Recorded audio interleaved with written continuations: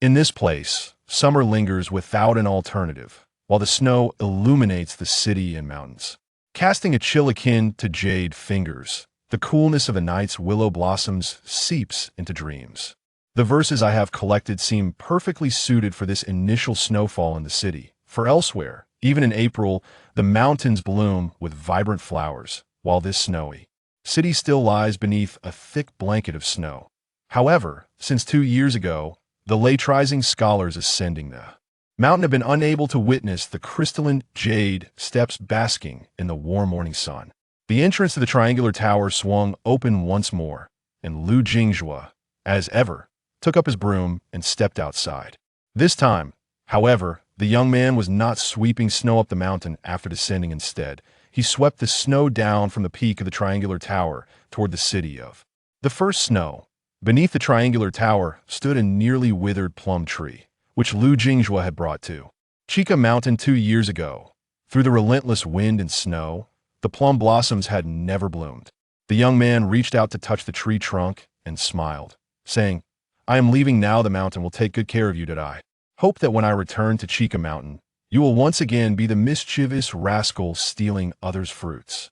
As long as I am here, one day I will bring you home." The sound of the broom startled a flock of mountain sparrows, and amidst their chirping, the lights of the homes on the mountain flickered on one after another.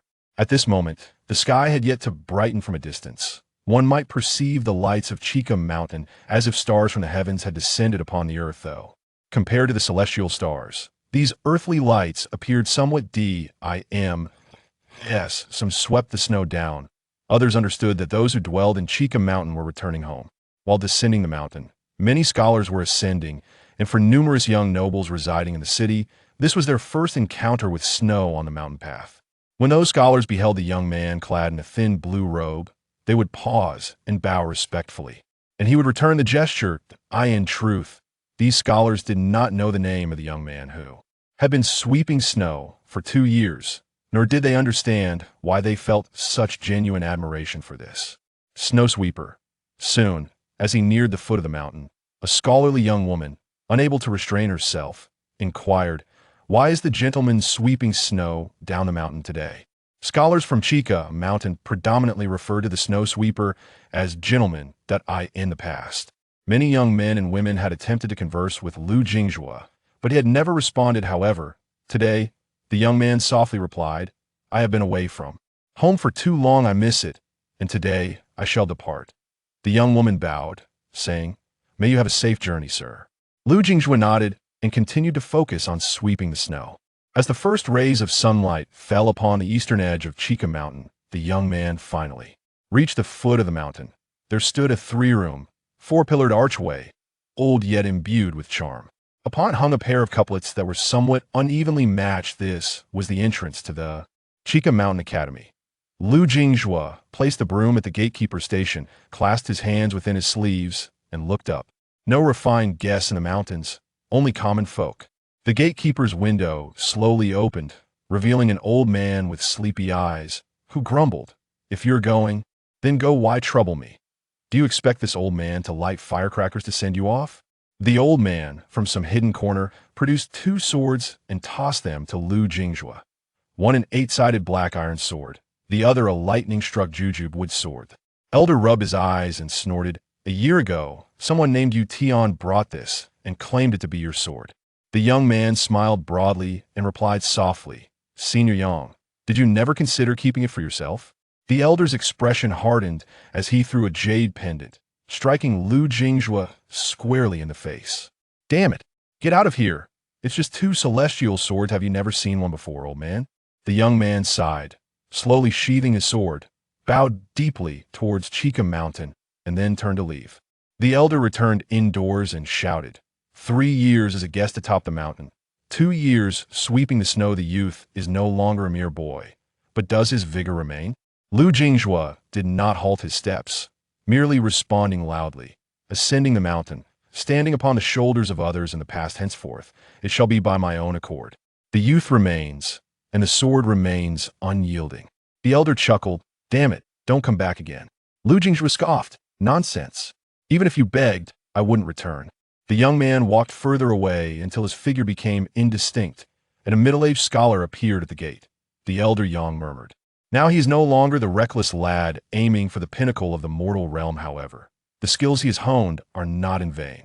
The middle-aged man pondered for a moment before speaking.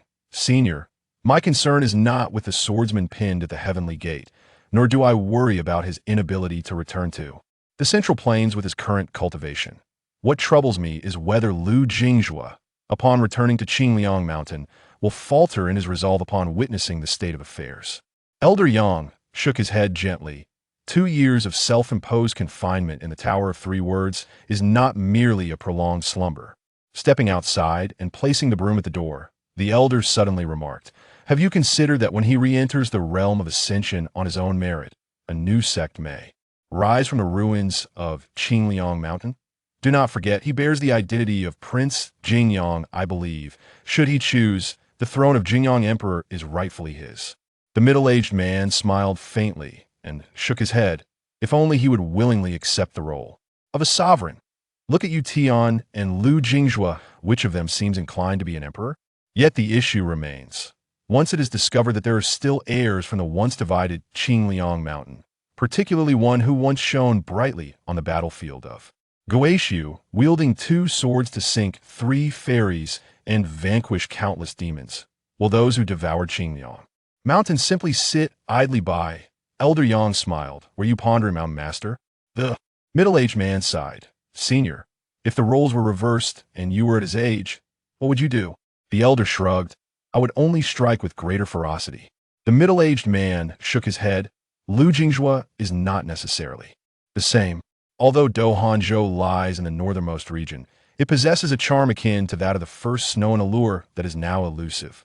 After departing from Chushua City, the weather remained somewhat chilly, yet the nightly spectacle of falling snow had ceased. Among the 9 continents, Dohanzhou occupies the extreme north, enduring an everlasting winter, while its southernmost reaches bask in perpetual summer. Though Dohanzhou is indeed the far north, it is not directly north, but rather in the northwest direction. As Lu Jingjue returned to the Central Lands, he first had to traverse the Divine Deer Isle, a territory akin to a nation, followed by the only land in the world that permitted the demon clan to establish sects, the Floating Pagoda Isle, before he could finally arrive. The Duhan Isle lacked direct maritime routes to the Central Lands. The distance was winding and vast, easily exceeding 10,000 miles, a journey that would take mortals 10 lifetimes to accomplish. A ferry from the northern borders of Dan Isle docked at the shabby Shanyu crossing, where passengers either soared away on the winds or summoned their flying vessels to depart, employing various methods to disembark. Among them was a young man clad in white, bearing a sword on his back, his hair half loose and half dyed, adorned with a jade hairpin. He waited patiently until the ferry lowered its gangway before he descended slowly, the earliest ferry heading towards the Divine Deer Isle would not set sail for at least 3 days. Thus, Lu Jingjue purchased a ticket and sought out an inn near the crossing. The immortal ferry terminal, a human dock, both were places of transit, inevitably bustling with vendors selling assorted wares. Moreover, the Shanyu crossing resembled a miniature city. Upon entering the inn, Lu Jingjue felt a shift in his thoughts, and the 2 swords at his back unsheathed themselves, forming an isolating sword array in an instant. He retrieved the jade token given to him by Elder Yang, remaining silent for a long while before murmuring to himself, Master, I have squandered all your cultivation. To re-establish a sect in the Central Lands may take some time. After tidying up, Lu Jingjue sat cross-legged at the head of the bed, beginning to cultivate his qi. 3 days passed in the blink of an eye. Just as Lu Jingjue concluded his meditation, he suddenly tightened his grip on the jade pendant, withdrew the sword array with a wave of his hand, and then relaxed his brow. A figure clad in black appeared in the room, and Lu Jingjue exclaimed, Are you Yao Fengyo, a dog with a keen nose? The young man in black scolded with a stern face, What the hell? When did you arrive? Why didn't you come up the mountain directly? And couldn't you keep the aura of your Shanshui bridge sort of bit subdued, as if you wanted everyone to know it was you? Yao Fengyo had sensed the formation of the sword array, but had been in a crucial moment of seclusion at the time. Now that he had emerged, he rushed here immediately. With a resigned smile, Lu Jingzhua tossed the jade token onto the table, raising his hands in surrender, well-intentioned but powerless. Yao Fangyo furrowed his brow and said solemnly, "Your decline is quite alarming, isn't it? How many realms have you fallen? 6 in total?" Lu Jingzhua picked up the jade token and replied softly, "Are you here to mock me? At least I still possess a martial realm of returning to the origin. An ordinary nascent soul cannot kill me. Rest assured." They spoke simultaneously. Lu Jingzhua asked, "Has Elder Su departed?" Yao Fangyo inquired, "Where do you intend to go?" Silence enveloped them for a moment before Yao Fangyo spoke again. "Master's injuries were too severe to be remedied. Before he left, he held on to me and said he owed you a life. Remember the shabby mountain. That venerable elder, full of chivalry and righteousness, had ultimately departed." Lu Jingzhua opened his mouth, finally speaking the truth. "Lu Jinxiu is a pseudonym. My real name is Lu Jingzhua, the sole survivor of Qingliang Mountain in the Central Lands." As Lu Jingzhua spoke, Yao Fangyo hastily activated the protective mountain array, enveloping the Shanyu crossing and severing all ties with the outside world, causing a flurry of panic among the gathered cultivators. Yao Fangyo wiped the sweat from his forehead, exclaiming in exasperation, "How can one casually speak of such matters?" Lu Jingzhua grinned. "We're friends." Yao Fangyo rolled his eyes and lightly raised his hand, conjuring a wine. Gored out of thin air, "We are in this dilapidated mountain, and there is no shortage of such odds and ends. This was specifically selected by my master for you, as compensation for that crooked-mouthed creature." Lu Jingzhua, feeling no need for formality, accepted the wine gourd and took a swig. The old mountain lord had shown thoughtfulness. This was Lu Jingzhuo's favorite white wine in this foreign land. If he were to return to the Central Plains, this would be a beverage easily found on the streets. But here in Hanzhou, obtaining even a sip of white wine was no trivial task. Lu Jingzhua smiled. "Since you have come, I shall not be polite. Please inform that cultivator from the ship that I will be in seclusion for sword refinement over the next 2 months. If there are any disturbances, you must ensure to conceal the heavenly secrets for me." Yao Fangyo glanced at the 2 swords on the table. One was a wooden sword made from a millennium-old lightning-struck jujube wood, naturally adept at warding off malevolence. The other was an ancient 8-edged black iron sword, known for addressing injustices in the mortal realm. He asked, puzzled, "Have you really put these 2 celestial swords through such trials?" Lu Jingzhua sighed. "After withdrawing from the Guishu battlefield, certain events transpired. I made a trip to Yujingtian, and not only did I suffer a setback in my cultivation, but both swords also sustained severe damage." Yao Fangyo widened his eyes, taking a deep breath to steady his emotions, then cautiously inquired via sound transmission, "Was it you who caused this?" Half a month has swiftly passed, where the mountains remain untouched by the seasons. For a practitioner, the duration of meditation is indeed difficult to quantify. It is said that once, on Qingwan Isle, an individual fell asleep while gazing at the sea from the mountain peak, only to awaken a millennium later, discovering that the mountain had transformed into a solitary island amidst the ocean. After half a month of sword training, Lu Jingzhua found it rather strenuous given his current realm. Having meditated to restore some vitality, he ascended to the deck with a gourd of wine in hand. As he descended the ship's stairs, a voice reached his ears, a woman's voice. "Master Lu, should you require any celestial treasures or earthly gems, feel free to ask. Half of the resources of Broken Mountain are now in my possession, courtesy of Yao Fangyo. You may choose at your leisure. This lad, born of humble origins, truly lives up to the reputation of a generous benefactor." Lu Jingzhua, intrigued, inquired, "Does he truly entrust you with half of a sect's resources?" The woman smiled. "Master Lu, I am his senior sister, and he is my child husband. I have known him since he was a mere child, and we were betrothed at a young age." Hastily, Lu Jingzhua conveyed through thought, "Sister, there is no need for formality. These 2 swords rely not on celestial treasures, but should the need arise, I shall not hesitate to accept your generosity." The name Broken Mountain may sound unremarkable, yet the founder chose this name because he believed that treasures from across the seas and continents were mere refuse in his eyes. People call it Broken Mountain because they regard the world's treasures as worthless debris. The woman softly acknowledged this and fell silent. However, the ocean-going vessels that traverse continents are all colossal entities, with the bow and stern decks extending at least 100 feet in length. Passengers residing in the Xianwang cabins are not permitted to wander freely on the deck, hence those present are invariably of noble or affluent status. Heaven tier tickets cost 2 springs, while Earth tier tickets are priced at 1 spring. It is said that ordinary itinerant cultivators, unless engaged in nefarious deeds, might take years to accumulate even a single spring. Lu Jingjue settled at a spot beside the railing, lifting the gourd to take a sip of wine. The canoe, forged from ancient black iron, had its major flaws mended, but the smaller cracks would take time to repair and could only be tended to once his realm was elevated.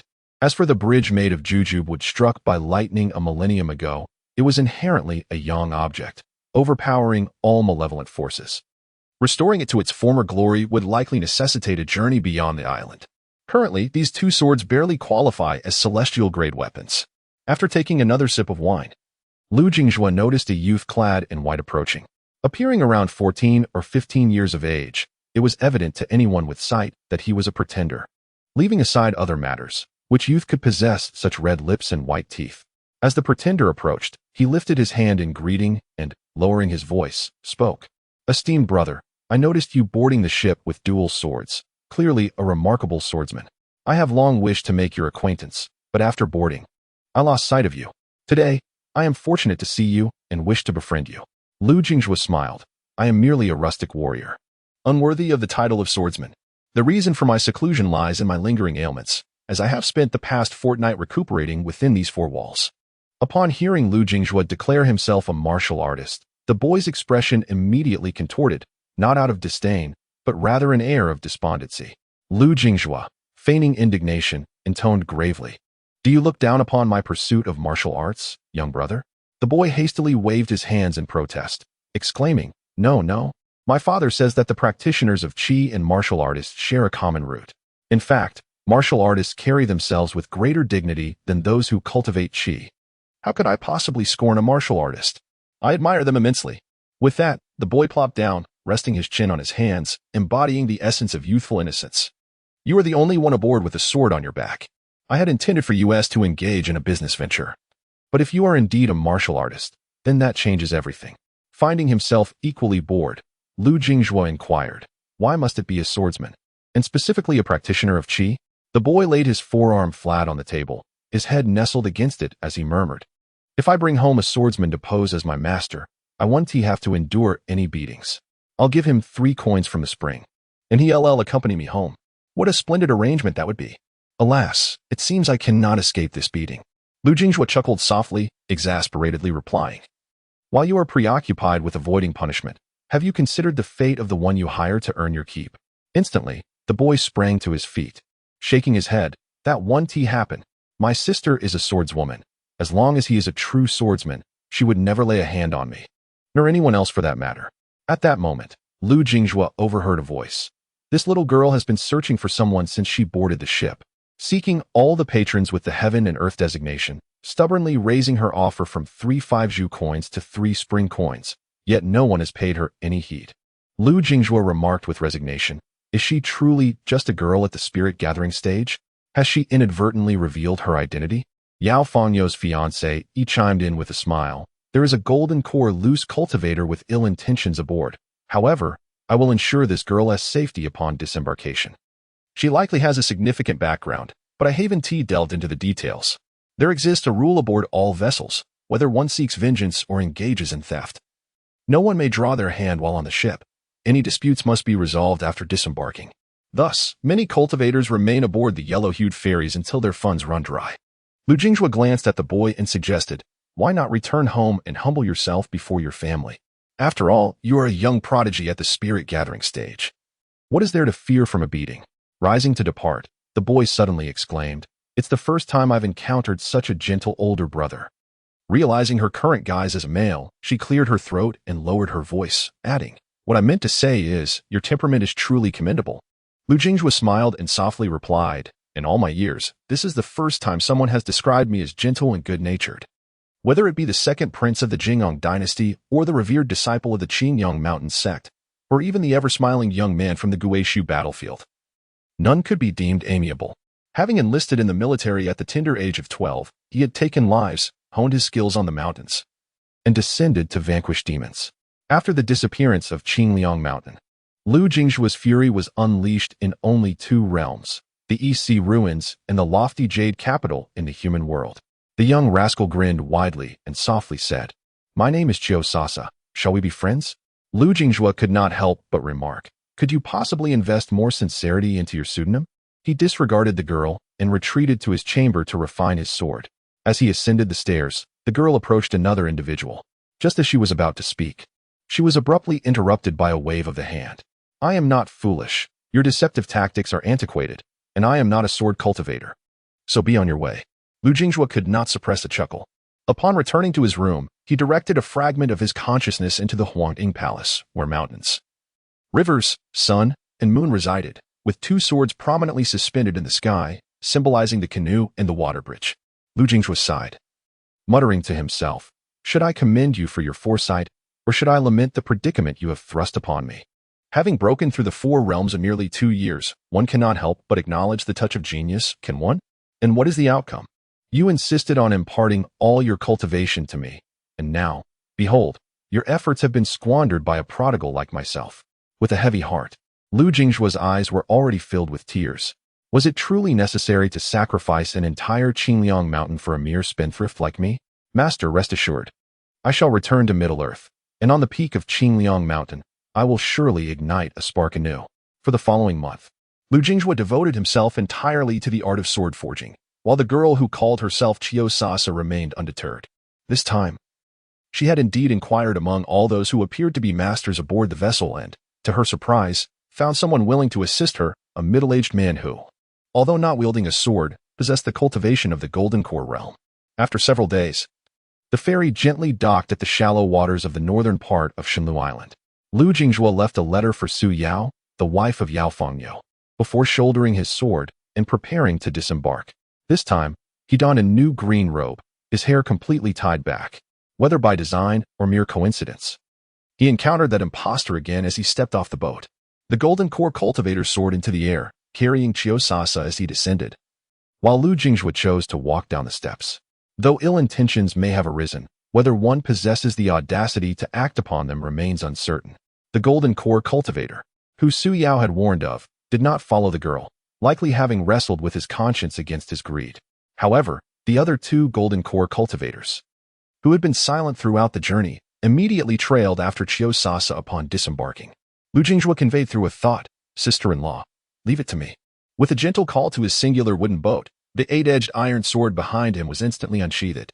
Lu Jingjue lightly pressed his toes against the ground and leapt into the air, the sword light of the wooden boat sweeping through, rendering both man and sword utterly invisible.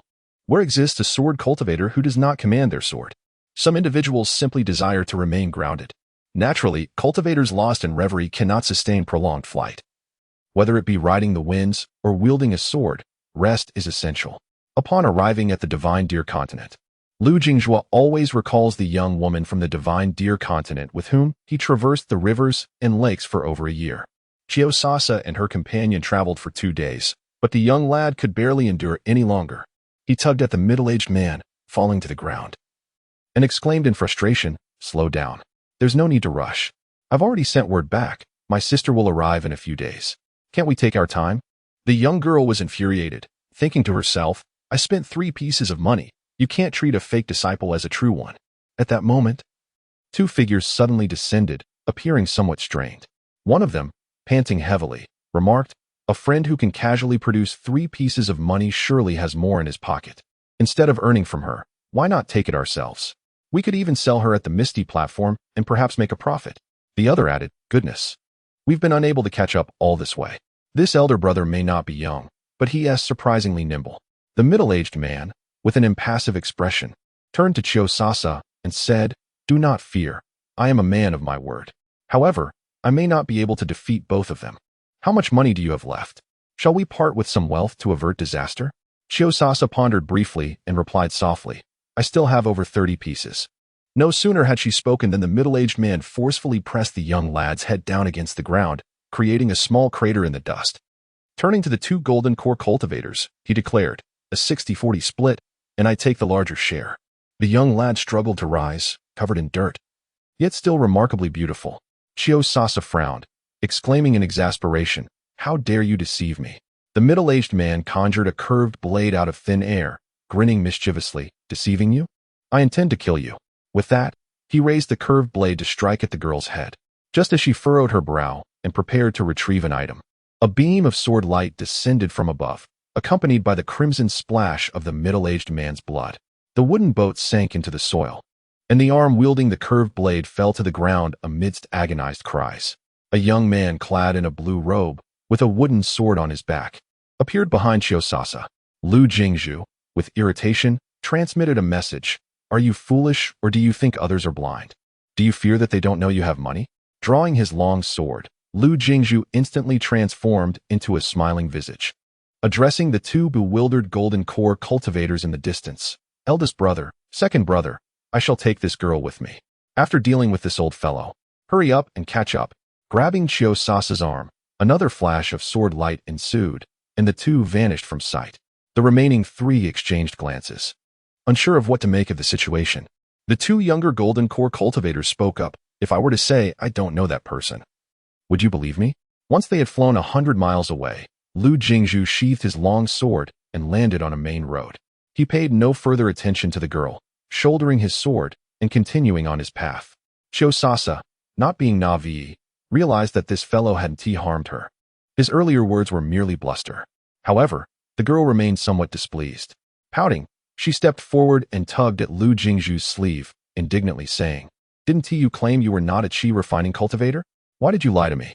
Lu Jingzhu wore a helpless expression, pondering the audacity of the guardians of this child. How could they permit her to wander alone? Did they truly believe she was akin to him? A mere 14-year-old at the core of alchemical transformation? All hailing from Shenlu Prefecture, yet the disparity was astounding. Do not follow me. I am but a stranger here and unfamiliar with these paths. Did you not mention your sister would come for you? Remain here. The young girl dashed ahead and blocked Lu Jingzhu's path, gazing at him with wide eyes. You resemble those so-called heroes from storybooks, assuming the role of a gallant savior, only to turn your back once the deed is done. If you abandon me to fend for myself, how do I differ from those whom you scorn? Lu Jingzhu, infuriated yet amused, thought to himself, what nonsense is this? I extend my hand in goodwill, and am I to nurture you until your marriage? With that, he stepped aside and strode forward. Yet, the girl sprinted back, tugging at his sleeve, her face smeared with dirt and mingled with blood, her lips pouting in a manner that evoked pity. Big brother, just 10 days will suffice. Once my sister arrives, you may depart. Ever since I set foot in this world, many have conspired to take my life. Consider yourself my protector for a while. I can offer you compensation.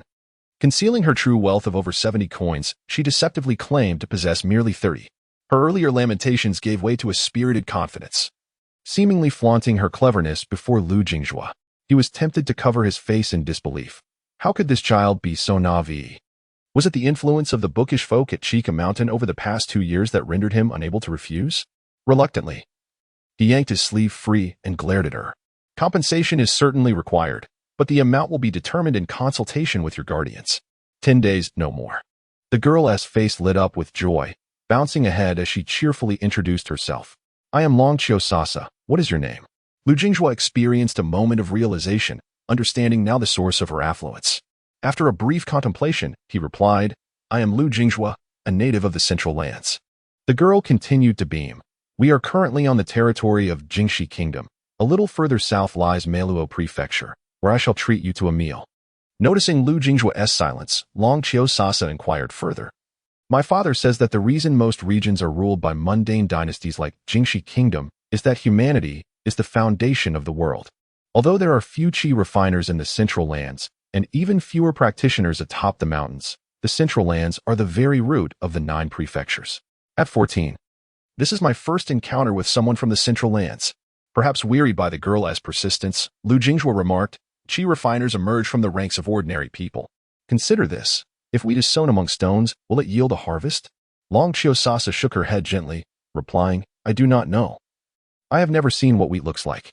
It was not the ideal day for such discussions, yet aside from her lack of intellect, the little princess from the Long Chio family possessed admirable qualities. At least she did not exude an air of superiority. Lu Jingzhu suddenly remarked, I have heard of a person named Long Chiokua, who is said to be your relative. Long Chiosasa quickly shook her head and chuckled awkwardly. There are so many people with the surname Long Chio. Do not overthink it. I am nothing like them. The girl's eyes darted as she contemplated for a moment before stating, I am not at all the same as that Long Chio. My surname is Long, and my name is Chiosasa. This absurd assertion was so transparent that Lu Jinghua could not be bothered to delve deeper. However, the young girl's voice suddenly lowered as she continued, "Of course, I know the person you mentioned. He is a great hero of our divine deer continent. Yet, he passed away 3 years ago, and there is not even a body, only a grave marked by clothing and a crown outside of White Deer City." Lu Jinghua nodded, affirming, "Indeed, he is a great hero." During his nearly year-long stay in Guizhou, Lu Jinghua held admiration for 3 individuals. The first was Su Lashantu, the ragged mountain dweller who, with a heroic spirit and a dog-beating staff, called himself Old Beggar. The second was the audacious Long Qiuhua, who, with unparalleled boldness, wielded a great spear and charged into battle with an aura of dominance. Lastly, there was Chen Zheng of Shougaozhou, the only other martial artist aside from Lu Jinghua at the time, who bore a 3-flower glazed body and a simple knife. However, in due course, the elder ceased to use the blade. Of the 3, only Elder Chen still walked the earth. Mailuojian gained prominence due to Meiluo Mountain, with a towering peak that reaches into the clouds named Meiluo Mountain, which serves as the northern mountain of the divine deer continent. At the summit of this mountain stands the temple of the mountain deity. Upon entering the city, Long Qiosasa dashed towards the tavern like a little beggar. To Lu Jinghua's astonishment, the 2 of them ordered over 30 dishes. He took a sip of his wine and said nonchalantly, "With so many dishes, if you cannot finish them, you will have to pay for yourself." To his surprise, the girl beckoned a waiter, produced a coin, and, with her mouth full of food, mumbled indistinctly, "1 coin should suffice, right? No need for change." Lu Jinghua couldn't help but smirk, thinking to himself, true to her Long Qiu lineage, "It seems your family's wealth comes easily." However, the young waiter examined the coin for a long moment, then awkwardly placed it back on the table. "Miss, we only accept large coins and silver here. I have never seen this before and am unsure of its origin. I cannot accept it."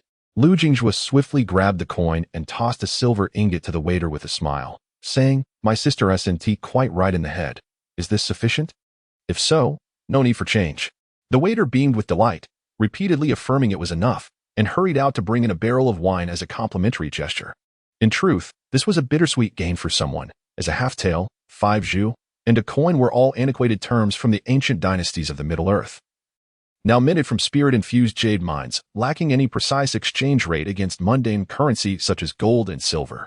Those with a sound mind would never trade the spirit jade currency for common gold or silver. However, if measured by purchasing power, 1 coin roughly equates to 1 million gold. In the mundane kingdoms, silver and gold circulated predominantly, with gold being comparatively rare. Typically, 1,000 large coins equated to 1 tael of silver, and the conversion rates varied among nations, such as in the Middle-earth where 1 gold equals 10 taels of silver. In contrast, Dohanzhou had plenty of gold mines, thus gold was not exceptionally rare, amounting to 3 gold for 10 taels of silver. Long Qiu's mouth was stuffed as if she had never tasted food in her life. Lu Jinghua couldn't help but remark, "Are you a starving ghost reincarnated?" The young girl attempted to respond but was choked by a piece of tofu, hastily gulping down several cups of water before she finally spoke. "This coin shall serve as a deposit." Lu Jinghua chuckled softly and said, "Later, I plan to visit Meiluo Mountain. Will you accompany me?" Long Qiu blinked and waved her hand. "I'll pass." Lu Jinghua smirked, thinking to himself that this girl was trying to deceive him. His purpose for going to Meiluo Mountain was to deliver a message from the Northern Mountain Lord to her in Baidu City. From the outset, Lu Jinghua was aware that Long Qiu's claim of someone coming to fetch her in 10 days was nothing but a fabrication. For a full hour, Long Qiu devoured every morsel on the table, leaving not a drop of broth behind, almost licking the plates clean. Lu Jinghua found it perplexing. As the second prince of the 8th-ranked dynasty, he was far from the status of a small princess from one of the top 10 powers. Yet here she was, acting in such a manner. Could it be that she was a bastard child? Long Qiu patted her belly, satisfied, and said, "All right, let us find an inn. And you can climb your mountain while I enjoy my sleep." Just as they stepped out of the tavern, they noticed the pedestrians parting to the sides, revealing a troop of soldiers in the middle of the street, beating gongs and shouting incessantly. The Duke had decreed that after the hour of the rooster, no one was to venture outside, as the city guards would patrol the streets at night, and anyone caught would receive 50 strikes. Additionally, there was an announcement from the county office. Any skilled martial artists could voluntarily come forward to meet the Duke. Those who could assist Meiluo County in vanquishing demons would be rewarded with 1,000 gold pieces and a residence. Lu Jingjue smiled and inquired of a middle-aged man nearby. Is it ghosts or demons causing the disturbance? The man replied, How would I know? But it has been quite a ruckus lately, with deaths occurring every few days. And the scenes are said to be horrifying, particularly affecting scholars. Another bystander chimed in, Indeed. The flower scholar was supposed to return home at the beginning of the month. Yet here we are on the 15th, and he dares not enter the city. Long Qiu tugged at Lu Jingjue's sleeve, about to speak, when a young man interjected, Silence. The girl pouted, feeling aggrieved, and transmitted, Aren't you going to do something? Lu Jingjue, both amused and exasperated, replied in thought. You can see the northern mountain lord's residence from here. What do you want me to do? Long Qiu's voice echoed in his mind. But, you are a swordsman. Lu Jingjue was reluctant to engage with her further, yet he mentally calculated the situation. Given the targeting of scholars, the suspicion of fox demons and seductive spirits was the most probable. The little girl then raised her head, beaming, and transmitted, Lu Jingjue, 1,000 gold pieces. The young man firmly pressed her head down, guiding her away from the crowd. Don't cause me trouble. Go find an inn and sleep. Long Qiu pouted in protest but was unable to resist. After all, he was a swordsman. A martial artist on the verge of transcending into the realm of the return to origin, and certainly not someone one could provoke easily. After nightfall, Lu Jingjue donned a white robe and, with an unknown box in hand, ventured out into the streets. Having just taken a few steps, Lu Jingjue suddenly turned his head, glaring and saying, Do you think others are blind? Can't you see you are a woman? Just because you don a male attire does not make you a man. Others learn from their missteps. Must you, Long Qiu Sasa, endure a painful lesson before you gain wisdom?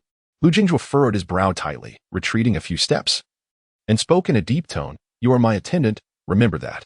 At that moment, a woman dressed in red approached, fanning herself as she walked. She was adorned in crimson from head to toe. Even a touch of red graced the center of her brow, resembling a bride ready for her wedding day. Soon, the woman in red drew near. With a gentle smile, she inquired, Young sir, have you returned from the examination? Have you seen my family as Zhoulang? Noticing her cheerful demeanor, Lu Jingjue also smiled faintly and replied softly, I am not one who has just completed the palace examination. I am merely a humble scholar traveling for knowledge, thus I am unfamiliar with the Zhoulang you speak of. The woman in red nodded and smiled, saying, I apologize for my intrusion. Allowing her to pass, Lu Jingjue took a few steps forward with Long Qiu Sasa. In a hushed voice, Long Qiu Sasa remarked, Something feels off. Despite the heavy aura surrounding that woman, I sense more righteousness in her than in some others. Indeed, she spoke truthfully. If she were truly a vengeful spirit, intent on harming lives and consuming young energy, she would undoubtedly carry some malevolence. However, this woman exuded an extraordinary aura of righteousness. Lu Jingjue, though still young, born in the year of Wuyin, he would only turn 24 in September, had been a soldier since the age of 12, and was the only one among the 3 princes of Jing'an to hold a general's title. By the age of 16, he had climbed mountains, and by 19, he had left his hometown, having navigated the world for over a decade. His wooden sword, the mountain water bridge, was capable of severing all evils, yet it had shown no sign of disturbance. Lu Jingjue glanced back at the figure in red, but could discern nothing amiss after a long moment of observation. Turning to Long Qiu Sasa, he pondered whether she had never learned the divine eye technique of the Long Qiu family. And what of the North Mountain Lord on Meiluo Mountain? Was he blind? Suddenly, Lu Jingjue turned and hastened toward the woman in red. In no time, he was beside her, smiling as he asked, Why are you out so late, miss? The woman turned her head, somewhat shyly replying, Considering the time, I suspect he will arrive soon, so I wish to wait for him at the south gate. Maintaining his composure, Lu Jingjue suggested, Perhaps it would be best for you to return home and wait. I doubt that Zhou brother would wish to see your weary visage upon his return. Moreover, if the city guards were to apprehend you, it would be an unjust suffering. Would it not? Women adorn themselves for the sake of those they cherish. There is not a single woman who does not wish to present her finest self to her beloved. Upon hearing this, the woman in red swiftly turned and jogged back along her original path. After running a short distance, she paused, turning her head to smile and say, Thank you. Kind sir, your words ring true. By the way, your sister is truly beautiful. The young girl's face flushed crimson as she scratched her head and approached Lu Jingjue. Pouting as she said, Of course, I know I'm pretty, but please don't say it out loud. It makes me feel so shy. My sister is the real beauty. There's no girl in the world more beautiful than her. Lu Jingjue paid her no mind, instantly changing his attire to that of a swordsman clad in white. The young man slightly cupped his hands and gently remarked, Fellow cultivator, there's no need for concealment. Is there? Long Qiu said nonchalantly. Are there others? No sooner had he spoken than a figure shot forth like an arrow, landing before Lu Jingzhu. The newcomer wore a blue robe, adorned with a white jade hairpin, and bore a mask depicting youthful fangs. His feet were clad in pristine white boots, and at his waist hung a steel whip.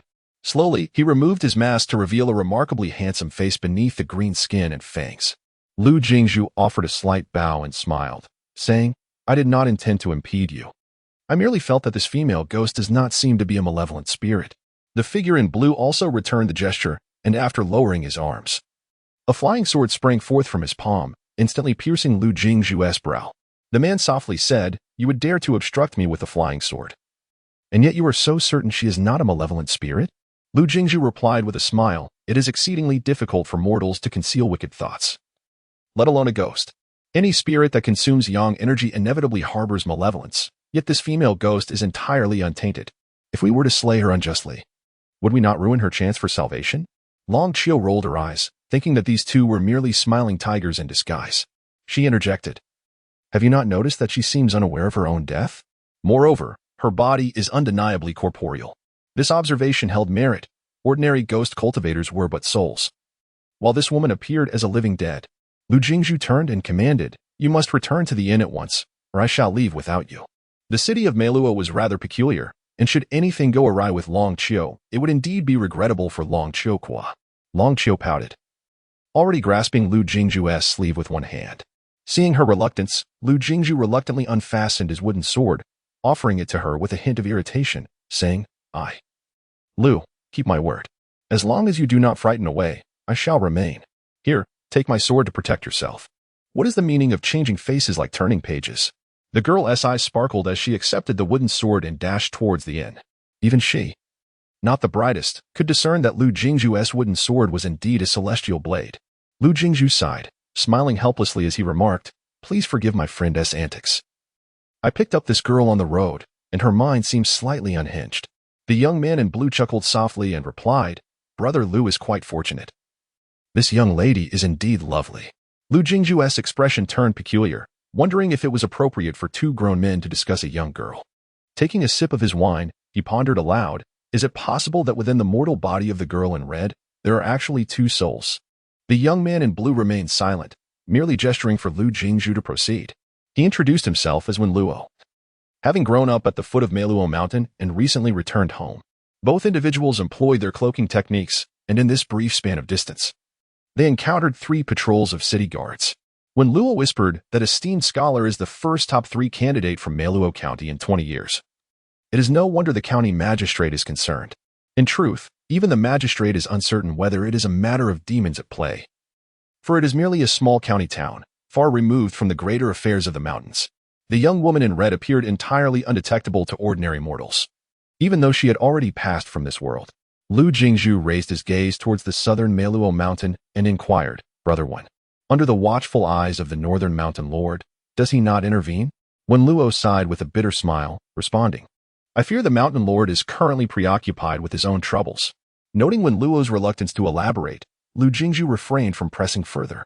As they conversed, they arrived at a modest residence on the western side of the city. It could hardly be termed a grand estate, yet it was beyond the means of the impoverished. Coincidentally, it was the 15th day of the 6th month, and a full moon hung high in the sky. In the courtyard stood a large apricot tree, beneath which sat a woman in red, resting her chin on one hand and dipping her fingers into a cup of tea, repeatedly inscribing the character Zhou on the table. Lu Jingzhu raised an eyebrow, enchanted by the delightful aroma of wine. When Luo quietly remarked, This woman is surnamed Guan. Her ancestors were once nobility in the former Chang kingdom.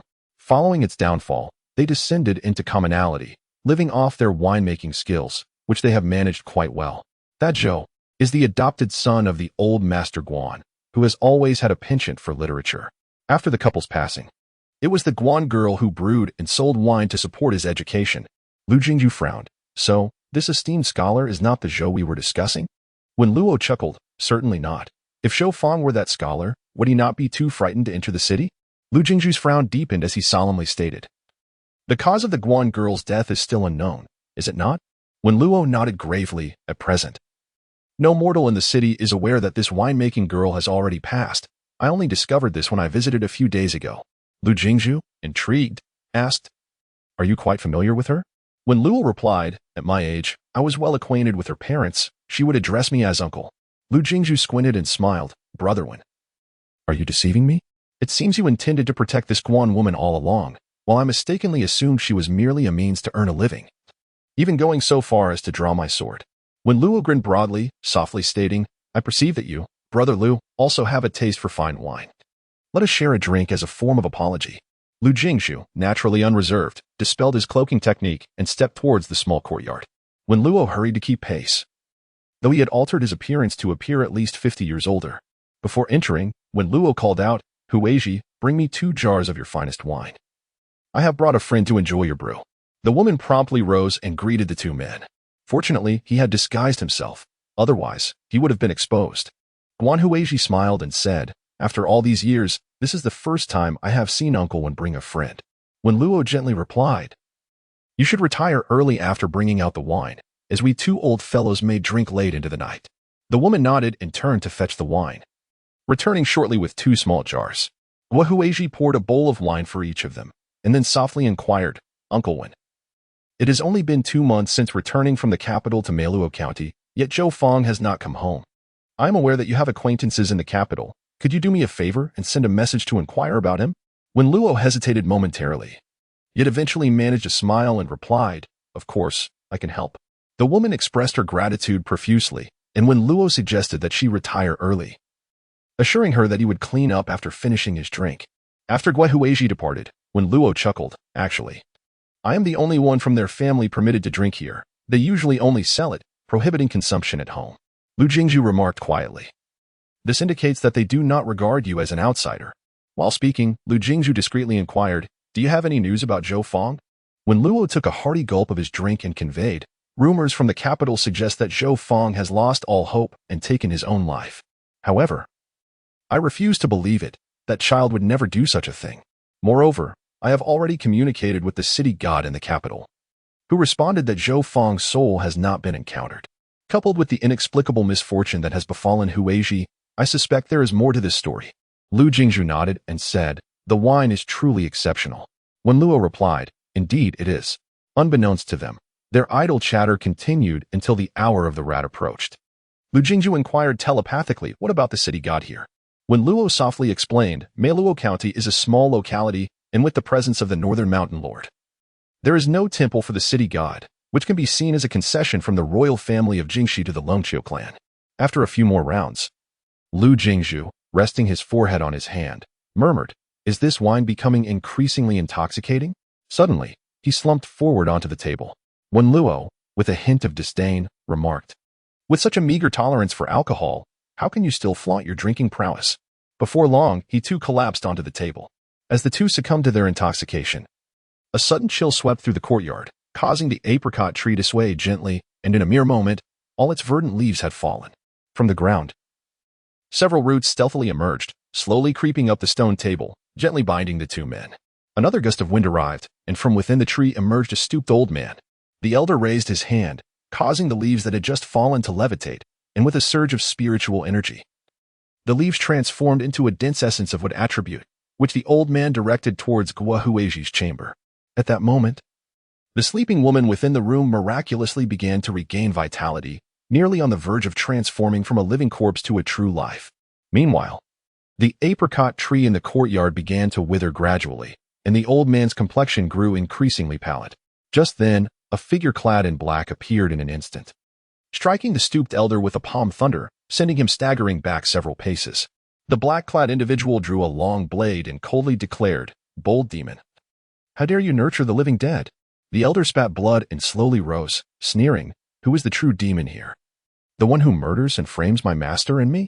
The black-clad figure glanced at the 2 bound individuals and slowly grinned, stating, "To commit such a heinous act before my eyes and still dare to argue?"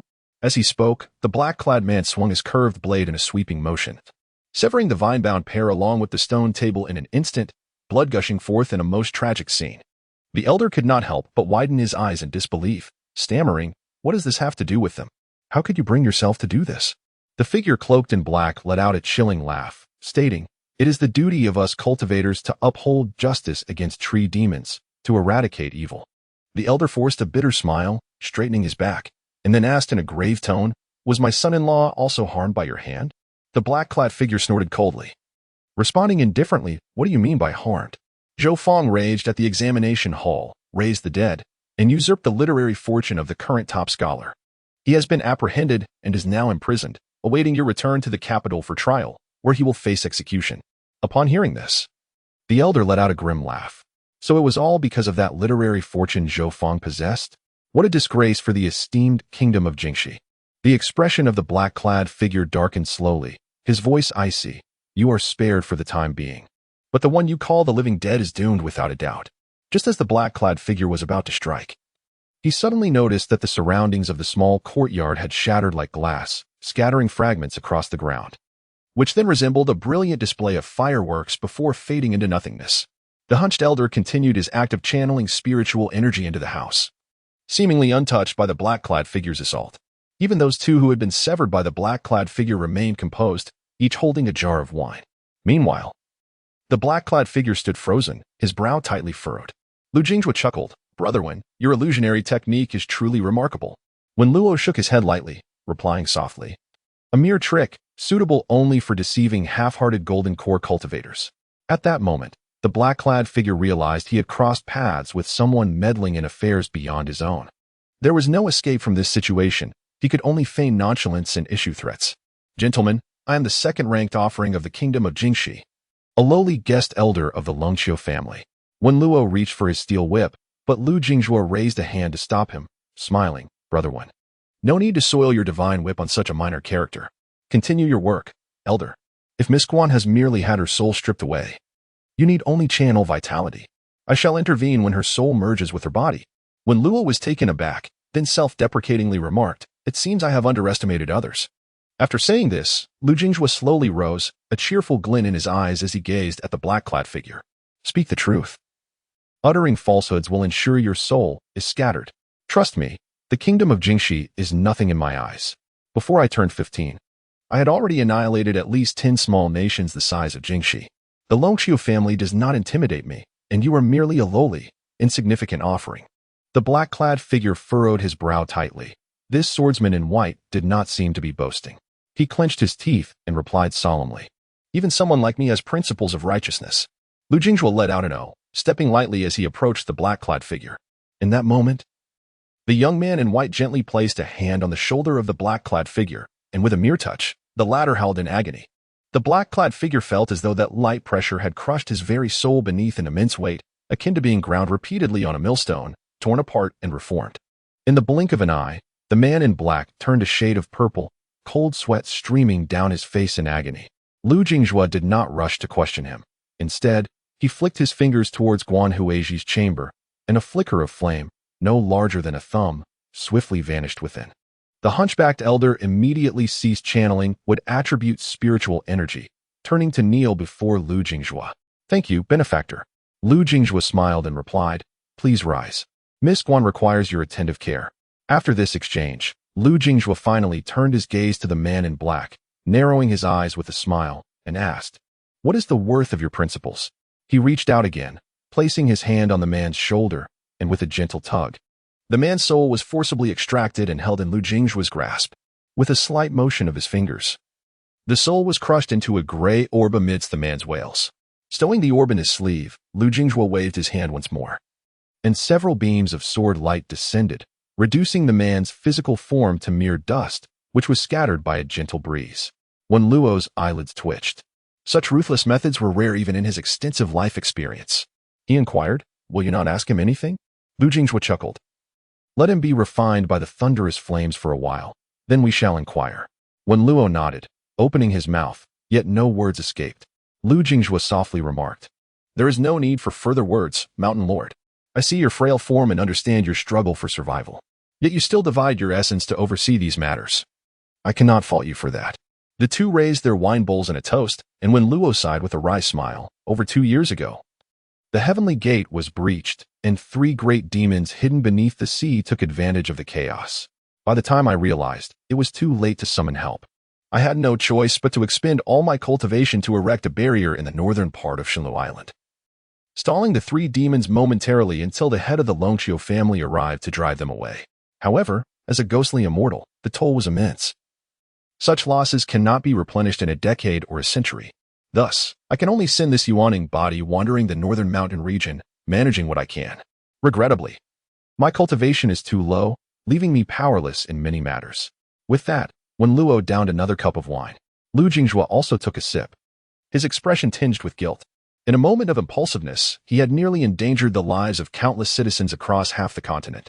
Currently, the ranks of cultivators in the 9 continents were pitifully scarce. At least 30% were stationed at the Guishu border, another 30% remained in the 9 continents, while the remaining 40% comprised reclusive old-timers for whom survival and the preservation of legacy were paramount.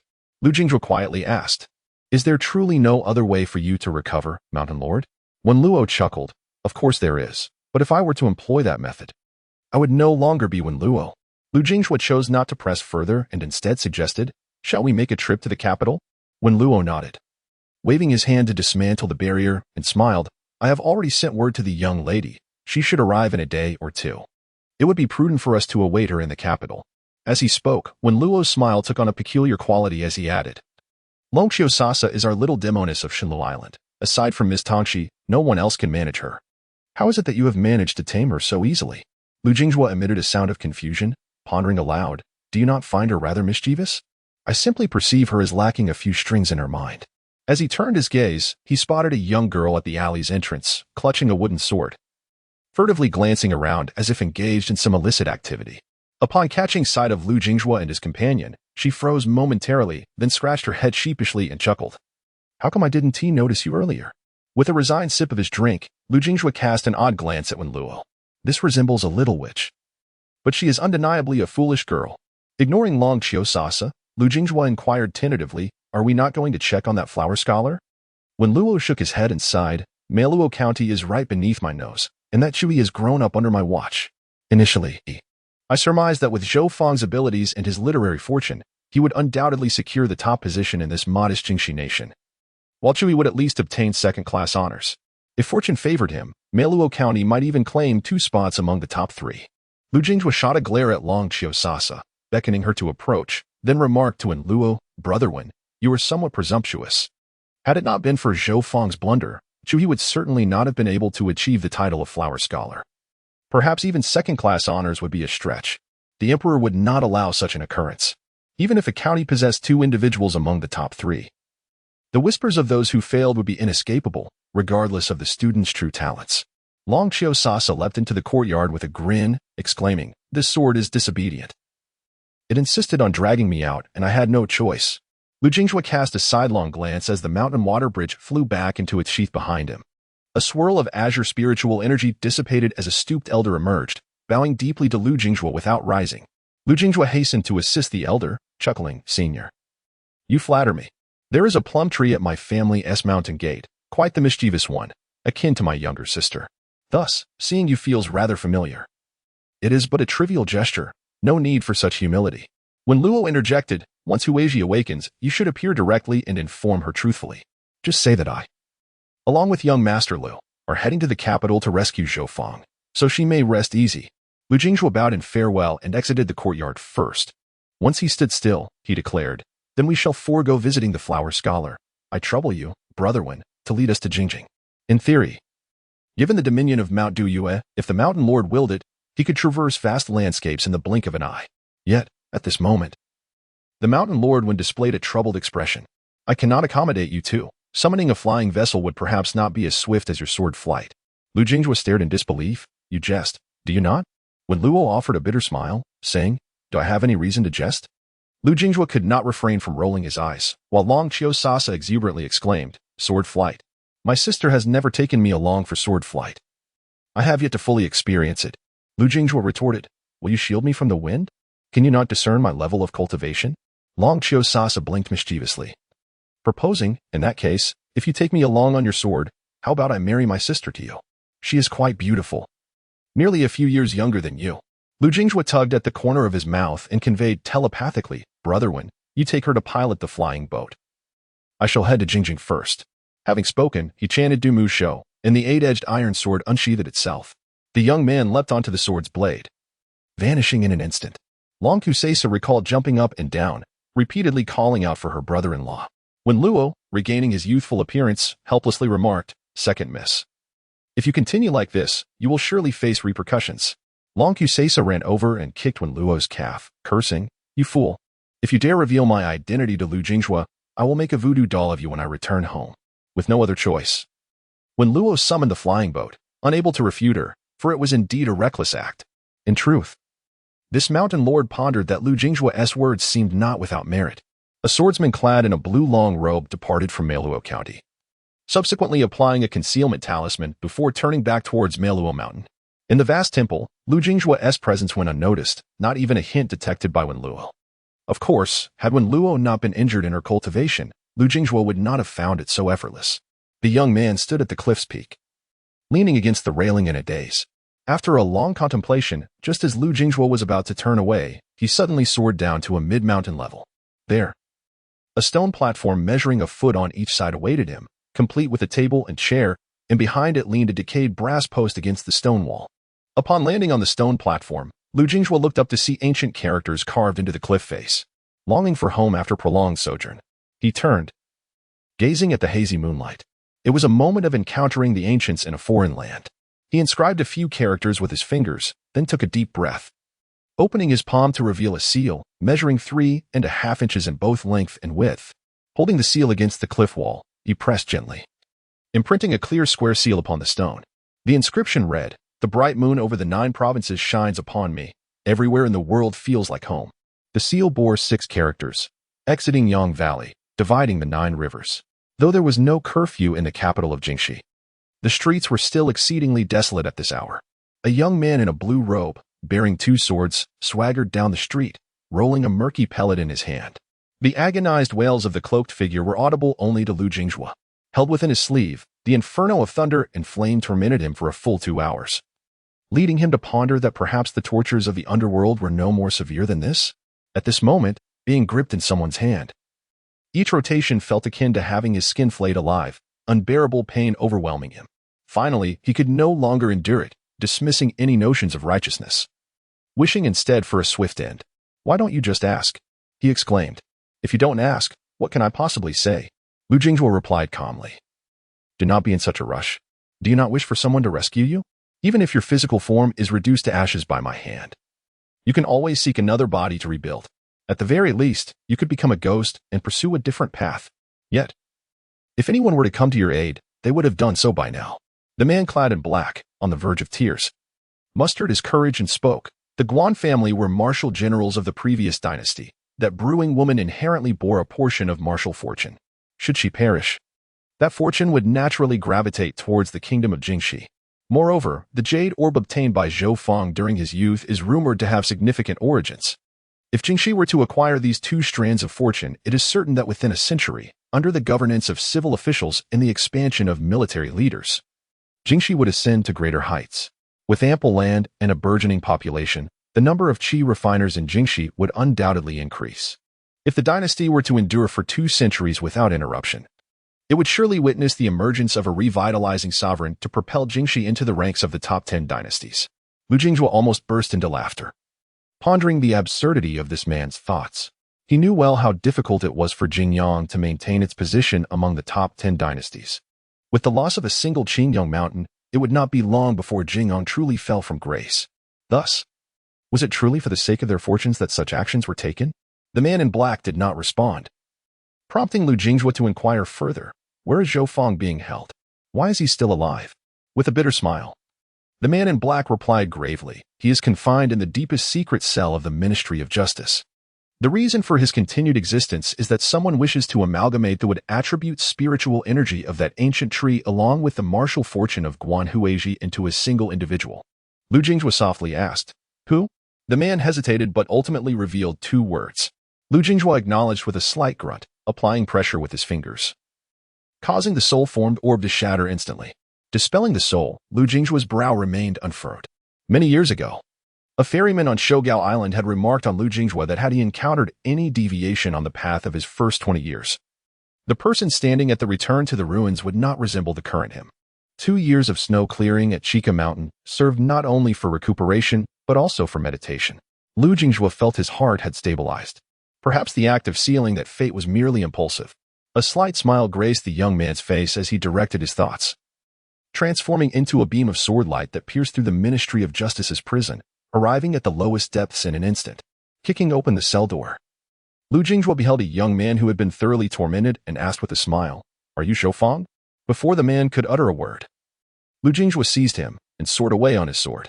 In an instant, they stood outside the gates of the imperial city. Lu Jingjue extended a hand, offering a pill, and said with a smile, "The wine brewed by Miss Guan is exquisite. Having indulged in your family's wine, it is only right to seek justice for you." Zhou Fang, bewildered, had no inkling of who this person was, but upon hearing Huiji's name, he speculated that perhaps she was acquainted with him. Lu Jingjue drew forth the mountain and water bridge, contemplating the significant cost of his impulsiveness. Surely, someone was already hastening towards this location. Nonetheless, he felt compelled to convey a message to certain individuals. With a single stroke of his sword, the imperial city was cleaved in two. Another slash, and the entire roof of the imperial city was lifted away. Zhou Fang's eyes nearly bulged from their sockets. Even a scholarly individual like him could not suppress a curse at this moment. Is this truly human? Lu Jingjue turned his head, grinning widely, and remarked, "How remarkably patient you are. Should I strike again?" At this very moment, a figure clad in red swiftly approached, hovering over the ruins of the imperial city. In a deep voice, he inquired, "Who are you? Have you forgotten the pact that forbids cultivators from interfering in the affairs of the mortal realm?" Lu Jingjue smiled and replied, "I am a desperate fugitive. I fear no such agreements." The middle-aged man in red snorted coldly and stated, "Is a fugitive devoid of a name? To dare intrude upon the mundane dynasty, even if I cannot slay you today. I shall report this to the Jade capital and ensure our paths cross again. Will you reveal your name?" Lu Jingjue suppressed his smile, placing his hands together to anchor his wooden boat to the ground, then looked up and spoke. "In the Middle Land, I am Lu Jingjue." The flying vessel traversed the night, covering over 100 miles in a mere moment. A journey of 1,000 miles would take but a few hours, and they were nearing their destination. Although it was slightly slower than riding a sword, it was incomparable to the pace of a mere mortal. Long Qiu Sasa sat cross-legged at the front, a few strands of hair sticking to her forehead as she puffed her cheeks, repeatedly blowing her hair upwards. Bored beyond measure, she finally spoke up. "Why did my father bring you over from the Middle Land 6 centuries ago? I've never quite understood." When Luo took a sip of wine and shrugged, "I have no clue either." Long Qiu Sasa pouted and continued, "What do you think of him?" When Luo feigned confusion, "Who?" The girl tilted her head and said, "Lu Jingjue. He seems gentle, good-natured, and kind-hearted, besides being a swordsman. Doesn't that make him quite suitable for my sister? She's 18 now. I'm just helping her find a brother-in-law. Nothing wrong with that, right? Gentle? Good-natured? Certainly." If when Luo hadn't witnessed Lu Jingjue's soul-forging prowess, he might have believed it, though the kind-hearted part was indeed true. Yet, when Luo felt a hint of curiosity and quietly asked, "Aren't you afraid of being beaten to death by the young lady?"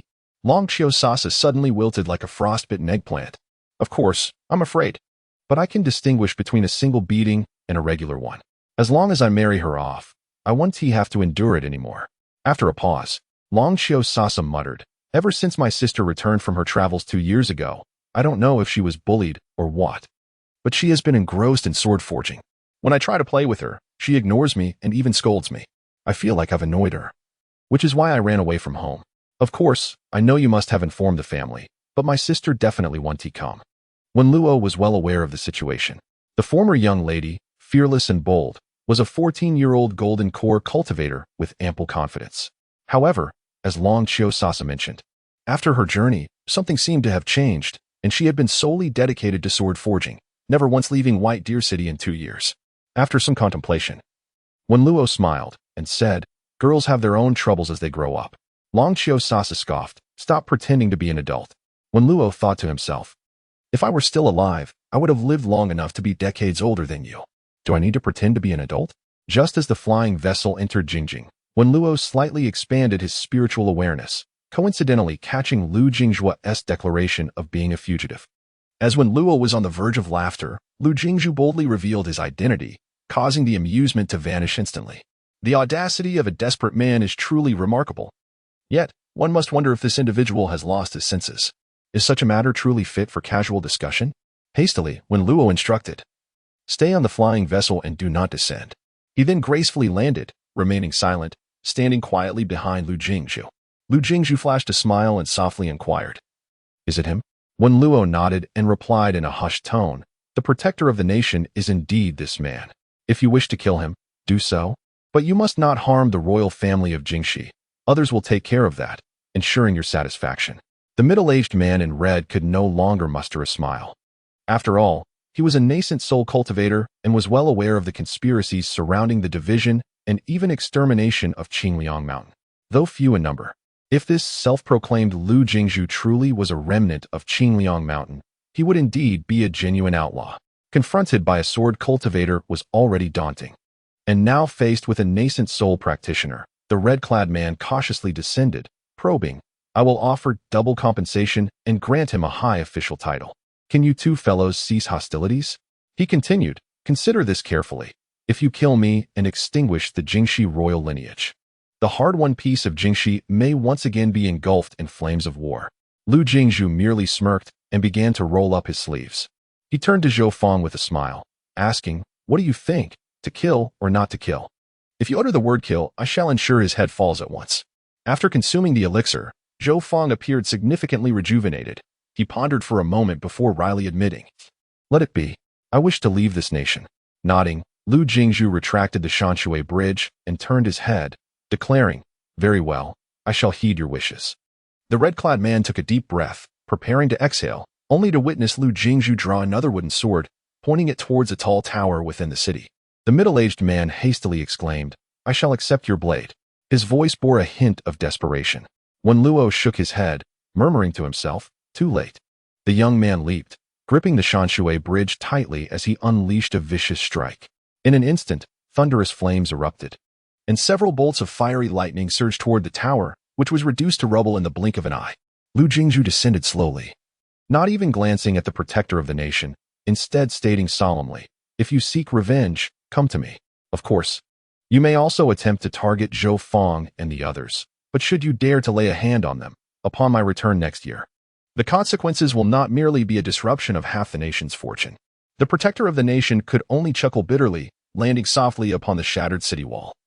His gaze fixed on the departing swordsman. After a moment, he let out a self-deprecating laugh, reflecting, knowing that taking shortcuts leads to detours, yet still choosing to tread that path, such as self-inflicted folly. Long Qiu, however, would not be so compliant. She had long jumped from the flying vessel and followed Lu Jingzhu as he departed the imperial city, albeit with a scowl, oblivious to who had once again incited her ire. The group made their way to an inn, but with the commotion they had caused, the townsfolk could hardly find sleep. By the time they awoke, the excitement had long since dissipated. Awakening the shopkeeper, I ordered several dishes, yet Longqiu Sasa surprisingly did not touch her chopsticks. Lu Jingzhu suddenly felt that the girl was not as foolish as she appeared. However, he chose to ignore her and instead smiled while inquiring of Zhou Fang, "Do not rush. After you have eaten and refreshed yourself, let Brother Wen escort you back to Meiluo County. If you present yourself in such a disheveled state before Miss Guan, it will only cause unnecessary concern." Zhou Fang nodded slightly, responding softly, "Indeed, that is my thought as well." As he spoke, he observed the untidy scholar hastily rise and bow to Lu Jingzhu, expressing gratitude. "Thank you, Master Lu, for your rescue and for your leniency."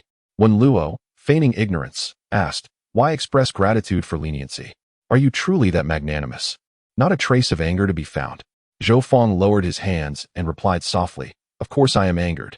Hearing that Huiji nearly lost her life because of me only fuels my ire. Yet, what can be done? Now, the kingdom of Jingxi can be considered relatively peaceful. If the two of you were to truly annihilate the royal family and that national protector, it would inevitably lead to untold suffering. Moreover, I am still alive. Huiji has returned to life, and Master Lu has already dissipated half of the kingdom's fortune. One could say that is quite cathartic."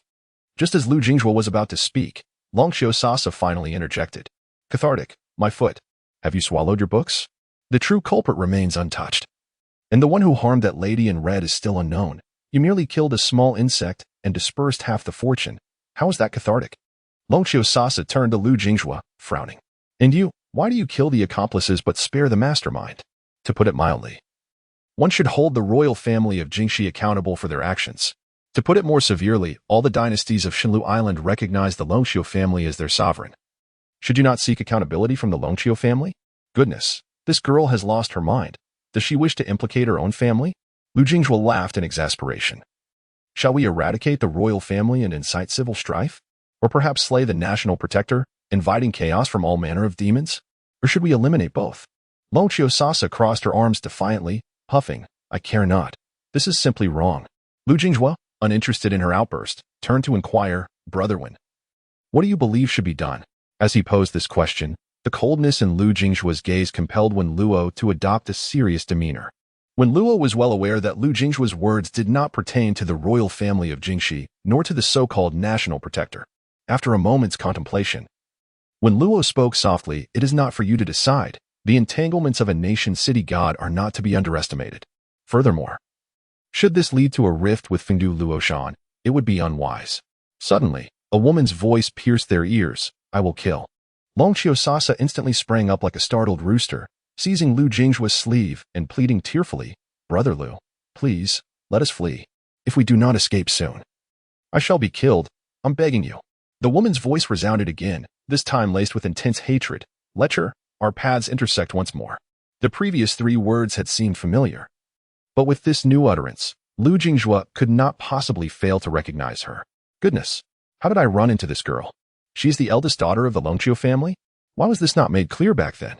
With a dismissive wave of his arm, Lu Jingjue grimaced and said, I can scarcely ensure my own safety. You must fend for yourself. No sooner had the words left his mouth than a figure took flight on a sword, not once looking back. Yet, it was clear that he was laughing as he fled, his joy unmistakable. He called out, is this never ending? I have already blocked a sword for you from Qingwan to Guishu, and yet you remain unsatisfied? As Lu Jingjue departed, a flash of sword light suddenly descended upon the inn. Zhou Feng, already accustomed to the bizarre, mused that he had witnessed a lifetime of peculiar events in just this day. The newcomer was a young woman, perhaps 17 or 18, clad in a delicate green gown, bearing an ancient sword upon her back, her feet adorned with short lotus-pink boots. A jade hairpin crowned her head, and her visage resembled a lotus emerging from water. Particularly her eyes, which sparkled like the stars scattered across the night sky. When Luo slowly rose, clasping his hands in respect, young Mississippi, Longqiu Sasa poked her head out from under the table, forcing a smile more lamentable than tears, and timidly asked, Sister, you have emerged from seclusion? The green-clad woman shot a fierce glare at Longqiu Sasa. You have quite the audacity to run away from home. I shall settle accounts with you upon my return. Turning to Wen Hui, she said, Uncle Wen, if it is necessary to kill, do not hesitate. I have matters to attend to. So I must trouble you to keep a close watch on this troublesome girl. With that, she soared after Lu Jingjue, not pausing for even a moment. Longqiu Sasa stood frozen for a while before slowly emerging from her hiding place, muttering to herself, has the sun risen in the west? Is she not going to beat me? When Luo sipped his drink and inquired, does the young miss know Lu Jingjue? Longqiu Sasa pouted, who knows? When Luo sighed, realizing that Lu Jingjue was undoubtedly a man of stories, though he had not anticipated just how many tales he possessed. 2 years prior, the illustrious Longqiu Tongxi, who had reigned atop the young talents list, was not someone one could easily provoke. Above the sea of clouds, a man was running for his life, unperturbed about exhausting his qi. At this moment, he was consuming pills to restore his energy as he fled. After all, he was in the wrong. He had no choice but to escape. Lecher, stop right there. Lu Jingjue dared not respond. His only option was to run with all his might. In truth, it was all quite unjust. He had merely stumbled upon her bathing, and he had even defended her from a sword strike afterwards. Was it really necessary to chase him for that? Furthermore, she was but a mere girl of 15 or 16 then, lacking any allure. Besides, had they not become friends? He was still looking forward to treating her to hot pot. As several beams of sword light descended, Lu Jingjue could not evade them and had to turn and shatter the incoming sword energy with his fists. After having fled for over 1,000 miles, why was she still pursuing him relentlessly? Suddenly stopping, he took a swig of wine to calm his nerves and then, in resignation, shouted, I can run no more. I shall not flee any longer. After all, I am merely a lowly cultivator now. If you wish to strike, then do so. No sooner had the words escaped his lips than his eyes widened in horror as he bellowed, You really have no manners. The woman snorted coldly and unleashed a fierce sword strike, the energy slicing a gash through the sea of clouds. sending a figure in a blue robe tumbling downwards into the abyss. Not long after, a tremendous roar erupted from the ground as a colossal boulder, towering over Tinjiang, shattered into a myriad of fragments. The young woman transformed into a white rainbow, descending instantaneously, while a blade of energy isolated the area. Lu Jinghua, lying amidst the rubble, blood flowing from his mouth and nose, nevertheless summoned his strength to sit up, forcing a smile as he said, "Thank you." The woman in green sheathed her ancient sword and coldly retorted, "I thought you had lost both your cultivation and your wits." In the realm of the 9 continents and 8 pillars, there were ancient tales of people perishing upon touching the pillars, causing the heavens to tilt. In the ensuing millennia, whether through mankind's rebellion against the heavens or celestial beings wreaking havoc upon the mortal realm, after numerous cataclysmic battles, only a single pillar remained, situated in the central lands, known as Kunlun. Atop this earthly pinnacle stood a figure in a white robe, his visage obscured. He smiled faintly, murmuring to himself, "My sword was not wasted, quite commendable." At the highest point of the mortal realm stood the 12-story tower, known as Yujing Heaven, with each floor guarded by an individual, named according to the levels of chi refinement from bottom to top. For 8,000 years, these 12 figures gazed down upon the world like true deities. On the 12th floor, a towering gate reaching 900 zhang loomed, with 5 swords piercing a disheveled man, nailing him to the apex of the heavenly gate. Each limb was punctured by a sword, and he suffered the torment of myriad blades piercing his heart daily. A middle-aged man clad in Taoist robes approached on his sword, raising his gaze towards the heavenly gate. With a wave of his hand, a luminous curtain appeared in midair. Within the curtain stood a young man in a blue robe, holding a sword with one hand, introducing himself as Lu Jinghua from Qingyang Mountain in the Central Lands. The Taoist sighed softly, saying, "Brother Niken, I can relay your message. There is no need for such drastic measures." The man, nailed to the heavenly gate, was covered in congealed blood, his lips moving without producing sound. Yet, the shape of his mouth clearly formed 3 words, "Gatekeeper."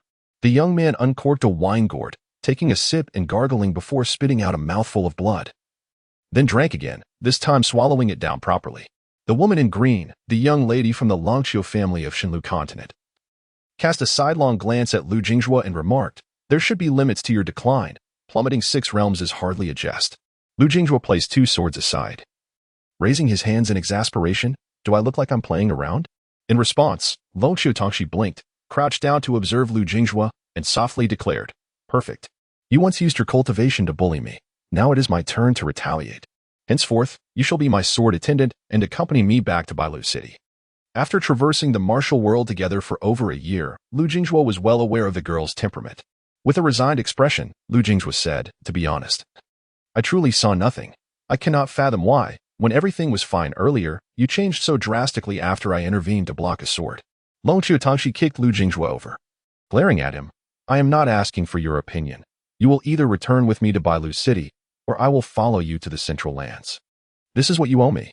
Lu Jinghua rose, frowning. "You little money grubber, have you lost your mind? There were countless eyes watching me just now. Can you not deduce that?" Unbeknownst to them, Longqiu Tongxi suddenly grasped Lu Jinghua's left hand, placing it alongside her right. As their palms made contact, a wound inexplicably manifested in each palm, their blood intertwining like a crimson thread.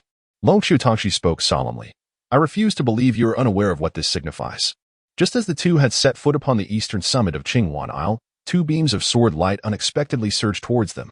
Lu Jinghua managed to intercept one, while the other seemed premeditated, slicing their hands apart. No novice to the martial world, Lu Jinghua was well aware of the implications. After a moment of silence, he replied softly, "I currently possess no means to sever this fateful bond. If your Longqiu family can accomplish it, I will accompany you back to Bailu City." Longqiu Tongxi withdrew her hand with a scoff. "This is no ordinary fateful bond. Unless we locate the one who dropped the sword, it cannot be undone." Lu Jinghua exhaled, realizing why he often dreamed of that bewildering scene, as if he had known her for an eternity, almost every night. It was this sword wound that was to blame. After a pause, he reluctantly suggested, "Perhaps a journey to the Central Lands is unnecessary?" Longqiu Tongxi shot him a sidelong glance. "What audacity! Do you think this concerns you? Emperor Jingyang has rented 3 medium-sized ferry boats from Bailu City, and I am to negotiate the specific rental terms." Lu Jinghua rolled his eyes, resigned to her words. Longqiu Tongxi offered him a pill, gently stating, "You've already fallen from grace. Do not blame me if you linger in the concentration realm forever." Lu Jinghua waved his hand, wiping away the blood from his lips with a smile. "It's unnecessary. Consider it a trial of my fortitude." Besides, given my current condition, re-establishing my core is a distant dream. Pausing, Lu Jinghua inquired, "What are your intentions regarding the city god of Jingxi?" Without a moment's hesitation, Long Qiutangxi declared, "He must be killed." Lu Jinghua adjusted his sword, furrowing his brow as he replied gravely, "Although the city god is under the aegis of a nation, he ultimately belongs to the realm of Fengdu. While killing him may be feasible, it does not align with the principles we established in years past." Long Qiutangxi retorted with a cold laugh, "Did you adhere to the rules when you obliterated their imperial city with your swords?" At this, Lu Jinghua found himself at a loss for words.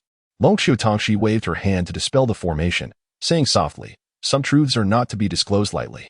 Had I not arrived, how would you have fared today? With your current cultivation, even 2 casual practitioners of the divine travel realm would easily overwhelm you. Let alone those 3 who just arrived, each at least at the 8th level of true mastery." When Lu Jinghua had announced his identity before the Jingxi imperial city, at least 3 formidable Qi cultivators had rushed to his aid at any cost, had it not been for Long Qiutangxi's decisive strike. Revealing that Lu Jinghua was merely at the concentration realm, the outcome today would have been dire. Lu Jinghua glanced up at Long Qiutangxi. Words on the tip of his tongue yet unsaid, realizing some matters were better left for Qinjiang to address. After a pause, he spoke, "Accompany me, as we once did, to traverse the mortal realm." Long Qiutangxi smirked dismissively, rolling her eyes. "Is it merely walking? Why must you embellish it so?" Lu Jinghua mused. "Aren't you supposed to be heading to the Jingong dynasty? Aren't you in a hurry?" With no other choice, Lu Jinghua finally spoke up, "Shall we proceed?" Long Qiutangxi raised an eyebrow, leading the way ahead. Time swiftly passed, and summer was drawing to a close, yet the weather remained oppressively hot. Along an official road leading to the capital of the Maluogwo, 2 young individuals sat in the shade, each savoring a half watermelon. Nearby, by a small river, vendors sold watermelons. Every few stands there was a well where the melons were submerged, retrieved only at the time of sale, thus ensuring their refreshing taste. Numerous merchant caravans traversed the road, and many watermelon stands had already closed for the day, with travelers purchasing chunks of watermelon for their journey. Long Qiutangxi paid little mind to her appearance, considering her beauty a mere gift of nature. If given the choice, she would prefer not to be so striking. As for the opinions of others, she remained indifferent, willing to teach them a lesson should their remarks become intolerable. However, she had learned her lesson and was now hesitant to bathe in the river, unlike her naive younger sister. Turning to glance at Lu Jinghua, she noticed him fixated on a caravan that did not resemble those of the merchants. Unable to resist, she playfully kicked him. "What are you staring at? Have you never seen such splendid carriages?" With a sigh, Lu Jinghua retracted his leg and replied, "I'm 6 years your senior. At least show some consideration for your elders." Long Qiutangxi scoffed softly, "Are you taken with the girl in the carriage?" Rolling his eyes, Lu Jinghua replied, "She is a young lady from Chika Mountain Academy. I have spent 2 years shoveling snow on the mountain, encountering her nearly every day. We have exchanged only a single word. I know her only as Wei Wei. I did not expect to encounter her here. Over those 2 years of shoveling snow." Lu Jinghua had spoken mostly with the headmaster and the elderly Yang, who was of a higher realm, leaving little room for social interaction with others. The only one who left a lasting impression was this girl. After all, it was rare for a woman to pursue an education in this world, and even rarer for one to trek such distances to the first snow. Moreover, few could boast of such unwavering dedication over 2 years. Taking a bite of her watermelon, Long Qiutangxi remarked, "An old acquaintance? Why not greet her?" Lu Jinghua did not respond directly, instead saying, "Those dwelling at the foot of the mountain are all from noble families. Many princes and princesses of various secular dynasties are but second-generation heirs of those mountain peaks. However, I have never inquired about this girl's origins." Long Qiutangxi discarded the rind of her watermelon and wiped her mouth with the back of her hand, speaking softly. "She is the eldest princess of the Qingni kingdom, sent to the Maluogwo to marry Emperor Sima Zhizhou as part of a diplomatic marriage. This arrangement was established 5 years ago when I left the sacred Deer continent. No wonder the accompanying individuals were formidable warriors. It seems the Maluogwo is quite invested in this matter. I hope Wei Wei, with her commendable character, fares well, despite her status as a consort." Long Qiutangxi seized Lu Jinghua's gourd and took a swig of wine, grimacing as she said, "That is improbable. That old man is over 70, not a cultivator, and his martial prowess has yet to return to its prime. He likely has only a few days left to live, according to the customs of the kingdom of. Upon my demise, my son is entitled to inherit my concubines. Furthermore, given the inherent weakness of the kingdom and her status as a princess of alliance, Her prospects are far from bright. After a brief pause, Long Qiutangxi continued, "Ever since our Long Qiu family severed its royal lineage, we have remained influential, witnessing significant events on behalf of these dynasties. 5 years ago, when I was merely 13, the two nations were embroiled in endless conflict, with bullying. Consequently, a wager was placed between the two nations, of which I was a witness." Lu Jinghua inquired with curiosity, "What was the wager about?" Long Qiutangxi replied softly, "It concerned the local golden core cultivators, who could register as low-ranking guest officials of the Long Qiu family and receive a token each year. They wagered that within 5 years, Wei Wei would attain the golden core stage. If she succeeded, the marriage contract would be nullified and would refrain from troubling. However, it appears that Wei Wei has yet to even approach the threshold of the golden core realm. To an outsider, their conversation seemed like mere casual banter, devoid of any discernible meaning. Just then, a voice from the carriage broke the air, clearly audible despite the distance. A woman inside the carriage exclaimed, "Am I not even allowed a moment's convenience? We have at least 2 months of journey ahead. Do you intend to suffocate me?" The elderly driver replied with a smile, "Your Highness, a chi refinement practitioner should find such matters trivial. No? If it becomes unbearable, we shall reach the post station by nightfall, and you may take your leave then." Lu Jinghua abruptly turned, irritated by the presence of an unobservant young man encroaching upon their space. "Friend, this is not a desert. Are there no shaded areas elsewhere?" Yet, the young man paid him no mind, instead retrieving 3 cloth bags from his back and producing a segmented silver spear from within. Long Qiutangxi observed the spectacle with amusement while Lu Jinghua felt the urge to cover his forehead in exasperation. After much contemplation, he seized the young man and questioned, "You are not intending to rob us, are you? Do you not see they are armed?" The young man, spear dragging on the ground, strode toward the carriage and whispered, "I am not robbing. I am here to claim my bride." No sooner had he spoken than he lunged forward with his spear in hand. The elderly driver merely cast a sidelong glance before raising his arm to deliver a punch. What appeared to be a casual strike was imbued with formidable energy, sending the young man tumbling through the air. Lu Jinghua's eyes sparkled with delight. "Ah, the martial way returns to its essence." The young man in gray stood firm, raising his voice. "Wei Wei, I have come for you." The elder sighed, leaping down from the carriage, squinting at the young man, and lamented, "General Luo, are you prepared to ignite the flames of war between our nations? In these times, there is no shortage of onlookers eager for chaos." By the time the young man with the spear had taken his stand, a crowd had gathered, filling the space within a few dozen paces. Among the spectators was Long Qiutangxi, who simply chose not to join the throng. Wei Wei leapt from the carriage but had scarcely taken a few steps before being confronted by 2 armed men, while several martial artists remained motionless. One of them, with a wry smile, cautioned, "Your Highness, this matter concerns the stability of both nations. Please consider carefully." Before departing, His Majesty had cautioned that if you were to escape along the way, our 10 clans would not evade the blame. Please do not put us in a difficult position. Wei Wei furrowed her brows tightly, biting her lip, and called out to the front, "Master Hu, may I speak with General Luo for a moment?" The elder smiled and stepped aside, saying, "Of course, but the princess ought to persuade General Luo well. To be honest, the kingdom of Molu would be quite pleased if the princess were to break her promise." Wei Wei fell silent, for the elder spoke the truth. This marriage alliance was not forced upon her. She had willingly returned to the kingdom of Qingni. The reason was simple. Failure to conclude the alliance would serve as an excuse for war. After a brief pause, Wei Wei stepped forward. As she lifted her foot, her smile was radiant, but by the time it touched the ground, her smile was tinged with tears. She raised her arm to wipe her eyes, maintaining a stiff smile as she spoke. "Luo Chu, in this lifetime, we are fated but not meant to be. It is I who have wronged you. And in the next life, I shall make amends. Today I will not accompany you." The young man, holding a long spear, felt a flicker of light in his eyes that quickly vanished. He opened his mouth, but his throat was dry, and no words emerged. Wei Wei forced a smile once more and said, "You must return to the kingdom of Qingni. Wei Hong is still young. You must assist him well." Pausing, she choked back tears, imploring, "Please do not pursue me, nor act foolishly again. You are the great general of Qingni, and I am a princess. My father feared nothing more than war between our nations. Little Luo, a country must come before a family." Long Qiutangxi, at some point, had picked up a piece of watermelon, with seeds at the corner of his mouth resembling a large mole. If he did not seize the chance to propose, I would think less of him. Whom one loves is a personal affair.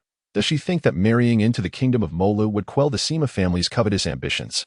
Lu Jinghua uncorked a wine gourd and took a sip, quietly remarking, "In 2 years, I have only spoken a single word to this girl. Yet I see her frowning every morning. It seems she bears such troubling matters." He turned to glance at the woman, who, despite having a large mole, remained stunningly beautiful, and shook his head, saying, "How shall I put it? In this world, be one a cultivator or an ordinary person, individual capabilities vary greatly. The burdens one bears do not consider whether one can withstand them or whether one likes them. To live for oneself is already a stroke of fortune. Some matters are not about choice. Rather, one is compelled to choose what they dislike." Long Xiu Tongxi blinked and teased. "Why did I not see you so sentimental 2 years ago?" Lu Jinghua chuckled. "Perhaps it is due to spending 2 years in the academy." Long Xiu Tongxi lowered her head to continue eating watermelon, inexplicably tearing up. The two turned their gazes toward the official road, where Luo Chu finally spoke, albeit with a somewhat hoarse voice. "Wei Wei, how long can the peace bought through this marriage alliance last? Although the territory of Molu is several times that of Qingni, their lands are impoverished. A conflict between Qingni and Molu is inevitable. By throwing yourself into the tiger's den to buy Qingni some breathing room, are you not also granting Molu some respite? A battle is bound to occur. Must we not raise our heads to face them? Though Qingni is small, until now, the civil officials do not seek surrender, and the military generals do not fear death. If Wei Hong is afraid to fight, I will protect you, Wei Wei. As you return to Qingni and ascend the throne." Long Xiu Tongxi's eyes sparkled with determination as she declared, "This trivial matter shall be under my jurisdiction." With that, she made to rise. Lu Jinghua, feeling helpless, gently restrained her, whispering, "Let us wait a moment." The elder driver grinned widely, clapping his hands together as he jested. "It appears General Luo is resolutely intent on taking the princess today." Suddenly, he moved with an ethereal swiftness, appearing before Luo Chu without warning. With a mocking smile, he raised his hand and pushed against Luo Chu's forehead, sending the latter hurtling backward several dozen paces, crashing violently against the stone wall, blood trickling from the corner of his mouth. Wei Wei rushed towards Luo Chu, and 2 guards from the Qingni kingdom exchanged glances, gritting their teeth. Together, they leaped to Luo Chu's side. One of them produced a pill and handed it to Wei Wei, softly saying, "Princess, take this pill, and you will be able to lift the restriction within you." The other drew his dagger, smiling as he added, "The general is right. A confrontation is inevitable. Why should the princess endure such indignity? The Qingni kingdom fears not a battle."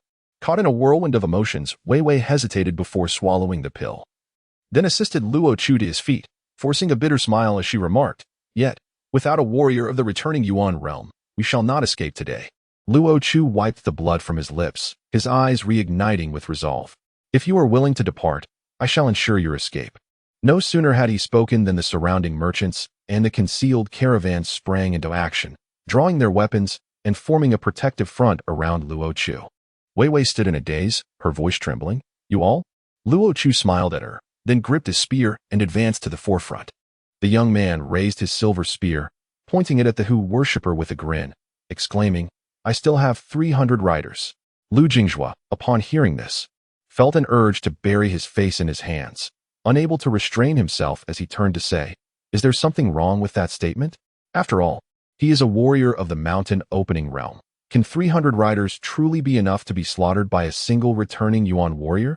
Yet, the Hu worshipper smiled and replied, "These 300 riders are the result of the late emperor's years of planning, nurtured with the strength of the entire realm." "Are they not?" The slap of reality came swiftly. Long Xiu Tongxi winked at Lu Jinghua, who could only gulp down his drink, conceding, "Let us disregard that." Long Xiu Tongxi rolled her eyes and countered, "But wait, although a warrior of the mountain opening realm may only equate to a spirit gathering level, 300 such warriors would not be easily handled by a single returning Yuan warrior. Why does he appear so unfazed?" Lu Jinghua slowly rose, smiling as he replied, "There are still others." The sound of galloping hooves approached, presumably the 300 riders. However, the Hu worshipper merely smiled slightly and said, "I have been waiting for your arrival." Changing the subject, the elder gradually straightened, murmuring to himself, "Brother Gao, 300 warriors of the mountain opening realm should suffice as a delectable morsel, no?" No sooner had he spoken than a colossal centipede soared down from the sky, transforming into a middle-aged man clad in chainmail upon landing. The man smiled and said, "Sufficient to fill the gaps in one's teeth." Lu Jinghua's expression darkened, his voice cold as he remarked, "Have I been gone for just a few years? Has he lost his mind?" with a swift motion. Lu Jingjue drew his sword and cleaved through the air, creating a chasm over a foot deep along the official road. He squinted at the centipede demon, who stood frozen in place, his expression one of sheer terror. Nearly stumbling, he was fortunately steadied by the venerable Hu.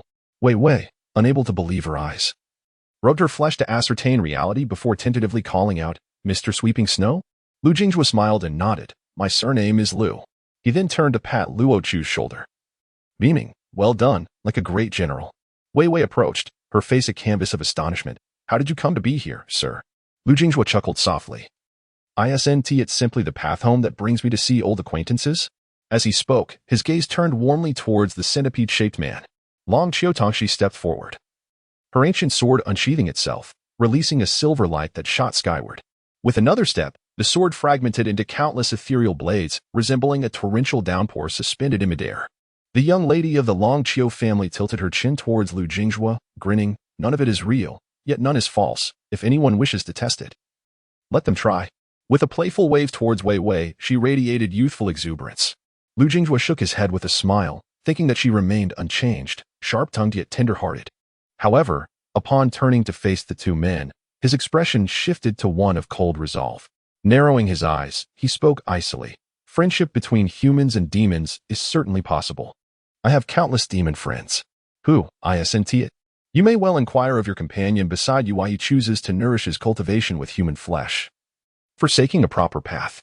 The elder cast a disdainful glance at the now unsteady middle-aged man, his eyes betraying his contempt. With hands clasped within his sleeves, he smiled at Lu Jingjue and inquired, "Which mountain do your two friends hail from? Are you here to lend your swords in the face of injustice?" "I understand. Today, I had no intention of hindering the princess's return, for General Luo speaks wisely. The ambition of the Imo Luo kingdom to extinguish the Qing and I has never waned. The strong bully the weak, just as you cultivators do, is it not? And what of a court that must feed millions? Being weak is reason enough to be struck down." Lu Jingjue nodded, addressing the now somewhat steadied middle-aged man. "What do you think?" The centipede demon, though no longer trembling, still dared not meet Lu Jingjue's gaze. The latter's cold voice pierced the air. "Beiji, tell me how your Qichu kingdom met its demise. Was it due to starvation or because others preyed upon you? Do you recall why I spared your life back then? Have you forgotten?" Beiji's legs buckled, collapsing to the ground as he stammered, "Your Highness, please allow me to explain. You know me, I would never consume human flesh. I merely accepted their coin, forced to play a part." He simultaneously conveyed, "Your Highness, listen to my explanation. After the fall of Qingliang Mountain, Long Shi has been guiding me. He commanded my presence, and I had no choice but to obey." The venerable Hu furrowed his brow tightly and turned his head, speaking coldly, "Are you truly so frightened by merely two sword cultivators?" Bai Jia, turning his head, retorted vehemently, "You have no sense at all. He has extinguished countless dynasties. And even my Qi Chao kingdom pales in comparison to two of the Mo Luo kingdom. Do you think I am unafraid? Back in my homeland, if a minor demon misbehaves, uttering the words 'the second prince has arrived,' and the little demon immediately ceases its cries." Both Hu and Long Qiutongxi voiced their confusion. "The second prince?" Lu Jingjue nodded and communicated with Long Qiutongxi, the three princes of the Jingong dynasty. "My elder brother and I were both fostered by our godfather." At this moment, Bai Jie disregarded his dignity entirely, kneeling and repeatedly bowing. "Your Highness, you must believe me."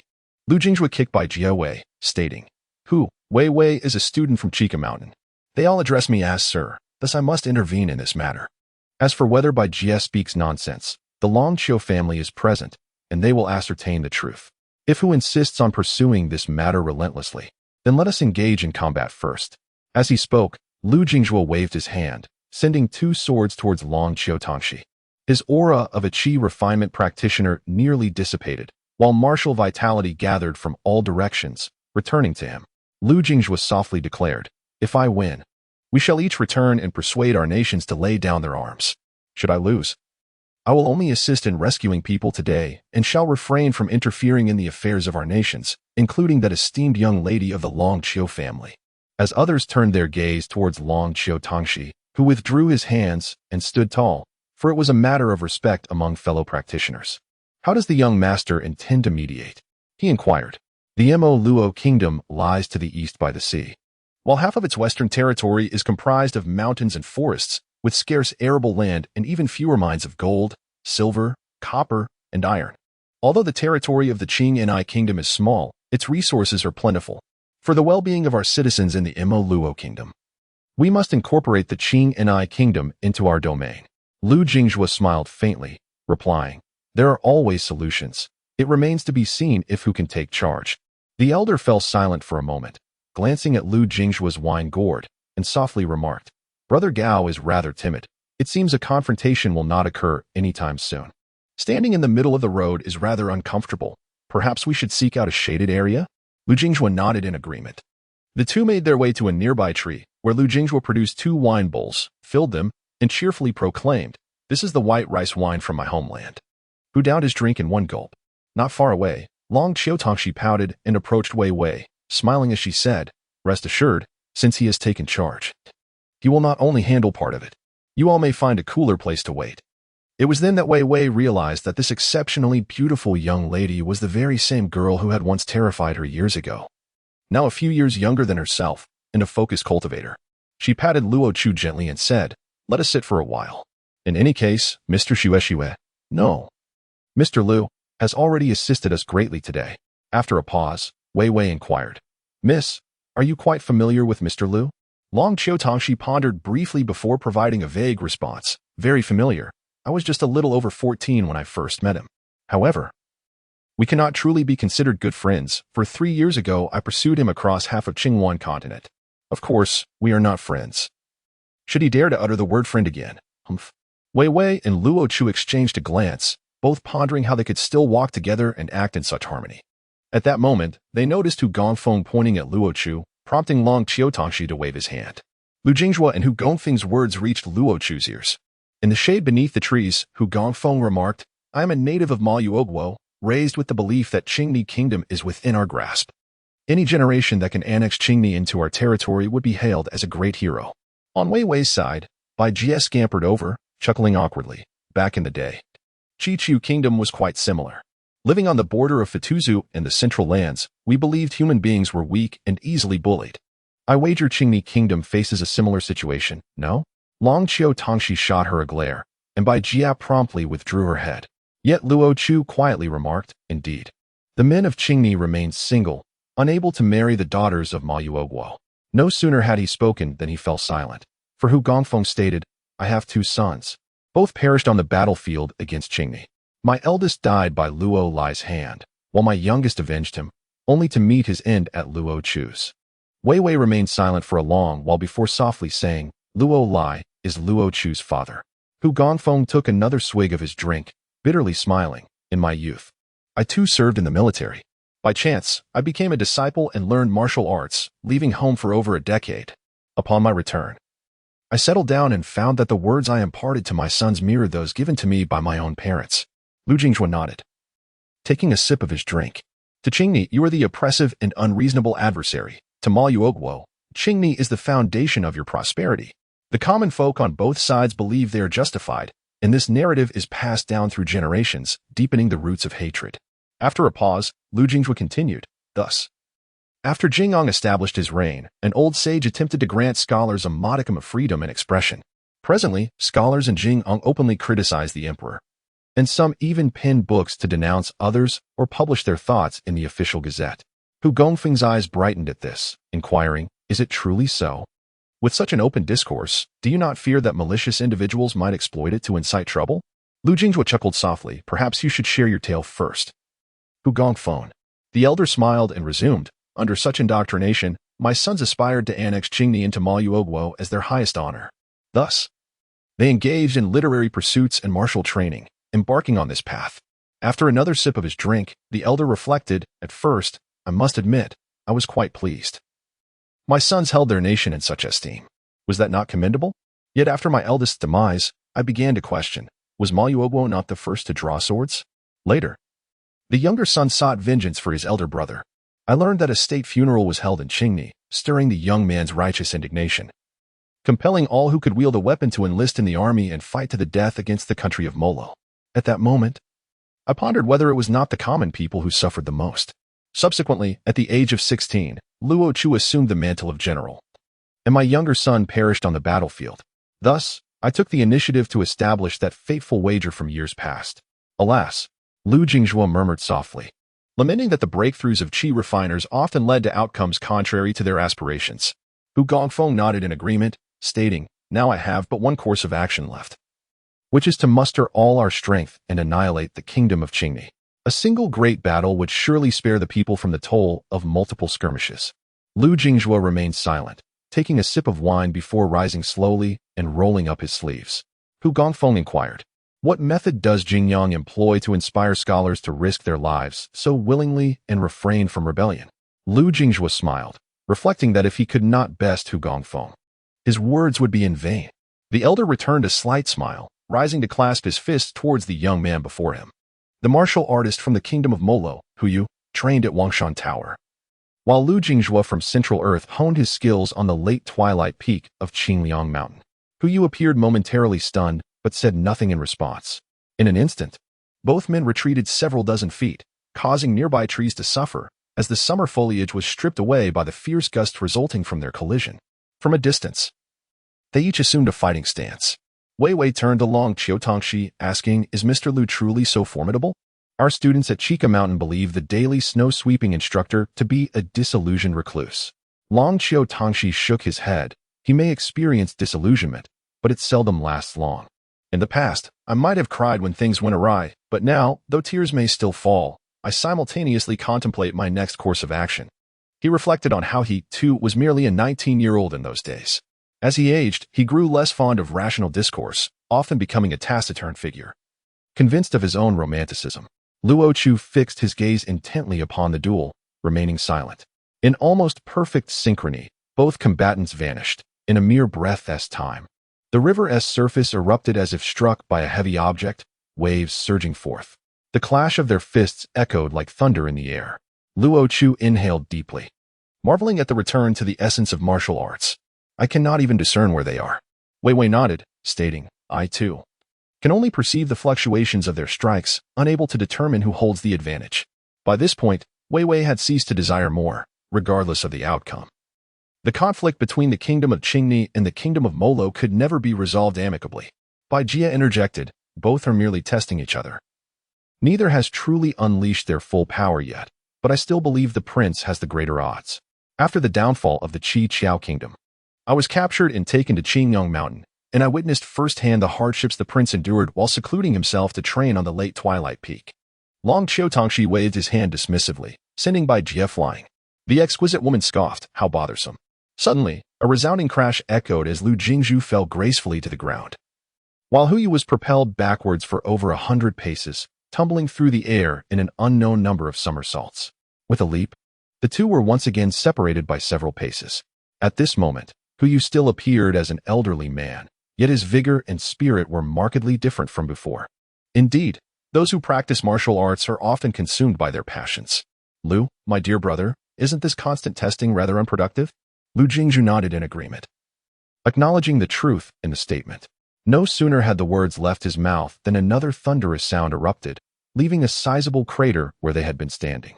In midair, Lu Jingjue soared upward, delivering a powerful punch downward. Hu Yu, anticipating the move, shifted forward, blocking with his left arm, while simultaneously lifting his left leg to deliver a fierce kick. Lu Jingjue countered by pressing down on Hu Yu's left leg with his right foot, and both struck with their elbows, resulting in a clash of force that sent them both retreating. After stabilizing himself, Hu Yu was about to catch his breath when Lu Jingjue had already teleported behind him, delivering a punch aimed at his ribs. Before Hu Yu could even land, Lu Jingjue awaited him, launching another punch directly at his forehead. The elderly man was struck down into the ground, creating a deep pit on the official road. Lu Jingjue landed beside the crater and softly inquired, "Shall we resort to weapons?" Hu Yu, supporting himself with a hand on his forehead as he rose, wiped the blood from the corner of his mouth and sighed, "Enough. I concede, I am indeed growing old." Lu Jingjue chuckled lightly and squatted beside the pit, speaking softly. The esteemed scholar originally established the principle that all reading materials should be freely accessible in schools, academies, and imperial universities alike. Teachers are not permitted to over-explain the meanings within texts. Each individual interprets the writings in their own way. As Hu Yu climbed up, he took the wine bowl and took a sip, remarking, "Doesn't this lead to considerable chaos?" Lu Jingjue nodded, affirming, "Indeed." This resulted in numerous scholars proclaiming that our Jingyang is inferior to others, leading many to believe in such fallacies. Hu Yu inquired. And what came of it in the end? Lu Jingzhu replied with a smile, ultimately, it all begins with the royal family. One must acknowledge their mistakes, and indeed, the true errors cannot be overlooked. Until the age of 12, I was raised in the palace, where my father issued countless self-penitential edicts. Furthermore, especially during the foundational education, students must recognize themselves as Jingyang people, well-versed in its origins. Most importantly, the largest official reports must be controlled by the court, with every prefecture, county, and even town having a place for disseminating news. Whether concerning national affairs or trivial neighborhood disputes, as long as someone submits, it can be published in the official reports. When everyone feels a sense of ownership over the nation, they will naturally strive to love their homeland. This, of course, requires a relatively stringent administration. Pausing for a moment, Lu Jingzhu continued, naturally, a single black mark on white paper or several black marks is unavoidable. Hu Yu nodded in agreement, sighing. It is certainly preferable to a single glaring white dot on black paper. After taking another sip of wine, Hu Yu smiled and asked, so, how does Lu intend to bring peace between the two nations? Lu Jingzhu turned to Hu Yu and said softly, there are numerous ways to address the situation, provided that the kingdom of Mo Luo truly wishes to improve the lives of its citizens. Hu Yu fell silent. He certainly harbored such thoughts. But what about the imperial family of Mo Luo? Lu Jingzhu sighed. Thus, a sword must still hang over your heads. Long Qiu Tongxi approached with a calm demeanor, stating, the sword that looms over you shall be placed by the Long Qiu family. He is a man prone to overthinking. I am not. He may employ his methods to vie for what he desires, and the Long Qiu family will extend its support. However, this battle you cannot afford to engage in. So return and inform Sima Lauer that it was Long Qiu Tongxi who said so. Long Qiu Tongxi was not foolish. Lu Jingzhu's approach merely entailed establishing certain regulations, facilitating trade between the two nations along the border, where Qing and I could procure what it lacked from Mo Luo, and vice versa. Yet this foolish fellow failed to consider that Mo Luo could conquer Qing and I without expending a single coin. Lu Jingzhu rose and took a sip of wine, saying softly, what methods exist, I am confident that Mo Luo, should it desire, will surely devise a solution. Senior Hu, you should return first and convey the message. Hu Yu sighed deeply and replied meaningfully, I can only do my utmost. Without further words, Hu Yu departed with several martial men from the Kaishanhe. Before leaving, Hu Yu slipped a note into Lu Jingzhu's hand, which only Long Qiu Tongxi noticed. Approaching Wei Wei, Lu Jingzhu glanced at Luo Zhu and addressed the two. It also depends on whether Qing and I is willing to lay down arms for the sake of the people of both nations, with the Long Qiu family involved. At least you can enjoy a few years of peace. Luo Zhu clasped his fists and replied solemnly, Qing and I is small, as long as we are not bullied. We are certainly willing to set aside our weapons. Wei Wei then cupped her hands in gratitude, saying, thank you, Mr. Lu. Long Qiu Tongxi smirked, recognizing that his penchant for meddling was not a new trait. Very well, I shall send word from the Long Qiu family. You may return with peace of mind. Your Mr. So Su will surely not neglect his duties. Lu Jingzhu nodded. I shall visit both nations in turn. Do not forget to invite me for a drink then. Just as Luo Zhu was about to speak, Lu Jingzhu waved him off with a smile. No need to rush your words. I shall seek you out soon enough. And remember, speak of what must be spoken and refrain from unnecessary words. Wei Wei appeared puzzled, while Luo Zhu clasped his fists, acknowledging, understood. After seeing Wei Wei and her companions off, Lu Jingzhu fixed a glare at Bai Jia.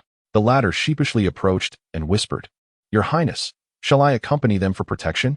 Lu Jingzhu nodded and replied, but you must first tell me, what does Qing and I possess? Are there any external forces backing Mo Luo? Or are you, such a coward, daring to engage in this commotion? Bai Jia, taken aback, exclaimed, I truly do not know. He nearly knelt in desperation, but Lu Jingzhu, feeling exasperated, waved him away dismissively. Once Bai Jia departed, Long Qiu Tongxi discreetly inquired, what did Hu Yu write in the note? Lu Jingzhu took a deep breath and quietly handed the note to Long Qiu Tongxi. After a brief examination, Long Qiu Tongxi immediately furrowed his brow. What else are you concealing from me? The note was blank. Lu Jingzhu conveyed softly. Wei Wei is set off for the marriage alliance, and Luo Chu is entirely unaware. It was Hu Yu who relayed the message to him, prompting his arrival. Furthermore, the royal family of the Mo Luo kingdom is merely a puppet. They may not regard the Dragon Hill family with any esteem. Long Qiu Tongxi furrowed her brows and transmitted. So you two are merely performing for others? Yet, she heard Lu Jingshua's icy voice respond. Those hidden behind the Imo Luo kingdom are connected to the assailants of Qigliang Mountain. In the depths of the secluded gorge, the two descended on their swords. Wei Wei and her group were likely already back in Qingni Kingdom, having taken 100 festival ribbons with them. In early July, the weather remained sultry. Yet this secluded gorge offered a rare coolness. The babbling stream within felt refreshingly cold. Lu Jingzhua bent down to scoop a handful of water and splashed it onto his face, instantly dispelling the heat. Just as he prepared to gather another handful, he noticed Long Qiu sitting upstream, having removed her shoes and dipping her feet into the water. Lu Jingzhua scowled. Why not simply offer me your footbath water? Long Qiu pouted. You wish for such delights. With a sigh, she lamented, I owe someone. Lu Jingzhua pointed upwards with his fingers, summoning a palm-sized flying sword from the Mud Pill Palace. With a mere thought, it seemed as though a 30-foot radius around them was stripped away from the mortal realm. Regardless of one's cultivation level, as long as they were outside this circle, no one could sense their presence. This was a newfound skill acquired from the Jade Capital. Although Lu Jingzhua had yet to master its application, the sword had long been in his possession. But this method of usage was only learned at the pinnacle of the human realm. Long Qiu tilted her head, saying, This divine ability is quite commendable. If only its range were broader, it would be formidable to draw others into this isolated space of yours. Even those of a higher realm would struggle to launch a surprise attack. Lu Jingzhua replied with a smile. The reason I did not return to Qinghuan continent to find you after leaving Guishi was that I visited the Jade Capital. Unfortunately, I could only reach the 10th floor before being cast down. The one who struck was a celestial being at the gate, and my cultivation was shattered. Long Qiu pouted again, seemingly at a loss, and found a branch with tender leaves to rhythmically tap against the stream. Lu Jingzhua murmured, Do you know? Long Qiu flicked the water droplets from her hands and nodded. Yes, but it wasn't the Dragon Hill family that discovered it. Over a year ago, while I was in seclusion, someone came bearing your sword, claiming to be your elder brother. He informed me, yet he did not disclose that you were the second prince of Jing'an. No wonder, it turned out to be that fellow, Yu Tian. Suddenly, Long Qiu turned to Lu Jingzhua, her gaze piercing, and after a moment, softly said, You did not bring me here merely to escape the heat, did you? Speak your mind. The mountain waters and the canoe unexpectedly emerged, each transforming into a grand array that enveloped the area. Lu Jingzhua then spread his palm, conjuring a seal from thin air. Upon revealing the seal, a flying sword erupted from Long Qiu body, morphing into countless sword projections that wove an impenetrable net. Further fortifying the area with a barrier, Long Qiu eyes widened in disbelief as she snatched the seal from Lu Jingzhua's hands, examining it thoroughly several times before taking a deep breath and incredulously stating, So, they exterminated the family at Qingliang Mountain because of this? Lu Jingzhua's expression turned grave as he replied, I can think of no other reason. Without hesitation, Long Qiu shoved the seal back into Lu Jingzhua's hands, her tone sharp as she admonished. Is this something that can be carelessly displayed? Quickly secure it and do not show it to anyone again. Exiting the Yang Valley, dividing the 9 rivers, she mused. This was unmistakably the grand seal forged from the remnants of the 9 great cauldrons used in the governance of the ancient 9 Zes. Infused with the fortunes of the mortal realm, Lu Jingzhua tucked the seal away, instinctively bending down to splash some water on his face. He remained oblivious to the subtle smile on Long Qiu face, glistening with tears, which was hardly the demeanor of a young woman in her teens. At that moment, Long Qiu raised her head, gazing at Lu Jingzhua as if he were a fool. The latter glanced at his hands, then touched his own face, hastening upstream to wash his face once more. Long Qiu supported herself against the riverbank and whispered, Are you truly planning to linger in these 2 nations? I have heard that Emperor Jingyang's health is rather poor. After a moment of silence, Lu Jingzhua replied softly, Since my foster mother passed, my foster father's health has been deteriorating. However, with the assistance of the Qinglong guards and Chengguan, it should not pose a significant issue. Pausing briefly, Lu Jingzhua continued, After attaining a profound level of cultivation, I led an army to the northwestern border to reclaim the 10 kingdoms of the demonic corridor, which had been under the control of the demon race for centuries. The reason I spared Bai Jia back then was that when my forces reached his homeland, he was single-handedly defending a city. Had I delayed, even slightly, he might have been slain by a demon emperor. In truth, he is exceedingly timid and averse to trouble. Long Qiu, uninterested in stories about inconsequential individuals, merely responded with a soft "oh" and said, As long as you believe he is good, That is sufficient. Suddenly, Lu Jinghua inquired, ever since Yujing returned, I have felt as though I have forgotten many things, as if something significant has slipped my mind. I cannot discern whether I truly forgot something or if it is a residual effect of my disrupted cultivation. He looked towards Long Qiutongxi, who averted her gaze, responding, Is that so? Perhaps you have simply misremembered.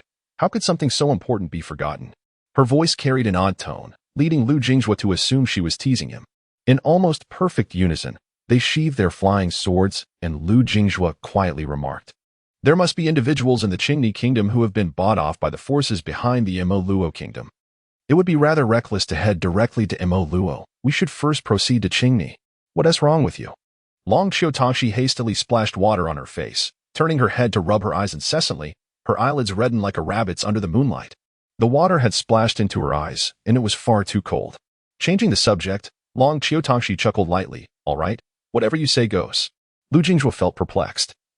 Even considering that red thread, it seemed unlikely that she would follow him so persistently. Even more puzzling was the inexplicable trust he felt towards her. Lu Jinghua softly questioned, Is it truly nothing? Long Qiutongxi swayed her legs, expressing nonchalance. Lu Jinghua, filled with skepticism, inquired whether there were any notable mountains in the vicinity. After pondering, Long Qiutongxi replied, To reach the direction of Qingni nation, one must cross a great river and follow the river westward for 1,000 miles. Where lies the Yu Valley? The valley's master is likely an ancient wanderer, struggling to transcend the true realm. Lu Jinghua nodded thoughtfully and softly requested, Please assist me by returning to the Long Qiu family to gather information regarding any suspicious occurrences in the past 5 years related to Mo Luo Nation, Yu Valley, and Qingni Nation. Additionally, ascertain whether any foreign cultivators passed through Shenlu continent or resided there for a time 5 years ago. The annihilation of Qingliang Mountain was certainly not a spur-of-the-moment decision. Those shadowy figures must have had a premeditated scheme. At present, Lu Jinghua could only identify 3 locations, Shogao Continent, Li Continent, and Qingwan Continent. He had not anticipated the presence of these individuals in Shenlu Continent. Long Qiutongxi furrowed her brow, questioning, You aren't planning to mislead me and then flee, are you? Lu Jinghua retorted, Oh, come now. I shall first venture to Yu Valley. After you return to Bailu City, you can catch up. With a round trip of over 100,000 miles on a flying boat, it should only take half a month. Long Qiutongxi pursed her lips, recalling that some people were often unreliable with their words, and she was determined not to shed tears this time. Lu Jinghua felt exasperated, thinking, Haven't I only failed to seek you out after returning from the void? It was merely once. When have I ever made you cry again? With a cold snort, Long Qiutongxi summoned a flying boat and, with a stern expression, piloted it away. Lu Jinghua, feeling utterly helpless, mused, What have I done to deserve this? In the capital of Mo Luo Nation, Huyu, hunched over, entered the imperial city, only to be informed that the emperor was occupied with reviewing memorials and he would need to wait. Thus, Huyu clasped his hands within his sleeves and stood from morning until dusk. Eventually, an eunuch emerged, shouting, Hu Gong Feng, His Majesty declares he is fatigued. Any matters can be discussed tomorrow. Huyu lifted his gaze towards the grand hall, offering a bitter smile and shaking his head. He was well aware that within the hall there were no memorials, not even a single quill to be found. What remained was merely an aged and senile emperor, accompanied by the beauties gathered from across the nation. He raised his head once more, shook it in dismay, and turned to leave the imperial city. Huyu's heart was a tumult of emotions. He had sacrificed the majority of his life, with 2 sons paying the ultimate price and having lost his wife to depression. He now found himself alone. What more could he do? The Mo Luo Nation of my dreams is a place where everyone has enough to eat, where knowledge is accessible to all, where women need not worry about marriage, and men need not fret over finding a spouse. At a corner, he purchased a jug of wine, his once youthful figure now appearing increasingly frail. After a long walk, he finally arrived at a modest courtyard. Though small, it radiated warmth. As he stepped into the home he had not returned to for a long time, Huyu felt his eyes moisten, striving to hold back the tears. No sooner had he sat down than a young man clad in white entered. Turning his head, Huyu smiled and asked, Your Highness has followed me all this way. You aren't hoping to share a bowl of wine, are you? Suddenly, the man in white knelt at the door and bowed, pleading. Sima Leto requests the assistance of Master Hu. Huyu, with his drooping eyelids, chuckled self-deprecatingly and murmured, What can an old man like me possibly do to help you? In the hunting grounds on the western outskirts of the capital of Qingni Kingdom, the young emperor, no more than 14 or 15. Threw down his fishing rod in a fit of rage, pointing at the lake, and shouted, "Bring me workers. Fill this lake." The attending guards exchanged glances. Yet none dared to speak. Wei Hong's brows knitted tighter, his body trembling with anger. "So, you all refuse to heed my words? What is the purpose of my reign as emperor then?" He gestured toward the imperial city, fuming. "Go, find my sister, and have her ascend the throne." At that moment, a graceful figure approached, and Wei Wei landed before Wei Hong, raising her hand to deliver a slap. "Who advised you to betray your own sister?" The largest tributary of Shenlu Island, known as Cherry River, turns a faint red every rainy season, which is precisely how it acquired its name. A grand sailboat made its way westward, navigating a bend where the current was too strong to reverse. From the deck, the laborers on both banks appeared as clustered ants. Among them stood a young man in white, adorned with a jade hairpin, carrying a box. The river breeze was cool, yet the laborers along the banks were undoubtedly warm. On the deck, several boys aged 13 or 14 gazed ahead at the waterway, their eyes brimming with dreams. One boy murmured to himself, "Once we enter Yuangu, we shall become immortals."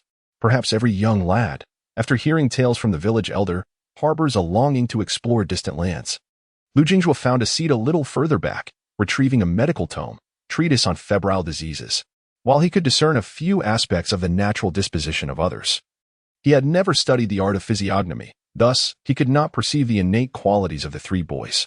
Curiously, he wondered how these ordinary youths had come to know of a celestial sect like Yuangu. After 2 hours had passed, Lu Jinghua closed his book as the shouts from the banks abruptly ceased, and the boat began to speed up, indicating they had passed the treacherous bend. The three boys stood at the bow, engaged in conversation for a full 2 hours. As twilight descended and the river breeze turned refreshing, a middle-aged man, resembling the ship's captain, approached with 3 attendants, carrying wooden trays filled with silver. He seemed to deliberately showcase his wealth to the crowd on the deck. With a fist salute, the middle-aged man beamed at the 3 boys and asked, "Are you 3 young heroes selected by Yuangu from Mola Kingdom?" One boy, taken aback, replied, "How did you know?" The man chuckled. Having frequently traversed Cherry River, one naturally develops a keen eye. "I mean no offense, it's merely that since you boarded my vessel, we share a bond. A small token of goodwill, not meant as a formality, just a wish for a pleasant connection. When you achieve success in your training and return home, I would be delighted if you could take a ride on my humble boat. That would suffice for my contentment." A plate filled with glistening silver ingots, undoubtedly amounting to over 100 taels, is hardly considered a substantial sum for a cultivator of qi, merely a triviality. Yet for these 3 children, who evidently hail from modest backgrounds, it represents a fortune beyond their wildest dreams. Lu Jinghua observed intently, eager to see how these youngsters would respond. The eldest among them, a boy of taller stature, waved his hand and, with a polite bow, smiled, saying, "Thank you for your kindness, boatman. I appreciate it. However, we shall soon ascend to the mountains and become celestial beings, rendering wealth of little significance to us." The second boy, after much contemplation, also waved his hand, expressing his unwillingness to accept the money. Lu Jinghua, however, was most intrigued by the final boy, who remained silent and reticent. Unlike the others, this boy's complexion was darkened by the sun, revealing his exposure to the elements. He reached into the plate, retrieved a silver ingot, and with a smile declared, "I am Qi Ying, from Weixia Town, Xiangmu County, Jingzhou Prefecture, Mayuoguo. I kindly ask the boatman to deliver the remaining silver to my parents. Should my cultivation yield success, I shall not forget your generosity." Lu Jinghua smiled inwardly, considering this response neither wholly commendable nor entirely disheartening. Firstly, to assume that becoming celestial beings would exempt them from the need for money is a grave misconception. Before a cultivator achieves the golden core stage, expenditures are akin to pouring water. Afterward, wealth serves little purpose, as cultivation relies more on natural springs. Secondly, Lu Jinghua noted that this child nearly bequeathed his entire fortune to his parents and even introduced himself, which essentially amounts to a form of credit, an acknowledgement of karmic debt that would not be repaid merely with coin. In summary, Lu Jinghua found merit in all 3 youths. Was it not a time not long ago when he too harbored dreams of soaring through the heavens upon his arrival at Qingyang Mountain? The middle-aged man laughed heartily and handed over a ring, saying, "Remember my name, Huang Sand. This ring shall serve as a token of our meeting. Keep it well, for we shall undoubtedly cross paths again." After speaking, he turned decisively, yet upon catching sight of Lu Jinghua, he gently clasped his hands in a gesture of respect, without raising his arms, ensuring that none around noticed. Lu Jingzhuan nodded and smiled in acknowledgement, returning the courtesy. His own cultivation level was too low. It seemed he had overlooked the presence of this esteemed elder. That ring was undoubtedly a genuine spiritual treasure, one of considerable value capable of aiding a qi cultivator in their practice. In the realm of qi cultivators, the notion of rare commodities is commonplace, hardly remarkable. It is not unusual for a great practitioner to forge a benevolent connection with an ordinary youth, even if there are underlying motives, as such relationships tend to be mutually beneficial. However, the boy who accepted the money might find himself at odds with the other two. After all, in their trio, the actions of two would be perceived as the norm among the three. The taller boy expressed his displeasure, stating, "Chiang, didn't he, the patriarch, grant us 100 gold pieces? Is it truly necessary for you to act this way?" Chiang simply tucked away the silver ingot, smiled softly, and replied, "My sister is naturally simple-minded, and my parents are aging. That sum is insufficient for their needs. I am unlike both of you. While you hail from the capital, I come from a humble mountain village. Moreover, I harbor no grand ambitions. My sole purpose for venturing to U Valley is the words of the Grandmaster, who stated that should I become a chi refiner, I might have the opportunity to heal my sister. Fortunately, there is also a peacemaker among us, a young man who cheerfully remarked, we are well aware of the situation at Chi's family. Besides, why not seize the opportunity for money?" Gao Qiao, before departing, reminded us that we three must unite for warmth. The laws of U Valley and a certain prince from the kingdom of Mo Luo, Lu Jingzhu noted with clarity. Upon returning to the cabin, Lu Jingzhu retrieved paper and ink to write 2 letters, one addressed to Qinjiang of Shogao Island, and the other to Yao Fengyo of Broken Mountain. If one were to speak of the wealthiest sects in the world, it would undoubtedly be Broken Mountain of Dohan Island, even overshadowing the Dragon Hill family, which rules a whole continent. The rivers of the 9 continents flow ceaselessly, and Broken Mountain shall arrive at my home on the morrow." Lu Jingzhu put away the letters and rose to his feet, the door creaking open. A middle-aged man, introducing himself as Huang Sand, entered with a smile, closed the door, and respectfully clasped his fists, softly stating, "Sand has awaited the young master by the Ing River for many years." Lu Jingzhu returned the gesture, puzzled. "Awaiting me? Perhaps you have mistaken me for someone else?" To his astonishment, the middle-aged man, whose realm was unknown, suddenly knelt on one knee, presenting a pitch-black token, and solemnly declared, "This token was personally forged by the pavilion master." Lu Jingzhu's throat felt parched as he clutched the ebony token inscribed with the character for Huang, his mouth opening in silence. After a prolonged moment, he rasped, "You are an old acquaintance of Qingxi Pavilion?" Huang San replied gravely, "Not only that, young master may not be aware, but Yu Chafeng of Qiliang Mountain is also connected. The sword you wear was left to you by the previous owner and Mr. Lu. The one suffering at Tianmin is the cold-resistant Di Zisher, while the master of Qiliang Mountain is Yu Chanfeng, and I am Huang San of the Huang clan." Lu Jingzhu hastily assisted Huang Sanny to rise, urging him, "You are my esteemed elder. How can you perform such a grand gesture?" Yet Huang San remained kneeling. Trembling and stammering, "A century ago, Mr. Lu sacrificed himself to protect me, plunging me into the depths of the river. It was only 24 years ago that the seal was lifted, allowing me to emerge. Yu Chanfeng sought me out, conveying the master's command for me to wait here for you. Even when old Yu was harmed, I could not offer assistance." Lu Jingzhu nearly succumbed to tears, forcefully pulling Huang San up, solemnly stating, "Uncle San, both my master and Qingliang Mountain acted to protect me.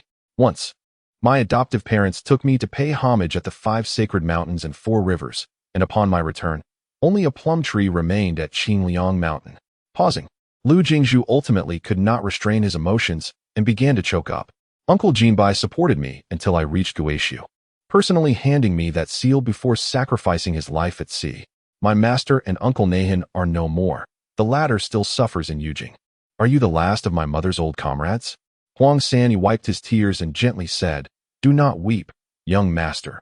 Even in death, we die honorably. Moreover, the old friends of Qingxi Pavilion still exist across the 9 continents. Years ago, old Yu confided in me, yet he did not disclose the precise location, stating that such matters must be sought by the young master himself. He mentioned that some had grown weary, thus even if the young master were to discern their identities, he should not press them." Lu Jingzhuan nodded, assuring him that there was no cause for concern. Only then did they take their seats. Lu Jingzhuan inquired, "Does Uncle Sanny know who was responsible for the annihilation of Qingliang Mountain? Beyond the interference from the outer 4 continents, Who else could be implicated in my parents' demise? Huang San replied solemnly, my master has made numerous enemies, and having been confined for nearly a century, I am indeed not well versed in these matters. However, it is highly likely that Yu Valley was involved in the destruction of Qingliang Mountain. Even if they did not take direct action, they must possess considerable insider knowledge. During my voyages along the Sakura River, I have often allied with youths who have joined Yu Valley, much like today's Qi Yan, in hopes of finding an opportunity in the future. Lu Jinghua nodded thoughtfully, inhaled deeply, and softly remarked, there is no need for fear. The truth will gradually unravel. However, Uncle San, we must differentiate between those young individuals who have entered Yu Valley. The name Qingxi Pavilion was something Lu Jinghua learned only upon entering the Guishu battlefield. He was aware that it had been founded by his mother, yet he remained ignorant of its operations. Nevertheless, he was willing to believe that Qingxi Pavilion, established by his mother's own hand, was not a force that would resort to unscrupulous means to achieve its ends. Indeed, Huang San smiled and affirmed, that is certainly the case. In my planning, even if there were to be a conflict with this modest Yu Valley in the future, it would not implicate these young individuals. He then inquired, is your destination also Yu Valley? Should I accompany you? Although my strength does not compare to Yu Changfeng or Shirnahan, I still possess a certain level of capability. Lu Jinghua quickly waved his hand and gently replied, Uncle Sand, you have remained in seclusion for a century. You are akin to a celestial being hidden in the shadows and must not readily reveal your identity. I have arranged to meet with the young lady of the Longxiu family in Yu Valley in half a month. If any matters arise that cannot be resolved, the Longxiu family will extend their assistance. Moreover, I am inclined to escort Qi Yan on her journey. Huang San, intrigued, asked, to escort Qi Yan? Do you consider her a valuable asset? Lu Jinghua shook his head and smiled, not particularly. I simply find this young person to be pragmatic and wish to see if she can indeed gain entry into Yu Valley. Lu Jinghua held a pitch-black token inscribed with the character for Huang in one hand and a wine gourd in the other, drinking continuously. Huang San could not help but voice, young master, there is truly no need to rush. Haste will yield no benefit. As long as we are alive, certain matters can be approached gradually. The foundation of all endeavors lies in our ability to contend with others. Lu Jinghua smiled, returned the token, and softly assured him, rest assured, I am aware. However, I have not practiced Qi for the past 2 years, and I estimate it will take some time to re-establish my Dan. Fortunately, with the cultivation bestowed upon me by my master, I have already glimpsed the beauty of the mountains. The subsequent hurdles in my training should not be insurmountable. It is merely that my internal Huangting Palace has numerous leaks that require diligent repair. It is akin to tossing a red-hot iron into water. If it does not crack, one could consider themselves fortunate. Thus, Lu Jinghua's current physique as a Qi refining master resembles a weapon tempered in water. It has not been broken and is already in excellent condition. The advantage lies in its hardness. As long as the cracks can be mended, it remains a formidable blade. Huang San inquired curiously, according to your estimation, how many more times must the Huangting Palace be filled before the residual effects of the shattered cultivation can be repaired? Is it possible to channel spiritual energy from others? Lu Jinghua shook his head gently, replying, that is not feasible. Forcibly drawing spiritual energy could very well shatter the spiritual platform. At this juncture, the only viable approach is to proceed gradually. Do not concern yourself with this matter. Uncle San, in a few days, I shall enter the Yu Valley under the guise of an unnamed swordsman, deliberately stirring up some trouble with Long Kotangxi. In the days to come, I will need you to be particularly vigilant. Huang Sang nodded and chuckled. Rest assured, my young master. A mere Yu Valley, akin to a tofu pudding overshadowed by a small hillock. If anything arises, I shall find an excuse and sever their lineage at the slightest provocation. Lu Jinghua laughed heartily. Then I shall disembark and advance and await them on their inevitable path. Suddenly, Huang San asked, should I leave a way to contact you? Lu Jinghua transformed into a young swordsman clad in gray, with a scruffy beard, wearing a bamboo hat and straw sandals, and carrying a sword. No need, he replied. If there is anything, I will find a way to reach you. After a brief pause, he added softly, once the central plane stabilize, I will take you home. With that, a flash of sword light darted away, and Lu Jinghua vanished from sight. Huang San smiled to himself. It is the first time I have witnessed someone in the concentration realm transforming into sword energy to escape. I shall await your return home. The sword energy soared several miles away, and soon, Lu Jinghua landed amidst a grove by the river, toppling a cluster of trees. While it is indeed possible to transform sword energy for swift escape, it currently demands considerable effort given his present cultivation level. Rising and brushing off the dirt. Lu Jingjue mused, I am unable to employ many of my supernatural techniques. Calculating the passage of time, he estimated that the 3 children would likely arrive in 3 to 4 days. However, he had barely stood up when he spotted a little girl, barely taller than her hunting bow, slung across her back. This area should not have any nearby villages. Lu Jingjue removed his hat, scratched his head, and smiled. I just learned lightness skills and accidentally fell. Please do not tell me this forest is yours, as I have no money to compensate at the moment. The girl shook her head and turned to leave. Lu Jingjue, intrigued, wondered how a little girl ended up in a desolate wilderness. And he had not even sensed her presence until now. Observing her retreating figure, her bow nearly matching her height, she ambled into the woods. Lu Jingjue called out, I have heard tales of spirits lurking here. Are you not afraid? The girl did not turn around but replied, I know, it's nothing to worry about. If you are scared, you should head to the riverside. Upon hearing her speak, Lu Jingjue detected a strong accent from the Shu region of Central Plains, and he could not discern where she had acquired such a dialect. Moreover, the girl truly seemed unafraid. Lu Jingjue approached with a cheerful demeanor, saying, to be honest, I possess the 5 thunder techniques. Behold this sword upon my back, a genuine celestial sword. If you provide me with some coin, I shall assist you in vanquishing demons. What do you say? Suddenly, the young girl unslung her longbow, startling Lu Jingjue.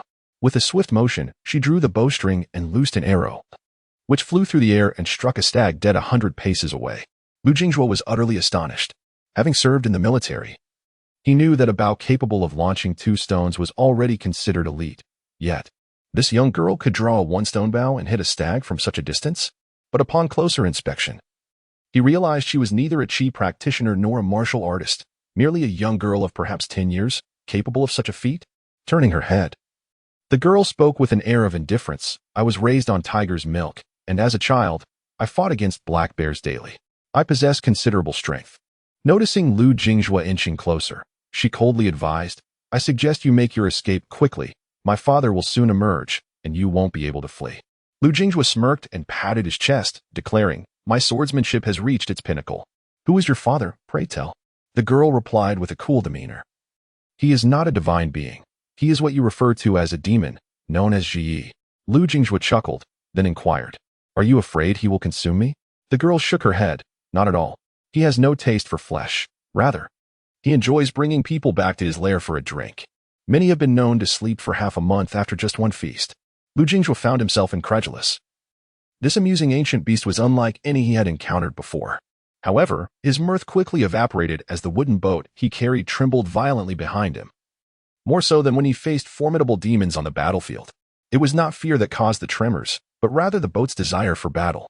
Lu Jingjue suddenly felt an unbearable headache, pressing his hands against his ears, wishing to burrow into the ground. The girl sighed, muttering to herself, I told you to leave quickly, but you wouldn't listen. Father, please do not trouble him. Lu Jingjue, gritting his teeth against the pain, summoned the wooden boat. Grasping his sword, feeling a surge of warmth coursing through his body, alleviating his headache somewhat, he spoke solemnly, Is it true that you hail from the ruins? A voice echoed in his ears like a thunderclap. I have existed in this place long before the 9 continents came into being. What need have I to venture into the ruins? It is you who cannot let go, isn't it? A century ago, I declared that I would never betray my master. Lu Jingjue looked around, responding, I am merely 24 years old. I wasn't even born a century ago. No sooner had he spoken than a colossal figure charged forth with a furious roar. Lu Jingjue hastily concealed his flying sword and readied the wooden boat. The approaching beast, standing over 10 feet tall, resembled a bear, its fur a striking contrast of black and white, clad in obsidian battle armor, clearly an ancient demon of great age. This Shi had previously struck the ground with its paws, sending the young girl soaring onto its back, and now it fixed its gaze intently on Lu Jingjue. After a brief moment, the colossal beast spoke, I mistook you for someone else. There was a rather detestable individual who once sought me while bearing those 2 swords. Defeated me in combat yet refused to acknowledge his victory, quite hypocritical indeed. The young girl gently patted the beast, murmuring, Old man, I believe he is a good person. I have already captured my prey. Let us return and not frighten anyone here.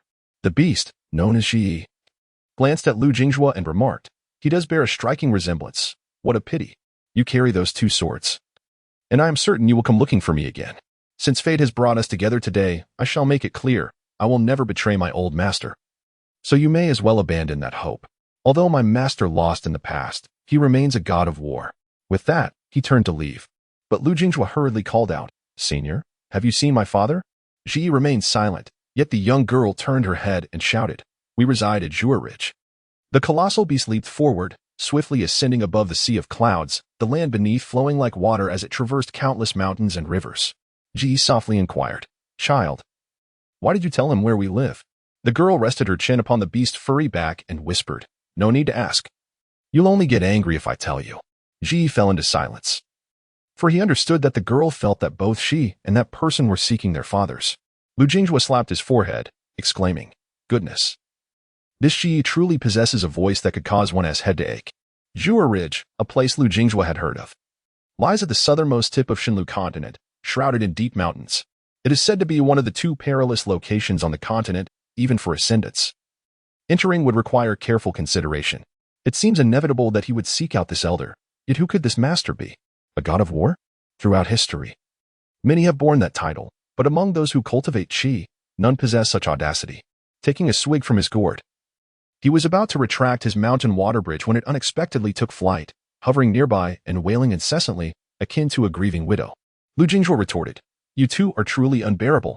Here I am, merely a cultivator of concentration, and you expect me to battle a formidable demon of at least ascendant rank?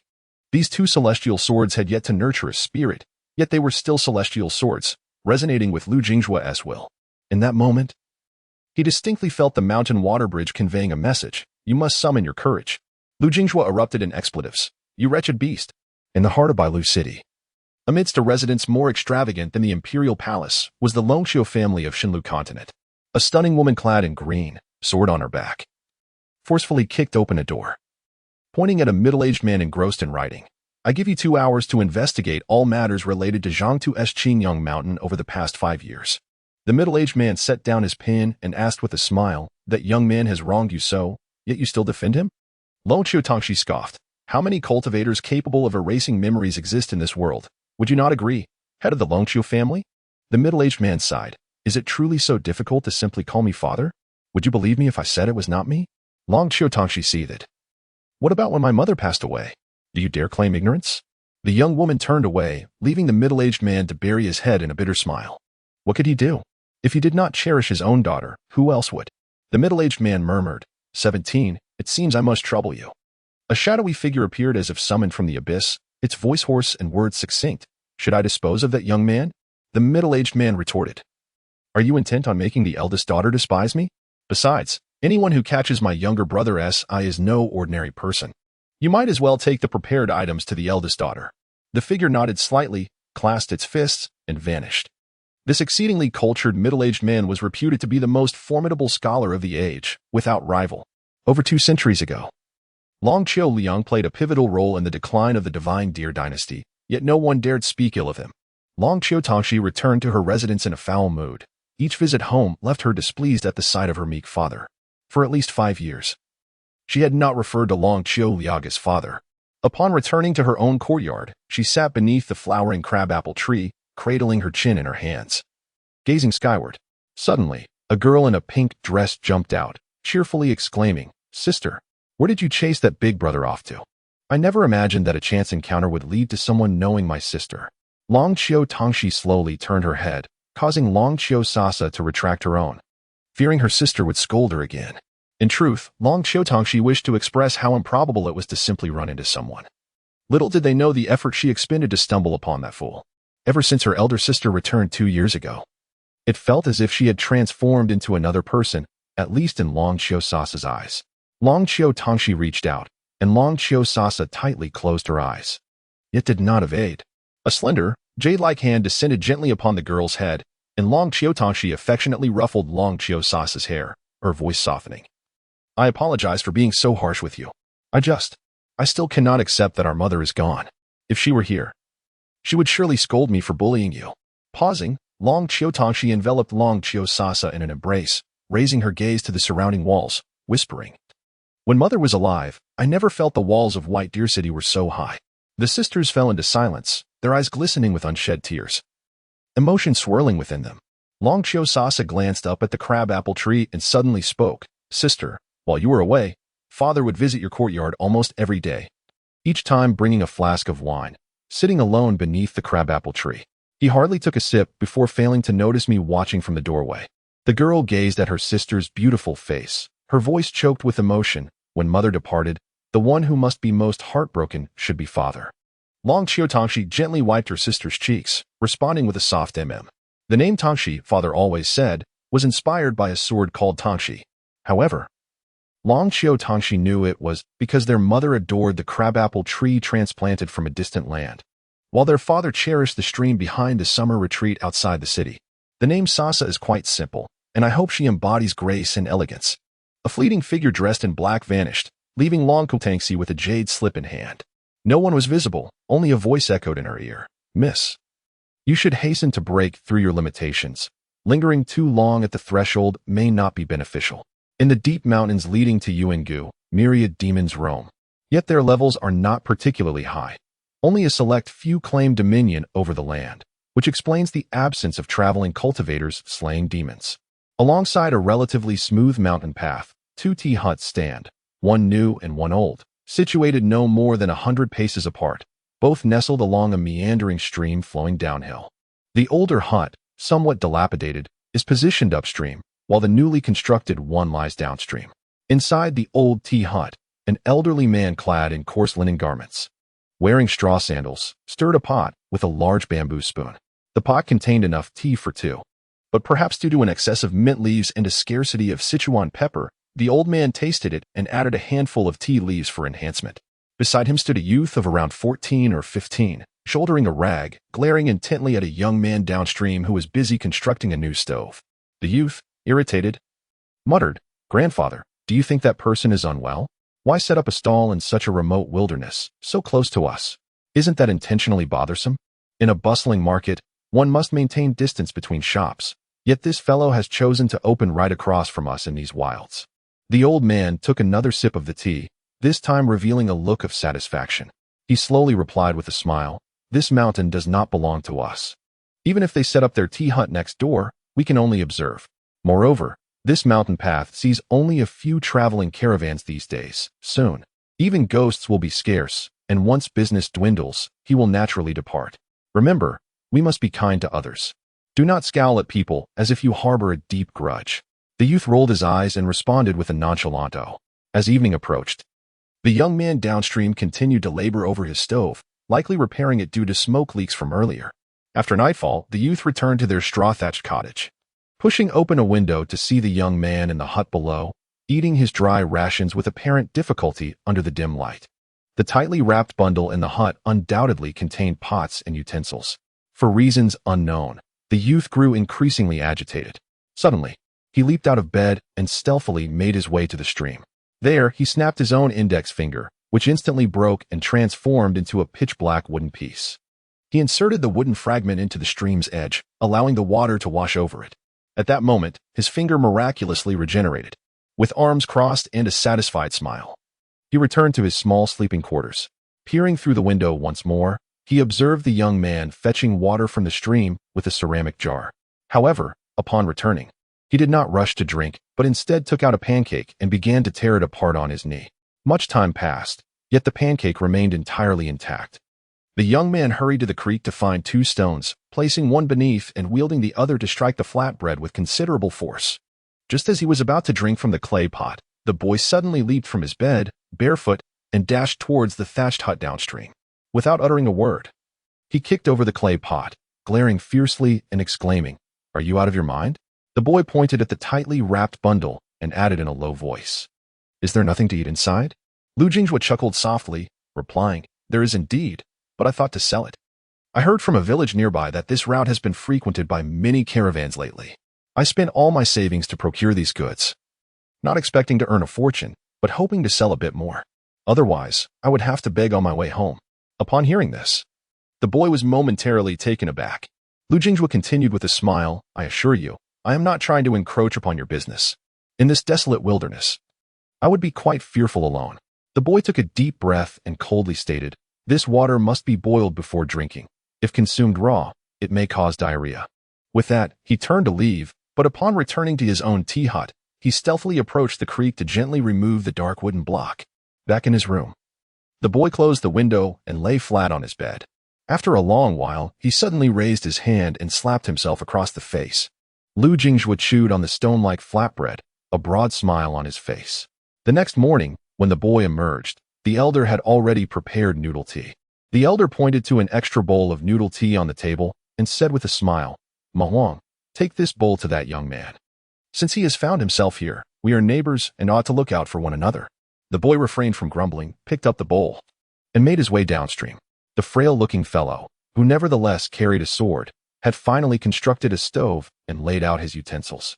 Fortunately, the weather was mild. Otherwise, he would have perished in the wilderness without earning a single coin. Young Ma Huang approached Lu Jingjue, his expression stern, and remarked, "You made too much. It would be wasteful to spill it. Will you drink it?" Lu Jingjue looked up, wiped his hands, and accepted the bowl, smiling as he said, "Thank you for last night. Your heart is truly kind." In Ma Huang's eyes, Lu Jingjue's words were exceedingly sincere. Yet, the more sincere Lu Jingjue became, the more Ma Huang felt unable to hold his head high. The young man's face flushed with embarrassment as he turned and sprinted back to his tea hut, where he drank from the bowl without uttering a word. After finishing his noodle tea, the elder licked the bowl clean, then fetched water and discarded the bowl into the basin. Normally, they would wash their bowls directly in the creek. Once Ma Huang finished eating and washed the two bowls, he lifted the wooden tray and poured the washing water several yards away into the creek. Upon returning, just as he was about to scrub the pot, the elder chuckled and said, "Last night, you harbored ill thoughts. Although you stopped that young man in time, it merely mitigates your transgressions. Today, I am quite pleased. You did not wash the bowls in the creek, nor did you pour the washing water back into it." Pausing for a moment, the elder added softly, "Though we may merely be spirits of the mountain's flora, one can never know when we might be captured by passing cultivators for medicinal purposes. As long as we possess a compassionate heart, we are truly human." The youth turned his head, unable to contain himself, and remarked, "We may consider ourselves human, yet others do not regard us as such." The old man fell silent, uncertain of how to respond. In the subsequent days, no caravans passed by, and Ma Huang could no longer bear to see the young man's troubled expression. Thus, one evening, he stealthily placed a bag of silver coins at Lu Jingjue's stall. The following morning, the young man eagerly awaited by the entrance, inquiring if the money was theirs upon their encounter. Ma Huang was taken aback, having visited bustling cities before. He found it peculiar that anyone in a small county would be so anxious about finding money. The youth seized the bag of coins, maintaining a stern demeanor and uttering not a word. The next morning, Ma Huang crouched at his tea stall, observing as the young man finally began to consume his own food, for it was about to spoil otherwise.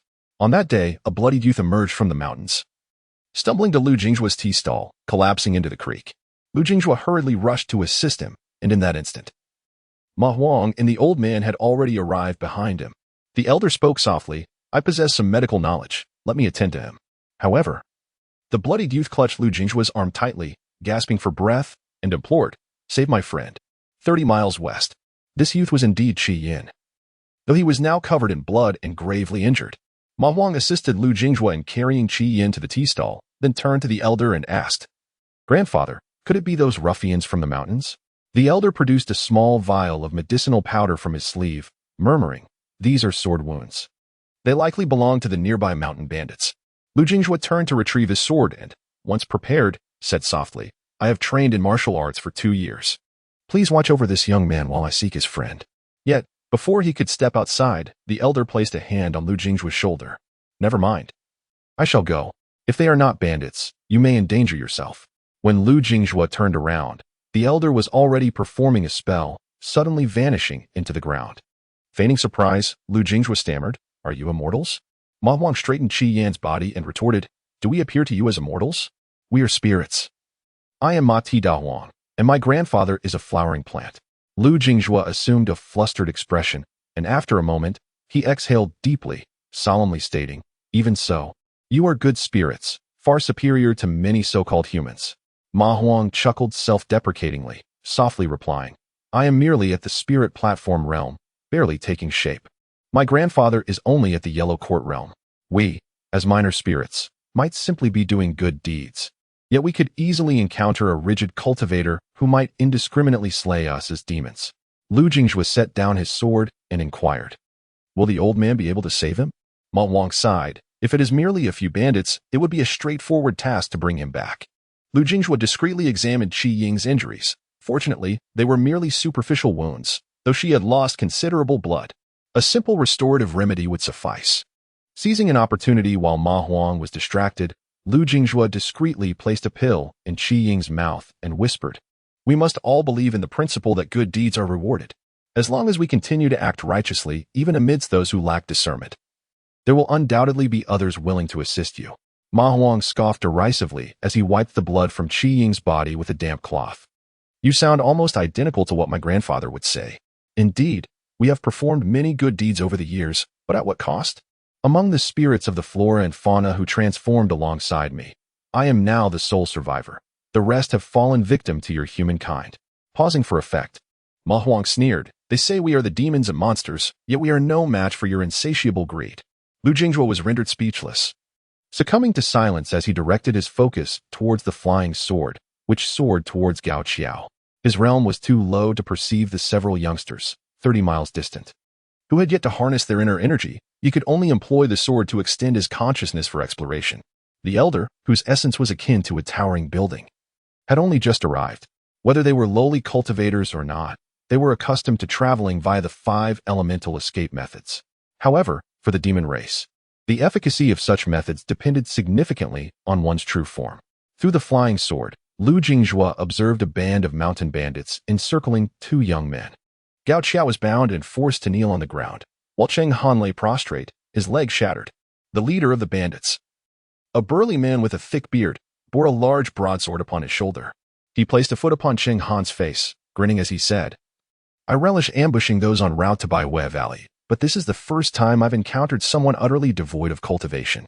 Come now, shout dear grandfather 3 times, and I shall spare you." Gao Qiao retorted with a cold laugh, forcing himself to raise his head and spitting a mouthful of blood onto the bearded man's face.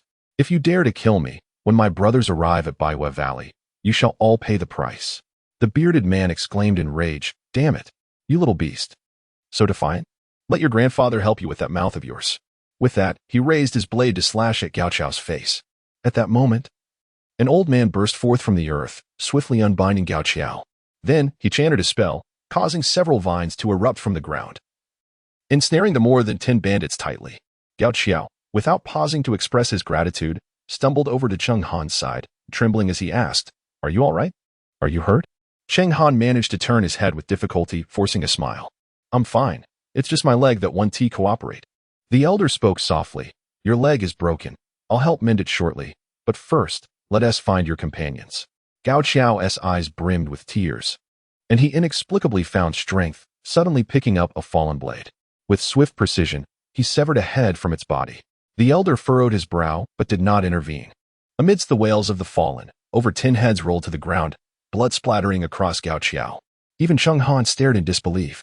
The elder sighed. "Now that you have vented your anger, let us depart. Carry your friend. My cultivation is too low to escort you all the way. It's over 30 miles. Gao Qiao cast aside his blade and knelt abruptly, solemnly expressing his gratitude. "Thank you, esteemed elder, for saving my life." The old man chuckled to himself, replying, "Once you master the path of cultivation, do not think to use this old fool's life as a remedy." With a wave of his hand, he gently urged Cheng Han to depart, saying, "You may go on your own." Yet, Gao Qiao rushed over and hoisted Cheng Han onto his back, softly stating, "Both Qi and Cheng Han shielded me from harm. I shall carry him myself. By the way, how is Qi? He is the one who sought your aid." The elder replied softly, "That young lad bears numerous wounds, having bled excessively. Though his life is not in danger, he has lost considerable vitality. Far more than either of you." With Cheng Han on his back, Gao Qiao, filled with urgency, implored, "Please, esteemed elder, lead the way. We 3 left our hometown together, and we must remain united." The elder smiled and guided Gao Qiao towards the tea pavilion. However, unbeknownst to them, a middle-aged man in gray appeared just as they departed. The man surveyed the headless corpses strewn about and waved his hand, summoning the spirits of over a dozen mountain bandits. He opened his mouth wide, greedily inhaling, as several spirits were drawn into him. Murmuring to himself, he remarked, "This year indeed brings unexpected fortune. That little beast who fled possesses a spiritual treasure." Within the tea pavilion, Lu Jingju's expression gradually darkened. The youths who aspired to join the U Valley likely did not make it there. What a clever stratagem. The final 300 miles serve as a trial. Those who cannot pass are simply destined to perish, indicating their lack of connection to the U Valley. What a cunning plan. Ma Huang had already rushed into the house, preparing several herbs to nourish one's vitality, and was currently brewing the medicine in their tea pavilion. Lu Jingju laid Qi Yin down on a makeshift bed and began boiling noodle tea. Before he could finish, Ma Huang arrived with a bowl of medicine. Seeing Lu Jingju busily preparing noodle tea, Ma Huang admonished, "I have traveled this road with my grandfather for nearly 20 years, and recently there has been no one around. You should not busy yourself unnecessarily. If you're short on travel expenses, I can help you." Lu Jingju smiled, continuing his task, and softly inquired, "Ma Huang, have you ever studied?" Ma Huang, blowing on the herbal broth, pondered before replying, "In my youth, I was taken to the city, and my neighbor was a school. Thus, I heard much. Later, my grandfather found a primer, and I learned to recognize characters from it." Lu Jingju nodded and moved toward the large bundle, seemingly rummaging for something. But in reality, he retrieved a book from the palm-sized Qiankuan jade. Turning, he handed it to Ma Huang with a smile, saying, "During my travels in my youth, I encountered a Taoist from the northern realms who, seeing my frail body, gifted me this method for strengthening oneself." Ma Huang scoffed, "You think to swindle me with this? Wanting to take my money for nothing?" Yet, despite his words, he snatched it eagerly. Lu Jingju chuckled and approached Qi Yin. Placing a hand on her forehead and softly reciting, with both hands raised to the heavens, envision the three jiao flowing freely. Let the energy rise from the Guan Yuan to the Tiantu, and let the energy descend from the Tiantu back to the Guan Yuan. He spoke without pause, not even taking a breath. Ma Huang was momentarily taken aback, feeling as though the aura was traversing the meridians. He scrutinized Lu Jingju, narrowing his eyes and demanding, "You aren't secretly planning to use me and my grandfather as ingredients for your alchemical concoction, are you?" Lu Jingyu chuckled. "The sage informed me that diligent practice of this method wards off all ailments. Do I truly need to resort to you for my remedies?" Ma Huang continued to examine Lu Jingju closely, shaking his head and scoffing. "That sage must have deceived you."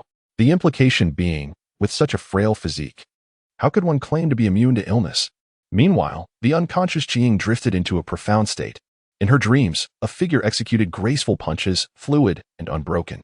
Lu Jingju communicated silently, "This is a method for unblocking the meridians and strengthening the body. Consistent practice will yield benefits." Retracting his arm, he noted that the porridge was nearly ready. Unable to contain himself, Ma Huang remarked, "You can't survive on just that." Lu Jingju replied with a smile, "I am waiting for someone." Believing it was a friend of Qi Ying's, Ma Huang did not pursue the matter further. Suddenly, footsteps caught his attention. Turning his head, he beheld a middle-aged man clad in gray, adorned with a dark jade hairpin.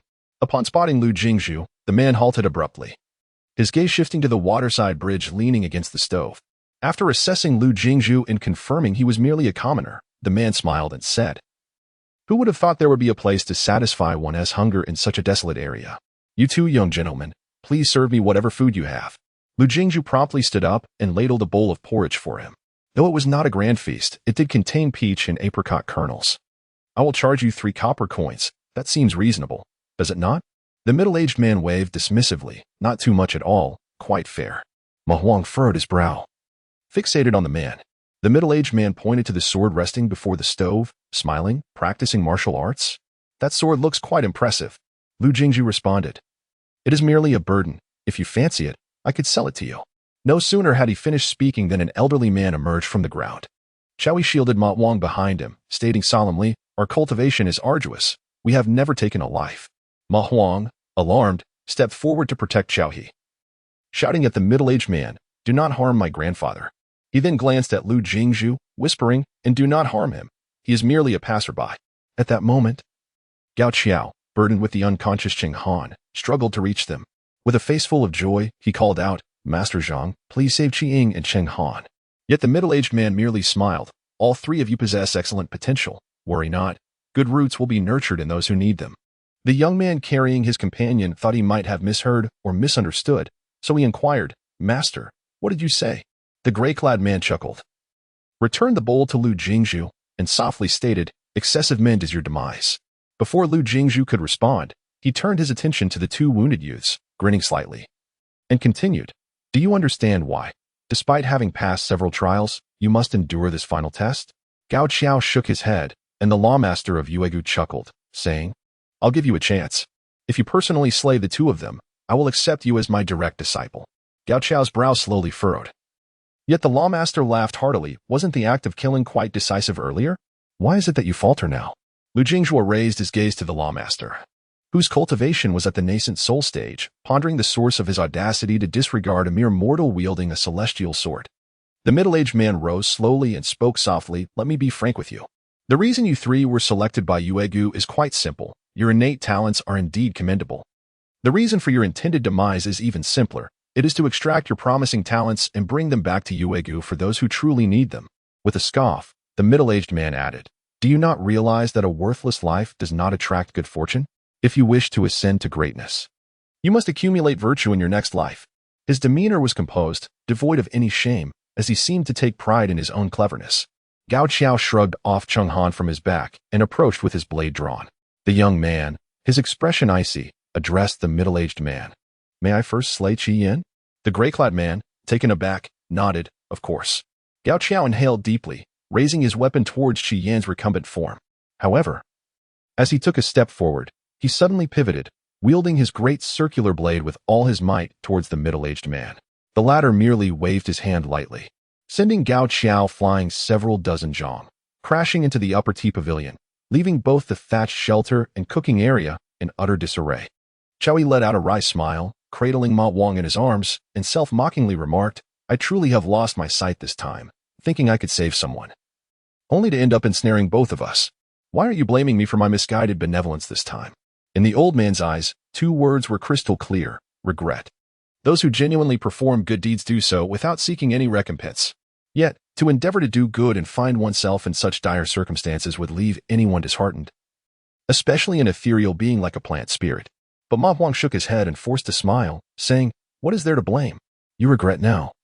Yet when next you encounter trouble, will you not meddle again? Chow Yi pondered this and actually nodded, offering a rueful grin. Indeed. He then lifted his head, casting a cold gaze at the middle-aged man, and stated firmly, If you intend to kill, then do it without hesitation. Why the delay? The gray-clad man smiled, replying gently, There is no rush. Allow me to show you what a celestial weapon is. It is something you will not witness in this life, and even in your next life. It remains uncertain. He approached Lu Jingjue, patting him on the shoulder with a look of pity. You possess abundant fortune, yet alas, you are but a waste. You will die today, and it is that very fortune that leads to your demise. With that, he bypassed Lu Jingjue and reached for the wooden boat. The middle-aged man muttered to himself, Once I possess a celestial weapon, what is Yuegu to me? In the future, my name, Qin Zhaoyu, will resonate across the 9 continents. Just as his words fell, he placed his hand on the hilt of the wooden boat, and Qin Zhaoyu's brow began to furrow slowly. He was incredulous. Could it be that a celestial weapon, light enough for any mortal to wield, was beyond his grasp? Yet despite exerting every ounce of his strength, he found himself unable to move the longsword by even the slightest degree. Had the amusement run its course? Qin Zhaoyu abruptly turned his head, only to find a young man behind him squinting in his direction, causing an involuntary chill to run down his spine. Before he could fully comprehend the situation, a fist came crashing down upon his head, sending him sprawling at the streamside tea pavilion, creating a large crater in the ground. The elderly man and his grandson nearby were rendered speechless, their eyes wide with disbelief. Lu Jingjue raised his hand to summon back the canoe and turned to Ma Huang with a grin, proclaiming the virtue of good deeds being rewarded. With a single leap, Lu Jingjue descended into the pit, seized Qin Zhaoyu, and swiftly propelled him into the air with a powerful kick, sending him soaring 100 feet away. Just as Qin Zhaoyu was about to touch down, Lu Jingjue had already positioned himself beside him. The essence of martial arts returning to primal energy bears a striking resemblance to the Taoist principle of the 5 energies converging to the origin. Typically, a martial artist relying on returning energy would find themselves at an insurmountable disadvantage against a nascent soul cultivator, resulting in inevitable defeat or mutual destruction. But was Lu Jingjue merely an ordinary practitioner of returning energy? It had been stated on the battlefield of Guishu years ago that Qin Jiang from the Shugyas who had asserted Lu Jingju's prowess and returning energy was unparalleled, rendering any comparisons futile, even against a cultivator of the Tao. Qin Zhaoyu struggled to lift his head, having just engaged in a fierce exchange. His internal organs were in turmoil, and his breath was erratic, indicating severe internal injuries. Moreover, this adversary wielded 2 swords. He hastily raised his trembling hand and implored, "Fellow Taoist, might I purchase my life with gold?" A flying sword surged forth from Lu Jingzhu's sleeve, slicing through the air with an aura of divine power, rendering the very essence of the grass river imperceptible to the two men, both of whom remained in place. The paper crane that Qin Xiaoyu had just sent out collided with an invisible barrier, disintegrating into ashes in an instant. The flying sword hovered to Lu Jingzhu's left, causing Qin Xiaoyu's eyes to widen in shock. You are a sword cultivator?" With a mere thought, the flying sword pierced through Qin Xiaoyu's Huaning palace, obliterating a grand palace within him into ruins. At that moment, this master of the Yu Valley had completely lost his cultivation. What truly ignited Lu Jingzhu's murderous intent was the realization that an ordinary nascent soul cultivator would find it exceedingly difficult to defend themselves. Qin Xiaoyu, kneeling on the ground, coughed blood uncontrollably, gritting his teeth as he glared fiercely at Lu Jingzhu, never having imagined he would be so thoroughly bested by a martial artist. Lu Jingzhu spoke in a low voice, "Is there a share of Yu Valley behind the mountains of the Mayu-Ogwo? I shall ask only once." Just then, he turned abruptly as a graceful figure approached on a flying sword, landing gracefully by the stream. The grass river was taken aback, pondering whether he had stirred a hornet's nest with the day's commotion. However, the stunning young woman merely asked indifferently, "Where is Lu Jingzhu?" Ma Huang cautiously inquired, "Are you referring to the young man who was here earlier?" Long Qiu Tang, she nodded, while Ma Huang pointed to a vacant patch of land and softly remarked, "They were fighting there just now, but their whereabouts remain unknown." Long Qiu Tang, she nodded again, transforming into a beam of sword light, and in an instant arrived at Lu Jingzhua's location. It is worth mentioning that Lu Jingzhua had opened a rift to allow his entry. Otherwise, even in true realms, it would have been exceedingly difficult to discern Lu Jingzhua's presence. Approaching Lu Jingzhua, Long Qiu Tang, she inquired, "Who is this?" Lu Jingzhua replied softly, "The master of Yu Valley, named Qin Xiaoyu." Long Qiu Tang, she nodded again, pondering whether to eliminate him or consider an alternative. Would killing him raise undue alarm? Suddenly, a voice echoed in Lu Jingzhua's ear, "I have a suggestion. Since I have nothing better to do, I could assume the role of the master." Lu Jingzhua helplessly replied, "Uncle Sanyi, could you refrain from being so frightening?" After a considerable time, the three young men had regained consciousness, and their injuries were quite similar, while Qi Yin had nearly recovered due to the medicinal pill she had consumed. However, Gao Qiao was at a loss as to how to explain the earlier events to his companions. The sudden appearance of Qin Xiaoyu caused both youths and the elderly to feel their hearts leap into their throats. Qin Xiaoyu laughed heartily and said softly, "In the final trial, you three have succeeded and may now accompany me to Yu Valley. As for these two, I apologize for the earlier fright. If you are willing, you may also return with me to Yu Valley." Xiaoyi, bewildered, instinctively shook his head. No sooner had he spoken than Lu Jingzhua and Long Qiu Tang, she manifested simultaneously. Qi Yin furrowed her brow, sensing a peculiar familiarity with the young man bearing two swords. Ma Huang glanced at Lu Jingzhua and queried, "Was it truly only a trial?" Lu Jingzhua could only speak against his better judgment, stating, "Indeed, I am a long-time friend of Master Qin. My presence here is, in fact, to escort these three young men." Beside him, Long Qiu Tang, she scoffed, muttering, "A man's words are but a web of deceit. That couldn't be more accurate." Lu Jingzhua silently thought, "Uncle Sanyi, you dug this pit, now bury yourself." As anticipated, Gao Qiao struggled to rise and solemnly asked, "Why did the master instruct me to kill my brothers?" Both Qi Yin and Cheng Han turned their gazes towards Qin Xiaoyu. Even the most oblivious individual would grasp the implications of Gao Qiao's words. Qin Xiaoyu, with a resigned expression, replied, "If you truly wield your blade against them, it is possible you might perish here." With that, he waved his sleeve towards the three, and their injuries were immediately healed. "There are matters I will gradually explain to you, but for now, let us return to Yu Valley." Turning to Lu Jingzhua, he clasped his fist and smiled, saying, "Thank you, young Master Lu, for your assistance. Until we meet again, should you pass by Shenlu Prefecture, do remember to visit Yu Valley for a cup of water wine." Lu Jingzhua nodded and softly replied, "Until we meet again." Without waiting for Gao Qiao and the others to respond, Qin Xiaoyu waved his sleeve, and a gust of wind swept the three away, leaving only Lu Jingzhua and his companions behind. Xiaohi, now filled with doubt, murmured, "Is this for real?" Lu Jingzhua smiled faintly and softly remarked, "The distinction between truth and falsehood bears no consequence for you. Whatever transpires today shall remain buried within." After a brief pause, he continued with a smile, "It seems we are fated. Should you encounter any troubles in the future, feel free to seek him at Yu Valley. As a form of compensation for the damage to your straw hut, Long Qiu tossed forth 2 jade tokens and gently said, "These are the insignias of the Long Qiu family's second-tier offerings. By dripping your respective blood upon them, you shall claim ownership. If anyone dares to provoke you in the future, simply present the tokens." The grandfather and grandson exchanged looks of astonishment. They were well aware of what the second-tier offerings of the Long Qiu family entailed, yet it felt somewhat surreal. Ma Huang quietly questioned, "Is this akin to a pie falling from the sky?" Lu Jinghua chuckled. "One must believe that good deeds are rewarded." He approached and patted Ma Huang's shoulder, speaking softly. "Truth can sometimes wound, but it must be said. Your success in refining your form is truly commendable, yet on the path of an energy cultivator. You can only aspire to the golden core realm at best. Study the book I provided diligently. If you can cultivate your return to origin energy within a century, you may contend for the nascent soul realm, but that is the limit.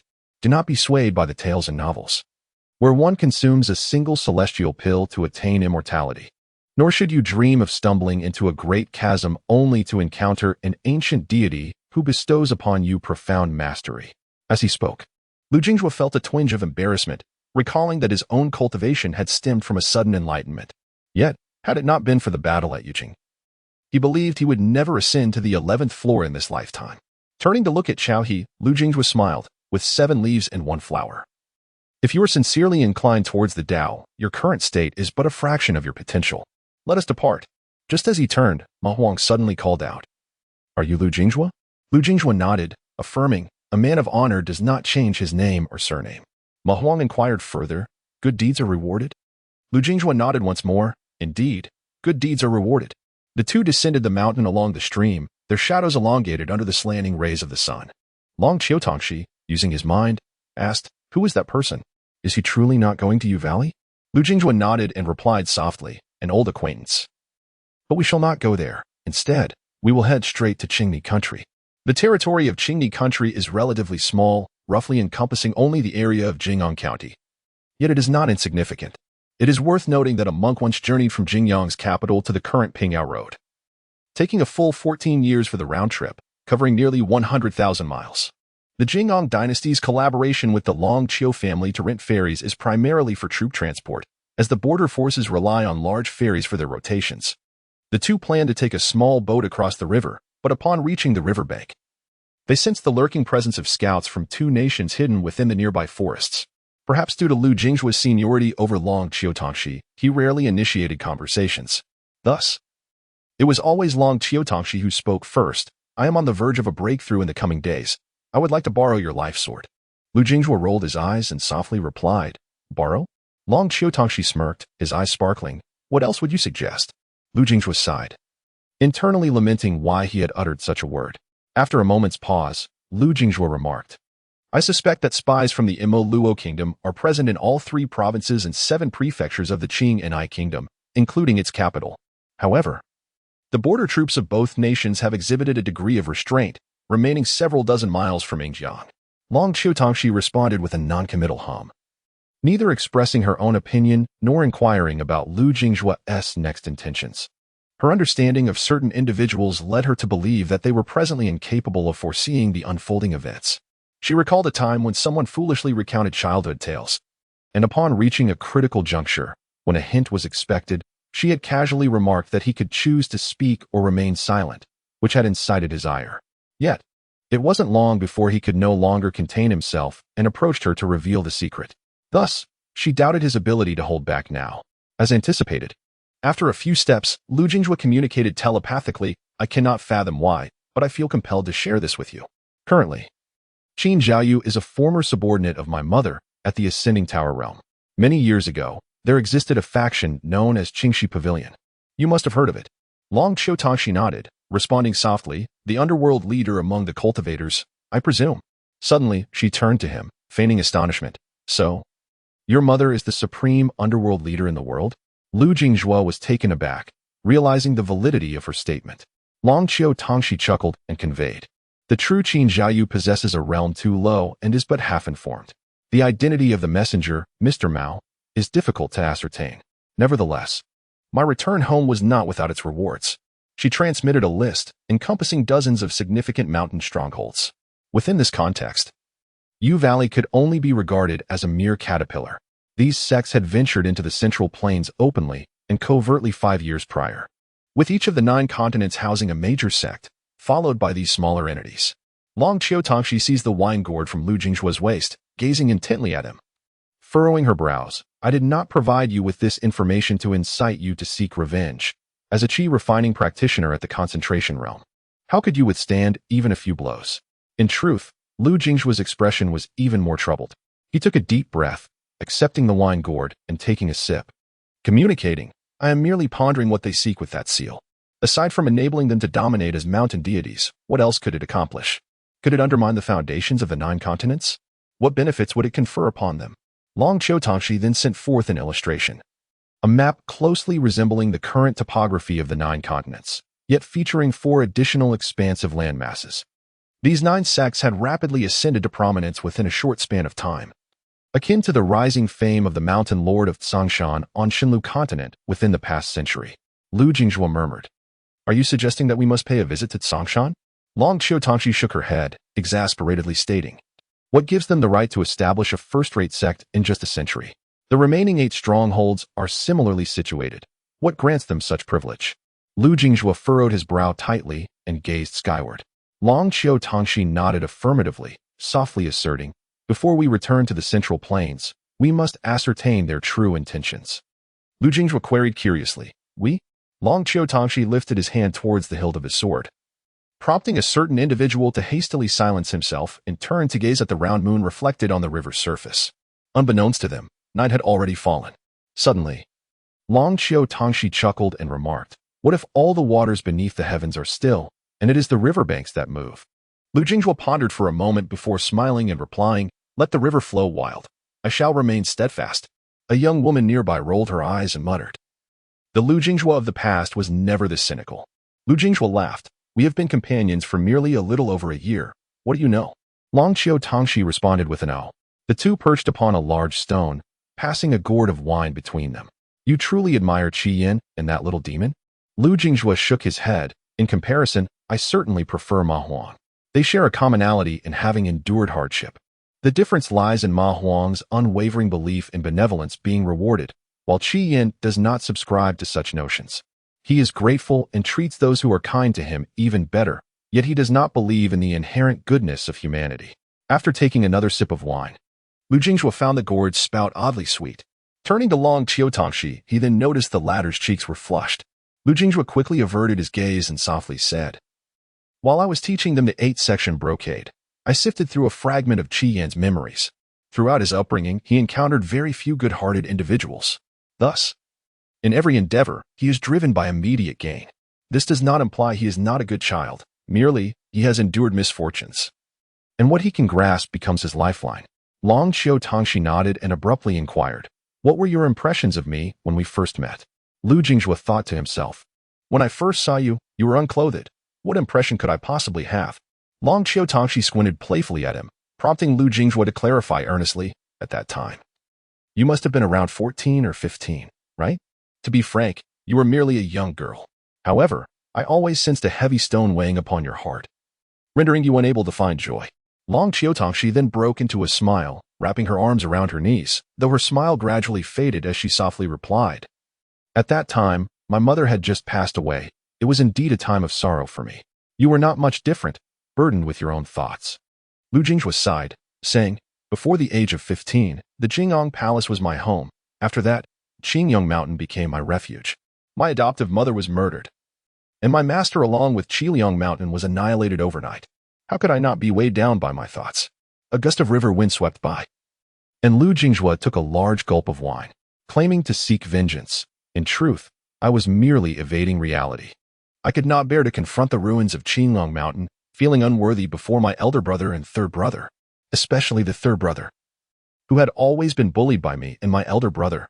Everything good that our adoptive mother possessed was first given to us, leaving him to watch helplessly. Just imagine a prince of a dynasty asking his mother at the dining table whether he could eat what was before him." As he spoke, he took another swig of wine, his eyes reddening. "My adoptive mother died because of me. How could I face my younger brother?" Another gust of wind rustled through the air, and as Lu Jingzhuo turned, he found himself gazing into a pair of eyes filled with the vastness of the starry sky, quietly observing him. Lu Jingzhuo let out a bitter laugh, self-deprecatingly remarking, "My master once said that those who incessantly vocalize their own sufferings often appear rather frivolous. I seem to have spoken too much, my apologies." Long Qiu Tongxi blinked and smiled broadly, gently responding, "Not at all. It's not the first time I've heard it. Go on, I'm listening." Lu Jingzhuo looked bewildered, thinking, "What does she mean? This is the first time I've mentioned it to anyone." Long Qiu Tongxi straightened her head and smiled, saying, "Oh, it's nothing. Just a fellow who fancies himself grown up, yet remains a boy at heart." One night, thoroughly intoxicated, he sat at the door of a girl, rambling on for most of the night. The girl, exasperated, flung open the door to scold him, only for him to tumble into her embrace, weeping, "Without me, everyone would fare much better." From that moment on, the girl never felt annoyed again. Lu Jingzhuo was left in a state of confusion. Ever since he encountered this girl again, he sensed something amiss. Moreover, she had uttered similar sentiments before. Just as he was about to inquire further, a small boat drifted slowly across the vast Sakura River, resembling a withered yellow leaf upon the water. Lu Jingzhuo prepared to take a drink, but Long Qiu Tongxi swiftly snatched the gourd of wine away. With wide eyes, she exclaimed, "I didn't see you as such a drunkard for years ago." Lu Jingzhuo chuckled softly, replying, "That gourd of wine, known as Hulu, was a treasure my master retrieved from the ruins of Luais. It would be a shame to consume it." Long Qiu Tongxi pouted, "Then how did you lose it?" Lu Jingzhuo grinned, "I lent it to Elder Su from the Broken Mountain during the return to the ruins. He vanquished 4 formidable demons and ultimately saved Elder Su, and..." He trailed off, but Long Qiu Tongxi interjected, "And my second uncle, I know. Besides, you need not hold back. Speak freely. You went missing for 2 years. And Elder Chen made a special trip from Shogao Island to Shinlu Island, conveying words from my second uncle to us sisters, yet it felt as though something remained unsaid." Lu Jingzhuo was taken aback. "What about you?" Long Qiu Tongxi sighed, "I cannot seem to overcome that mental hurdle." "Well, it seems someone else has arrived." Lu Jingzhuo smiled and remarked, "The art of disguise is quite impressive. I nearly failed to recognize you." The small boat gently approached the shore, and an old boatman rose from the bow, clasping his hands in greeting, "Please, board the vessel, esteemed guests." Lu Jingzhuo nodded and, followed by Long Qiu Tongxi, stepped onto the boat. Inside the modest cabin were potted plants and tea trays, and a young man clad in scholarly robes was skillfully preparing tea. He placed the teapot down, stood, and performed a bow, saying, "Greetings, Mr. Lu," and Mississippi Long Qiu Tongxi disregarded him entirely, seating herself without a word. Lu Jingzhuo returned the bow, and, once seated, turned to the boatman to inquire, "Elder Hu, what is the current situation?" The boatman pushed off the shore, smiling as he replied, "This young man is considered the only hope for the nation of Mola." The young man bowed once more, solemnly stating, "Similito, I am honored to meet both of you." A solitary boat drifts upon the tranquil Sakura River, where the flickering lights of fishing lanterns slumber beneath the moon's gentle gaze. Subsequently, Huyu amended his previous statement, asserting that this second prince might indeed be one of the few remaining enlightened souls of the Imo Luo kingdom. Long Qiu Tongxi paid little heed to Sima Leto, cradling Lu Jingzhuo's wine gourd, her gaze turning towards the placid river surface. Some matters are not unknown nor unspoken, but rather unvoiced by choice. Long Qiu Tongxi harbored a stubborn belief that true memories cannot simply be erased at will. She took a sip of the wine, savoring its presence in her mouth without swallowing, suddenly reminiscing fondly about the sweet wine crafted by that fellow. Sima Leto brewed 3 cups of tea, gesturing invitingly, and smilingly remarked, "Mr. Lu may be unaware, but I, too, am a student of Chica Mountain Academy. I once observed Mr. Lu clearing the snow from afar. At that time, I had not yet regained my royal status, thus residing on the mountain." Lu Jingzhuo smiled in response, saying, "What a coincidence. Chica Mountain bids farewell to a batch of students every 3 years. I presume it was you who completed your 3rd year there 2 years ago?" Sima Leto nodded affirmatively, chuckling softly as he added, "I awaited your company not for any ulterior motives, but merely to convey to Mr. Lu that I harbor no desire for war. The rise and fall of a nation cannot be swayed by just a handful of individuals. Yet I wish for the citizens of Imo Luo Kingdom to remain off the battlefield and preserve their lives. Hence, I implore Mr. Lu to relay my sentiments to the Emperor of Qingni Kingdom, assuring him that change shall soon come to Imo Luo." Lu Jingzhuo shook his head with a smile, responding, "The complexities surrounding Imo Luo Kingdom are surely more apparent to you than to me. To aspire to change a nation based solely on your will is no simple task." Sima Leto chuckled. "Is Mr. Lu still curious about the identity of the shadowy figure pulling the strings? In the realm of Shinlu Prefecture, it is unlikely that anyone could conduct such dealings unnoticed under the watchful eyes of the Longqiu family. Ultimately, There are those who yearn for the revival of that grand dynasty. Long Qiu Tongxi abruptly turned, narrowing her eyes at Sima Leto, her voice icy. What do you mean? Sima Leto hastily clasped his fists, assuring, Miss, there is no need for anger. The head of the Long Qiu family severed the fortunes of the Xinlu dynasty, and many opposed his stance, merely wishing to restore what they deemed a magnificent dynasty. Yet, Long Qiu Tongxi's gaze had already shifted to Lu Jingzhua. Her expression tinged with grievance as she conveyed telepathically, You must believe me. Should anyone from the Long Qiu family be implicated with those who besiege Qingliang Mountain, I would have no face to see you. Lu Jingzhua's eyes were gentle as he transmitted, I certainly believe you. However, what he speaks of may differ from your understanding. It is also possible that those individuals are exploiting the desires of certain Long Qiu family members for the restoration of the Xinlu dynasty for their own gain. There exists another possibility, that the head of the Long Qiu family has been aware of this matter from the outset, merely seeking a proxy to gather a group of schemers in a shallow pool, waiting for the right moment to stir the pot before uprooting them entirely. Lu Jingzhua smiled, suggesting, Are you implying that I must seek a formidable ally for Qingni Kingdom, one that is not affiliated with the Long Qiu family, thereby establishing a stalemate between the two nations, thus averting further conflict, while you return to cleanse the court? Without prior utterance, Hu Yu suddenly interjected, For trade between our two nations, a new city must be established along the banks of the Sakura River. However, if the Emo Luo Kingdom lacks a leader to restructure the court, this new city shall remain but a dream. Sima Lutao softly replied, Thus, I propose that if the Jingyang dynasty serves as the support for the Qing and I Kingdom, our two nations may enjoy a period of tranquility for years to come. Lu Jingzhua, with a hint of mockery, said, Are we to prevent Wei Wei from marrying your father, only to have her wed my father or my younger brother instead? Moreover, with a vast ocean and a floating pagoda island between us, our influence is limited. Casting a sidelong glance at Long Qiu Tangxi, Lu Jingzhua rose and softly stated, Very well, you shall organize your affairs, while I contemplate my own strategies. I will consider your proposals. We must continue our journey. Hu Laoge, please row us to shore. He nodded and soon maneuvered the small boat to the opposite bank. Before disembarking, Lu Jingzhua inquired, Brother, what is your interpretation of the character Wu? Before receiving an answer, they had already disembarked. Sima Lutao stood to see them off, yet he was perplexed and asked, Hu Lao, did I say something amiss? Hu Yu, regaining his composure, smiled and shook his head, gently assuring, Not at all. In fact, your suggestion has been well received by Lu Laodi. He will undoubtedly seek a force more formidable than Jing Yang to back the Qing and I Kingdom. Sima Lutao, bewildered, asked, Then why the sudden urgency to depart? Hu Yu's gaze turned peculiar. The lady seems unsettled. Sima Lutao, struck by realization, looked towards the two sword-bearing figures on the shore and chuckled. I see. They truly complement each other. Hu Yu then asked, Your Highness, do you have an answer? Referring to the earlier question. Sima Lutao smiled. The essence of literature lies in ceasing conflict to embrace martial prowess. Hu Yu chuckled softly, self-deprecatingly remarking, It appears I must read more. The two on the shore walked side by side in silence until dark clouds obscured the moon and a gentle rain began to fall. Lu Jingzhua produced an oiled paper umbrella to shield Long Qiu Tangxi. He murmured, Do not mock me. In my youth, I was utterly naive and easily deceived. As I grew wiser, I learned the art of skepticism.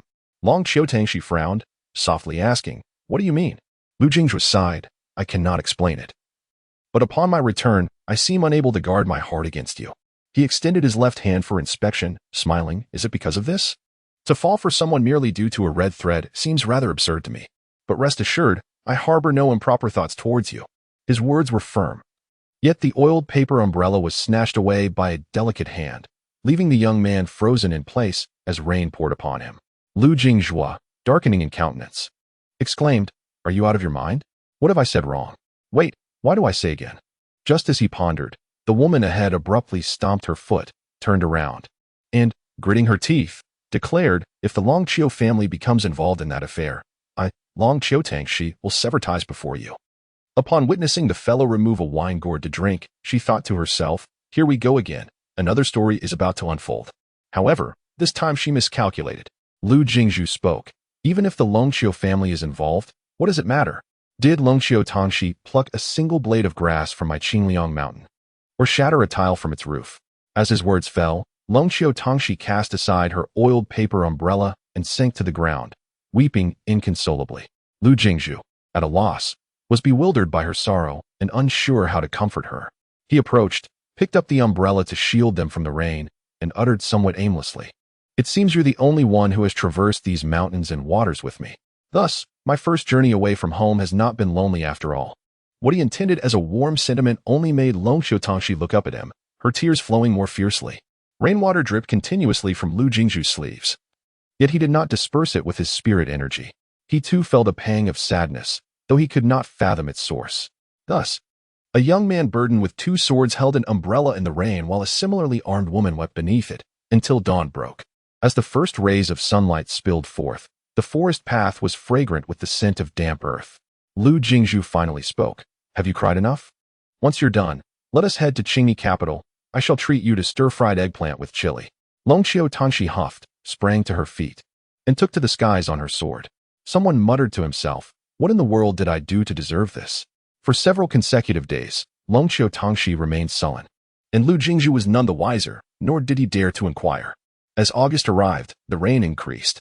On this day, yet another downpour ensued, turning the official road into a muddy quagmire, flanked by the caravans of merchants. Lu Jingzhu gently remarked, "Do not be upset. Once we reach the kingdom of Qingni, I shall find a place to brew sweet wine for you. You do love the sweet wine I make, do you not?" Suddenly, Longqiu Tangxi turned her head, her face brightening. "You remember I like that?" Lu Jingzhu nodded. "Everyone who has tasted it claims to enjoy it." Longqiu Tangxi rolled her eyes and dismissed him again. That evening, the two arrived at the capital of the kingdom of Qingni. After waiting a long while without sighting Baijia, they decided to enter the city on their own. It was not yet mid-autumn, yet the city was aglow with lights and festivities, exuberantly celebrating. While most capital cities do not impose curfews and are bustling with activity, the capital of Qingni seemed to be excessively lively. In the blink of an eye, Longqiu Tangxi had dashed to a street-side wonton stall. At last, a smile graced her face. She bounced over to the wonton vendor and exclaimed, 2 bowls of wontons. Make them quick." Lu Jingzhu followed, producing some silver coins to pay before taking a seat. Longqiu Tangxi pouted, saying, "After this, we shall go solve lantern riddles. I won't concern myself with your business. I want to play first." Lu Jingzhu nodded, and before he could speak, their attention was drawn to a commotion nearby. It turned out that a young Taoist vendor was embroiled in an argument, having splashed ink all over someone else's face, and the table had been overturned. A rotund woman, hands on her hips, berated the Taoist. "What nonsense is this prescription? My husband followed your advice for a whole month and remains unchanged. If you don't refund my money today, I want to let this matter rest." The Taoist, looking helpless, propped himself against the table and sighed. "This makes no sense. Did you not use the 8 herbs I prescribed? Male silkworm moth, epimedium, cooked rhamania, angelica, couscous, eucamia, yam, and deer antler glue?" Longqiu Tangxi inquired. "What are these herbs for?" Lu Jingzhu, with a peculiar expression, pondered for a moment before replying, "They are for treating lower back and leg pain." Meanwhile, the shouting continued, accompanied by the clanging of iron. Lu Jingzhu turned to see a burly man with a large beard approaching, a basket on his back filled with hammers, likely a blacksmith. The bearded man set down his basket and called out, 3 large bowls of noodles, quickly." The middle-aged shopkeeper brought over 2 bowls of wontons, smiling as he replied, "Certainly. Just wait a moment. Also, could you sharpen my kitchen knife while you're at it?" Lu Jingzhu accepted the wontons and jokingly asked, "Shopkeeper, why is the city so lively today?" The middle-aged shopkeeper, surprised, responded, "Are you a visitor? In 3 days, our princess will marry the direct disciple of the national master, and the entire nation will celebrate." Longqiu Tangxi frowned and asked, "Which princess?" The shopkeeper replied, "In our Qingni kingdom, there is only one princess. Having barely escaped the fate of a political marriage, she is to wed, and it should be with Luo Chu. So how has this national master as disciple appeared?" Lu Jingzhu asked, "Is this disciple named Luo Chu?" Though his voice was barely a whisper, the shopkeeper seemed startled, dropping his ladle to the ground. He quickly turned and lowered his voice, saying, "You too. I cannot dare to mention that name, lest I invite disaster." Lu Jingzhu frowned. "Why?" "As far as I know, he and the princess grew up together and have served the Qingni kingdom for generations. Why can't we mention him?" The burly man at the next table scoffed, sarcastically saying, "What of serving the kingdom for generations? It still resulted in imprisonment, with over 100 people exiled to the border."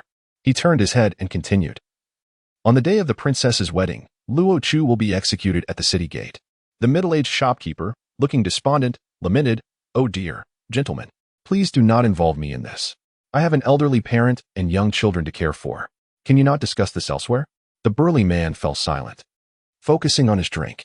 At this moment, Lu Jinghua had lost all appetite for wontons, communicating silently upon entering the city. I did not sense any aura of the 100 sections. That fellow is timid, but if he were to flee, he would surely seek me first. The fact that he hasn't approached me suggests something may have happened. A true realm demon would require at least the void refinement stage to suppress him.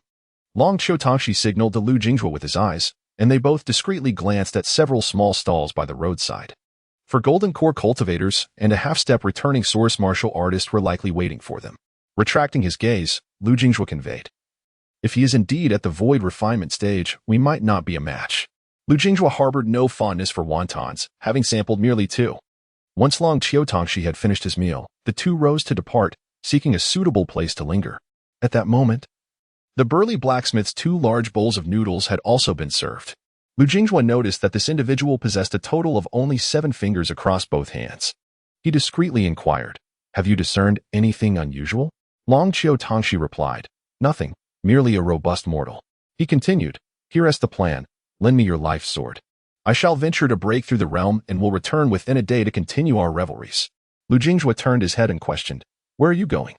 Long Qiutongxi shrugged dismissively. "Why should you concern yourself?" Reluctantly, Lu Jinghua lightly tapped Long Qiutongxi, and a sword, reduced to the size of a mustard seed, swiftly transferred to Long Qiutongxi's possession. Clad in green, Long Qiutongxi took a few steps into the street, casually plucking a candied hawthorn skewer, skipping merrily along. She pointed at Lu Jinghua, exclaiming, "That fellow is footing the bill."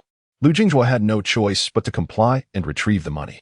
The young Taoist divination stall had finally quieted down, though he had ultimately endured a beating and returned the money. Lu Jinghua approached, bent down to pick up some talisman papers, and remarked with a smile, "In truth, if you, Taoist, were to merely divine without diagnosing or vice versa, life would be much simpler." The young Taoist attempted to express his gratitude, but as soon as he opened his mouth, a sharp pain made him wince. After a moment, he sighed. As a practitioner of the Tao, once one enters the world and witnesses the plight of others, if one possesses the means to assist and earn a living, one might as well do so. He sighed deeply, a bitter smile crossing his face. "I am indeed impoverished, thus ultimately, it all comes down to earning a meal." Lu Jinghua thought to himself, "Do I truly believe you? Isn't the ritual and clerical office responsible? After all, this is a national capital, and at the very least, the Taoist Record Office in Jingzhou Prefecture should oversee it." In earlier times, the ritual and clerical office was subordinate to the Ministry of Rites. Although it still nominally falls under its jurisdiction, it has effectively become a direct institution of the emperor. The Taoist Record Office and the Zhaoxian Bureau both oversee Taoist practitioners. However, any qi refiners residing within the nation must still report to the clerical office. The Jingong dynasty has its distinctions, for the truly exceptional local cultivators are all part of the Wulong Guard. Naturally, one must possess the capability to oversee such matters.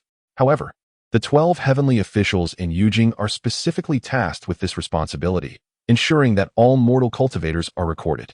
The young Taoist offered a bitter smile, his expression tinged with resignation. "The Buddhist and Taoist affairs of the Qingni kingdom are managed by that esteemed national master. I, a humble practitioner in a remote mountain temple, have yet to receive ordination or even a certificate of passage. Why would they concern themselves with me?" Lu Jinghua laughed gently and inquired, "Is this national master a practitioner of Buddhism or Taoism?" The young Taoist shrugged his sleeves. "Who knows? But it would be best if you refrained from prying. This national master has not shown himself for 30 years, and upon his reappearance, he intends to eliminate Luo Chu.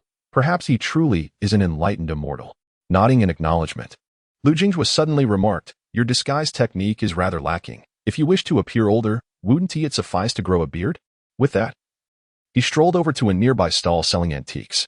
The young Taoist was taken aback, pondering how his art of disguise could be discerned by others. In truth, this young Taoist possessed a cultivation level of Huang Ting, barely in his 20s. Lu Jinghua squatted down to sift through the items, discovering some genuinely appealing treasures. However, most of what was laid out for sale seemed unlikely to have been overlooked. He suddenly felt nostalgic for the vendors on Shogao Island and Qingwan Island, who earned their living through keen eyesight and cunning dealings. Among the items was a seal made of Shoshan stone, inscribed with the words "spring trees and evening clouds," which Lu Jinghua found particularly delightful. Another item was a bamboo slip etched with the ancient saying, "To trust entirely in books is worse than having no books at all." Lu Jinghua selected these two treasures and cheerfully inquired about their price. The vendor was a scruffy old man who opened one eye, his eyelids drooping, and extended 3 fingers from his sleeve. 100 taels, no bargaining, he announced. Lu Jinghua, amused and irritated, retorted, "Why not just rob me instead?" The old man suddenly opened both eyes, grinned widely, and replied softly, "Business is business. I have a selling price, but you must offer a buying price. One can ask for the sky and settle for the earth." Lu Jinghua suggested, "How about 10 coins? Immediately regretting his words, he had intended to provoke the old man. Yet, to his surprise, the old man reached out with a smile and said, "Deal. Pay up." Lu Jinghua thought to himself that he had acted rather foolishly today, an embarrassment he wouldn't want to share with others. He handed over 10 copper coins and tucked away the 2 items before turning to another stall selling tiger bones and ivory. This stall appeared more legitimate than the previous one run by the old Taoist. The assortment of stalls likely bore the mark of the national master. After browsing, aside from the seal and bamboo slip, nothing else caught his eye. At this moment, Long Qiutongxi had already ventured several miles outside the city into the mountains. Lu Jinghua's thoughts shifted to the location of the flying sword, known only to him and Long Qiutongxi. Now reassured, he decided to wander about. Having nearly finished the white liquor in his flask, Lu Jinghua followed the scent of wine to seek out an inn. As he walked, he arrived at the entrance of the imperial city, separated only by a moat. On this side of the river stood a tavern with a long queue. The scene across the river was lively as well, with a row of officials kneeling, their attire indicating they held considerable rank. Few dared to openly observe the commotion, while many discreetly glanced on. However, as Lu Jinghua turned his head, he spotted the blacksmith from earlier, who had just enjoyed some wonton skins. The blacksmith noticed Lu Jinghua as well. Approaching him, Lu Jinghua asked with a smile, "It seems these are no ordinary officials. What is happening here?" The blacksmith raised his eyelids and replied, "The Minister of the Interior, the Minister of Personnel, the Palace Attendant, the Governor of Jingzhou, the 6 ministers, and officials of the 9 temples, all of 5th rank or above, have gathered. Moreover, at least half of the 12 guards generals are on their way here. Thankfully, the Grand General of the 4 courts is leading the capital's defense. Otherwise, they would surely be present as well." Lu Jinghua was taken aback, exclaiming, "Is that not the entire court assembled?" He then asked, "By the way, which guard general is Luoqiu?" In the present world, nearly all nations adhere to the system of the 3 provinces and 6 ministries. However, the Jingyang dynasty has, to some extent, retained ancient customs. Thus, a saying has circulated among the various dynasties of the Central Plains and the numerous small states. To oppose Jingyang, even the grand generals may engage in battle. Yet should one encounter the commanding captain, it is wise to swiftly retreat. In other regions, captains typically hold a 6th rank title, insufficient to earn the designation of general. Yet, within the expansive territory of the Jingyang dynasty, there exist merely 8 such captains. The blacksmith turned his head, squinting at Lu Jinghua, and quietly remarked, "He is unique, simultaneously commanding the left and right elite guards, and also holding the title of Marquis of Martial Valor." Lu Jinghua chuckled softly and inquired, "Are you an old acquaintance of Luoqiu?" The blacksmith shook his head. "My wife perished in the calamity of war. Had it not been for the conflict between our 2 nations, she and our unborn child would still be alive. Thus, I cannot truly call him an old friend, as I find him rather displeasing." Lu Jinghua nodded in understanding, and noticing the queue had diminished, he hurried off to procure some wine. After waiting for nearly half an hour, he finally acquired 2 jin of liquor. Upon returning to the riverside, he discovered the blacksmith had vanished. Lu Jinghua then proceeded to a stone arch bridge, sitting on the side facing the imperial city, sipping his drink while observing. Surely, the emperor would not venture beyond the palace walls, and the others dared not join the commotion within the royal grounds. In truth, there was no need for speculation. These individuals were undoubtedly pleading on behalf of Luoqiu. From noon until dusk, a line of people remained utterly motionless. It is hard to fathom how, in such a small nation, the civil officials displayed such resolve, while one wonders how the military commanders fared. If the new emperor of Qingni possessed any ambition, the matters of marriage alliances would be of little consequence, for they had already secured half the victory. Before long, a group of eunuchs scurried out, each carrying small bowls of food. The leader bellowed, "Ladies and gentlemen, His Majesty has decreed. You must choose between Luoqiu and myself. Should you select him, I shall abdicate and you may appoint your own emperor. However, if you still consider yourselves subjects of Qingni, then drink the ginseng soup and return home to rest. Suddenly, Lu Jingjue turned his head to see an elderly man, clad in white with hair and beard of the same hue, approaching briskly. Despite his advanced age, his steps were remarkably steady. The old man glanced at Lu Jingjue before continuing onward. Soon, he reached the entrance of the imperial city, adjusted his attire, and bowed deeply before the gates. The row of kneeling officials turned in unison, one of them exclaiming in surprise, "The Grand Sacrificial Scholar?" Indeed. Apart from the foremost scholar of the 5 classics, there was likely no one else worthy of such a title. As the elderly man rose from his bow, he gestured for the officials to rise as well. The eunuch stationed at the city gate turned pale, hastily approaching the elder with profound respect, exclaiming softly, "Oh dear, why has the Grand Tutor come? There is no need to meddle in this." Yet the elder paid him no mind, instead assisting the kneeling officials to their feet. Smiling as he said, "Gentlemen, do return to your rest. With me present, Wei Hong shall surely show some respect." Witnessing the elder's direct reference to the emperor's name, none among those present dared to rebuke him. They exchanged glances, sighing in resignation, and with respectful gestures toward the elder, they slowly dispersed to either side. The elder adjusted his sleeves and seated himself on the ground, casting not a glance at the group of eunuchs. With a slight elevation of his lips, he spoke, "Go summon Yao Xiaofeng to see me. Just tell him that after 30 years of separation, Ji Jiao has longed for his presence and wishes to converse at the city gate." The leading eunuch let out a bitter smile, approached, and bowed, saying, "Oh, Grand Tutor, spare me this. The national master is preoccupied with His Majesty's sacrificial rites. How could he possibly come here to reminisce with you?" Ji Jiao slowly raised his head, squinting as he replied, "I am the Grand Tutor appointed by the late Emperor, a minister of state. Even Shi Hong must bow respectfully and address me as sir. What is this? I wish to have a chat with you, Xiaofeng, and I require a grand procession for the invitation? Or must I seek your permission, a person of no consequence? To meet an old friend?" Lu Jingjue found this rather amusing. The scholar's temper was not particularly mild, and his words were somewhat sharp. Yet, how could a few eunuchs dare to confront the Grand Tutor? They continued to smile apologetically. Suddenly, Lu Jingjue turned his gaze towards the city gate, pondering the revelation that the national master was a woman. A figure clad in purple materialized at the entrance, walking gracefully, gesturing for the eunuchs to depart, and positioning herself before Ji Jiao. As this national master spoke, Lu Jingjue was taken aback. Despite her feminine appearance, her voice resonated with a robust masculine timbre.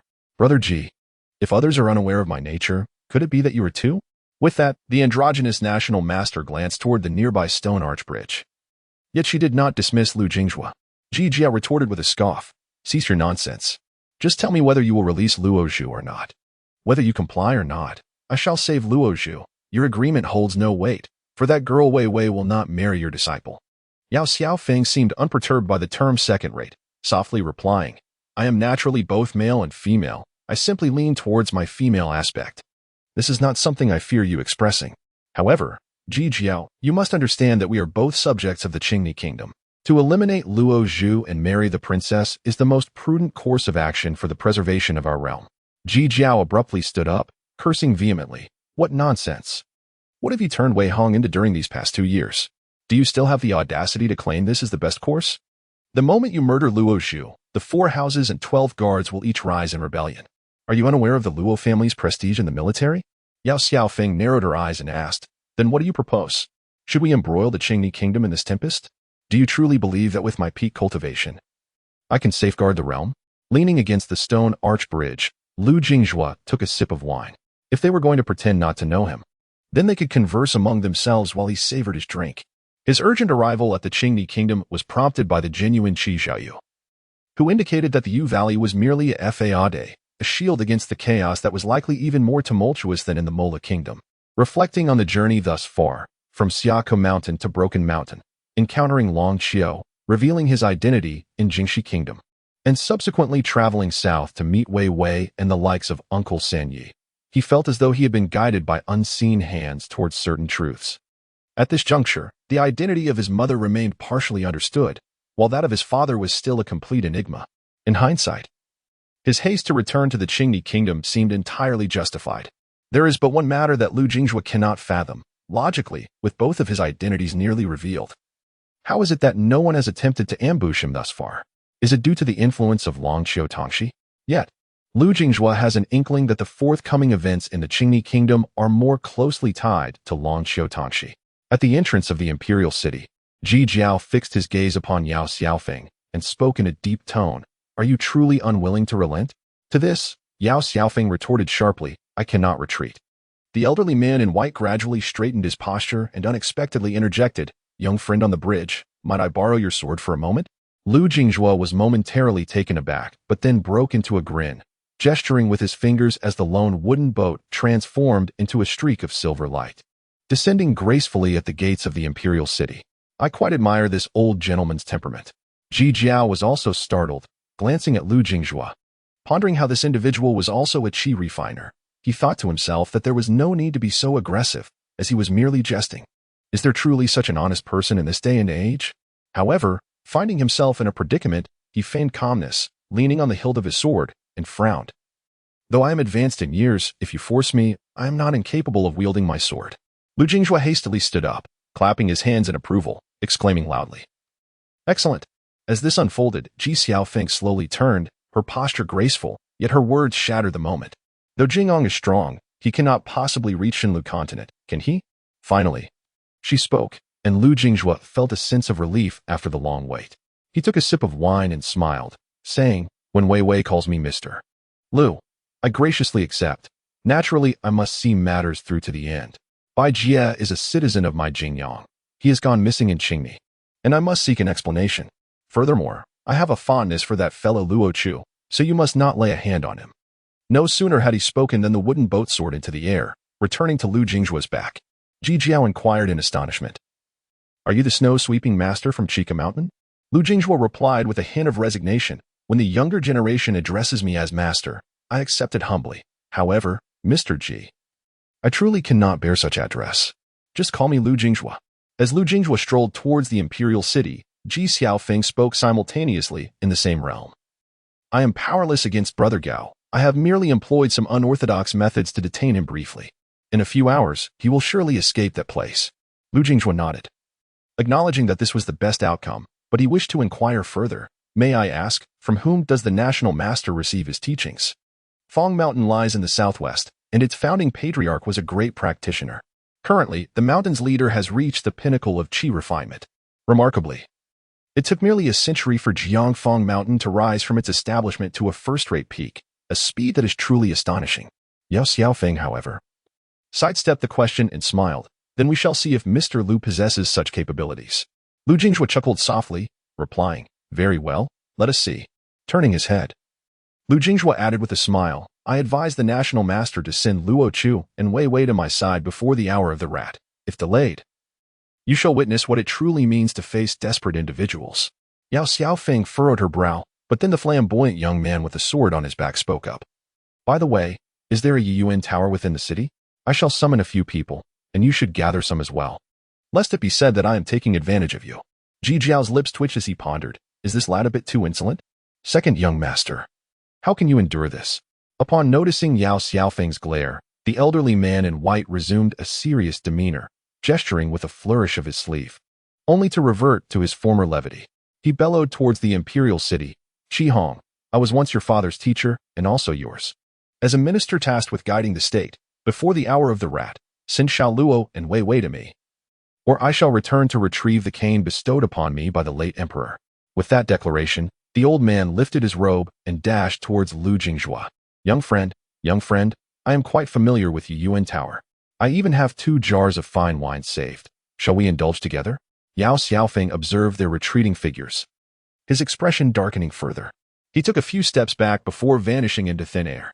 When he reappeared, he found himself at a summer retreat outside the capital.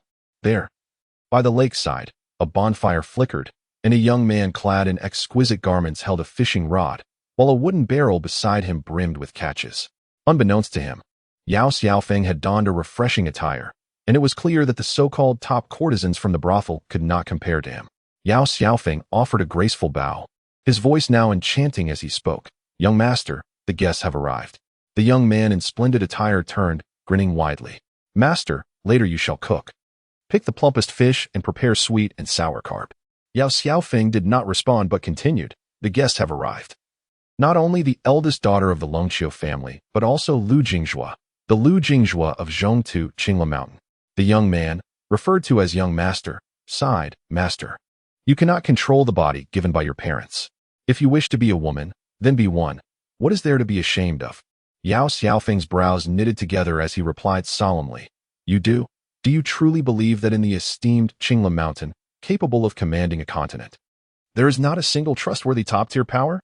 Yudu chuckled softly, saying, Yu Feng has always been arrogant, and the remnants of Qingxi Pavilion are in hiding. Who would confide in him? Who would dare? Yao Xiaofeng's voice grew grave. He has gone to Yuyuan Tower. Yudu burst into laughter, clutching his belly. Very well. I shall see what great deity he can summon. Meanwhile, along the northern highway, a group of over 100 individuals was being escorted by several soldiers to serve as laborers at the border. During a brief respite, the soldiers mysteriously vanished, leaving the over 100 members of the Luo family in a quandary, unsure whether to flee or wait. Only an old steward, disheveled and with a bittersweet smile, cried out, Dear friends, after the departure of our master and mistress, the general has still treated us well, has he not? Do not lament. On the road to the underworld, I shall take the lead. Indeed, no sooner had he spoken than a troop of black-armored cavalry arrived. The old steward staggered forward. His smile strained. Did Wei Hong send you? One of the black riders drew his sword with a cold voice. His Majesty has ordered us to escort you home. The grand scholar, akin to a teacher returning to the lectern, explained the origins of the kingdom of Qingni to Lu Jingjue with meticulous detail, and Lu Jingjue, being courteous, walked at a leisurely pace. After a considerable wait for Ji Zhao to catch his breath, before Lu Jingjue could utter a word, he continued. The kingdom of Qingni has two origins. One is the city moat known as Qingni, and the other is the capital city, also named Qingni. However, in recent years, the name Qingni city has fallen out of favor, as many deem it somewhat commonplace. There is also a legend that Qingni city was moved here by an ancient immortal thousands of years ago. Commonplace? Lu Jingjue mused, pondering how many would struggle to conceive such a splendid name. He turned to gaze at the not particularly wide yet rather deep moat, softly remarking, There are countless rivers in the world named Qingni. Beneath my family's mountain, there lies one that has borne this name for approximately 5,000 years. The old gentleman chuckled and replied, Most ancient matters originate from the Central Plains, and many classics are also hidden there. It is said that a stone casually kicked aside by the roadside may be older than the most venerable alchemist in the realm. Lu Jingjue let out a quiet laugh and retorted, Then aren't all stones from there the same? The two exchanged glances, their laughter mingling in the air. As they turned a corner into a deep alley bustling with voices, they encountered a charming young woman waving energetically, her voice sultry. Lu Jingjue did not turn his head. But to his surprise, Ji Zhao cheerfully turned around and said, It's not that the old man lacks vigor. It's simply that I cannot afford the price of the evening's delights. If you could offer a discount, we might engage in a scholarly discussion. He patted his belly and laughed. I've filled it with knowledge, which is no easy feat in the world of commerce. It is not the absence of buyers that poses a challenge, but rather the presence of those who inquire without intent. The business of flesh and blood is still a business. Upon hearing Ji Zhao speak, the young woman beamed and responded, I am but 18. 3 or 2 silver coins until dawn, and there is no need for the esteemed elder to exert himself. Ji Zhao abruptly halted. And Lu Jingjue initially thought him to be indecorous, yet the old fellow proved to be even more audacious than he had imagined. Ji Zhao fumbled with his sleeve, turned to the maiden, and sheepishly inquired, would 10 coins suffice? The young woman's expression instantly soured, and she erupted in anger. Go find your mother. Ji Zhao grimaced, sighed, and quickened his pace to catch up with Lu Jingjue. Lu Jingjue took a sip of wine, scrutinized Ji Zhao from head to toe, and chuckled. Mr. Ji, though age may weigh upon you, your spirit remains youthful. You even know the refined term for evening delights, truly a man of letters. His words carried a hint of playful mockery, yet Ji Zhao was unperturbed, responding with a grin. In the Imperial Academy, there are many scions of noble families, with ample spare coins. When idleness prevails, mischief often follows. Rather than letting them squander on virtuous maidens in the streets, it is better to clarify the offerings of these establishments, allowing them to choose for themselves. Moreover, scholars, after all, draw inspiration from the mountains and rivers, wine, and beauty. Though not a matter of great significance, the gravity with which it was discussed left Lu Jingjue somewhat in awe of these true scholars. Noticing Lu's silence, Ji Zhao inquired again, Do you truly believe that those two will deliver Luo Chu and Wei Wei before the hour of the rat? Lu Jingjue replied softly, What he says is inconsequential. but they will undoubtedly be sent. After a brief pause, he turned his head and smiled brightly. Mr. G. Your invitation to drink must not be solely due to the sword I borrowed, which you cannot wield, I presume? The old man, finding amusement in the exchange, chuckled and said, I am merely a desperate man seeking a remedy. It is rare to find someone willing to meddle in such trivial matters. And I cannot let you slip away. Lu Jinghua narrowed his eyes in a smile. Is that so? Suddenly, Ji Jiao stepped back 3 paces, bowed deeply, and solemnly declared, As a mere scholar, I cannot wield a sword to inflict pain, yet I am aware of your noble status, Lu Gongzi. I wish to solicit your assistance for my country. With his words barely spoken, the old man bent even lower. Lu Jinghua did not hasten to assist him, but instead inquired with a smile, What merit do I possess that would warrant such high expectations from you, Mr. Ji? Ji Jiao remained on the ground and replied, To speak in pragmatic terms, it is because you are the second prince of the Jingong dynasty. And your close ties with the young lady of the Longxiu family are well known to me. I am aware of the events that transpired on the official road that day. Lu Jinghua chuckled. So, there are additional reasons? Ji Jiao spoke gravely. Wei Wei mentioned that for 2 years, you have swept the snow. And all the students of Qishika Mountain are willing to address you as sir. Lu Jinghua extended his hand to assist Ji Jiao, asking, Are you aware, Mr. Ji, that regarding the marriage alliance with Wei Wei, Luo Chu was not informed in advance? And it was the Hu Yu of the Mo Luo kingdom that covertly transmitted the message? At this moment, Lu Jinghua had already isolated the area with his sword energy. The young man took a deep breath, fixing his gaze intently on Ji Jiao, and spoke solemnly, Mr. Ji, please speak candidly with me. What, exactly, lies within the Qingni kingdom? Whether it be the reconstruction of that vast dynasty or some other purpose, if the goal is to unify a continent, would it not be more expedient to harness the strength of a single hand to govern a larger kingdom rather than squabble over 2 minuscule territories? As this thought crossed his mind, Lu Jinghua was suddenly struck with realization. Was the construction of the National Fortune Tower in Jingxi and the city god's desire to simultaneously absorb the fortunes of both civil and military paths also related to the unseen forces behind it? Otherwise, how could 2 true realm figures have arrived so swiftly above Jingxi's capital? Taking a deep breath, Lu Jinghua pondered whether the force behind it indeed had a connection to the Longxiu family. However, he found it hard to believe that the Longxiu family was involved in the matter of Qingyang Mountain. Ji Jiao, smiling wryly, felt compelled to respond since Lu Jinghua had asked, Did I not mention previously that it is said Qingni City was brought to Shenlu Island by an ancient immortal? Thus, among your qi refiners, there has long circulated a rumor that there exists a remnant of an immortal abode within Qingni City.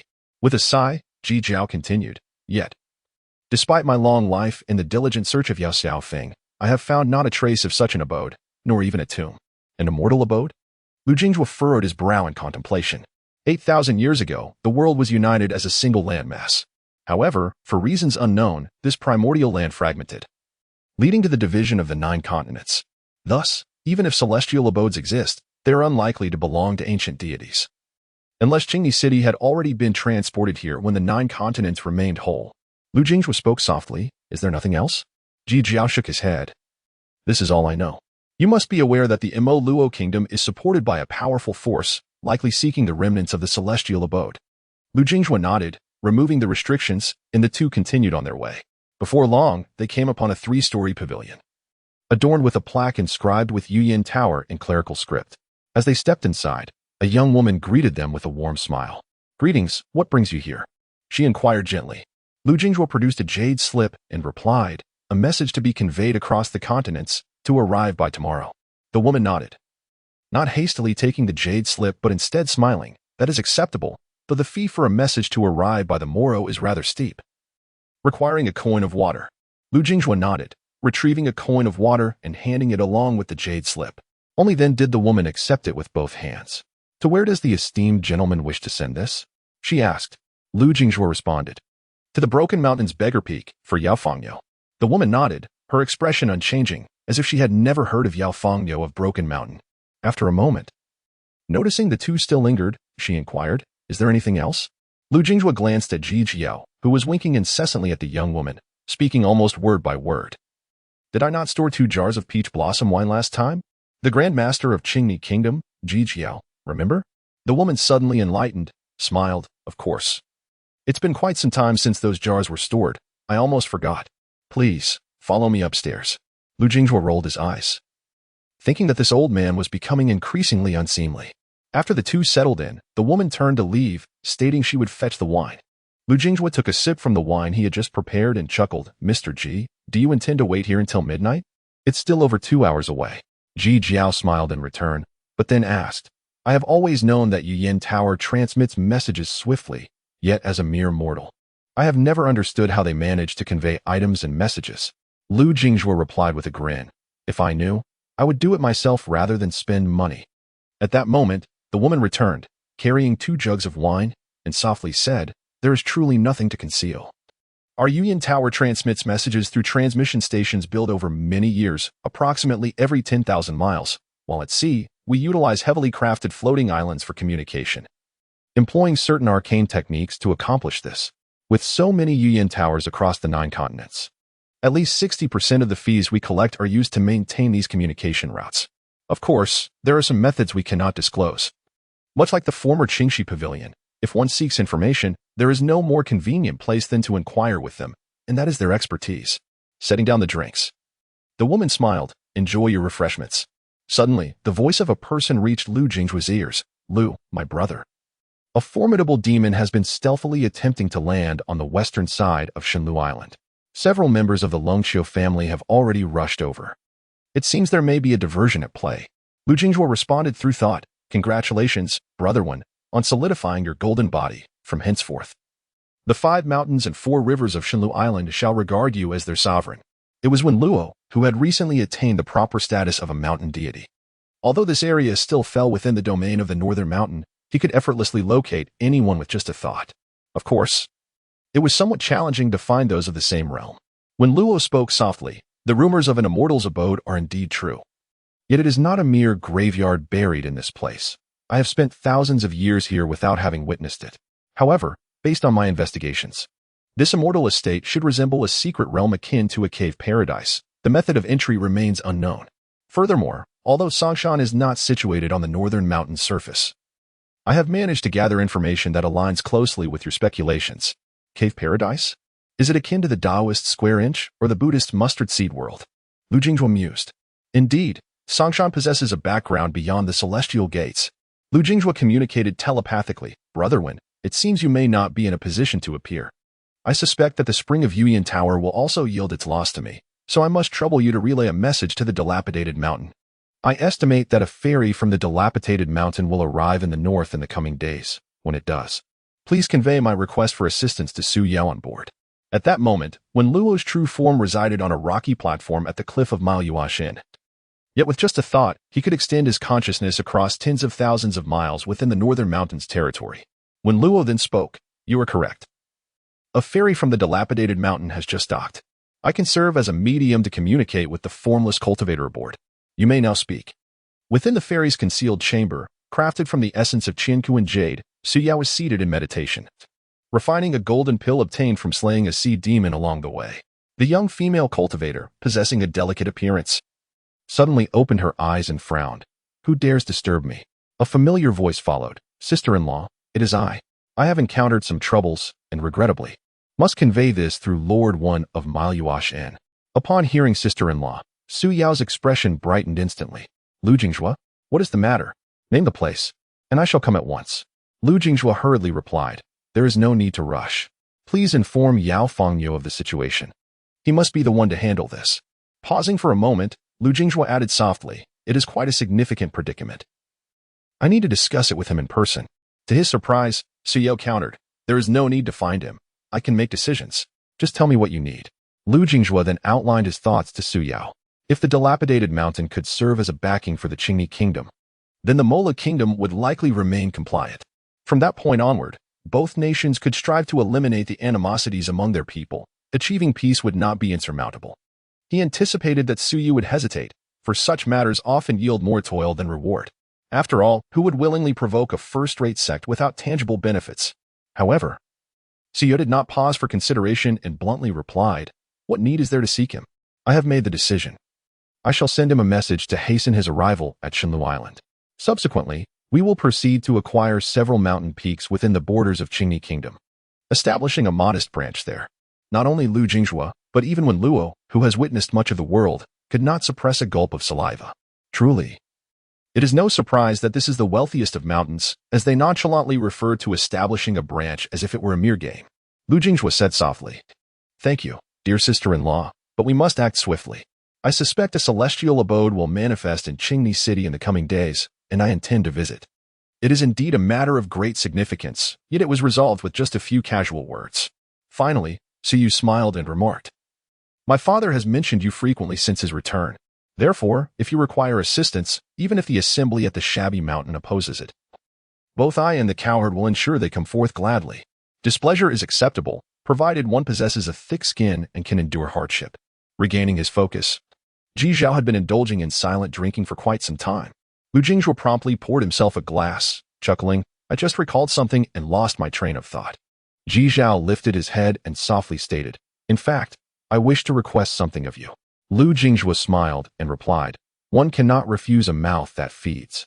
Please speak, Mr. Ji." The elder slowly raised his gaze, perhaps due to the effects of several cups of wine, his eyes somewhat clouded. "Spare a path for Yao Xiaofeng. She is but a poor soul caught in circumstances beyond her control, yearning to be a woman. Moreover, I know she wishes to protect this Qingni kingdom, which she does not favor." After all, he was of advanced age, and as the hour approached the dog watch, Ji Zhao's head began to sway. His eyelids drooped like the weaver girl and the cowherd, reluctant to part after a long-awaited reunion. Lu Jinghua could only shake his head in resignation, directing a gentle stream of spiritual energy towards the esteemed grand sacrificer, who then succumbed and gradually drifted into slumber. Lu Jinghua lifted the pot of peach blossom wine and rose to depart. Upon descending the stairs, the woman from earlier was still present, prompting Lu Jinghua to inquire, "How much for 2 pots of wine? I shall pay for both." The old gentleman, after all, was not a cultivator, and it would be considerate to find him a comfortable resting place. The woman smiled softly and replied, "Do not worry about the cost of the wine. If Mr. Ji awakens to learn that you covered his expenses, he will likely engage me in a lengthy discourse. I am not well versed in such matters and cannot bear it." Lu Jinghua's expression turned peculiar. The mention of reasoning reminded him of Ji Zhao thumping his belly, declaring the contents therein were profound knowledge. Since the young woman had spoken thus, Lu Jinghua refrained from insisting on payment, instead smiling and saying, "If Luo Chu and Wei Wei happen to come by tonight, please inform them." As he turned to exit the Yuyan building, he noted that despite the late hour, the streets were still adorned with festive lights. Tomorrow marks the 5th day of the 8th month, and it seems there is some celebration of the birth of the Thunder Ancestor in Taoism. He wondered if there would be any festivities here. After walking a short distance, Lu Jinghua, who typically had little appetite for meat, suddenly caught a whiff of a familiar aroma. Following the scent for over 100 steps, he soon spotted a stall selling sweetened bean jelly by the roadside. What a marvel, to find a taste of home in such a distant land. At this moment, the young lady was on the verge of a breakthrough. Otherwise, Lu Jinghua would have called out for her to come and eat. However, only 2 or 3 individuals were scattered across several tables, indicating a lackluster business. Lu Jinghua naturally ordered a serving of sweet bean jelly, and the elderly vendor brought over a large bowl containing steamed buns. With a gentle smile, Lu Jinghua began to leisurely break the buns apart. In the Central Plains, sweet bean jelly was originally an offering for the emperor. Yu Tian, that fellow, was particularly fond of it, while Zhao Qian preferred indulging in meat-filled buns. As for Lu Jinghua, he never had a penchant for meat and did not particularly relish any specific food. If he had to name something, it would likely be a few types of wild vegetables that were only available in certain seasons. It was hard to imagine that 3 children born with golden spoons in their mouths had no taste for the extravagant delicacies of the palace. Turning his head, Lu Jinghua noticed someone inviting him to dine. Yao Xiaofeng, clad in a water-blue long dress and devoid of makeup, appeared much more pleasing to the eye than before. Resembling a young woman of 18 or 19, Lu Jinghua preferred to regard her as a woman, not merely for her appearance, but because this national teacher had a fondness for embodying femininity.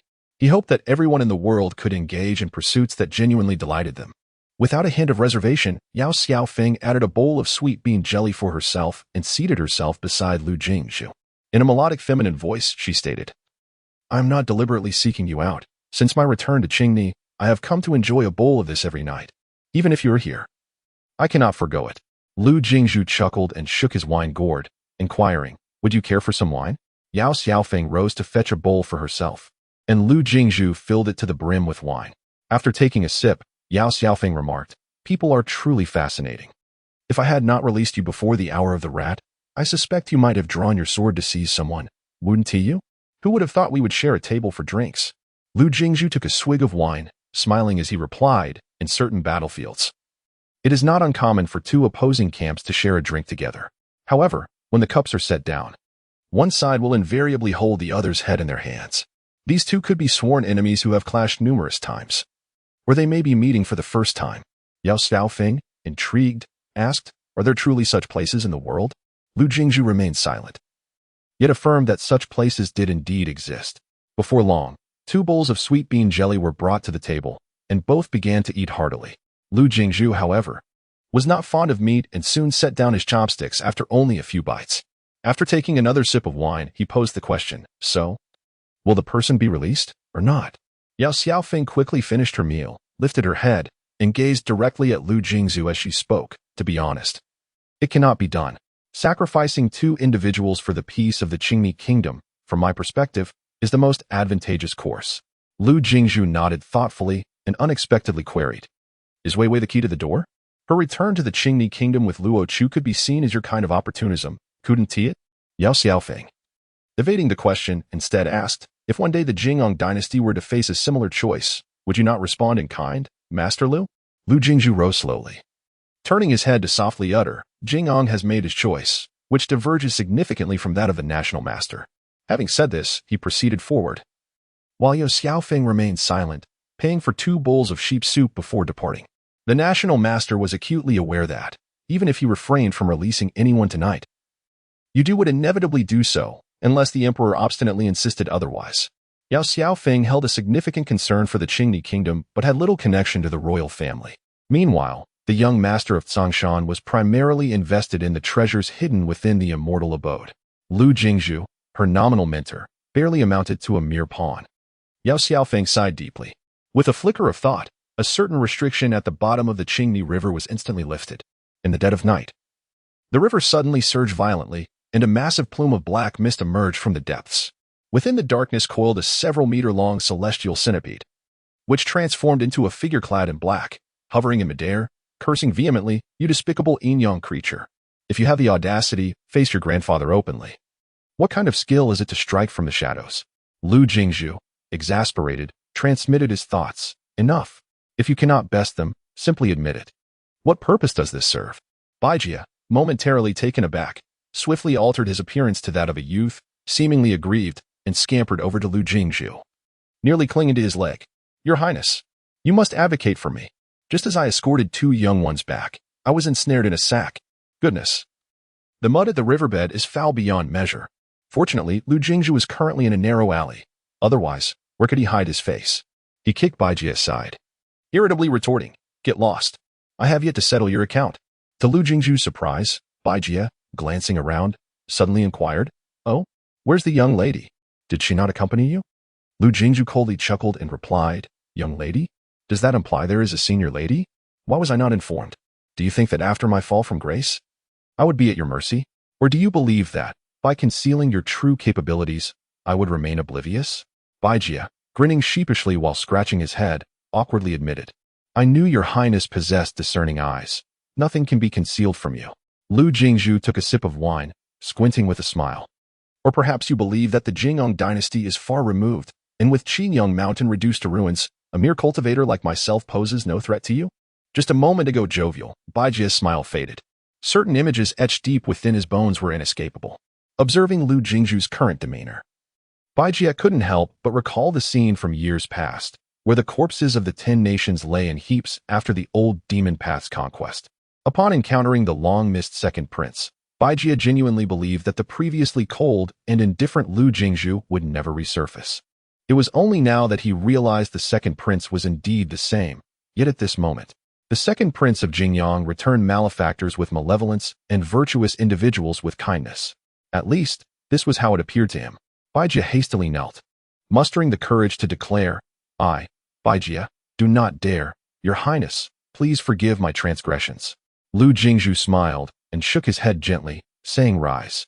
It is nearing the hour. If the prisoners are not released, it seems I must intervene. As they were conversing, a carriage approached the alley.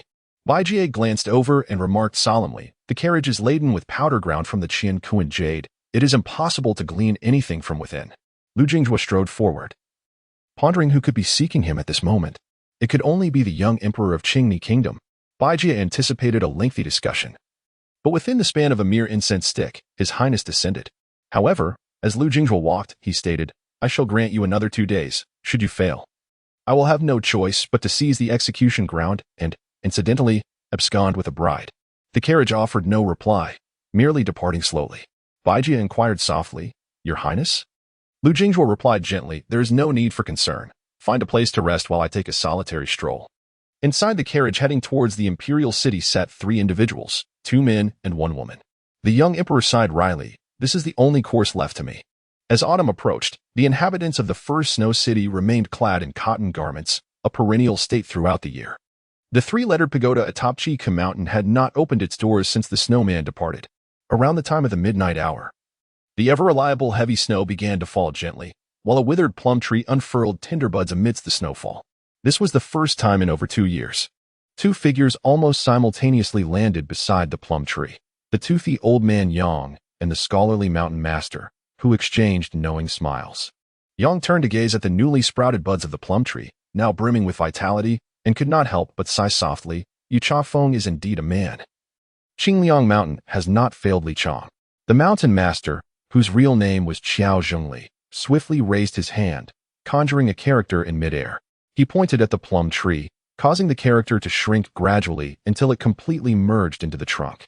Instantly, the plum tree was adorned with blossoms, a stark contrast against the blanket of white snow, showcasing a solitary red bloom. Qiao Zhengli clenched his fist tightly and gazed intently at the dim sky. He spoke gravely. "Mr. Lu safeguards the gateways of the realm, while Miss Ji solidifies the foundations of the mortal world.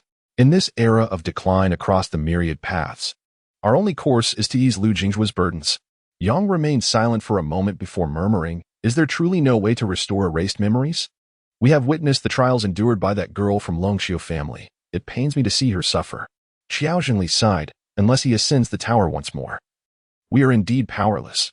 He then turned to Yang, expressing a hint of helplessness. "You orchestrated the encounter between Longxiu Sasa and Lu Jinghua, intending to provide Longxiu Tangxi a way out, yet it was discovered by that meddler. If he refrains from obstructing matters, all is well.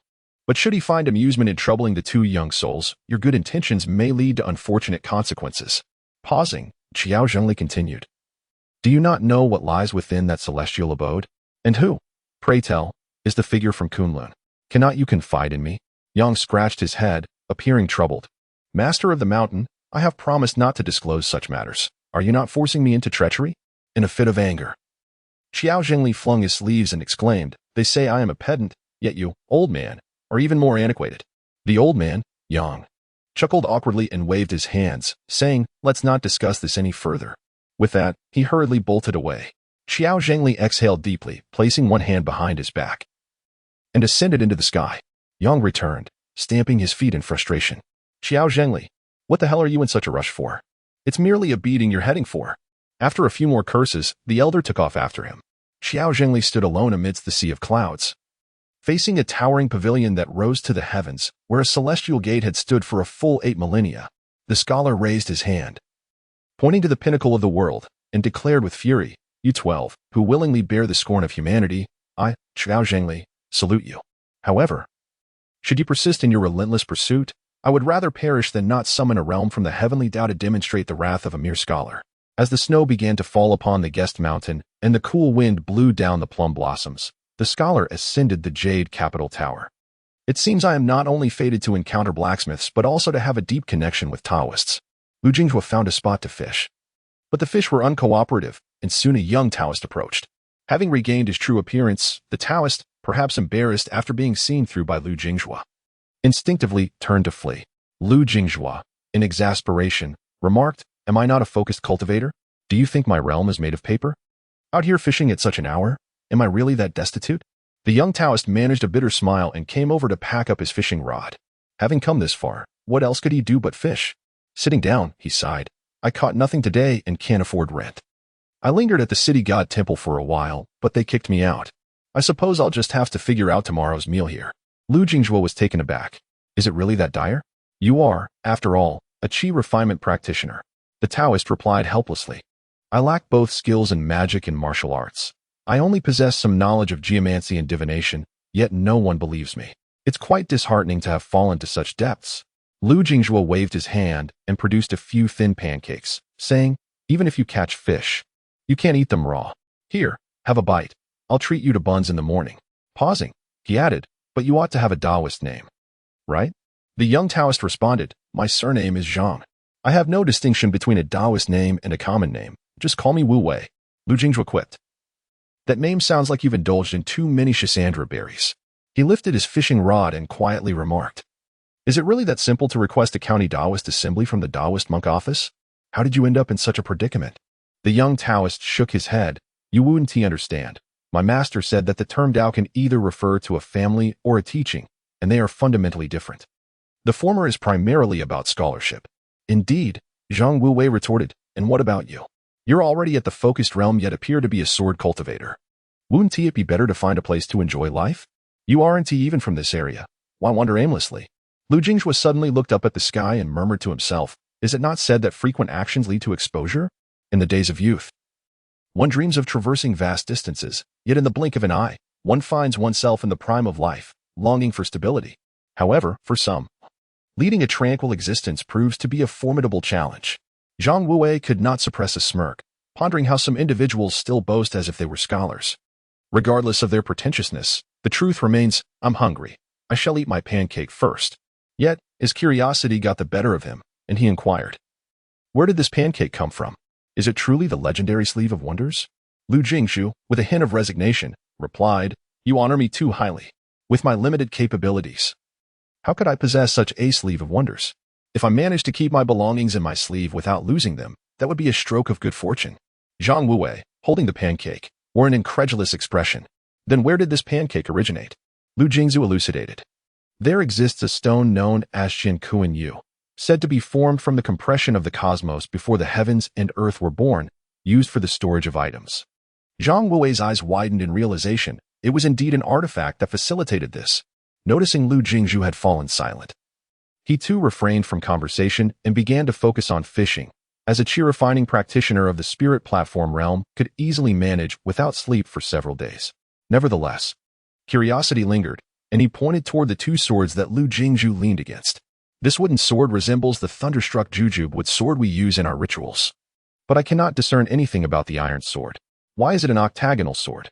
Aren't swords nowadays typically quadrangular? This inquiry revealed Zhang Wuwei's true identity as a genuine Taoist. Lu Jingzhu found the question intriguing and responded, the wooden sword is forged from a millennium-old thunderstruck jujube wood, and the lightning that struck it was no ordinary force. It embodies the authentic five thunder method of our Taoist lineage, causing all malevolent spirits to cower as if confronting the heavens. If I were to wield this sword in Fengdu, even the underworld's emissaries would retreat in fear. As for this octagonal sword, it is forged from ancient black iron, an artifact over 10,000 years old. In those times, iron smelting techniques were rudimentary, and the octagonal design was intended to ensure the sword's resilience. Over time, both celestial and mortal craftsmen adopted this method. Zhang Wuwei, taken aback, thought to himself, are you spinning tales? Who could possibly wield such a sword while merely being a focused practitioner? Stealing a sidelong glance at Lu Jingzhu, he was convinced that this young Taoist was rather unreliable. Observing Zhang Wuwei's expression, Lu Jingzhu discerned that he surely considered him to be fabricating stories. Nonetheless, with a smile, he said, let us tidy up and depart from Qingni City tomorrow. A significant upheaval is imminent, and while ordinary mortals will likely remain unscathed, those of your low cultivation level may easily find themselves ensnared. Zhang Wuwei responded with skepticism, you're not deceiving me, are you?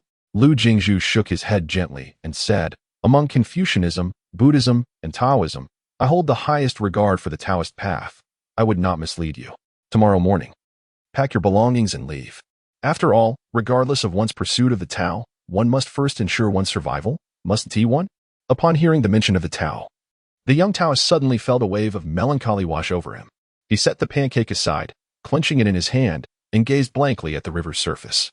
Human thoughts often dwell on past and future, yet more so on what has transpired. It is undeniable that in the course of one's life, it is nearly impossible to fall asleep at night without reflecting on bygone memories.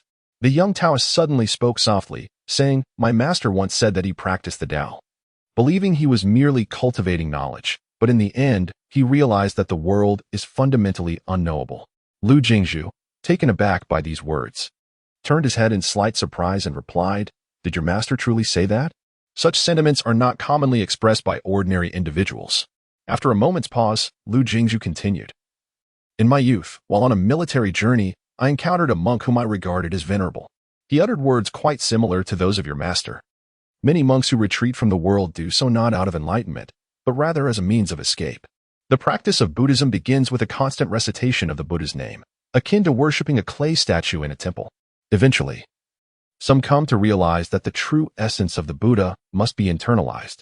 Is it not said, 'What passes through the intestines leaves the Buddha in the heart'?"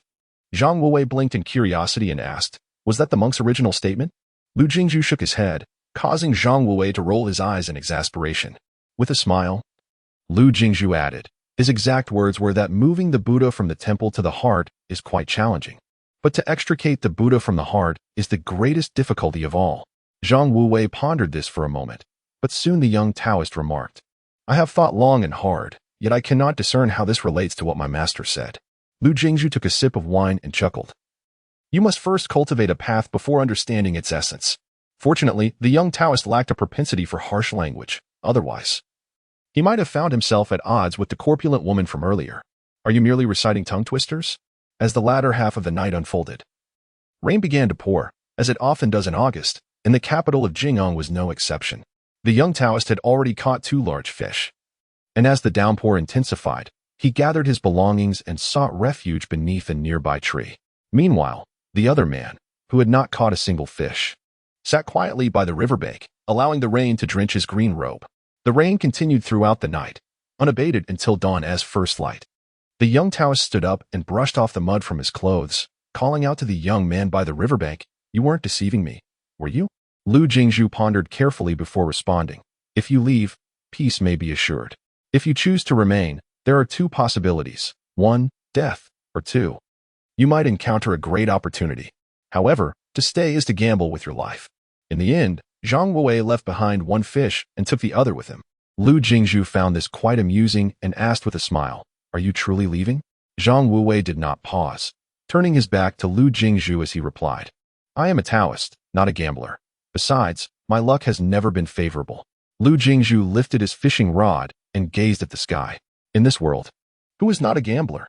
Scholars gamble on the rise and fall of dynasties, farmers gamble on the whims of weather, craftsmen gamble on their skills, and merchants gamble on their foresight. Ultimately, all living beings, as they take steps forward, are engaged in a gamble concerning the uncertain paths ahead. Last night, in the carriage, Lu Jingzhu chose to believe, which was, in essence, a gamble on Wei Hong's potential as a good emperor. Suddenly, a flying sword returned on its own, and a woman clad in green appeared, holding an oiled paper umbrella. Long Qiu Tangxi spoke softly, "What is the matter?" Once again, Fang Yuan vanished from the realm. Lu Jingzhu spoke up, "Last night, I had initially intended for Baijie to use a canoe to rescue Wei Wei and Luo Chu, but unexpectedly, that young emperor brought them to me instead." Wei Wei expressed that the matter of the immortal abode was a calamity. Remaining in the Qingni kingdom would surely attract covetous eyes. It would be wiser for her to open the door herself and take a gamble. Lo Qiutangxi inquired, "What are the conditions for opening the door?" Lu Jingzhu's expression turned peculiar as he pondered for a while before responding. "Wei Wei is born of fate.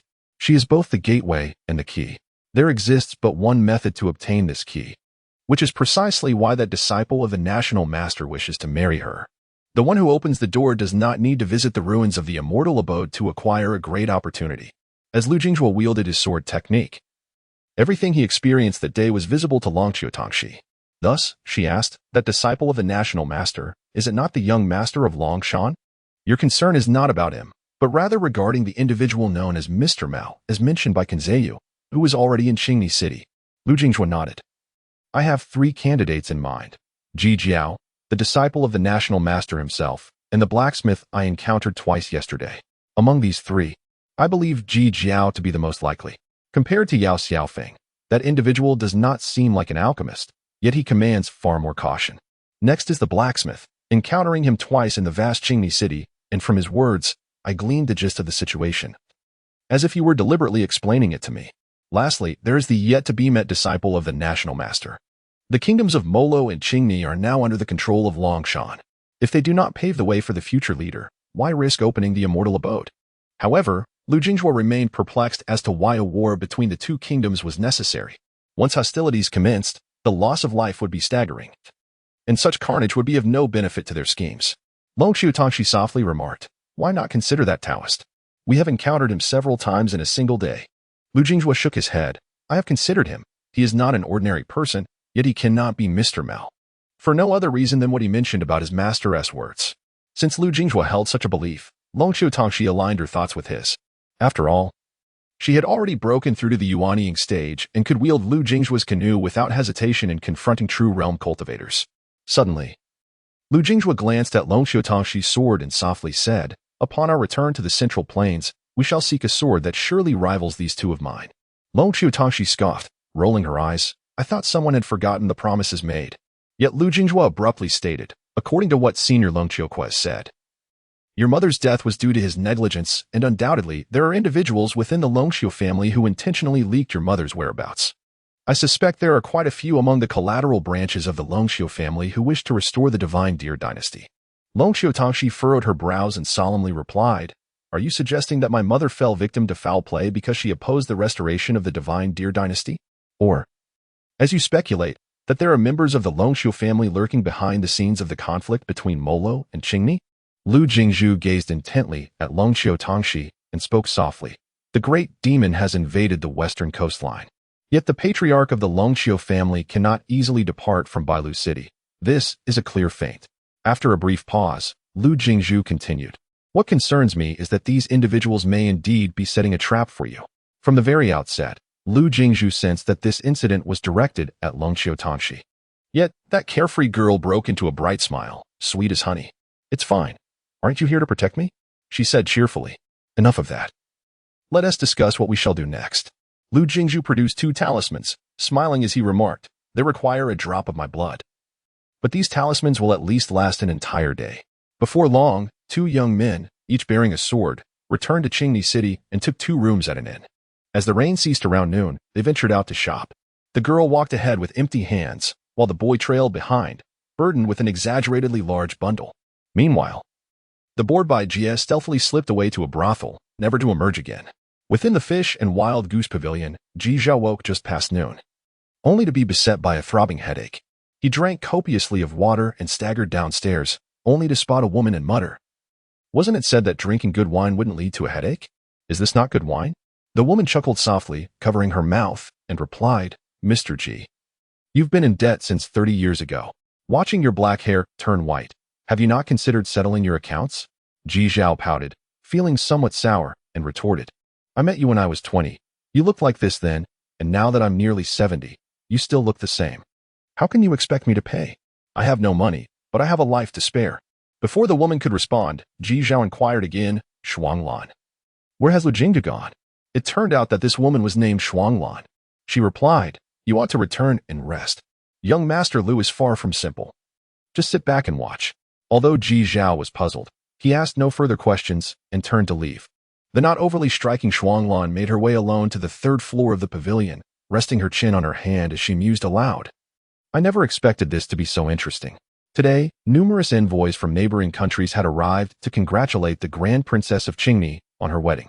Previously, these small neighboring nations had hardly acknowledged Qingni. However, the situation had changed. The long-vanished national master had resurfaced, now possessing the formidable 8th realm of power. Who would dare to stay away? In their view, it was fortunate that Qi refiners could not interfere in the conflicts between nations. For should Qingni and Molo rise in arms again, it would be difficult to ascertain who would truly benefit. The most unexpected development was that Yu Valley had also sent representatives, including a powerful figure of considerable authority. At the reception of the Ministry of Rites, Qin Zhaoyu and Qi Ying presented their formal greetings and gifts before seeking lodging at an inn. Along the way, Qi Ying inquired, "Will we get to meet that gentleman with the sword?" In Qingni City, following the rain, the sun shone brightly, and every household hung red cloth at their doorsteps. Even the swords of the patrolling soldiers were sheathed in red, creating an atmosphere of festive joy. Yet within the imperial city, the various governmental offices are shrouded in an air of despondency. particularly within the Ministry of War. Urgent reports have been arriving since last night, indicating that at least 300,000 troops have encamped 50 miles outside the city, while the elite guards have taken over the defense of the capital. No fewer than 4 esteemed generals have jointly submitted petitions, reiterating a single point: the life of Luo Chu must not be spared. At this moment, the officials within the imperial city are no longer yearning for romantic unions. Their sole desire is to ensure the survival of Luo Chu. Inside the palace, in the imperial study, the youthful emperor swept an imposing stack of petitions off the table, even sending the table itself crashing to the ground with a kick. Kneeling before him are the 3 principal ministers, arguably the most powerful figures in the kingdom, all present to plead for Luo Chu's life. Wei Hong, trembling with rage, kicked the 3 of them down one by one, exclaiming in exasperation, "Luo Chu! For days on end, I awakened to petitions demanding his protection. Are you all conspiring against me? I declare here and now, Luo Chu must be executed. The princess must be married. Should anyone dare to intercede again? Even if Ji Jiao himself were to come, I would order his execution. Now leave my sight." The chancellor, an elderly man in his 50s, rose unsteadily, pointing a trembling finger at Wei Hong, and scolded, "Foolish monarch! You would condemn the foundation of our Qingni kingdom to ruin." No sooner had he spoken than he collapsed backward. The chamberlain hurried to catch the chancellor, unable to suppress a bitter smile. Wei Hong, overwhelmed, sank to the floor, nearly dropping his crown. The young emperor, feeling powerless, muttered, "What are you all standing around for? Take him to the Imperial Medical Center." Once the room was emptied, Wei Hong gently removed his crown, revealing a bald patch the size of a fist atop his head. It is difficult to fathom that a lad of merely 15 or 16 years has already lost his hair. He muttered to himself, "Have I wagered too much?" A woman in purple suddenly appeared, her voice grave, "Your Majesty, the young master of the Yu family has sent me to inquire whether the princess will indeed reside outside the palace today." Wei Hong slowly lifted his gaze, narrowing his eyes. "I have compromised to this extent. Can he not endure a single night?" "Yao Xiaofeng, you are the national master of Qingni, are you not?" Yao Xiaofeng nodded, speaking softly, "Then let us proceed from the palace tomorrow. Furthermore, please convey to His Majesty that Yao Xiaofeng's demise would also haunt the kingdom of Qingni." After leaving the palace, Yao Xiaofeng felt a sense of unease. For the first time, that wayward youth bore the demeanor of an emperor. She couldn't help but lament how much better it would have been had he presented himself thus from the outset. The old scholar often claimed that Yao Xiaofeng had led Wei Hong astray, yet she had only entered the palace a handful of times. Someone responded to Wei Hong, stating, "Compared to Sima Leto, I would sooner believe you will be a good emperor." Wei Hong was taken aback, responding with a wry smile. "Why is that?" The individual replied, "Because I cherish 2 phrases and wish to believe in them. Human effort can triumph over fate and seek not outside oneself." Wei Hong sighed deeply, expressing his gratitude. "Thank you. I hope you can protect the people of Qingni." Meanwhile, in a residence within the city, the abode of the national master's disciple, preparations were underway for the imminent wedding to be held there the following day. Yu Zhu reclined in a wicker chair, gazing at a crimson garment hanging in the distance, a smile stretching across his face. Tomorrow, after the wedding night, he would seize the opportunity to ascend to the 7th floor, and perhaps, with a single surge of ambition, reach the 8th true realm.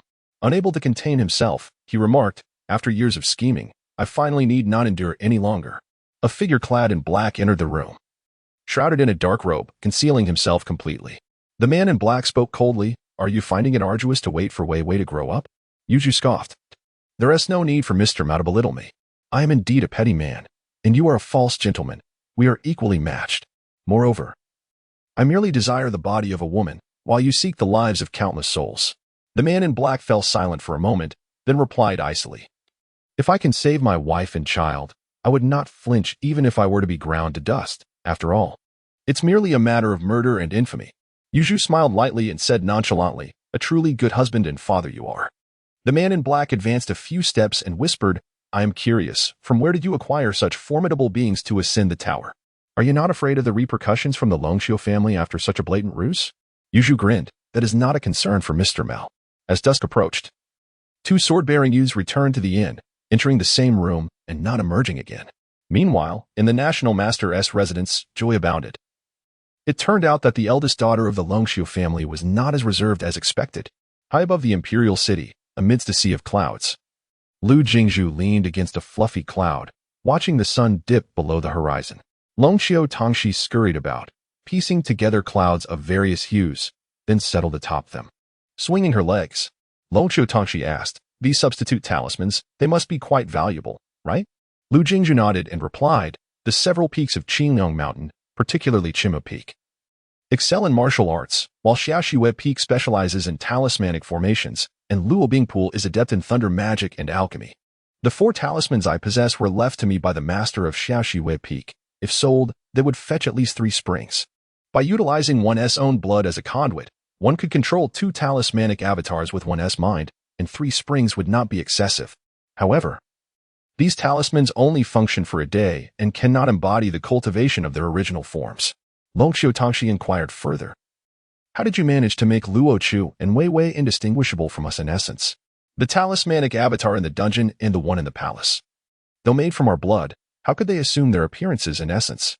Lu Jingzhu smiled slightly and explained, "Originally, I intended for us to replace them personally, with the talismanic avatars standing in for us, and then confine Luo Chu and Wei Wei within my little realm.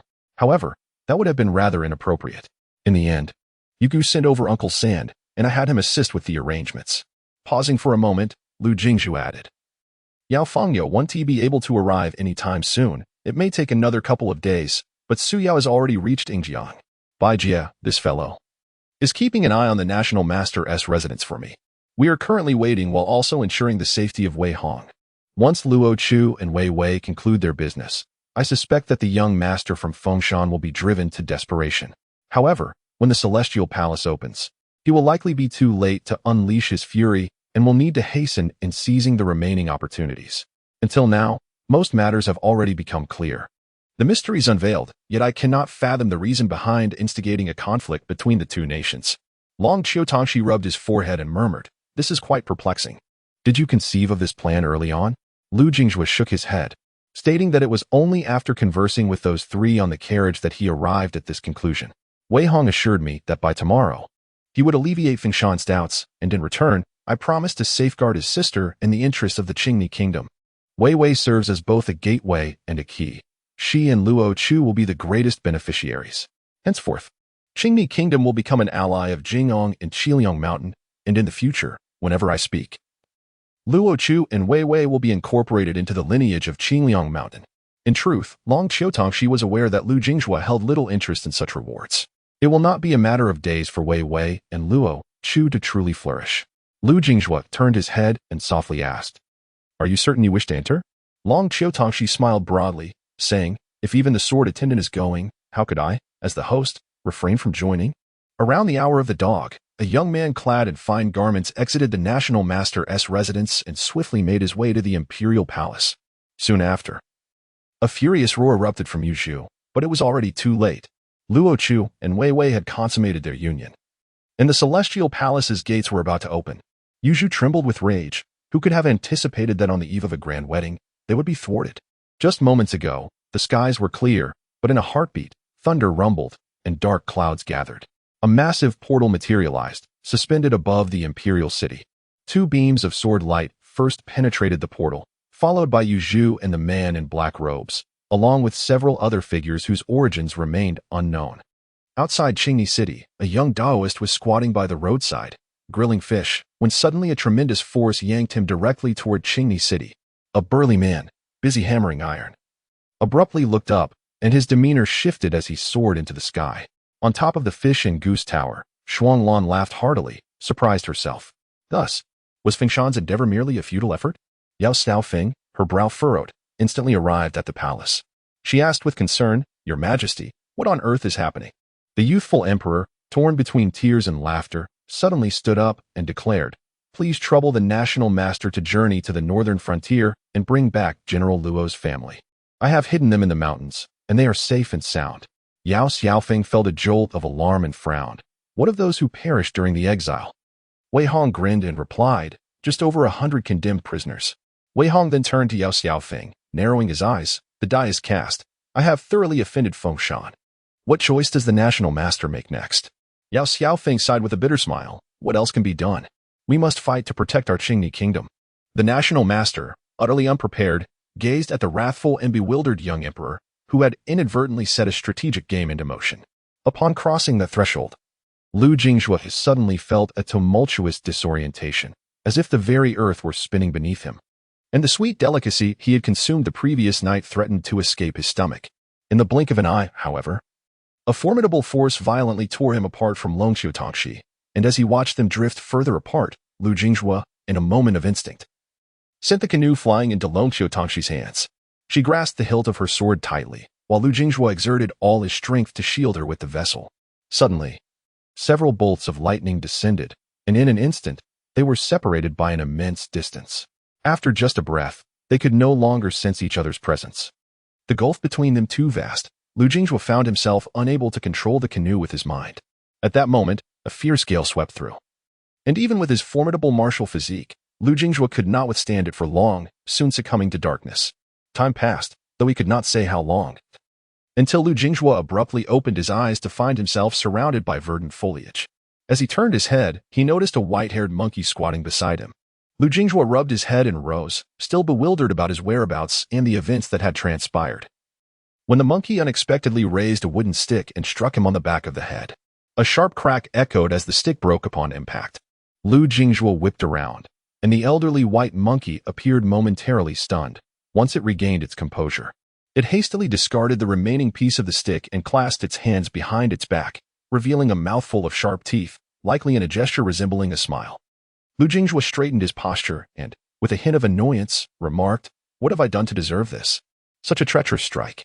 The monkey, being inherently expressive, seemed offended and gestured apologetically for an extended moment. Yet Lu Jinghua remained perplexed. Realizing communication was futile, he gradually stood up. The bridge of mountains and waters had vanished. Yet he sensed it was not far, merely 100 steps away. His jade tablet and wine gourd were also missing, presumably taken by the same individual. Turning to the white monkey, Lu Jinghua inquired, "Where is my sword? Do not entertain the thought of attacking me. You stand no chance." The monkey bared its teeth again, resembling a child caught in mischief, and returned its hands behind its back. Suddenly, the monkey dashed away, moving with agility, and by the time Lu Jinghua turned to look, it had already joined a small girl, no older than 6 or 7 years. The girl, dressed in tattered, soiled clothes, sported 2 wild pigtails and appeared alarmingly thin. She bore the bridge and had the gourd hanging from the hilt of her sword, her wide eyes gazing curiously at Lu Jinghua. In this ancient ruins, was there truly someone else? The man and the girl spoke in unison. "Who are you?" Lu Jinghua was taken aback. The little girl spoke in fluent Central Plains dialect. He pointed at her and smiled. "The sword is mine, and what about my jade pendant?" The girl quickly hid the wooden sword behind her, her large eyes widening as she innocently replied, "I found this, and you were also something I discovered." It seemed this little girl was indeed his savior. Lu Jinghua smiled gently and softly asked, "Very well. Do you have any food?" "I am quite hungry." The young girl handed her wooden sword to a white ape several times her size, then patted her shoulder and pouted, saying, "I saved you. You ought to give me some money. I haven't eaten all day. How could I have food for you?" How could such a small girl possess so much cunning? Lu Jinghua had no choice but to ask, "Is there anywhere nearby to eat?"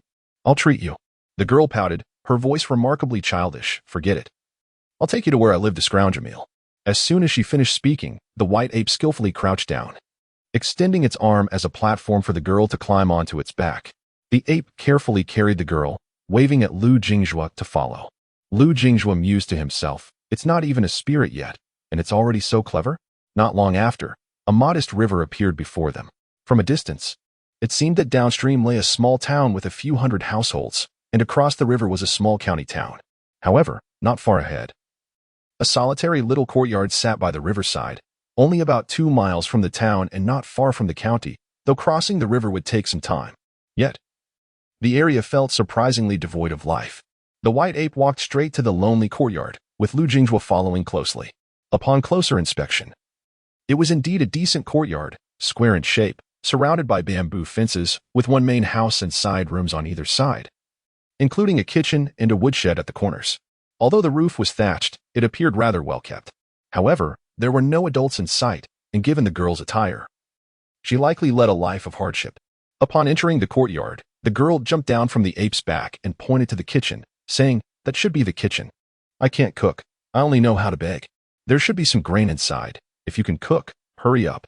Lu Jinghua bent down beside her and smiled, asking, "Isn't this your home?"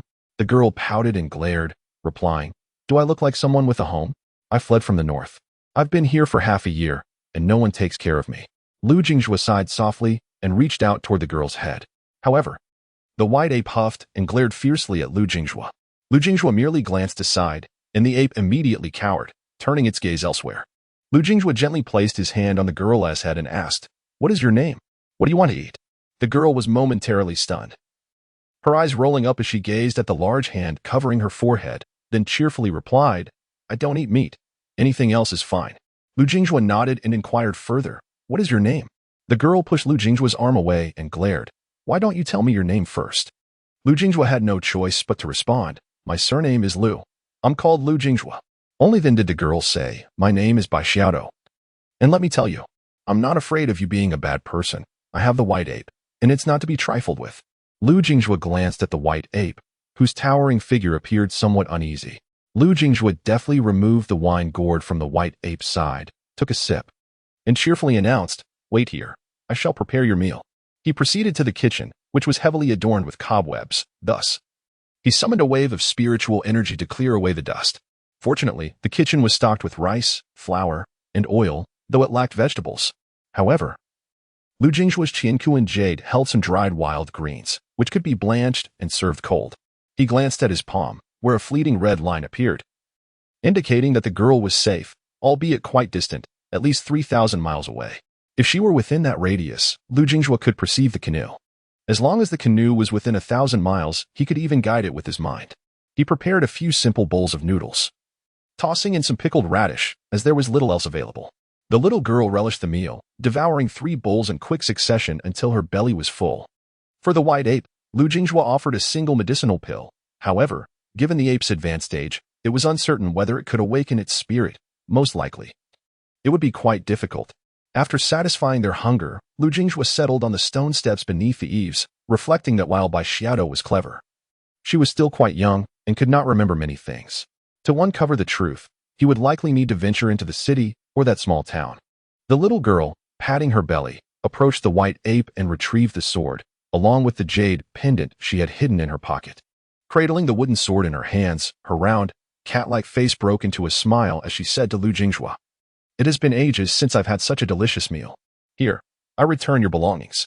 Lu Jingjue accepted the items, secured the sword on his back, and held the jade pendant in his hand, chuckling, "This item is quite valuable. It could easily purchase that city in the distance." "Are you truly returning it to me?" Bai Xiaodou scoffed, rolling her eyes. "Are you trying to fool a child? All right, I'm full now. I'm going to sleep.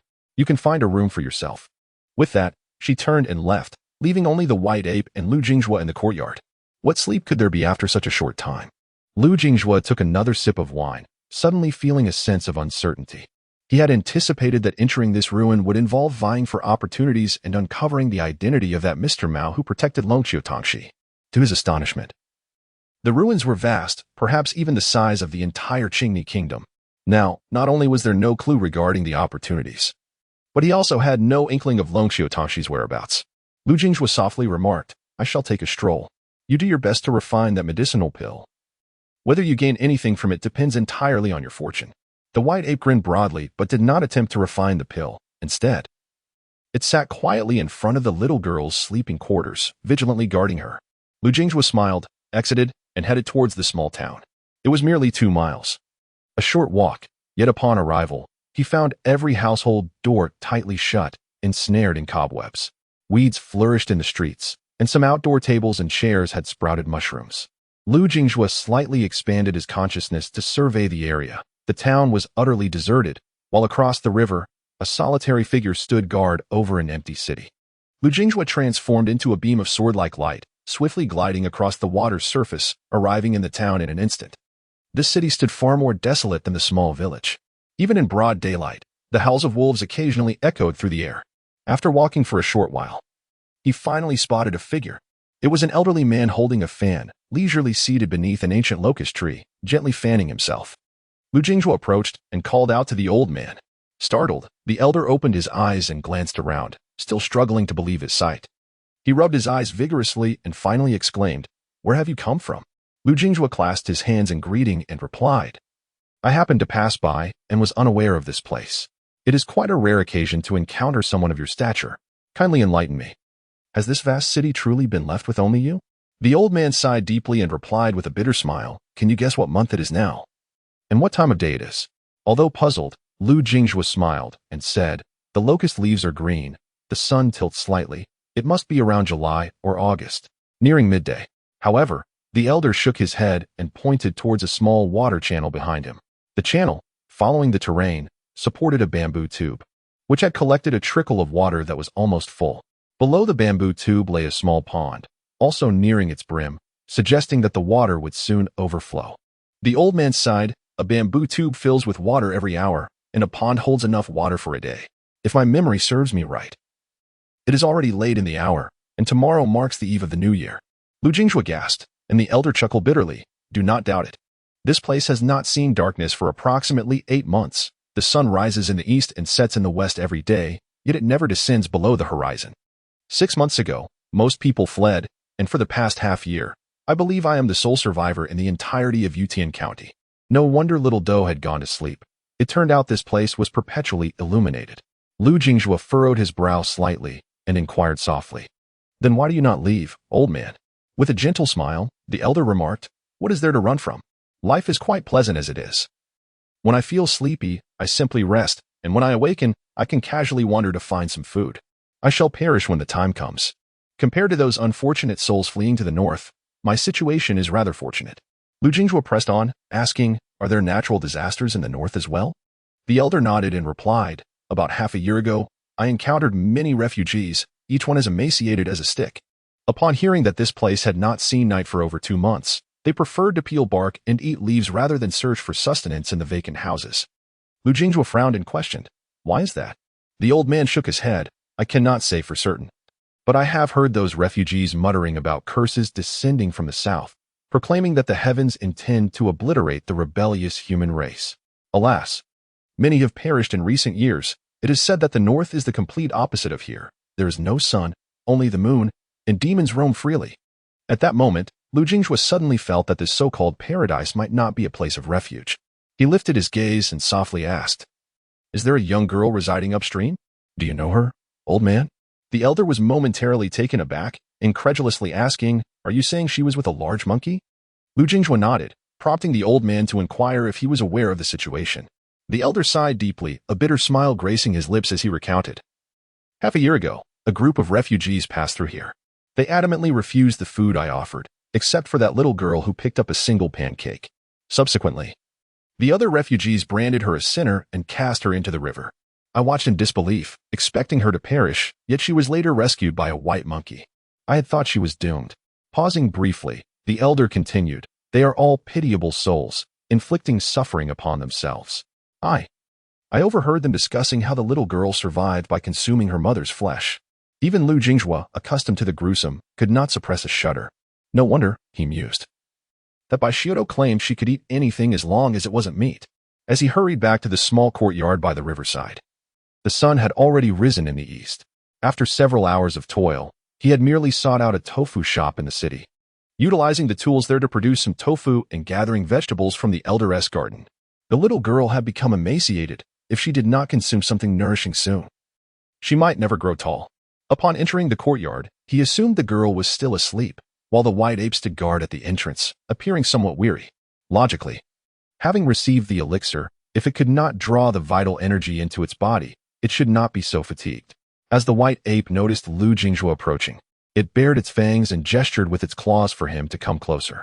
Lu Jinghua quickly approached the white ape, placing his hand gently upon it, whispering, "I know you possess intelligence. If you have any thoughts, I can hear you." It was fortunate that Lu Jinghua had once ascended to the 10th level. Even though his cultivation had been diminished, his spiritual awareness remained significantly more potent than that of other cultivators at the same level, allowing him to perceive the ape's thoughts.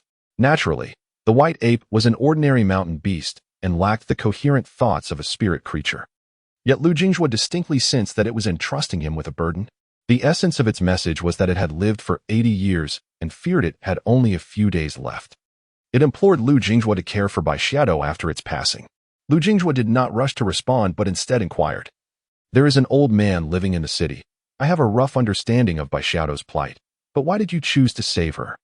The white ape conveyed to Lu Jinghua, in a manner akin to thoughts, that approximately 60 years prior, A northern nation had ruthlessly hunted white apes to extract their blood for a talismanic fur.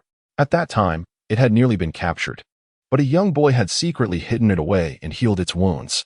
Half a year ago, while foraging in the city, it spotted by Xiaodo and immediately recognized her as the descendant of the boy who had once saved it, which compelled it to risk everything to rescue her.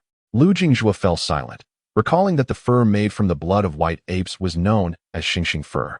It had existed a millennium ago in the Central Plains, obtained by northern nomadic tribes and later offered as tribute by southern kingdoms. Subsequent dynasties continued this practice, but it was abolished after Jingyang ascended to power in the Central Plains. Having just examined the body of the white ape, Lu Jingjue found its internal organs in a state of complete failure. It was evident that neither the current Lu Jingjue nor even the Lu Jingjue of yore, who had once possessed the prowess to ascend towers, could offer any assistance. Gently patting the white ape, he reassured, "Do not worry. I shall take care of this little girl for you." The white ape grinned, suddenly sprang to its feet, and swiftly dashed northward. Lu Jingjue understood that it intended to lead him to something of significance, so he summoned his flying sword, leaving it in the small courtyard, and took to the winds to follow the white ape. Despite his advanced age and frailty, the agility of the ape far surpassed that of any human. The white ape weaved through the forest with remarkable skill, covering nearly 50 miles in a span of half an hour. They arrived at a mountain gorge where a waterfall cascaded down, strewn with rocks, and the pool beneath was so deep that its bottom was obscured. The white ape hesitated to approach, gesturing insistently as if urging Lu Jingjue to explore the depths of the pool. "Shall I descend to take a look?" Lu Jingjue inquired. The white ape nodded vigorously. Lu Jingjue also acquiesced, softly stating, "Very well, I shall go and see." After a moment's thought, he turned and added, "If I remain submerged for too long, you should return first, lest the little girl awaken to find no one at home." Fortunately, he had learned the art of water evasion during his time in the Guishu, allowing him to transform into a beam of sword light that plunged into the pool. Upon entering, Lu Jingjue was immediately taken aback. Although employing the sword technique in water slowed him considerably, he was still able to cover a considerable distance in an instant. And before long, he found himself several miles deep within the pool. How could a mountain pool be so profound? Was it possible that this water connected to the sea? After descending approximately 10 miles, Lu Jingjue suddenly plummeted to the bottom, unprepared for the impact, causing him to crash onto the smooth rock floor, creating a dent upon landing. Rubbing his head, he looked up and was instantly dumbfounded. Above him, 100 feet high, a layer of flowing water resembled a celestial curtain, with countless fish swimming below, circling around a glowing orb of silver light. What place is this? Whose immortal abode could this be, this so-called relic of a celestial palace? Unable to contain his astonishment, Lu Jingjue uncorked his wine gourd and took a hearty swig to steady his nerves. Goodness, how did the white ape discover this place? Could it possibly be the fabled Crystal Palace? This location suppressed divine perception, rendering it nearly impossible for Lu Jingjue to survey his surroundings. Yet, even with his keen eyesight, he could discern that the area spanned at least 1,000 feet. Taking a deep breath, he stepped forward. Having arrived, he naturally wished to explore. After all, entering this immortal relic was about seeking opportunities. As he advanced several hundred feet, he suddenly found himself at the edge of an endless abyss, and when he landed, the mountain water bridge behind him trembled violently.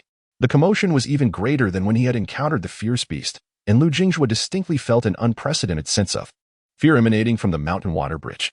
During his time in Guishu, the bridge had faced formidable foes of the Dao integration realm. Yet it had only exuded a fierce fighting spirit then.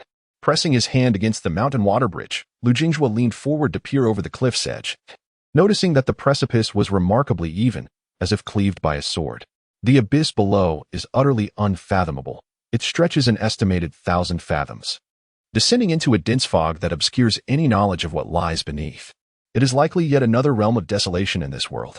Venturing downwards is out of the question. The chance of survival pales in comparison to the value of life itself. Were Lu Jingjue a true master, he would have leapt without hesitation.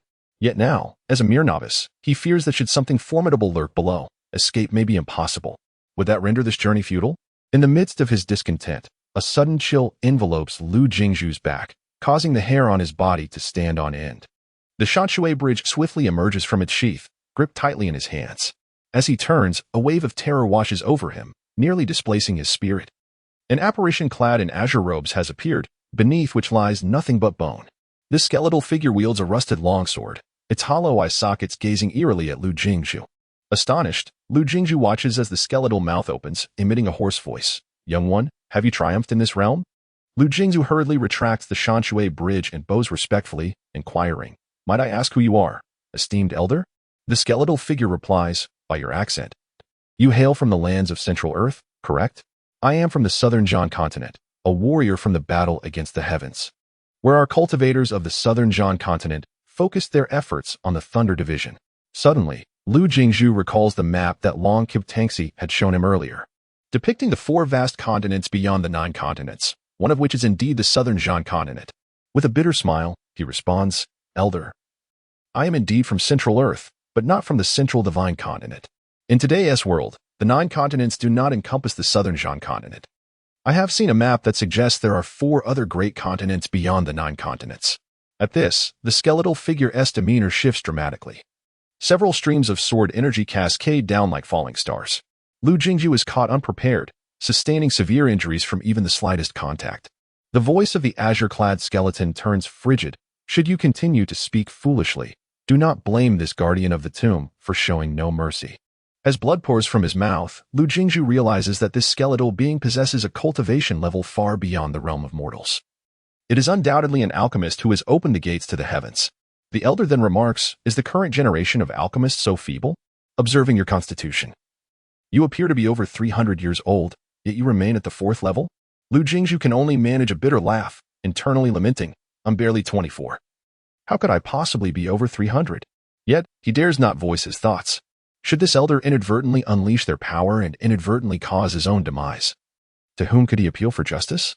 Hastily, he consumes several medicinal pills, yet he remains incapable of rising, forced to lean on the Shanshui bridge. He struggles to respond. I would not dare deceive you, esteemed elder. Since 8,000 years ago, the world has witnessed the emergence of the Yujing heaven, which contains a heavenly gate. I surmise that the 4 great continents lie beyond this gate, yet I have never heard of anyone crossing it. Following the great war between humans and demons, 6 of the 7 celestial pillars were shattered, leaving the primordial continent in ruin. Perhaps this is what you refer to as the Central Divine Continent, now fragmented into 9. As his words linger in the air, Lu Jingzhu is once again startled. For the skeletal figure is already upon him.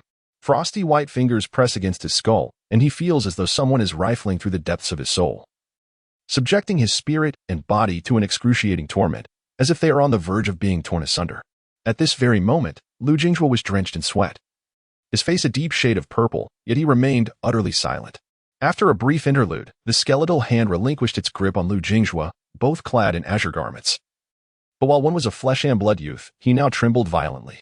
The skeletal figure, clad in azure, fell silent for a moment, then spoke with a hint of confusion. Indeed, your innate talent and mental state are exceptional, and your spiritual awareness is remarkably strong. Have you perhaps fallen from your previous realm? Lu Jingzhu, trembling, responded, The enlightenment I once received has faded. It is better this way, as I can cultivate anew and restore my foundation. The skeletal figure chuckled heartily, though the laughter soon turned tinged with melancholy. It has been so long, young one. In your 9 continents, do celestial beings still roam freely, slaughtering mortals? Are they still surviving well? Lu Jingzhu shook his head, stating, Today's deities are mostly mere spirits of the mountains and rivers, constrained by the mortal dynasties. The families across the realm number in the tens of millions, and my dynasty alone boasts a population exceeding tens of millions. Yet, amidst humanity, some fare well while others do not.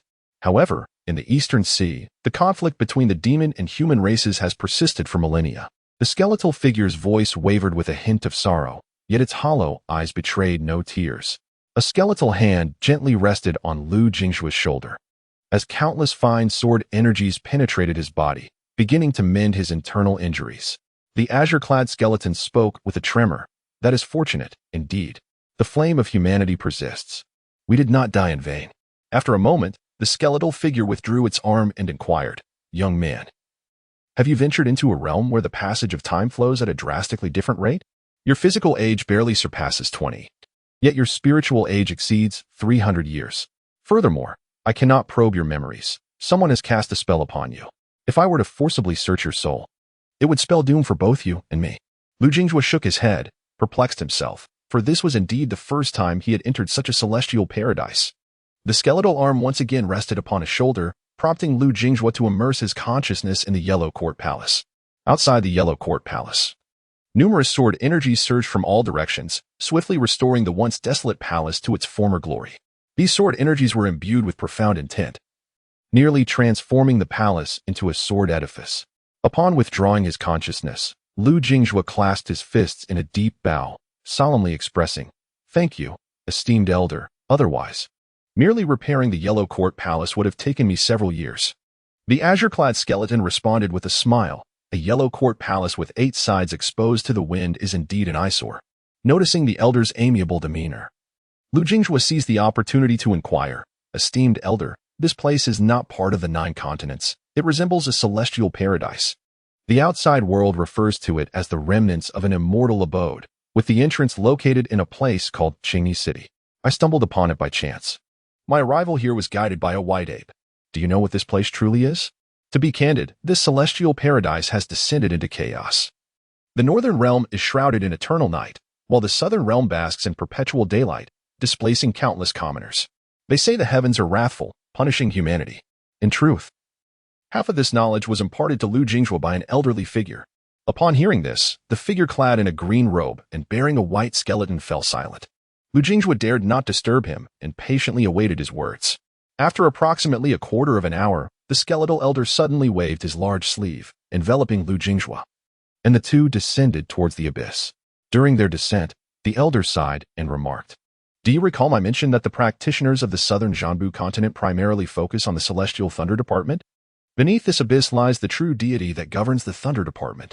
Lu Jingjue furrowed his brow and replied solemnly, "Is this not the so-called celestial thunder sovereign of the Taoist sect?" The skeleton turned his head, his mouth moving in disbelief. "What? I have never even heard of such a thing. The true deity I speak of resides in the ancient Thunder Marsh, its true form being a colossal dragon, a genuine divine spirit born alongside the heavens at the dawn of chaos." Before Lu Jingjue could express his astonishment, the elder continued, "A true divine spirit cannot truly be slain. It can be said that its existence, whether alive or dead, is inconsequential. When we speak of killing it, we actually refer to the severance and obliteration of its will. However, its true form cannot be destroyed, regardless of the circumstances. The green mud you mentioned, in my era, was a prison specifically designed to confine the true forms of divine beings. I suspect that what you refer to as blessed lands or remnants of celestial abodes are merely prisons we utilize to suppress divine spirits. As for the indistinction of day and night in the outside world, it is likely due to the dwindling of the tomb guardians over the years, allowing the essence of these divine spirits to leak out. After all, this is merely a small realm, and they can easily influence the temporal conditions of a region. The most troublesome aspect is that once excessive casualties occur in the outside world, the continuously flowing souls may be siphoned by those divine spirits over time, potentially transforming these corpses into corpse deities. Though they possess no world-destroying powers, their physical forms alone are formidable enough. As he spoke, the skeletal elder abruptly turned his head, his hollow eyes fixated intently on Lu Jingjue. The crafting of divine corpses was practiced in my era, involving the nurturing of countless human lives. He inquired, "You are not here for that purpose, are you?" Despite the skeletal visage lacking eyes, Lu Jingjue sensed a palpable intent to kill emanating from the figure beside him. He forced himself to appear calm and responded, "To be candid, Senior, my initial purpose for entering this ruin was to prevent conflict between 2 small nations." Instantly, the murderous intent dissipated, and the skeletal figure erupted into hearty laughter. "I was merely jesting." Lu Jingjue could only smile in return, though internally he mused, "I trust you not at all." After a few more breaths, they emerged from the thick fog, and the skeletal elder waved his sleeve once more, revealing a colossal dragon form that was beyond description. The two beheld it from several dozen miles away, and only then could they grasp its full scale. In comparison, they appeared as mere hairs on the back of a bull. Lu Jingjue was struck with an unparalleled shock, his very Tao heart wavering. The skeletal elder gently patted Lu Jingjue, infusing him with a gentle aura that warmed his increasingly cold body. Lu Jingjue swallowed hard and stammered, How did you confront such a being?" He pondered. Even a multitude of bull hairs could not topple a single bull, could they? The figure clad in a blue robe, with a skeletal visage, chuckled softly, expressing a hint of melancholy. "What else is there to do? One can only attempt to shake the tree like an ant. Fortunately, there are a few formidable individuals in this realm capable of contending with these deities." Otherwise, Lu Jingjue spoke in a grave tone. "How many divine corpses are confined within this prison?" If someone truly sought to refine these corpses, what measures could possibly hinder them? Now that I am aware, I cannot turn a blind eye. Should a corpse deity emerge, a powerful and utterly autonomous walking dead, it would be enough to obliterate this entire domain. The destruction of this realm would inevitably bring suffering to the outside world. The figure in blue asked, "Then how did you manage to unlock this prison?" Lu Jingzhuo recounted the events that had transpired. After a moment's contemplation, the skeletal figure replied softly, "If what you say is true, the mountain you mentioned is likely pursuing this very matter. This place confines the deities of thunder. And there exists another location that suppresses the gods of wind and rain. However, those two divine corpses have their masters. They were postnatal deities who defected during the Great War against humanity, later shedding their divine souls to reincarnate as humans, while their true forms remain imprisoned here. Yet they have severed all ties to their past. Unless their reincarnated forms are present, they cannot exert any influence. As a Grey Keeper, I have shed my human form, existing in a half-dead state, unable to leave. To prevent the refinement of divine corpses, the only solution is to eliminate those who act upon such intentions. There are no other alternatives." Suddenly, Lu Jingzhuo recalled something and turned sharply to inquire, "Could it be?" The skeletal figure nodded in affirmation. Lu Jingzhuo pressed further. "What will happen once she regains her true form? Will she become a deity again?" The figure shook his head, stating, "There are only a handful of reincarnated deities. I have never witnessed one reclaiming their true form, so I cannot predict what would occur." As Lu Jingzhuo contemplated this, the skeletal figure unexpectedly snatched the wine gourd and wooden sword from him, along with his jade pendant and the Qian Kuan jade from his palm. Then, with a forceful kick to his rear, Lu Jingzhuo was propelled towards the colossal divine corpse. The skeletal figure remarked, "Young man, consider yourself fortunate. All thunder techniques originate from this thunder deity. The extent to which you can grasp the true essence of thunder depends on your own fortune. Seize this opportunity to cultivate your core." Just as Lu Jingzhuo approached the divine corpse, numerous bolts of lightning transformed into thunderous dragons, blocking his path midair. Within mere moments, his garments turned to ashes. The skeletal figure opened the gourd and took a sip of the wine suspended in midair. He muttered to himself, "At least it can be said that I have survived. It has been a minimum of 8,000 years since I last tasted wine." Upon catching sight of Lu Jingzhuo, who was utterly unclothed, the ancient figure, having lived for an indeterminate span, nearly spat out his drink. Perhaps due to his advanced age, he had neither heard nor uttered the phrase, "What is not to be seen should not be gazed upon." Suddenly, he exclaimed softly, disregarding the provocative sight, and stared at Lu Jingzhuo for an extended period. It turned out that amidst the thunder, the young man was resilient enough not to lose consciousness. However, an ancient sword intent, foreign to him, radiated from his being. The skeletal elder muttered to himself, "No wonder I was unable to perceive that fragment of memory."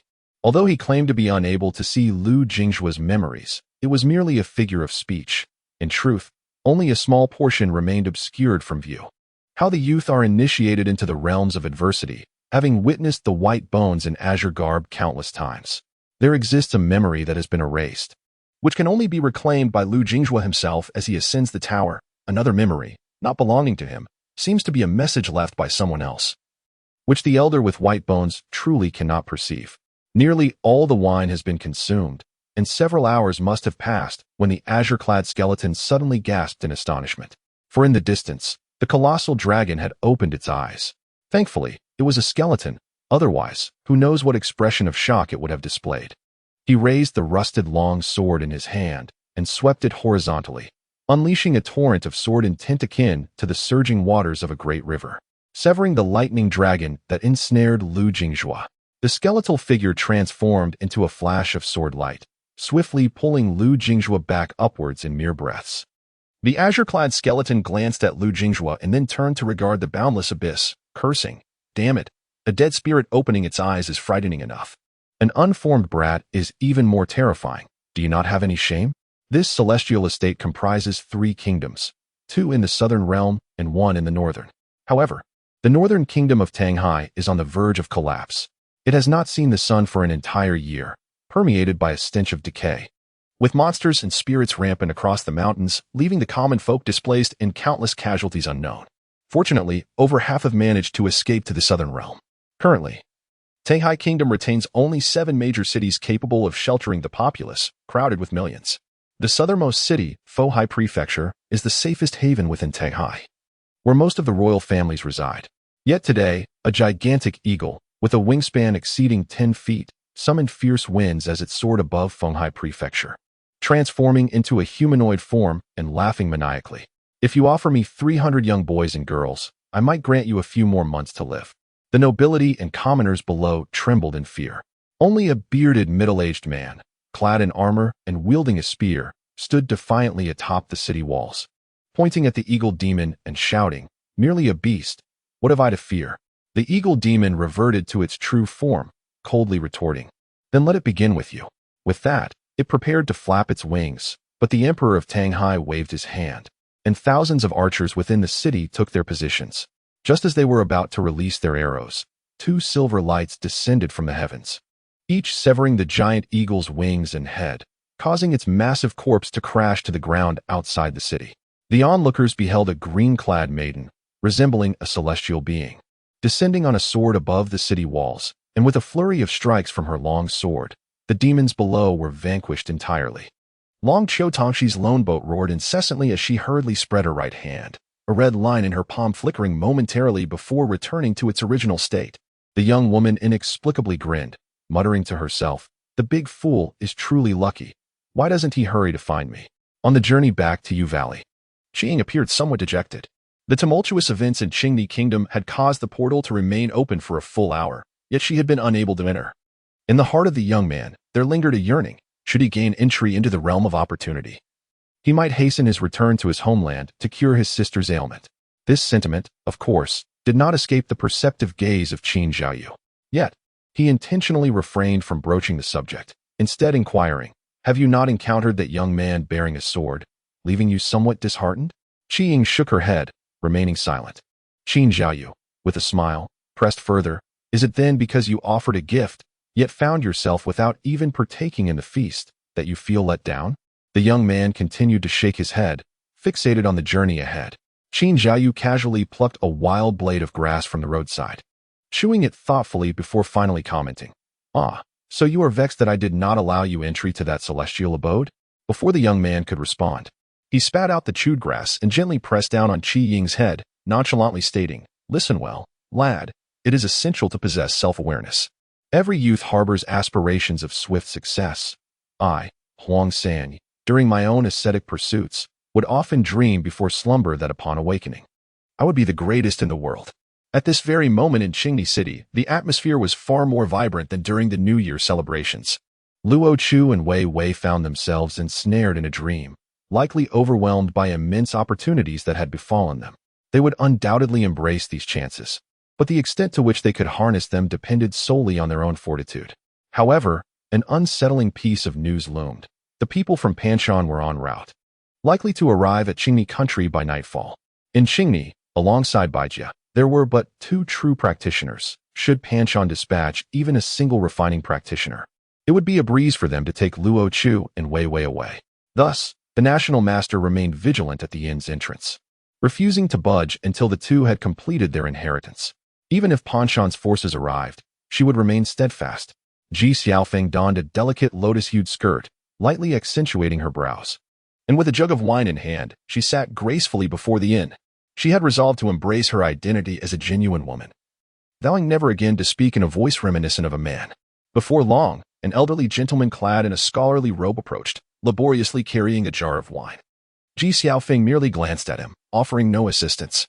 Ji Zhao struggled nearer, gradually setting down the jar, his hands resting on his waist as he took a moment to regain his composure. Observing that the woman before him did not offer a hand, he puffed up his cheeks in annoyance, exclaiming, "Do you possess no sense of conscience? Who helped you during our childhood scuffles? Now that I am old, you see me in this state and do not extend a hand?" Few were aware that Ji Xiaofeng and Ji Zhao were, in fact, of the same generation, with Ji Zhao being 2 years her senior, and their families separated by merely a wall. Ji Xiaofeng seized the wine jar, breaking the mud seal, and casually picked up a broken bowl from the ground to pour herself a drink. After taking a hearty swig, she remarked, "There is a question I have long wished to pose to you. If I do not ask now, I fear I may never have the chance again." Ji Zhao, lifting the bowl to his lips, took a sip of the wine, paused in silence, and then softly replied, "It was your mother who informed me. I remember it was a winter's day, with snow nearly knee-deep. I had just finished class and was returning home when your mother sat at the door. That day, She asked if I could consider you as a sister rather than a brother. The following day, upon returning home from class, I overheard my father say, "Your mother has passed away." Yao Xiaofeng took another sip of wine, her expression unchanged, and spoke. "Before leaving Qingni, I harbored a deep resentment for this place. My body was a gift from my parents. What could I do? I merely wished to be a girl, yet why was I subjected to such humiliation? Being stripped and hung upside down for others to mock? I am 14. I possess all that I should at this age, yet here I am, displayed like a spectacle at the doorstep, inviting scorn and derision. He perceives me as a boy, while I know myself to be a girl." Ji Jiao softly remarked. "Have you not visited your grave? For decades, your brother pays homage at your tomb every festival, lighting incense every qiming." Yao Xiaofeng waved her hand, a self-deprecating smile gracing her lips as she softly replied, "Let us not dwell on that. What brings you, an old soul, to this place? Our emperor has indeed orchestrated a masterful strategy. That Prince Jing'eng possesses remarkable abilities. The border troops of both nations have been obstructed, preventing conflict for the time being. However, individuals from the other side of Tsongshan have already been dispatched, though they cannot overly meddle in mortal affairs once Luo Chu and Wei Wei leave this inn. They will no longer be considered mere mortals." Ji Jiao grinned and said, "Given your temperament, should you not simply allow those two young souls to be taken away?" Yao Xiaofeng smiled. "I wish to take a gamble as well. They all place their faith in that Mr. Sweeping Snow. I shall attempt to believe for once. After all these years, this marks my second genuine act of trust in another. The first was at 15 when that piece of cloth fell and was picked up by someone. I pleaded with her not to disclose it, and she agreed. Thus I trusted her. Yet the very next day, the entire city knew of the Yo family's youngest son, who was not a son at all. Concurrently, a disheveled youth arrived from Yingjiang, his attire resembling that of a beggar. Xia stepped out of the cabin, her face twisted in disdain, and snapped. "Are you aiming to inherit my father's infamous title? As the head of a sect, how can you disregard your image so completely?" Yao Fangyo had journeyed from Dahanzhao, crossing the sea and taking a perilous shortcut through Yujingtian, where he endured a beating, only to arrive early. This tattered sect leader was gasping for breath, hardly possessing the energy to concern himself with his appearance. Panting, he inquired, "Senior sister, where is that lad?" Yao, sensing his urgency, chose not to mind his tone and gently replied, "He has entered the ruins of that celestial abode. It has been 2 days." Yao Fangyo slapped his thigh, cursing vehemently. "That Lu fellow is a beast. Damn it, he just walks in without a care for what lies inside." No sooner had he spoken, Xiao noticed the fellow turning to leave without a word. Infuriated, she shouted, "Fangyo, you leave your wife here unattended. Where are you going?" Yao Fangyo retorted, "Someone has wronged my brother. I must confront them." Xiao paused, "Count me in. A sister-in-law is not to be taken lightly." Observing the youth entirely unclothed, clad in a tattered blue robe, she could no longer bear the sight and waved her sleeve to drape him in a garment. At that moment, Lu Jingzhua sat cross-legged, surrounded by several strands of purple lightning, some of which were beginning to exhibit signs of transforming into ordinary heavenly thunder. The venerable skeleton, bereft of a tongue, would undoubtedly be left speechless at this moment. Had he ever encountered the phrase "the waves behind drive on those before," he would not have remained so silent for long. In his estimation, if Lu Jingzhua could grasp even a fraction of the residual thunderous essence, it would be deemed a great fortune. Yet, to his astonishment, the lad appeared utterly naive, as if he had never tasted the finer things in life, recklessly drawing forth half of the divine corpse's residual thunderous truth, as though it were his to claim. However, acquiring too much is not necessarily advantageous. In the affairs of the world, gain is often accompanied by loss, and the more one obtains, the heavier the karmic consequences, especially when intertwined with the ancient deities. The skeletal elder sighed deeply and spoke, "Do not lose focus, simply listen. The thunderous essence you have gathered must not be hoarded. First, refine the thunder and incorporate it into your yellow court palace, selecting just one strand to evolve into heavenly thunder. Before you ascend to the realm of divine wandering, refine it entirely into heavenly thunder." As his words faded, Lu Jingzhua's aura shifted, and the surrounding purple lightning, once tempestuous, became remarkably docile. Shortly thereafter, several bolts of lightning were completely drawn back into his body, though the destructive aura that emanated from him remained difficult to dissipate. The skeletal figure grumbled, "That wretched boy is not even my disciple. Don't forget about me later."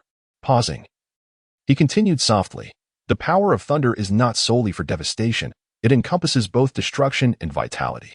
Among the 24 solar terms, When the time of awakening of insects arrives, yang energy rises, temperatures warm, spring thunder rumbles, rain increases, and all things burst forth with life. Therefore, it must not. Before he could finish, the aura of destruction dissipated, replaced by an atmosphere that inspired both reverence and anticipation. The skeletal elder mused inwardly, is comprehending the essence truly this simple in these times? His hollow eyes suddenly radiated with golden light as he scrutinized Lu Jinghua from head to toe, and enlightenment dawned upon him. So it is indeed your destiny. Using the thunderous truth to forge a golden core was merely the next logical step, and the resultant golden core would undoubtedly be a pure thunder core. The skeletal figure intended to indulge in a sip of wine, but before it reached his lips, he abruptly turned and shouted, "You fool! Do not be insatiable." The lad, not content with forming a golden core of the highest caliber, sought to intertwine sword intent within the thunder, aspiring to create a thunder sword core. In an instant, sword energy surged from Lu Jinghua, as if thousands of swords were being cleaved within him. Following this outburst of sword energy, the young man began to bleed profusely. The skeletal elder intoned gravely, "Child, should you continue this way, you will truly perish." Lu Jinghua, struggling to speak. Rast, a revered elder of mine, remains pinned at the highest point of this mortal realm, and while a thunder core is formidable, it is not conducive to rescuing my elder. Even if I fail to form a core today, I shall not settle for merely a thunder core. Having already sustained grievous injuries from the earlier release of sword energy, Lu Jinghua risked fatality should he fail to contain the thunder. The skeletal elder sighed in resignation and muttered, "Alas, it seems you have come here to collect debts." As he spoke, the skeletal arm raised and pointed towards the silvery glow in the water above. As the arm descended, the silvery light split, transforming into numerous longswords that swiftly flew towards Lu Jinghua. The radiant light entered Lu Jinghua's body, and a skeletal hand gently rested upon his head. "Young one, possessing my sword intent and techniques, should you encounter a descendant of the Jiang clan in the future, you must impart your knowledge without reserve." Within the Yellow Court Palace, thunder rumbled incessantly, and amidst several streaks of purple lightning, 3 bolts coalesced into a thunder pearl, slowly forming. Suddenly, countless silver sword lights surged into the Yellow Court Palace, rapidly encircling the thunder cloud. Just as the thunder was about to solidify, several beams of sword light swiftly integrated into it, as the sword light merged with the thunder. For portals materialized within the Yellow Court Palace. A sword shadow, radiant as moonlight and inscribed with the words Zhang Miao, emerged from one of the portals. Silently hovering within the palace, beneath the shimmering golden elixir that pulsated with silver light and flickering thunder, Lu Jinghua's eyes flew open. The golden elixir had been formed. The figure in a blue robe, with a skeletal frame, lifted an empty wine gourd and remarked, "This is truly your destined sword, is it not? Moreover, with the thunder refining your physique henceforth, your martial progress will accelerate." Lu Jinghua turned around and clasped his fist in gratitude, stating, "Thank you, Senior Jiang. Should I encounter a descendant of the Jiang clan in the future, I shall certainly impart all that I have gained today." Although the skeletal figure bore no flesh, Lu Jinghua distinctly sensed the senior's faint smile. The blue-robed skeleton chuckled softly and said, "After a long passage of time, I finally meet a talented young man. If I do not take something away, it seems no one shall remember that I, Jiang Huang, once existed in this world." Pausing for a moment, the skeletal figure suddenly became serious, declaring, "The thunderous essence you have acquired today is not entirely beneficial. The advantage lies in your ability to suppress the divine corpse of the wind and rain deities if it remains unrefined upon your exit. With half of the thunderous essence within you, you hold a natural superiority over it, which will also apply to encounters with demonic beings. The downside, however, is that I have mentioned that true deities do not truly perish. As long as there exists thunder in the mortal realm, they are still considered alive. Therefore, your path ahead will be fraught with uncertainty." Lu Jinghua nodded and replied softly, "With gain comes loss. Since I have sown the seeds, I must endure the consequences." The skeletal figure nodded approvingly and smiled. "Then it is settled. While the iron is hot, solidify your realm and unlock your destined sword's divine powers." Yet, Lu Jinghua suddenly seemed to recall something and anxiously asked, "Senior, how long have I been here?" Jiang Huang replied gently, "It must have been 4 hours." Without warning, Lu Jinghua knelt, bowing his head 3 times. "I will remember today's gratitude, and I shall return here to seek you out, but I must leave now." Jiang Huang, exasperated, retorted, "What could possibly be more important than solidifying your realm?" Lu Jinghua replied resolutely, "There is. Today is New Year's Eve. And outside there is a child with a tragic past. I promised the white ape I would take care of her. And I must return to prepare the New Year's Eve dinner." Jiang Huang was momentarily taken aback, then suddenly burst into hearty laughter. Tossing the wine gourd along with other items towards Lu Jinghua, playfully scolding, "Get lost." The young man rose, clasped his fist in greeting, then turned to leave on his sword. Jiang Huang sighed, and before he could express his thoughts, a beam of sword light returned. Lu Jinghua placed the food and drink from the Qianquan jade down, softly stating, "If time permits before I depart, I shall return to offer another round of wine." With that, he took off on his sword once more, this time truly leaving. Thus, only a white-boned figure in a blue robe remained. The skeleton sighed, waved a hand to gather the scattered food and drink, and vanished into thin air. Lu Jinghua soared on his sword with all his might, covering several dozen miles in mere breaths. Upon nearing the riverside courtyard, approximately a mile away, he descended, dispelling the bloodstains on his body, and then sprinted forward, propelled by the winds. Stabilizing his realm took precedence over preparing dumplings for the little girl. But Lu Jinghua believed that allowing a long-suffering child to enjoy a joyous New Year's feast was far more significant, immensely more so. With a leap, he gracefully landed in the courtyard. Baishido and a white ape were seated upright on the stone steps in front of the main house. Baishido was startled, but upon recognizing Lu Jinghua, her face lit up with surprise. "You can perform lightness skills? Can you teach me?"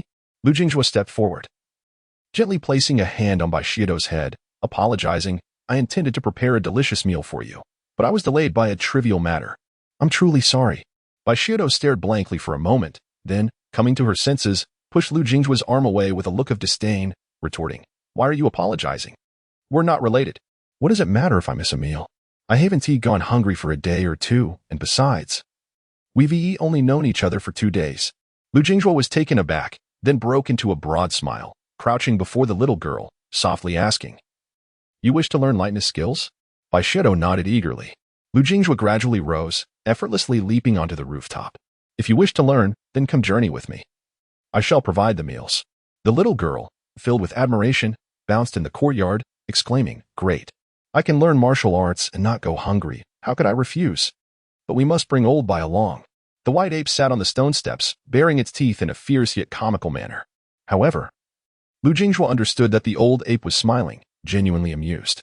In truth, Lu Jinghua had overlooked a crucial aspect, while he sympathized with the little girl's plight. He had forgotten that a child who had survived on her mother's flesh would undoubtedly possess remarkable resilience.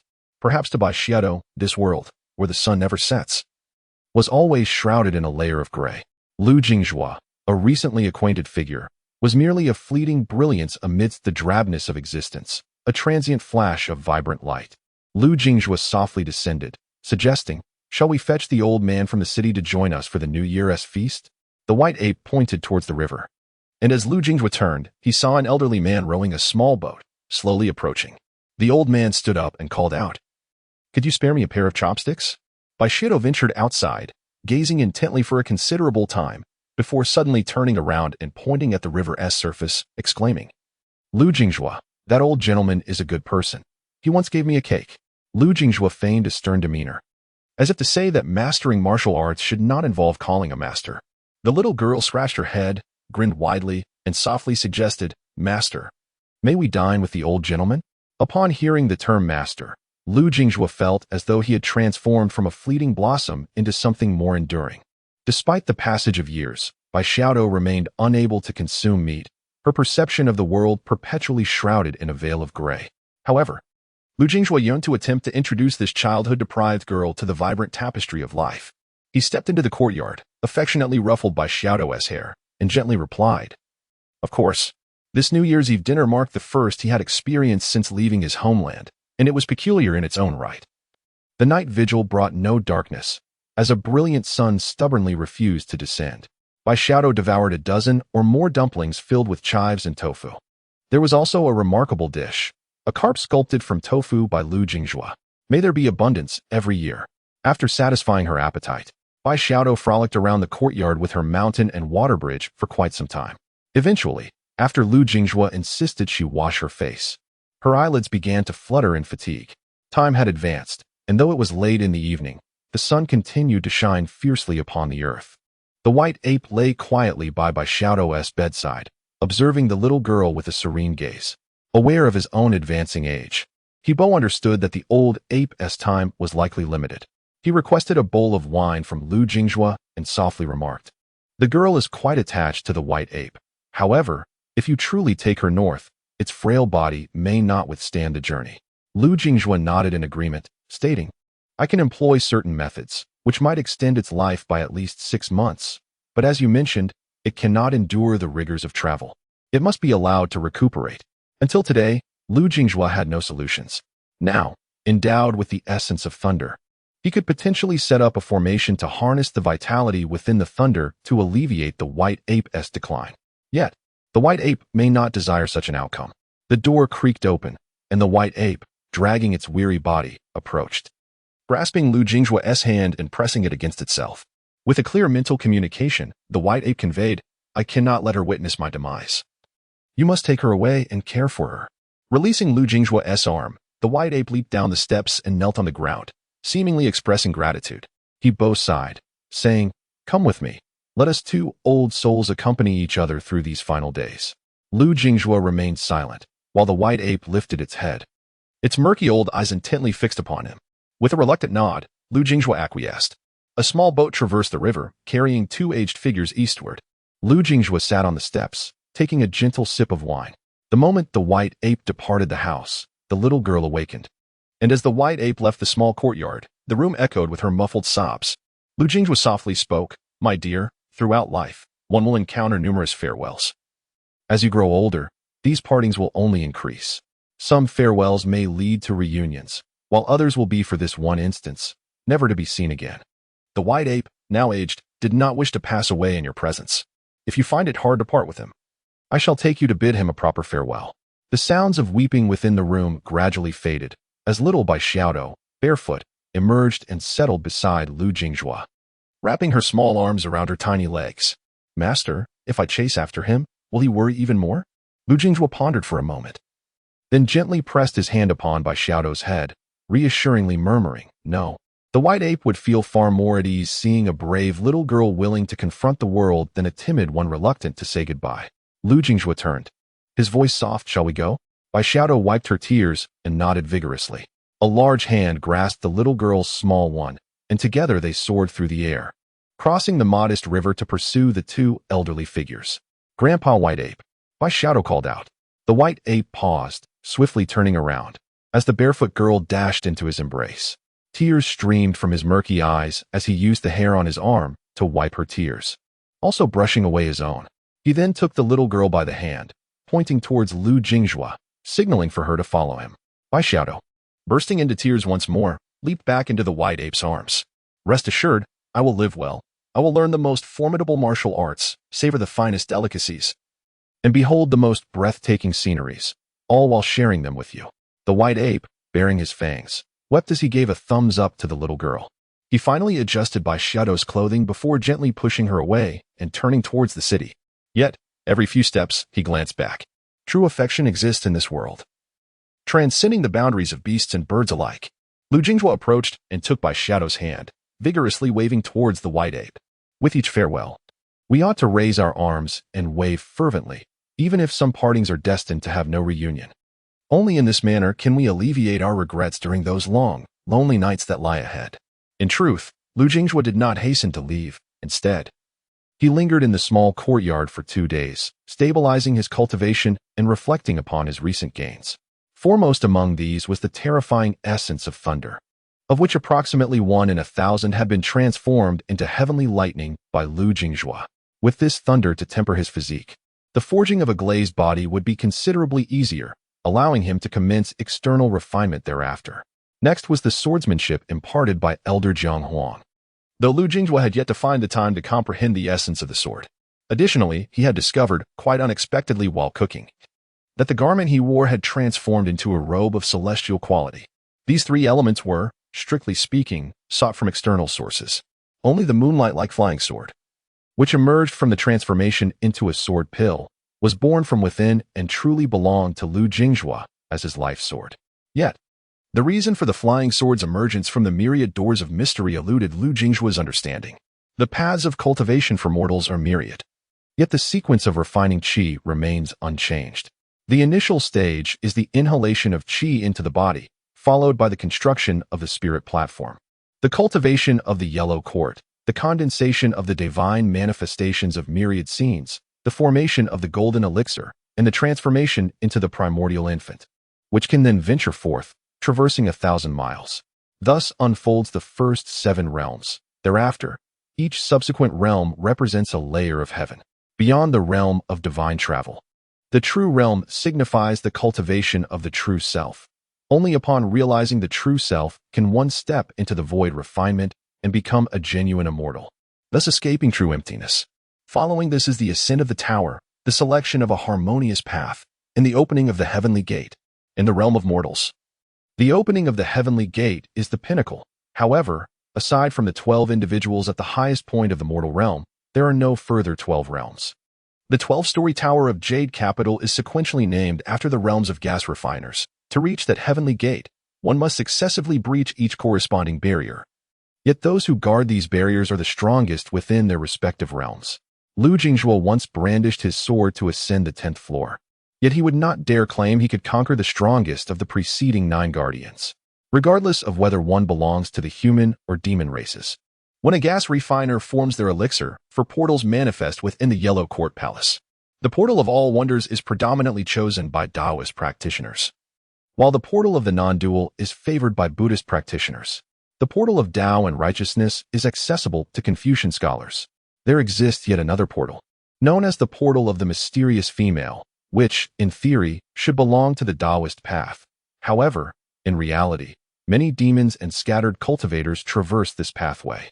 Lu Jingjue, who had not cultivated the Taoist techniques, should have naturally produced a sword of his destiny from the portal of the mysterious female.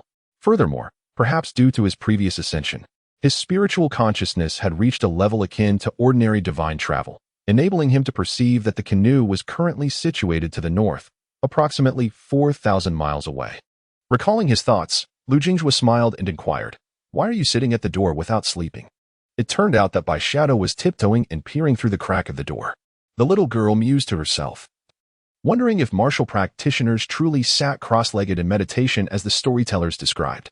Just as she intended to take another glance, Lu Jingjue spoke.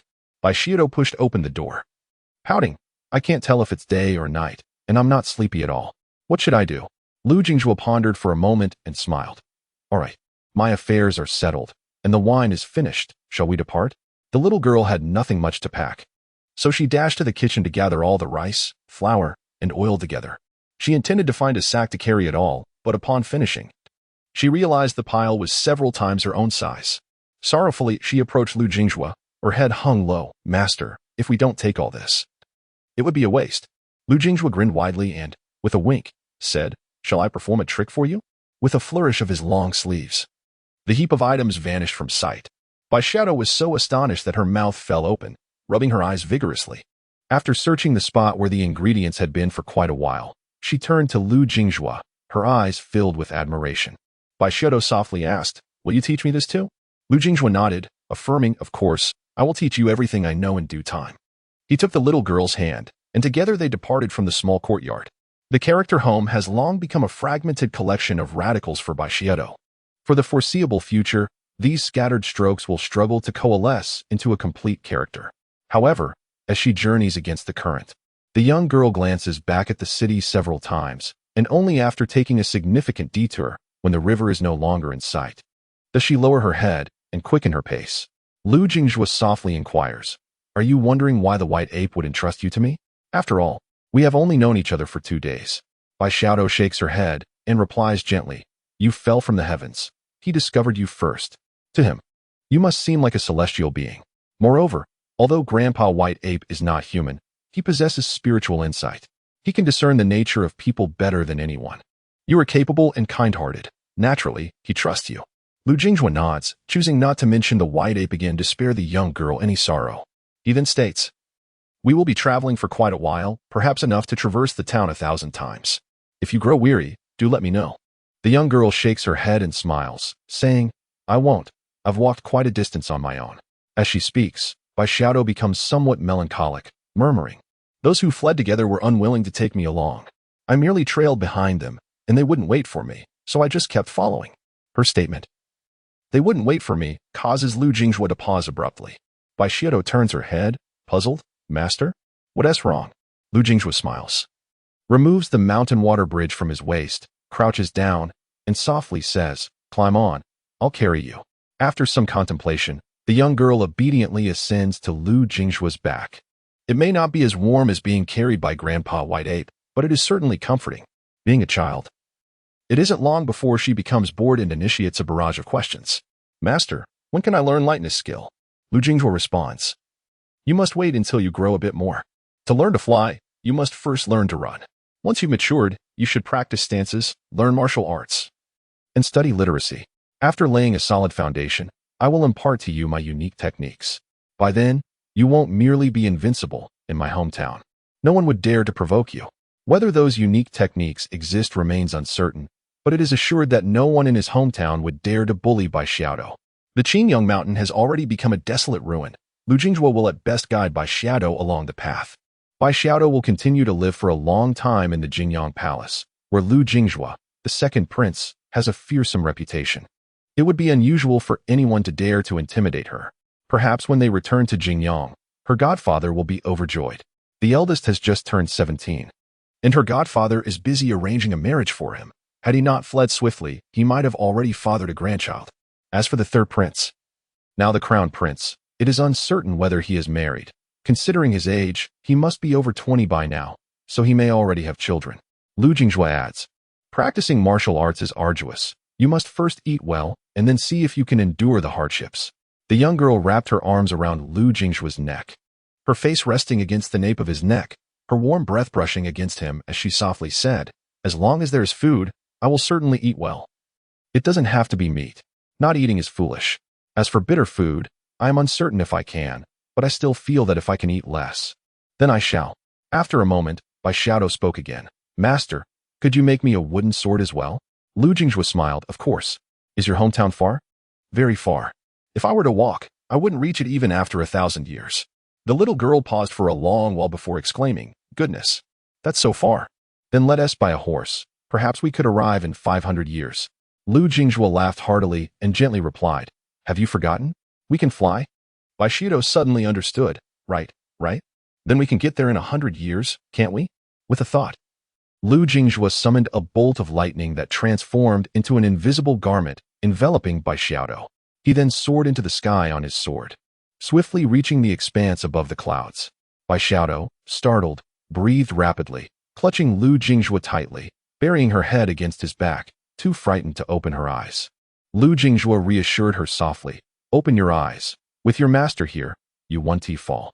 After a long consideration, Bai Xiaodo bit her lip and finally opened her eyes. The little girl tightened her grip, and as her head tilted slightly, she quickly pulled it back. "Master, is that dark shape below a big tiger?" Lu Jingjue chuckled. "Do not worry, what you can see are mountains and rivers." Bai Xiaodo took a deep breath and boldly poked her head out, instantly bursting into laughter. "How fast! If we travel like this, won't we reach your hometown in 50 years? However, her laughter was short-lived as she soon found it hard to breathe. Lu Jingjue hastily descended, gliding just a few zhang above the ground. "The speed of the sword is too much for you. Are you comfortable at this height?" Bai Xiaodo nodded, her eyes sparkling as she whispered, "Is master anxious?" Lu Jingjue pondered for a moment and replied softly, "There is someone very important to me waiting for me in the north."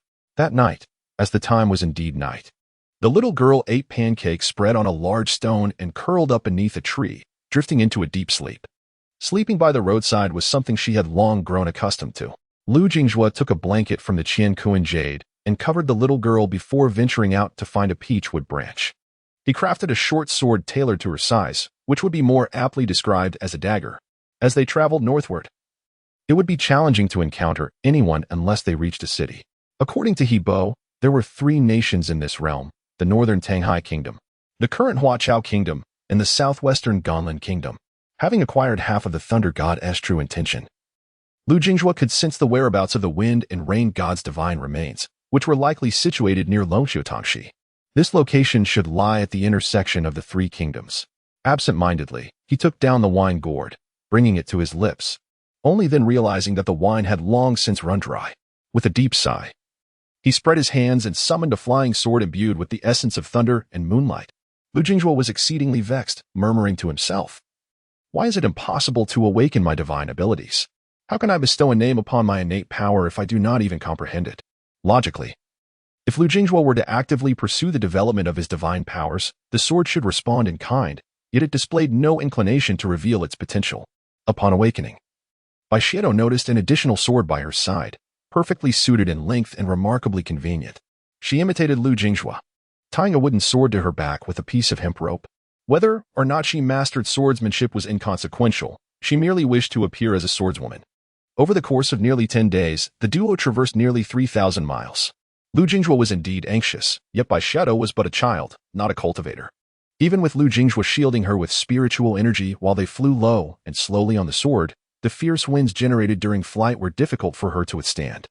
Thus, they proceeded intermittently, stopping for meals, with their aerial journey covering only 200 miles a day, while the rest was spent on foot.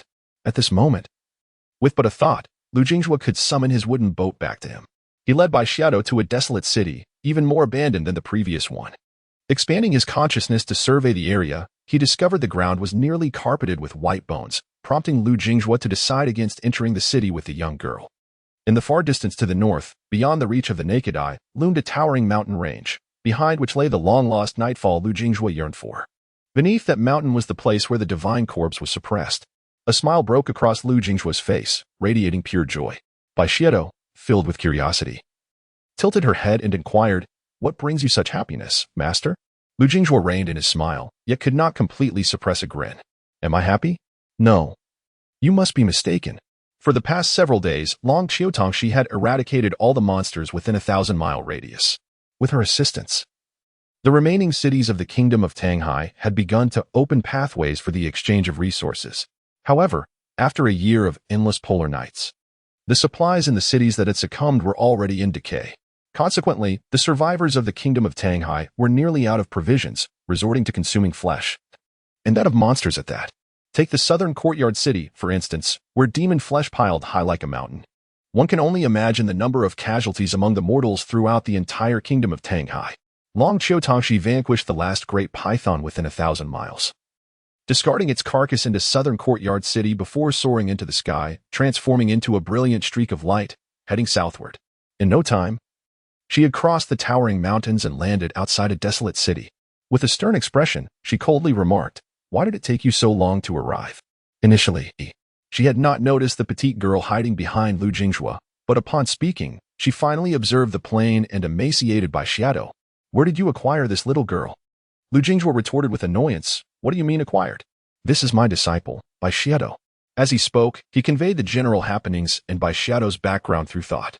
Long Qiutongxi extended her hand, gently pushing Lu Jinghua aside, and slowly crouched down, speaking softly, "Are you Bai Xiaodo?" "I am Long Qiutongxi, a close friend of your master." Bai Xiaodo felt somewhat awkward and looked foolishly at Lu Jinghua, her voice delicate as she inquired, "Is this lovely lady someone important that master spoke of?" Long Qiutongxi's lips curved upward slightly. She did not need to turn around to sense the embarrassment radiating from a certain individual. She reached out to gently caress Bai Xiaodo's cheek, whispering, "You are quite beautiful as well, but you must not call me that. You may address me as Aunt Long Qiu or Aunt Tongxi, but not as sister. After all, what woman relishes being called old? Yet, there lies a distinction. If this little girl were to call her sister, it would imply that she was a generation below Lu Jinghua." Bai Xiaodo pondered for a moment before softly saying, "May I call you Aunt Long?" Long Qiutongxi nodded. "Of course, that is perfectly fine." In Lu Jinghua's eyes, both the large and the small appeared to be mere young girls. He conveyed through thought, "Wei Wei is likely a reincarnation of an ancient wind deity. At this moment, she may be refining her divine essence. The pressing issue lies with the true form of the rain god. Have you encountered anyone familiar on your end?" Long Qiutongxi nodded. "Yes, that Taoist. In one of the cities, nearly appears dazed." Long Qiutongxi rose, taking the little girl's arm gently, saying, "Come.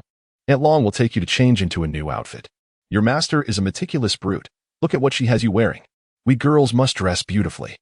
Lu Jinghua initially intended to provide instructions before ascending to that city on a sword, yet after contemplation, he decided against haste. Ultimately, the matter at hand was that Bai Xiaodo was still not well acquainted with her master. Long Qiutongxi summoned a flying boat, ushering Bai Xiaodo aboard, with Lu Jinghua following closely behind. Standing at the bow, he did not deliberately pull Bai Xiaodo beside him, but rather spoke with his mind, "Please, enlighten me on the general situation."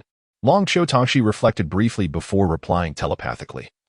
The demon and ghost entities within a 1,000-mile radius of Nanyuan City have been completely vanquished by me. However, there are likely still several demon clans in the realm of spiritual wandering within the territory of the Tang High Kingdom. From my understanding, these demon cultivators and ghost cultivators emerged suddenly in recent years, with a large number appearing just a year ago. Apart from a few in the nascent soul and spiritual wandering realms, the rest possess little to no intelligence. I had previously speculated that they had absorbed some form of nourishment. Now, considering your words, it is probable that they have been tainted by the aura of divine corpses. Lu Jinghua nodded, as they now hovered above the towering mountains. To the north lay a vast, dark night, while to the south, the sun blazed high in the sky. Despite being separated by merely a mountain, it felt as though they existed in entirely different worlds. Presently, the only relatively stable region appeared to be the Gonlin Kingdom in the southwest.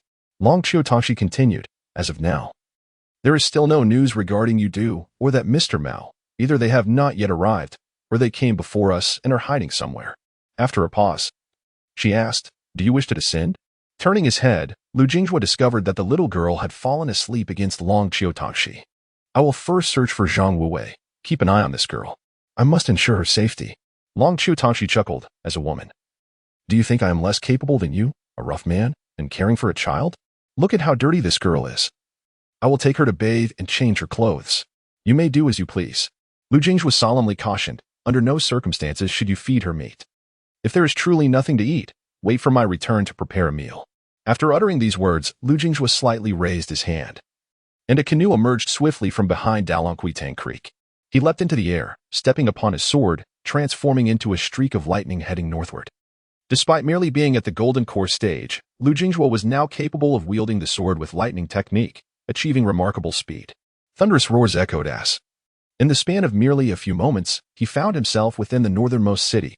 The sword light descended upon the city, sweeping up a young Taoist priest, who was then carried northward until they landed several hundred miles away. The landing spot was a hill over 100 feet high, and as the sword light touched down, the surrounding area, within dozens of miles, was soon approached by demonic creatures and ghostly beings, drawn by the scent. As anticipated, these creatures lacked any true intelligence, otherwise they would not be so foolish. Lu Jinghua discarded Zhang Wuwei onto the ground. With no alcohol to drink, he plucked a piece of dried grass and began to chew. The young Taoist, upon seeing Lu Jinghua, was overwhelmed with emotion, tears and snot flowing freely. At last, I have encountered someone familiar. You cannot imagine the fright I endured. Earlier, I encountered a demon, and I exhausted every technique I had learned to subdue it. In the end, I merely managed to scratch that wild dog demon, which nearly cost me my life. As he spoke, his grievances mounted. What kind of wretched place is this? It has driven me to the brink of cursing. Lu Jinghua observed Zhang Wuwei quietly, narrowing his eyes as he coldly inquired, did you stumble upon any fortuitous encounters? You risked your life to come here. If it turns out to be in vain, it would be a tremendous loss. Zhang Wuwei was taken aback, feeling even more aggrieved. By heaven's virtue, the moment you told me, I set off immediately. I was merely roasting fish by the roadside at night, and before I could even take a bite, a gust of wind whisked me away, and here I am, utterly bewildered. Lu Jinghua replied indifferently, you two may frolic as you please. Anyone who voluntarily approaches this mountain shall be slain without exception. In an instant, two swords flew forth, and within mere breaths, the mountain below was filled with wails, causing the young Taoist to shrink back in fright. Zhang Wuwei suddenly recalled Lu Jinghua's earlier words. One sword was an ancient relic of 10,000 years, and the other was forged from a 1,000-year-old lightning-struck jujube, capable of overpowering all demonic entities. Entering the realm of the dead with such a sword, even the ghostly kings would retreat in fear. Initially, he thought Lu Jinghua was merely boasting, yet now he realized the truth of his claims. A few stragglers began to ascend from the southern slope of the hill. Although they were of the Yellow Court realm, they had yet to refine their forms or awaken their intelligence, likely lacking understanding of human language. However, the malevolent aura surrounding them suggested they had feasted on human flesh. With a fearsome roar, Zhang Wuwei was startled, turning to see several drooling beasts. He hurriedly dashed behind Lu Jinghua, trembling as he exclaimed, good heavens! What kind of world is this? Why are demons and monsters running rampant? Lu Jinghua flicked his finger, unleashing a bolt of lightning. Before the young Taoist could express his astonishment, the beasts had already been reduced to ashes, leaving no trace of a charred scent. Stunned, Zhang Wuwei murmured, Is this something a cultivator of the spirit gathering stage can achieve? Lu Jingjue turned around, exasperated. Did you see that? With such limited prowess, even the most unremarkable contender could easily defeat you, leaving your grandmother unrecognizable, and yet you still yearn for opportunity? Zhang Wuwei, at a loss for words, was on the verge of tears, exclaiming, "Oh, boundless heavens! I am wronged. How could a mere spirit platform ascend to such heights?" Lu Jingjue, with a narrowed smile, replied, "What if our Wuwei master is merely a cunning tiger disguised as a pig, a grand cultivator at the mountain's peak?" Zhang Wuwei sighed in resignation. "Have you ever encountered a mountaintop grand cultivator like me?" Just as he spoke, Lu Jingjue gradually turned his gaze toward the north. At last, a conversant being had arrived, and it was none other than the most formidable demon cultivator in this locale, a being of the divine travel realm. In such a setting, devoid of wine, it was rather distressing. Lu Jingjue softly instructed, "Stand firm, do not wander aimlessly." Zhang Wuwei, being a chi-refining practitioner, possessed keen eyesight far surpassing that of ordinary folk. He lifted his gaze to the northern sky, where beneath the luminous moon, a gargantuan toad was distinctly seen hopping on the clouds towards them.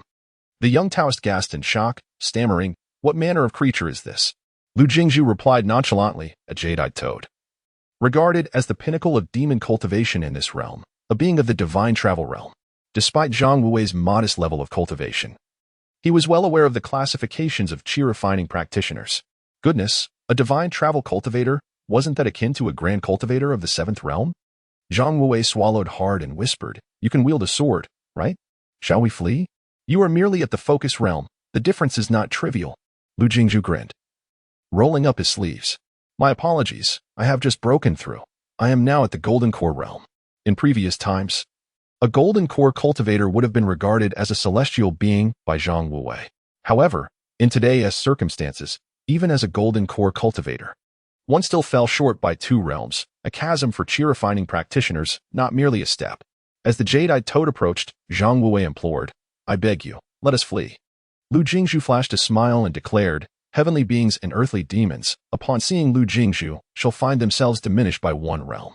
No sooner had he spoken than the jade-eyed toad arrived, landing heavily and transforming into a human figure, sneering, "Who do you think you are? I do not seem to have diminished at all." Lu Jingjue flung Zhang Wuwei to a safe distance, transforming his long sword into a mere speck, shielding Zhang Wuwei by his side. In truth, Lu Jingjue harbored an aversion to invoking the name of his previous flying sword, for each mention brought forth memories of his master. Zhang Wuwei stood 100 feet away, feigning calmness. Yet, not far off, a figure clad in azure robes beckoned provocatively at the jade-eyed toad, saying, "Then come here." In the blink of an eye, a thunderous roar erupted, and Lu Jingjue was suddenly at his side. The young man dusted himself off and sighed, "Your cultivation seems akin to that of soft tofu mixed with flatulence." The jade-eyed toad narrowed its eyes slightly, sneering, "It appears you have come seeking death." Lu Jingjue cracked his neck and smiled, responding, "Indeed, you are correct." The young man took a few steps forward, murmuring to himself, "I am truly grateful to have come to this place and encountered all of you, allowing me to relive the feelings of my youth." As his words faded, an eerie silence enveloped the mountaintop, and the wails from below abruptly vanished. Zhang Wuwei's eyes were bloodshot, and he hurriedly recited a calming incantation, lest his resolve falter. Lu Jingjue leapt into action, unleashing thunderous energy around him, with a single punch. The emerald-eyed toad was instantly reduced to mere fragments. Struggling to open his eyes, Zhang Wuwei trembled as he asked, "How many lives have you taken?" The murderous aura that had previously instilled terror not only frightened Zhang Wuwei but also unsettled the already ethereal toad, rendering it vulnerable to Lu Jingju's might. In truth, were it not for the thunderous energy, it could still have been vanquished, albeit not so swiftly. Lu Jingju managed to suppress the bloodlust within him and softly replied, "Not many humans, but numerous demons." The young man sighed and said, "Let us descend the mountain. The demons below have been largely vanquished, and there are scarcely any ghostly cultivators left." Zhang Wuwei paused, skeptical, and inquired, "Where do so many demons come from in the mortal realm for you to slay? Moreover, such a profound bloodlust cannot be amassed overnight." The toad, which had likely consumed countless lives, was so intimidated by Lu Jingju's presence that it dared not move. Lu Jingju's thoughts shifted, and the lone boat began its return. He gently stated, "I have been in the military since I was 12. The small nations I have obliterated cannot be counted on both hands. Just along the demon corridor at the border of Central Land and the floating pagoda, 10 demon kingdoms fell at my hands, and the number of demon lives I have personally taken is surely not less than 100,000. There were more unsaid by Lu Jingzhu. In the battle at Guishu, the lesser demons, akin to locusts, would have numbered in the tens of thousands with a mere swing of my sword. Zhang Wuwei frowned and replied gravely, demons can be classified as good or evil. Why then do you commit such excessive slaughter? If you were merely to act against those deserving, that would be one thing. But can you guarantee that there were no innocent lives lost? Lu Jingzhu suddenly turned, his gaze icy. The coalition of 10 nations and 100,000 demons took advantage of our Jingong army's defense against the sea demons, slaughtering 13 of our cities and claiming the lives of over 1 million of our border troops and civilians. Should the people of Jingong be condemned to death? Are they not all born of a mother? A bat suddenly swooped down, and with a swift motion, Lu Jingzhu cleaved it in two. Zhang Wuwei fell silent. But Lu Jingzhu continued softly, if you cannot bear the sight of killing, then you should not have come. Zhang Wuwei, weary of argument, simply murmured, yet, this will never end. Even in this small region, there must be at least 100 cities. Must we comb through every inch of the Xinghai kingdom? In truth, Zhang Wuwei harbored another question, one he did not know how to articulate. However, Lu Jingzhu, having anticipated his unspoken concern, spoke up. There are few in this world willing to meddle in the affairs of others. In the past, I would intervene, though not in every matter. Yet, I was always willing to assist within my capacity. I truly admire you. For I do not wish to see a person who could thrive merely by treating ailments or divining destinies, yet chooses to undertake both, only to find themselves in disarray. This is also the reason why Lu Jingzhu believes that Zhang Wuwei is not that Mr. Mao. Zhang Wuwei was taken aback for a moment, incredulously asking, is it really just because of this? Lu Jingzhu nodded affirmatively. Suddenly, the voice of Long Kibtangxi echoed in his ears. That mountain has just shown some unusual movement. Do you want to come back and take a look? Lu Jingzhu replied softly, I will be there shortly. He waved his hand to summon the mountain water bridge, brandishing his wooden sword to unleash dozens of sword energies infused with thunder and flames. Then, he seized Zhang Wuwei by the collar and flew back to Nanyuan City. Zhang Wuwei, with a pained expression, exclaimed, Brother, is Grandpa all right? Could you slow down? The wind feels like knives cutting my face. It hurts. Lu Jingzhu shrugged. It doesn't hurt me. The young Taoist felt he needed to learn some more colorful curses for the future, covering his face with both hands. Zhang Wuwei could not restrain himself and inquired, is it really that easy for a golden core realm to defeat someone in the spirit travel realm these days? Lu Jingzhu replied softly, as I said, when the world's demons see me descend a realm, they can only blame it on the fact that he is a demon. Furthermore, if he were a genuine spirit travel practitioner, he might exhaust all his means to fight, resulting in my severe injury and his demise. Unfortunately, that green-eyed toad was merely a pretender with a fade of power. The young Taoist contemplated this analogy and asked, so what you mean is, on a mountain peak. Some may appear to be at the summit, but in reality, some have taken shortcuts in climbing and do not possess the true ability to stand at the top, right? Lu Jingzhu pondered for a moment before turning to smile and say, am I not your master? Zhang Wuwei was instantly rendered speechless. After about a quarter of an hour, the two had returned to Nanyuan City. A beam of sword light descended, and Lu Jingzhu immediately regretted allowing the young girl to enter the city. Some experiences resonated deeply with him. At the age of 12, during the uprising in Luoyue, Lu Jingzhu accompanied the Grand General of Annan to quell the rebellion. In the border army of Jingyang, battles commenced with a barrage of catapults, followed by a volley of heavy crossbows, before the assault on the city. Most of the time, the enemy could not withstand 2 rounds of attack. Back then, he concealed his identity as the second prince, merely a cavalry scout, and upon entering the city, he could not help but vomit. It was from that moment onward that Lu Jingzhu began to lose his appetite for meat. It has been over a decade now, yet he still has an aversion to it. Certain vivid images from his youth remain etched in his memory, difficult to forget no matter how many years pass. For a long time, he felt queasy at the sight of raw meat. Lu Jingzhu quickened his pace and instructed Zhang Wuwei, do me a favor. If you see a young girl later, refrain from cursing. Do not mention the word mother in her presence. If you wish to eat meat, step outside to find the stored beast meat. Zhang Wuwei did not pry further, but merely nodded and agreed. As they proceeded, the streets were permeated with the stench of blood, with numerous households accommodating dozens of people. A pair of patrolling soldiers approached, seemingly intending to question them. But after a brief exchange among the lead two, the squad chose not to interrogate and instead saluted Lu Jingzhu and Zhang Wuwei. Lu Jingzhu nodded thoughtfully and continued forward, stepping into a narrow alley. After a few paces, he entered a small courtyard. Unlike elsewhere, this little courtyard was not overcrowded, only occupied by Long Tangxi and by Xiaodo. Indeed, it seemed that bringing children was far more effective for women than for men. The little girl donned a flowing white dress, her hair styled in an exuberant topknot, giving her an ethereal appearance, resembling a charming young maiden. Lu Jingjue feigned surprise, exclaiming, "Whose little girl is this? Is she my disciple?" Long Tangxi rolled her eyes, while Bai Xiaodo dashed over and clung to Lu Jingjue's leg, beaming like a crescent moon. "You are not mistaken. She is indeed your disciple." Lu Jingjue gently ruffled the little girl's hair and asked softly, "Have you eaten? Shall I prepare a meal for you?" Bai Xiaodo shook her head and chirped, "An old gentleman came by earlier and brought food for me, leaving some for you as well." With that, she turned and raced into the house, soon returning with a bowl of noodles in her hands.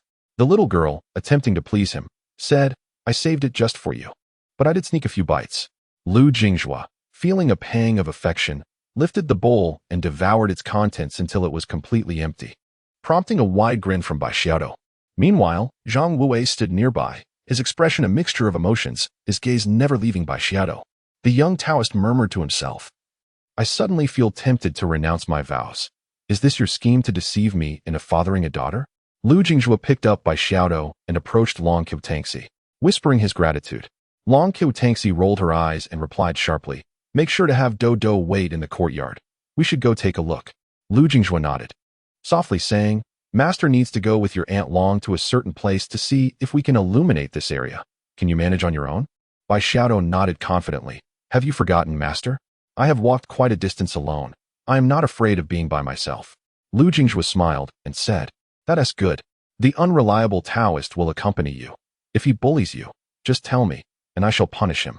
The little girl turned to glance at Zhang Wei, her eyes blinking rapidly. Lu Jingjue, however, could not let his guard down entirely and kept the long foam sword with him. The mountain peak appeared unremarkable, yet to the south lay daylight, while to the north shrouded in darkness, as if the world had been cleaved in two, with this mountain range serving as a chasm dividing the two realms. Lu Jingjue pondered, perplexed. Logically, heading southwest would lead to the stable realm of Ganlan. So why were the refugees from Tanhai fleeing southeast? Long Tangxi spoke softly, "Do you have a plan?" Even though he had grasped half of the true essence of the Lord of Thunder, Lu Jingjue was not the thunder god nor his successor. Relying solely on his incompletely refined thunder would make it difficult to suppress the two divine corpses. Lu Jingjue offered a faint smile and replied gently, "Have you forgotten? There is no one else in this world capable of this task." Long Tangxi furrowed her brow and coldly insisted, "No, think of another way." Lu Jingjue, filled with helplessness, remarked, "Is there any other way? Should we wait until the corpse god is fully formed before we desperately fight back?" Long Tangxi fixed her gaze on Lu Jingjue, stamping her foot in frustration, and said, "Why does it always have to be like this? You are such a fool." Lu Jingjue was oblivious to the reasons behind her grievance, yet he truly had no alternative. He softly replied, "Do you remember that token of mine, the hulu? Its origin lies in the ancient Thunder Marsh. Upon entering this prison, I have gained the essence of thunder. Thus, what I acquire here shall be returned in kind." Long Tangxi exclaimed in exasperation, "But the moment you reveal that item, once you step outside, everyone will know it is with you. You were once hidden, and now you will be exposed." As soon as she finished speaking, Lu Jingjue had already produced the seal, and Long Tangxi was utterly unable to intervene. Suddenly, Lu Jingjue ascended into the air, enveloped by the essence of thunder, soon rising to the sea of clouds. Just as he was about to descend the seal, a voice echoed in his ear, "Mr. Lu, please do not rush. I have already established contact with the physical form of your past life. I will soon reinforce the seal. At that time, I will retrieve all the divine energy that has leaked out, and the celestial conditions will quickly restore. The malevolent entities will also vanish once I reclaim the divine essence." In an instant, Lu Jingjue withdrew the seal, while Long Tangxi had soared into the sea of clouds. Casting a cold gaze upon him, she stated icily, "Do as you wish. If you choose this path, I shall be here. We may as well perish together." Lu Jingjue's expression turned peculiar, and he forced a smile, saying, "What are you talking about? Wait a moment." He communicated with his thoughts, "What is happening outside? Who else has entered?" At that moment, it was confirmed that Wei Wei was indeed the reincarnation of the wind god. Wei Wei's voice reached him. "The leader of the Broken Mountain, Yao, has arrived. Mr. Lu, rest assured, the situation at Songshan is currently under control." apart from you and the young lady. There is a blacksmith, a Taoist priest, and Yudi along with a man in black who have also entered. Lord Yao asked me to convey to you that you and the rain god's reincarnation are acquainted and need not concern yourselves with him. You should hurry to Gonlin Kingdom and prepare to flee this place. Before she could finish, Wei Wei's voice abruptly ceased, as if interrupted. Lu Jinghua suddenly turned his gaze towards the southern city, furrowing his brow and speaking in a grave tone. Hurry back. At the entrance of the palace in Qingni Kingdom, Yao Fangyo reclined languidly in a rattan chair, his brows knitted in a frown. See, you had been bustling within the borders of Qingni Kingdom for days, having just selected 3 mountain peaks to establish a branch of Broken Mountain. Upon her return to Qingni City, she spotted the carefree youth lounging there. Her frustration peaked. She dashed over and kicked the rattan chair over, exclaiming in a mix of anger and laughter, "How can you be so relaxed?" Just as Wei Wei exited the palace, she coincidentally witnessed this scene and quickly turned away, pretending not to see. Yao Fangyo, now crouched on the ground, felt utterly dejected. Don't make a fuss, it's bothersome. Why is this kid such a source of worry? If it weren't for Wei Wei timely refining the physical form of her past life, this mess wouldn't have escalated. Having recounted the circumstances, Su Yao furrowed her brow and crouched beside Yao Fangyo. How do you know about these matters? Yao Fangyo, tugging at his hair, sighed. Before you sent word, an unknown figure in a gray robe appeared at Beggar Peak, unnoticed by me. It was he who informed me. Wei Wei approached slowly and spoke softly. Yao Zhongzhu, I have restored the timing of that realm, yet I am unable to investigate further for reasons unknown. Before she could finish her sentence, an overwhelming force abruptly interrupted her. Yao Fangyo pressed his forehead, feeling a throbbing headache. Am I not entangled in trouble that has nothing to do with me? Does Songshan merely wish to refine a divine corpse? One does not need to think hard to realize that a prison sealed for millennia could not suddenly open. In Yutian County, the name itself suggested a connection to thunder. Yin and Yang coalesced to form thunder, which embodies the essence of Yang within Yin. In a modest residence within the county, Hebo lounged on a rattan chair, fanning himself, while an aging white ape leaned against a large locust tree, breathing heavily. They had been together for over half a month, and the white ape's condition was deteriorating daily. Suddenly, Hebo opened his eyes, for the sun was rapidly descending towards the west, making way for a full moon to ascend the sky. The prolonged daylight of nearly a year was finally coming to an end. Hebo slowly rose and gazed at the heavens, unable to quell his emotions. However, the expression on his face did not reflect the joy one might expect upon witnessing the moonlight. He turned to look at the white ape and sighed. Old brother. From the planning to draw that young man here, to guiding him to the town, imparting the thunder law and sword techniques, it has truly been a labor of love. Do you know why I did not intervene? The white ape slowly opened his eyes, a spark illuminating his gaze. Rising to his feet, he appeared strikingly human-like. To Hebo's astonishment, the white ape spoke with clarity, chuckling. I have merely left a trace of my spirit within this old form. Can you discern that, he brother? The elder chuckled softly. After years of life and death, we should have developed an understanding, should we not? The old ape sighed and replied. Since the true forms of the wind and rain gods are now controlled by their reincarnations, if you wish to leave, I shall not hinder you. After millennia of solitude, we have completed what we ought to have done. Hebo, taken aback, replied softly, I thought you would call me a traitor. The old ape sighed. If you wish to depart, then go. Upon returning to the Jambu continent, please do check on our homeland. Shifting the subject, the white ape added softly. There is no need to quarrel with a few younger generations, is there? It would be embarrassing for all involved. His tone was gentle, yet his words seemed to lack the grace typically associated with kindness. Hebo smiled faintly. Brother Zheng entrusted that favored girl to that young man. After partaking in his humble feast, what face do I have left to seek trouble? The white ape stepped back a few paces, bowing deeply. Suddenly, Hebo remarked. Did Brother Zheng not notice a rising star? If not for the constraints of this world, he would surely be at the pinnacle. The white ape chuckled softly and replied. As one who dwells in the mountains, I do not concern myself with matters of the hall. The affairs of the youth are matters I should refrain from meddling in. Hebo's demeanor shifted dramatically as he turned, clasping his fists and softly uttering, farewell. The white ape returned the gesture, wishing him well. Lu Jinghua, exerting all his strength, turned back only to find that the flying sword had been pinned in midair by a locking technique. A young Taoist lay unconscious on the ground, already devoid of consciousness. A burly man with a thick beard stood quietly in the courtyard, holding Bai Xiaodo in his grasp, appearing to be ensnared in a magical slumber. Long Qiutangxi descended shortly after, furrowing her brow as she gazed at the blacksmith. The heavens had reverted to night, enveloping the entire world in darkness. Lu Jinghua approached Zhang Wuwei's side. Fortunately, he had merely fainted from a blow. He infused a thread of spiritual energy into him, and in a few hours, he would awaken. Rising again, Lu Jinghua turned his gaze towards the blacksmith, his voice icy. If you dare to harm a single hair on this girl, even if you are a practitioner of the Tower Ascension, you shall not leave here unscathed tonight. The blacksmith smiled slightly and replied nonchalantly, I would appreciate it if Miss Long Qiu could sheathe her flying sword. My expertise lies not in blacksmithing. This girl has already been cursed by me. And should I perish, she shall certainly follow. He then directed his gaze at Lu Jinghua, smiling as he continued, In truth, we could engage in a discussion. I am here seeking opportunities, not to take lives. The blacksmith subtly stomped his foot, causing Bai Xiedo to drift towards Lu Jinghua, but Long Qiu Tongxi swiftly intervened, gently catching her. Upon a mere thought, Lu Jinghua freed Cha Feng from its restraints, allowing it to hover at his right side. Long Qiu Tongxi's eyes glimmered with golden light as she examined the situation closely, communicating through her mind. Indeed, there exists a curse seal. Its rank is considerable, indicating he is a curse master.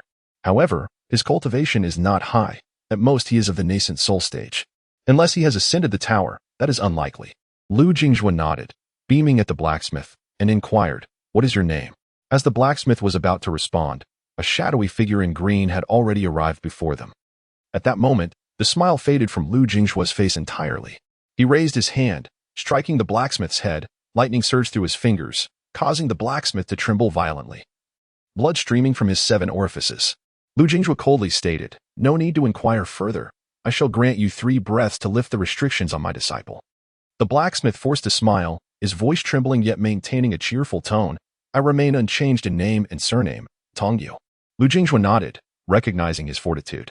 No sooner had he finished speaking than he exerted his strength, driving the middle-aged man halfway into the ground. Tongyu's bones had already begun to fracture, and another punch might well send him into a state of decline. I have underestimated you, but Lu Jinghua, do you think the methods of a curse master are a jest? Bai Xiedo suddenly convulsed uncontrollably, prompting Long Qiu Tongxi to cast a cold glance at Tongyu. Should you dare to harm her, I assure you, anyone even remotely associated with you shall meet their demise. As soon as the words left her lips, Bai Xiedo instantly returned to normal. Tongyu, unable to wipe the blood from his face, allowed it to flow freely, yet still managed to smile as he said, I merely wish to demonstrate to you both that I am not jesting. Lu Jinghua exerted force with his palm, burying Tongyu entirely underground, leaving only his head exposed. The young man placed his foot upon the middle-aged man's head and coldly inquired, What do you desire? In truth, Lu Jinghua was straining to suppress his urges. Had he not been unable to dispel the curse mark in a timely manner, he would have already crushed the skull beneath his foot. Tongyu coughed lightly, spitting out a mouthful of blood, and replied with a smile, Whatever Panchon desires, I shall claim. Lu Jinghua, repressing his murderous intent, asked in a deep voice, What does Panchon wish for? Tongyu replied with a grin, Lu Jinghua, you know nothing yet dare to enter? Do you believe the true fortune here lies in some trifling divine corpse? With a slight increase in pressure from his foot, Tongyu hastily begged for mercy, saying, All right, I fear you. Do you know why the celestial conditions have shifted drastically between Huachao and Tinghai, while Ganin remains unaffected? The greatest fortune here is not some trivial divine relic, but rather the 3 divine stones of Ganin. If you wish to save this girl, you must assist me in obtaining at least 1 divine stone. Lu Jinghua retorted coldly, What use is it? What do you intend to do with it? The smile faded from Tongyu's face as he fell silent for a moment before softly replying, The divine stone can resurrect a deceased loved one. I merely wish for my wife to return to life. Suddenly, Lu Jinghua recalled what the blacksmith had told him, that his wife and unborn child had perished in a war. The young man stomped his foot slightly, sending Tongyu flying. Following that, Lu Jinghua kicked out, his voice low, Whom do they wish to resurrect? Tongyu shook his head. How would I know? Lu Jinghua swiftly advanced, delivering a sudden punch to Tongyu's forehead, rendering the burly man unconscious. Still unsatisfied, Lu Jinghua lifted Tongyu and thrust him back into the ground. Turning to Long Qiu, he softly remarked, No way out? Long Qiu nodded, whispering, Do you believe in such nonsense? Is it truly possible for the dead to return to life? Lu Jinghua smiled wryly, saying softly, If such miraculous treasures existed, would they fall into Panchon's hands? Nevertheless, we must still journey to Ganin. Wei Wei had previously communicated that we should head there. Stepping forward, Lu Jinghua ruffled the little girl's hair gently, saying, It is still too perilous for you to accompany me. Long Kotangxi fell silent for a moment before relaying, previously. I refrained from scrutinizing closely for fear of displeasing you, but upon examination, I found this girl to be rather unusual. The Long Chio family's divine eye technique allows me to perceive the ethereal currents of fortune at my level. This girl possesses an extraordinary aura, akin to one favored by the heavenly path. Pausing, Long Kotangxi continued softly, have you ever heard of a person blessed by the heavens? Such individuals often endure great hardships in their youth, yet are invariably imbued with immense fortune. Lu Jinghua furrowed his brow, remaining silent. Suddenly, it dawned upon him why that Master Mao had instigated the flames of war between the two nations and why he still felt that within this place. Long Kotangxi's situation was far more precarious than his own. After returning from Nanyue years ago, Lu Jinghua had recuperated at the foot of a mountain, residing with an old man who sculpted statues for the water deities. The old gentleman once remarked, the divine spirits protect a region's land. While the local populace sustains these spirits, at its core, it is merely a transaction. I offer my incense first, and then you fulfill my wish. You grant my desire first, and I shall repay you later. Both scenarios are quite similar, with each party yielding and gaining. Yet, in certain temples, there exist capricious deities who, upon hearing a vow made by a supplicant, will come to collect their due once the request is granted. Lu Jinghua spoke softly. I recall you mentioning that you were born under the auspices of a sword's fortune? Long Kotangxi nodded, replying gently, indeed. There is also an inherent water attribute bestowed upon me, likely forcibly given by my father. Beneath Meiluo Mountain, Guanhuizhi and Zhou Feng possessed both literary and martial fortunes, while Lu Jinghua had previously dismantled the Tower of Fortune. In the conflict between Qingni Nation and Maoyuo Nation, both sides would naturally suffer a depletion of national fortune. In this realm, the northern kingdom of Tanghai has nearly exhausted its national luck. It seems that the divine stone truly possesses power, it merely requires the sustenance of fortune. In other words, everything in this world, in this place, exists solely to nourish those three stones. It may also suggest that the Mosh Mountain seeks to barter human fortune for the three divine stones. Lu Jinghua cast a cold glance at Tong Yu. A murderous intent firmly settled within his chest. To dare contemplate sacrificing by Xiaodo and Long Kotangxi, is that not deserving of death? At last, the final question became clear. But who is to be resurrected by Mosh Mountain? Zhang Wuwei, holding his head, sat up, his mind still in a fog, only to behold a burly man buried in the earth. The young Taoist was momentarily stunned, then sprang up, slapping his thighs in agitation, pacing in circles. After another moment of confusion, he dashed into the house, only to search several rooms to no avail. Bai Xiedo was nowhere to be found. This is it. Now it's truly over. When that fellow returns, my life as a poor Taoist is in jeopardy. Staring blankly for quite some time, Zhang Wuwei suddenly turned his gaze to the burly man. After a brief contemplation, he quickly shed his shoes and rushed over, delivering several blows with the soles of his shoes to the man's face, the sound echoing throughout the courtyard. The young Taoist was so absorbed in his actions that he failed to notice the burly man had already opened his eyes, staring blankly at him. Tong Yu rasped, have you struck enough? If you have, tell me their whereabouts. Zhang Wuwei, startled like a frightened rabbit, took a step back, regaining his composure, and unleashed a tirade of what he believed to be curses. You, of all people, why choose to mimic others by stealing children? Speak swiftly. Where's the girl?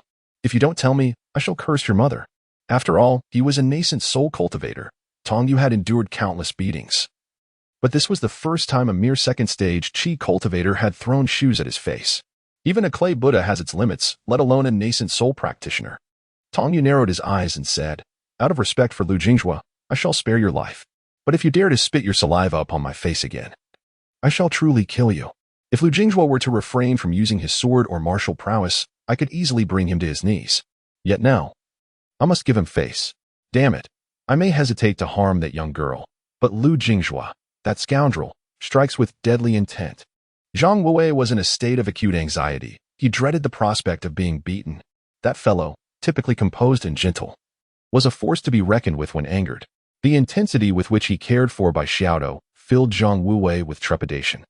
What would he do if he returned without finding her? Gritting his teeth, Zhang Wuwei seized his shoe and struck Tong Yu's face once more. After delivering the blow, he swiftly retreated, brandishing the shoe and demanding, speak. Where have you taken the girl? Tong Yu, infuriated, lashed out with expletives. You scoundrel. Dare you strike me again? In response, Zhang Wuwei swung the shoe at him once more. At that moment, Tong Yu found himself trapped. If even a single hand were to emerge, he would crush that arrogant scoundrel of the spirit realm without hesitation. The creaking of the door heralded the entry of long-awaited sunlight into the southern courtyard. Lu Jinghua and Long Qiutongxi each held one of Bai Xiaodo's hands, resembling a harmonious family of three. Upon seeing Bai Xiaodo, Zhang Wuwei felt an immense weight lift from his heart. He hurriedly donned his shoes and rushed over to Lu Jinghua, inquiring, "Is the girl unharmed?" Bai Xiaodo, perplexed, replied cheerfully, "What could possibly be wrong with me?" However, when she noticed the bearded man buried in the ground, she gasped softly, "Master, who is this person? What is he doing?" Lu Jinghua chuckled. "He is a blacksmith who forges donkey shoes. He is practicing his skills. His ancestor instructed him to bury himself in the earth, claiming that once he takes root, he will achieve immortality." Long Qiutongxi rolled her eyes, gently pressing down on Bai Xiaodo's head, and whispered, "Don't listen to his nonsense. This man is a thief. He tried to steal something last night and was pinned to the ground by your master. A blacksmith forging donkey shoes? A thief? Enough, enough. One must endure minor grievances to achieve greater objectives." Zhang Wuwei forced a smile and said to Lu Jinghua, "Shall we consider our business concluded?" Lu Jinghua responded with a slight stamp of his foot, causing Tongyu to be ejected from the earth, prompting Zhang Wuwei to quickly hide behind Lu Jinghua. When it came to valuing his life, none present could surpass Zhang Daozhang. Lu Jinghua transmitted a message, "I have placed a curse upon your disciple, and I've also embedded something within you. If you do not remove the curse, feel free to see who meets their demise first." Tongyu furrowed his brow and hastily immersed his consciousness into the Huaning Palace, stepping through the Xinping Gate, a torrent of sword energy flooding his inner sanctum. The techniques of sword cultivators, indeed, proved to be most ruthless when needed. Yet Tongyu simply grinned, conveying, "If I perish, the curse within the girl will activate without fail. Indeed, as long as I cannot sense that curse with my mind, it will trigger automatically. Young Master Lu, you may test this for yourself. If I cannot resurrect my wife, living or dying holds no difference for me, yet what of this girl?" Suddenly, Tongyu's expression turned grave as he transmitted, "If you assist me in obtaining the divine stone, after reviving my wife, I shall willingly seek death beneath your sword once her time is up." Lu Jinghua dismissed him, smiling instead as he said, "After lunch, we shall set forth." Zhang Wuwei, filled with curiosity, asked, "Where are we headed?" Lu Jinghua felt a sense of helplessness. He had not initially realized just how simple-minded this fellow was. As one might say in his native dialect, "Do you intend to remain here for a lifetime, never returning to Jiuzhou?" Zhang Wuwei hastily shook his head, his face alight with joy. "At last, I can return." I could almost weep. When departing, Long Qiutongxi piloted the flying vessel without passing through the city gates. To the surviving citizens of the Tian'ai kingdom, Long Qiutongxi was a celestial being descended from the heavens, a veritable savior. Yet for her, it was merely a trivial effort, a minor inconvenience. The deeper the entanglement, the heavier the consequences. It was perhaps better to leave and avoid further troubles. With the natural order restored, the majority of the scattered demon tribes and ghostly cultivators had vanished, leaving only those who posed no immediate threat. Approximately 200 miles to the southwest lay the territory of the Ganlin Kingdom, where they had just circumvented a colossal mountain range. If they continued southwest, they could reach Huatsong Kingdom on foot. At that moment, Lu Jinghua comprehended that the refugees from the Tian'ai Kingdom must have traveled here, skirting the massive mountains to reach Huatsong Kingdom. As Long Qiutongxi descended from the flying vessel, the group began to walk. The three ahead resembled a family unit. And despite Zhang Wuwei's thick skin, he felt a twinge of embarrassment and dared not approach. However, the distance was too great for him to feel entirely secure. The man with the beard cast a frightening gaze in his direction. Should he find himself isolated, it was entirely plausible that he might be delivered to Fengdu Luoshan. Tongyu quickened his pace, resting an arm on Zhang Wuwei's shoulder, and jovially remarked, "Brother Zhang, we have met in Chengdu City more than once. Although we have never exchanged words, we are at least somewhat acquainted. Why do you bear no kindness, treating me with such indifference?" There was truth in his words. The blacksmith frequented the wonton shop, and his stall was nearby, so it was indeed unusual that they had not crossed paths. However, a fortune-teller, often met with scorn for his dubious practices, had little in common with the blacksmith struggling to make ends meet.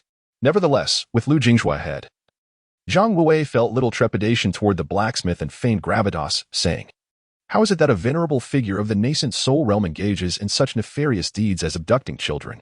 If a mere mortal were caught, they might be beaten to death in the street. I have merely given you a taste of your own medicine." Tongyu's eyes widened in disbelief, thinking, "What sort of person is this? Even now, he believes himself to be a child thief?" Anyone with a shred of sense would realize the leverage Lu Jinghua holds over him. Unable to contain himself, Tong Yu gave a thumbs up and stated emphatically, "That makes perfect sense." Zhang Wuwei pushed Tong Yu's arm away, adjusted his robe, and replied nonchalantly, "Reason prevails across the world."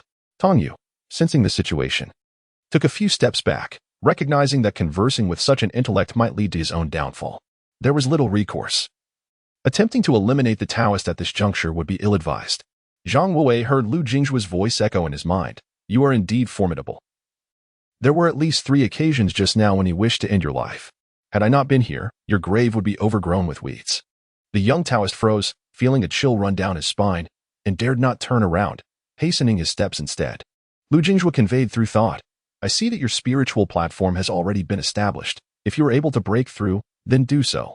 I shall provide you with a few teleportation talismans later. Should any trouble arise in the coming days and I am unable to attend to you, do not hesitate to flee at the first sign of danger." Upon hearing this, Zhang Wuwei, feeling emboldened, awkwardly smiled and said, "Why not impart some mystical arts to me?"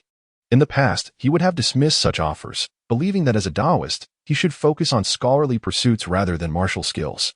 However, circumstances had changed, especially after he had impulsively struck this fellow with his shoe the previous night, thus sealing their enmity. There are indeed ill-intentioned individuals among the qi refiners. Lu Jinghua, feeling helpless, resorted to transmitting the 5 elements escape technique and some methods that could be executed with talismans into Zhang Wuwei's mind. Lu Jinghua retorted, somewhat exasperated, "You are my elder."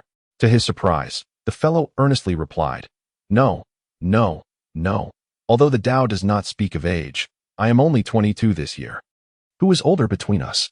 Lu Jinghua, in a fit of annoyance, thought, "I am 206, is that sufficient?" The young Taoist mumbled, "Why are you so anxious?" Longqiu Tongxi inquired, "Why do you protect him so?" Although she could not hear the previous thoughts, Lu Jinghua's raised eyebrow hinted at his concerns. There had been someone before who, after receiving a sword wound, bore the lingering sword intent within, feigning nonchalance despite the agony. Each time he secretly turned away, his brow would furrow in pain. Eventually, whenever that individual was near, he would frown with irritation. Lu Jinghua was unaware that he never concealed his emotions in front of Longqiu Tongxi.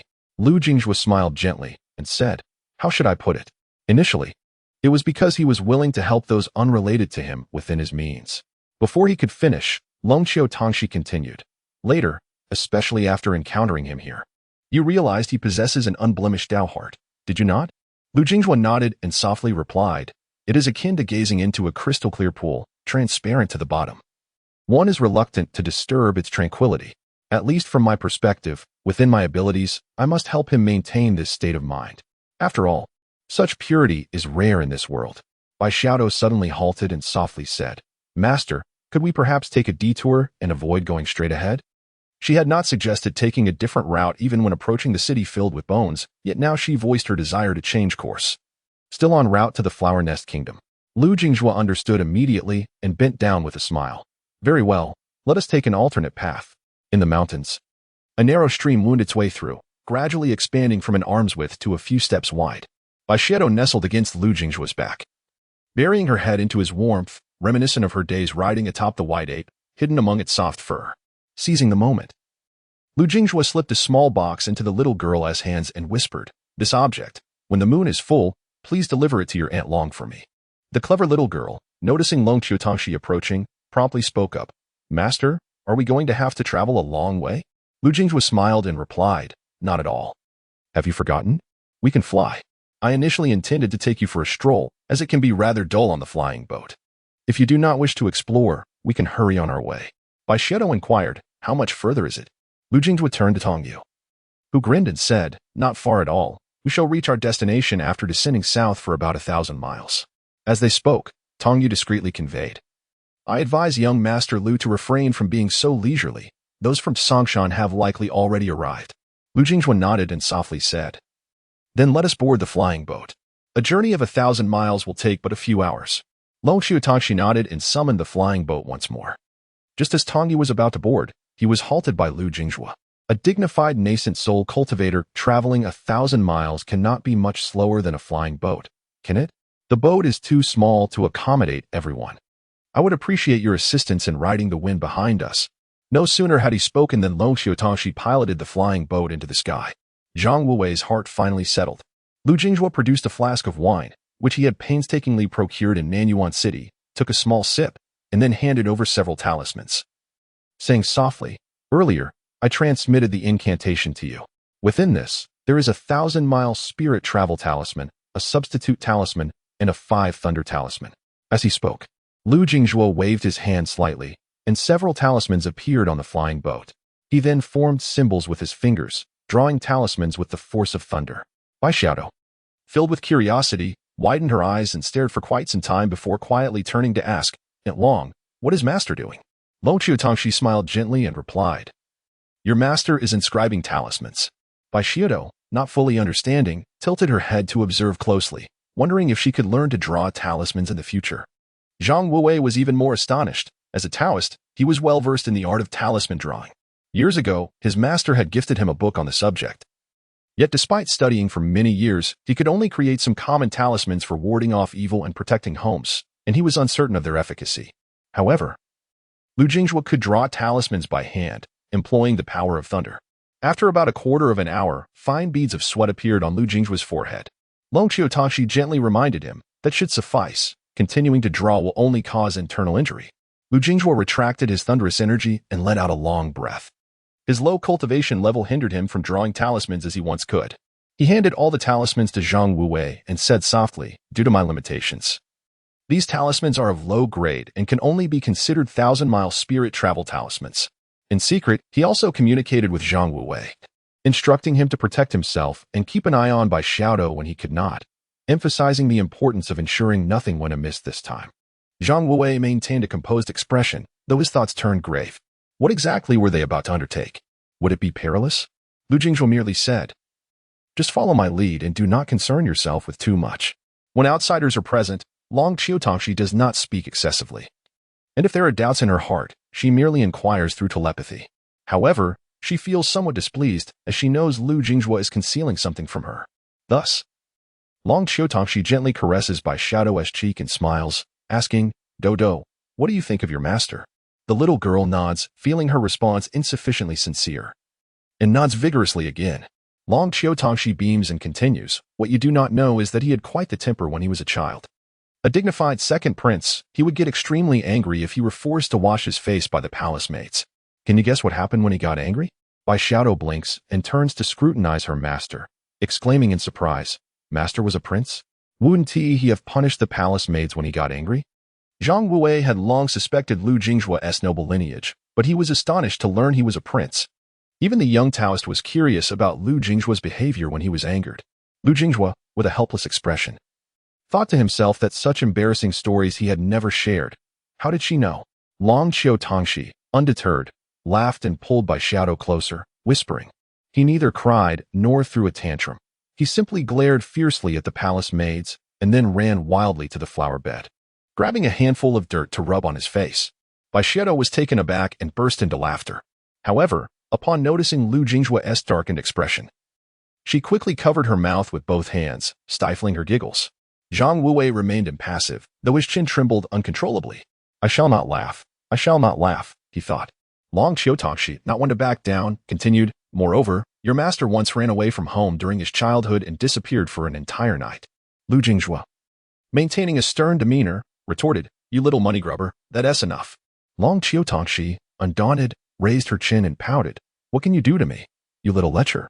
Zhang Wuwei sighed and turned away, choosing not to witness this exchange. He was unaware of the origin of the nicknames Little Money Grubber and Little Lecher, but he found the verbal sparring too much to bear. Bai Xiaodou blinked curiously, "Master."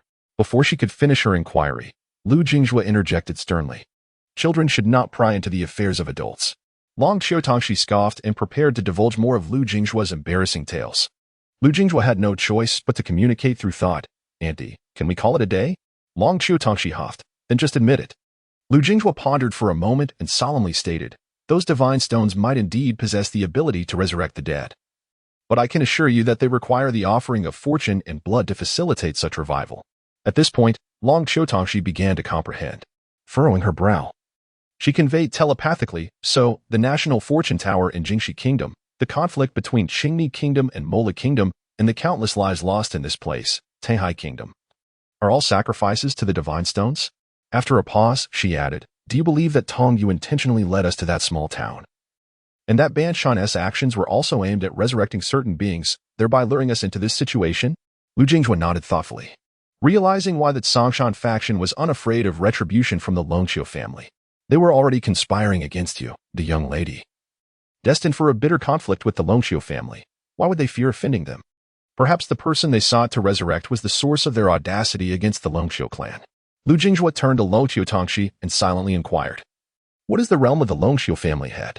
After a brief silence, Longqiu Tongxi replied, my mother once said that whenever he desires, he can open the heavenly gate in a single step. Lu Jingjue nodded. Then the one they wish to resurrect must at least be a harmonization cultivator. Bai Xiaotou pouted. What secret conversation are you two having? Is there anything I cannot know? If not, I shall no longer call you Aunt Long, but rather Shermu, the clever little girl. Upon uttering those words, nearly caused Lu Jingjue to choke on his own spit. He gently tugged at Bai Xiaotou's ear, half amused and half annoyed. When you grow a little plumper, we shall see if I will not spank you until you bloom. Bai Xiaotou winced in pain and, as soon as Lu Jingjue released her, hurried over to Longqiu Tongxi, deliberately calling out Shermu several times, just as Lu Jingjue was about to set some boundaries for the young girl. Both he and Longqiu Tongxi turned their attention to the rear, their brows furrowing in unison. Lu Jingjue softly instructed, you all go ahead. I shall return shortly.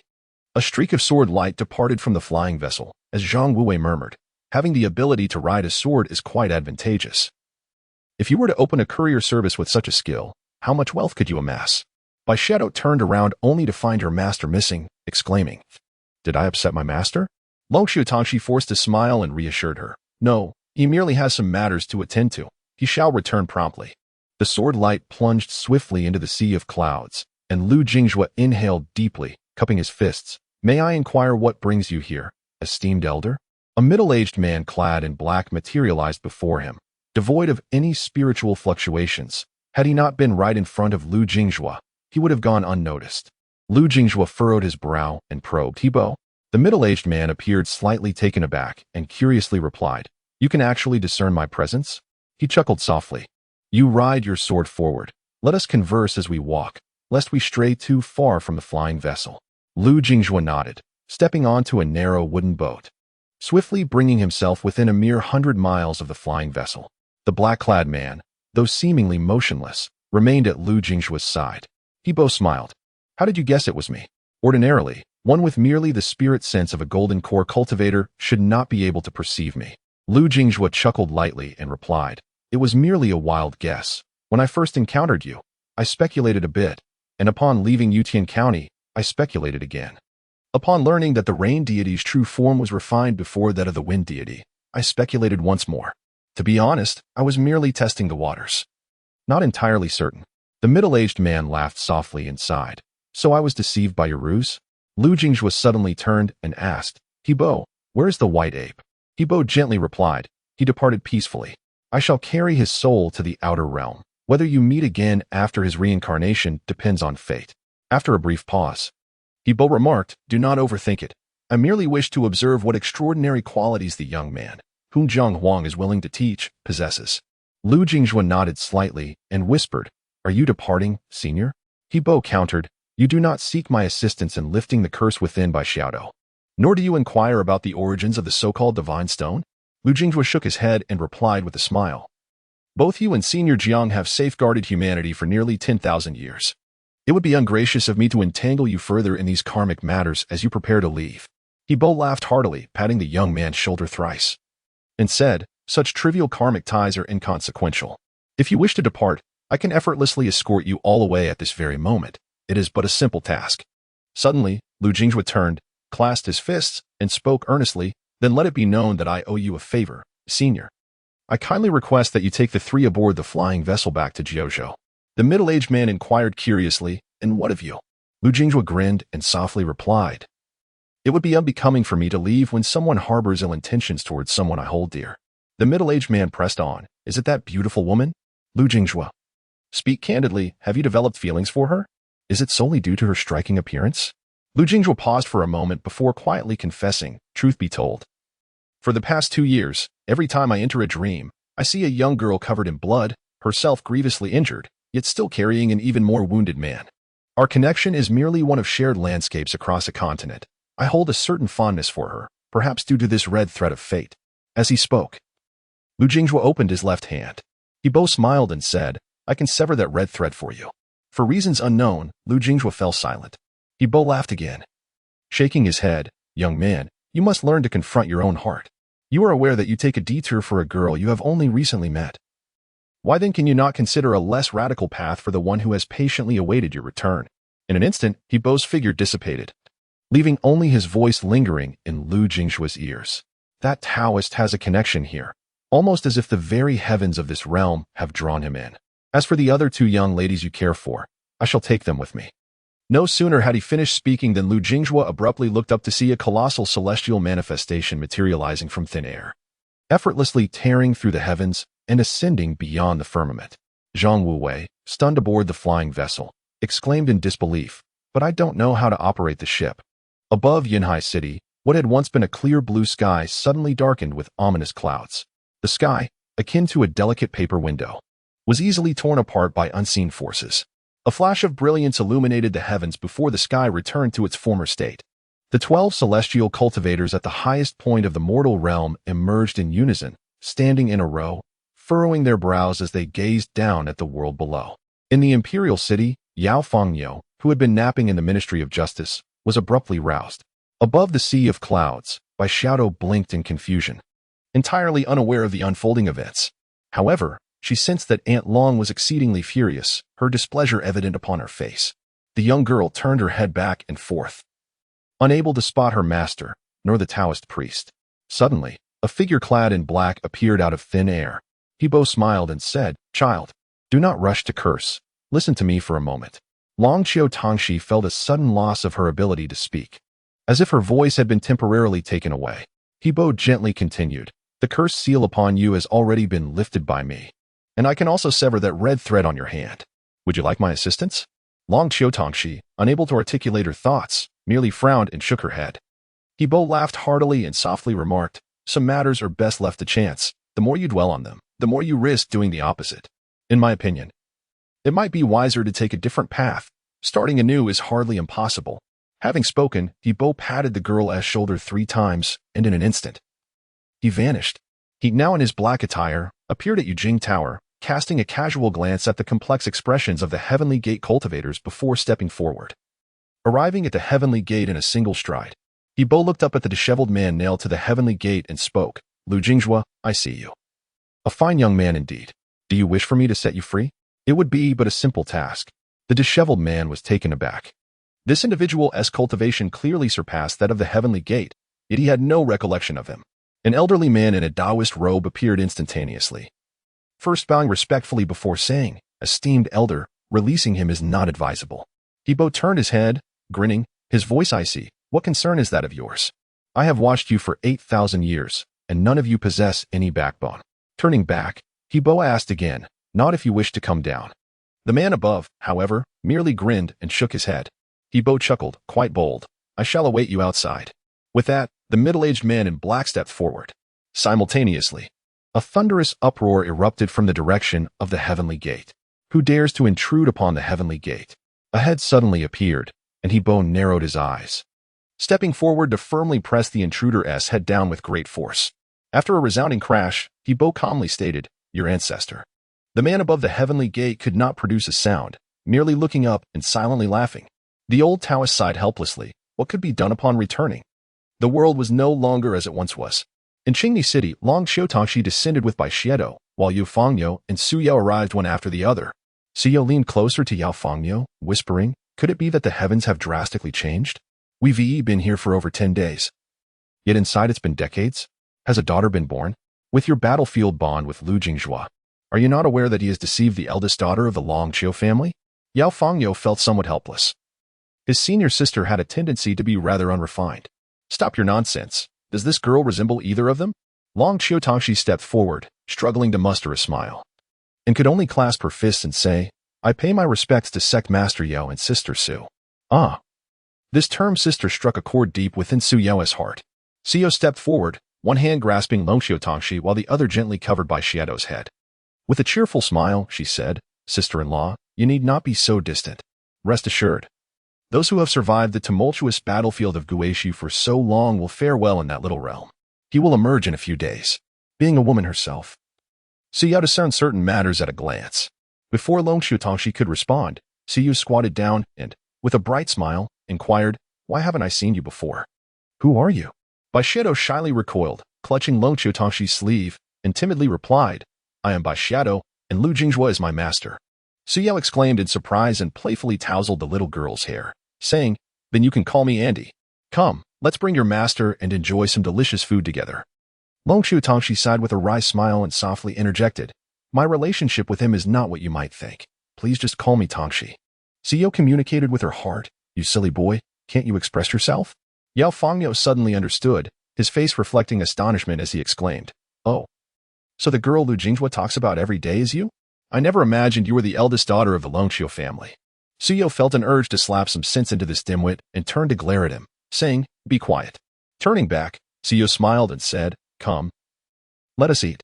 She picked up Baishiado and took a big step forward, lowering her voice to the little girl, "Your master's wife is upset with him. You must help to soothe her." The little girl nodded eagerly and whispered, "Actually, Long Auntie prefers that I call her master's wife. I can just call her that from now on," even though she wasn't entirely pleased. Long Xiutongxi did not forget to remind Suyao that Baishiado does not eat meat. The sumptuous dinner at the palace was undeniably delightful. However, Long Xiutongxi only took a few bites before stepping outside to sit on the stairs, gazing up at the moon. It was the 15th day of the 8th month. A time for reunion, and she felt a pang of homesickness. Baishido hurried out with a food box, heedless of whether Long Xiutongxi wished to eat, and offered her a mooncake. Upon seeing her take a bite, the little girl beamed and said, "This is so delicious. I have never tasted anything like it. I can vaguely recall my father's appearance, but since he passed away, our family has not celebrated any festivals." Long Xiutongxi turned her head, gently pressing down on Baishiado's head with a smile, and reassured her, "Do not worry. In the future, there will be many who cherish you, and countless festivals to celebrate." Holding the food box, the little girl gazed up at the sky and noticed the full moon hanging high. Suddenly, she remembered something. Baishiado patted her forehead, retrieved a small wooden box tied to her arm, and handed it to Long Xiutongxi. "I almost forgot. Master said that whenever I see a full moon, I should give this to Long Auntie." Long Xiutongxi was taken aback, accepting the wooden box and opening it to reveal a delicate hairpin. As she lifted it, she noticed the tiny characters engraved on the flower pin, so minuscule that a mere mortal could not perceive them. Long Xiutongxi pouted slightly and murmured, "Has 2 years in the academy turned you into a pedantic scholar?" Baishiado cheerfully inquired, "How did master come to know Aunt Long?" Long Xiutongxi chuckled softly and replied, "When your master met me, he was 19 and I was barely 15. I pursued him relentlessly for half a year. Eventually, we roamed the Jianghu together and became good friends." Baishiado, with a whimsical smile, leaned against Long Xiutongxi and playfully teased, "Just good friends?" Long Xiutongxi rolled her eyes and retorted, "You mischievous little brat." The two of them sat together gazing at the moon, and the originally chatty young girl unexpectedly fell asleep first. After carrying the girl inside, Long Xiutongxi found herself with a jug of wine, seated alone on the rooftop to drink. In truth, the walls of the Qingni Palace were not as lofty as those of the Long family. Siyu swiftly appeared, bringing her own jug of wine. The lady of the Broken Mountain, straightforward as ever, tapped the wine jug, took a swig, and bluntly asked, "Is he upset just because he wants to protect you? That can't be right. Could it be that Lu Jingjue doesn't he fancy you? Is he blind? Such a stunning beauty, even I, as a woman, find myself salivating." Long Xiutongxi chuckled at Su Yao's words and shook her head, saying, "It's not that. My relationship with him is far too complicated to explain in a moment. In short, I am angry for 2 reasons. One I cannot disclose, and the other is that he is too distant with me." Su Yao plopped down, shaking her head. "I can't comprehend it. Perhaps it's because the cowherd is my husband, whom I raised since childhood, and I am several years his senior. That rascal dared to sneak a kiss when he was just a boy. We know everything about each other, having grown up together. So there is no way to maintain distance." Long Xiutongxi laughed, "Sister-in-law, do you think I'm being too eager? Is he oblivious to his good fortune?" Siyu nodded sagely, though she was well aware of her own eagerness. However, she still ventured, "Isn't it often said in romantic tales that men should be kept on a string? Isn't it said that distance creates beauty?" Long Xiutongxi smiled. knowing well that he was not one to fall for such notions. That elder had advised her to take another path. Had she not already been on a journey of her own? The moment he arrived at Shenlu Island, someone couldn't resist seeking him out. Had it not been for Yu Tian's visit to the Long family 2 years ago, she would have long since ventured to the Hanzhou. Long Kotangxi sighed. I understand the reasoning. It's just not something I can accomplish. Rising slowly, she whispered, Sister-in-law, you should head back to rest. I'll take a stroll. I want to wander far. I still need to wait for him to return so I can give him a piece of my mind. Xiao chuckled. Make sure to call me when that time comes. As Long Kotangxi departed, Yao Fangniu appeared in her stead. The leader of the Broken Mountain, clutching his chest in anguish. Lamented, what a wretched beast. Calculating the time, when Lu Jingzhu traveled with Long Kotangxi, the girl was merely 14 or 15. How did I end up befriending such a miscreant? Xiao turned with a smile and quipped, are you perhaps looking to find a 14 or 15-year-old girl for yourself? Yao Fangniu, with a grandiose flourish of his sleeves, declared with righteous indignation, what utter nonsense. I am nearly 200 years old. How could I possibly be so shameless? In truth, both Su Yo and Yao Fangniu had surpassed the century mark. This newly appointed leader of the dilapidated mountain sect, though not widely known, was undoubtedly a genius who had ascended to the pinnacle of his craft at 100 years of age, a fact beyond dispute. Having exited the imperial city, Long Qiutongxi wandered aimlessly, unsure of her destination, and thus followed a river upstream. After a short while, she suddenly halted, tears swirling in her eyes. Not far ahead stood a middle-aged man clad in white, gazing quietly at his daughter. Long Qiuliang, filled with both anger and concern, scolded her sternly. Must you still stifle your grievances in front of your father? Without hesitation, Long Qiutongxi rushed into the embrace of the middle-aged man, her sobs echoing. He gently patted her back, his heart aching as he murmured, if your mother knew that scoundrel had caused you such distress, she would surely flay him alive. Come home with me. Let us ignore him. Long Qiutongxi clung even tighter, choking out, Father, you must not bully him. I will take care of my own matters. Long Qiuliang, feeling helpless, replied, I have already visited Boza Prefecture and had a confrontation with that old bald donkey to restore Lu Jingzhu's memories of that realm. We must wait for him to regain his former level of enlightenment. You should also be grateful to the one who attempted to kill you then. Were it not for that sword that intertwined your fates, that boy would have deliberately concealed certain truths from you, even erasing your memories. Long Qiutongxi stated firmly. I shall eventually slay that old bald donkey. He came with murderous intent. Long Qiuliang sighed. He too seeks stability for the world. The father and daughter conversed throughout the night, and by dawn, Long Qiuliang found himself amidst the clouds above the Qingni kingdom. A shadow appeared out of nowhere. Bowing respectfully to Long Qiuliang, and softly inquired, Master, shall we return or head to the Panshan Mountain? Long Qiuliang replied gravely. Let those rascals frolic for a while longer. I shall not go anywhere but remain here. When that boy emerges, I shall not spare him for daring to provoke my daughter. The flying vessel moved at a leisurely pace, taking an entire night to reach a small town inhabited by people. Lu Jingzhu, filled with anticipation, rushed off in search of wine, for he was utterly longing for it. Zhang Wuwei squatted at the entrance of the tavern, propping his elbow on his face, sighing continuously. That senior really is something. Why take others without inviting me? As a humble Taoist who merely knows how to tell fortunes and draw talismans with only a minor cultivation base, if it weren't for Lu Jingzhu by my side, I wouldn't even dare to speak loudly in this wretched place. What chance could I possibly have? Taking a moment to reflect, he sighed again. Lu Jingzhu emerged, satisfied. Clutching a gourd of wine, having emptied the tavern's cellar, he mused that the tavern owner would soon hang a sign proclaiming, divine beings come to fetch wine. Zhang Wuwei slowly rose, exasperated. How much wine did you procure? Did you brew it yourself? Lu Jingzhu patted the gourd. Not much, just a mere 1,000 pounds at most. Zhang Wuwei abruptly turned his head, inquiring about the price.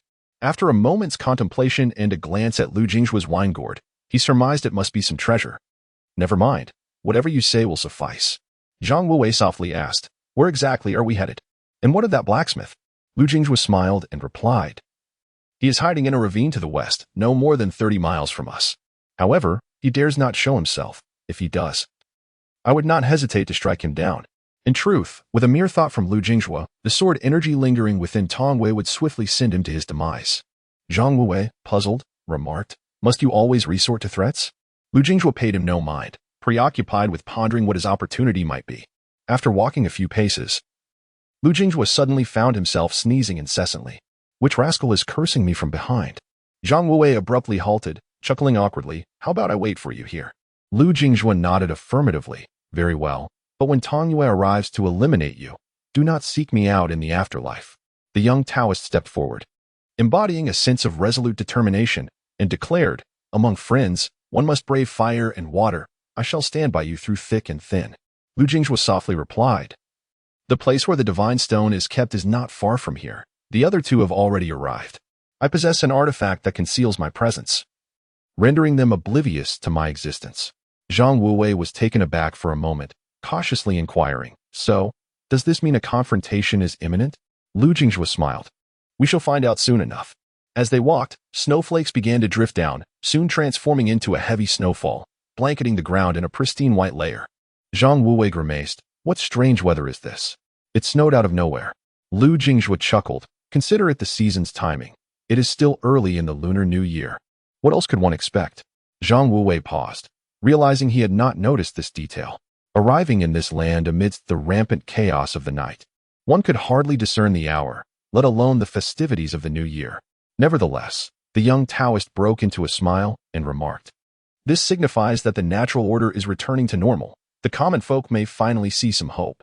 Upon hearing this, Lu Jingjue was momentarily taken aback, then burst into hearty laughter. Lu Jingjue suddenly inquired, have you ever ventured beyond the divine deer continent? Zhang Wuwei shook his head, reaching out to catch the snowflakes, only for them to dissolve upon contact. I have never left the Green Mud Kingdom. As a child, I resided in a dilapidated temple. After my master departed, I moved to Green Mud City to make a living. Lu Jingjue nodded and asked, what were your thoughts when you first beheld the map of the 9 continents? Zhang Wuwei pondered sincerely, then smiled as he replied, I was taken aback, then realized how small the world seemed, fitting within a mere piece of paper. Yet, I soon felt the vastness of the world.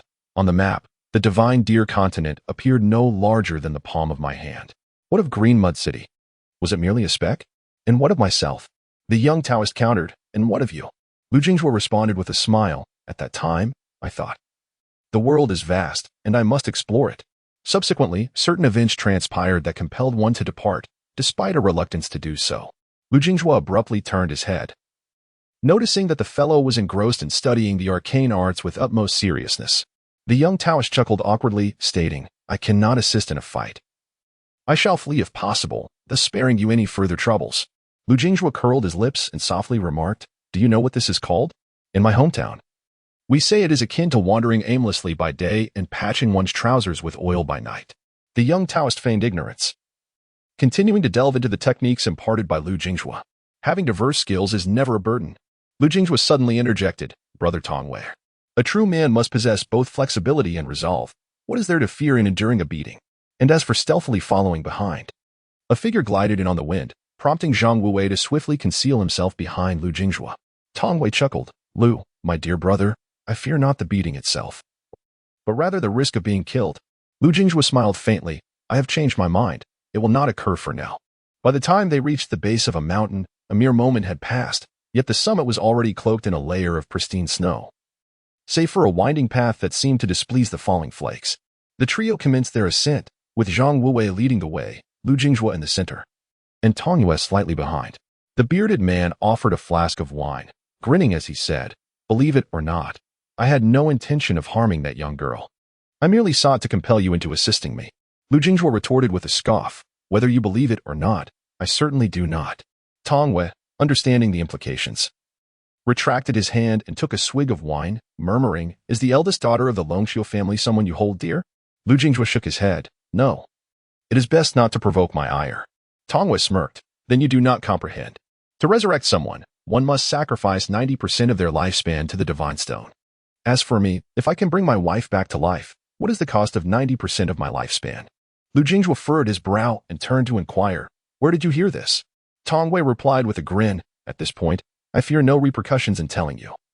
I learned of the divine stone from a friend in the Fushan region. To obtain this information, I committed numerous unsavory acts. Lu Jingjue sneered. You believe him merely based on his word? Tong Yue responded, indeed, why would I not? To say what may not please young Master Lu, if it means resurrecting my wife, I would not hesitate to slaughter thousands or even tens of thousands. Lu Jingjue retorted in a mental whisper, are you truly unaware? Or are you attempting to extract information from me? Should it be the latter, Allow me to clarify that I have already deduced your intentions. The bearded man paused, perplexed. What do you mean? Lu Jingjue remained silent for a considerable time before finally conveying. Do you think this place is in chaos by mere happenstance? The external strife between the Qingni kingdom and the Mola kingdom has persisted for decades. Fushan and that esteemed Mr. Mao, what do you think they seek? The divine stone you speak of does not merely require 90% of your lifespan for resurrection. They demand the sacrifice of millions of souls along with substantial earthly fortune. Tongwei, you have been deceived. Lu Jingjue had sensed something amiss earlier, which is why he spared Tong Yue's life. Yet he did not anticipate that this fellow had truly been duped, no matter how desperate he was to save his wife. He failed to consider how many disgraceful deeds he had committed on behalf of the Tsongshan, and whether they would reveal such unspeakable secrets to him. Tong Yu stood frozen in place, but before you arrived in Qingni City, they deliberately informed me that the entrance would be there, urging me to find a way to enlist your help along with Longxiu Tongxi. With your assistance, our efforts would be far more fruitful. That is why I sought you out repeatedly and shared so much with you. Lu Jingzhu sighed. You do? Why do you hide? Since you are here, come and explain. A figure clad in brocade suddenly appeared, smiling as he said, because you know too much, you must die. Longxiu Tongxi is precisely what we intend to use as a sacrifice for the divine stone. Tong Yu, consumed by fury, charged forward. But Lu Jingzhu could not intercept him in time. Another shadow, adorned with a sinister mask, appeared closely behind you. The figure in black struck with a punch. And Lu Jingzhu, in a swift motion, pulled Tong Yu away, colliding with the attacker. Lu Jingzhu staggered back 30 paces, while the black-clad figure retreated only 3 steps. Lu Jingzhu narrowed his eyes and spoke gravely. A half-step Yuli body? A nascent soul cultivator, just like me, adept in both chi refinement and martial arts. The masked man removed his disguise, a smirk playing on his lips as he asked, Do you remember me? Lu Jingzhu frowned deeply and replied, What a clever scheme. From the moment we disembarked, to encountering Longxiu Sasa, and finally to bringing her to meet Longxiu Tongxi. Was all of this part of your calculations, Mr. Mao? The middle-aged man in black smiled slightly, responding nonchalantly, You flatter me. You do approach with a mocking grin, saying, If it weren't for the sudden appearance of an ancient cultivator, would we still be waiting for you? He turned to Zhang Wue, grinning however. Having a person with a clear mind here is not a loss. Lu Jingzhu, almost in unison with Mr. Mao, glanced toward the mountainside.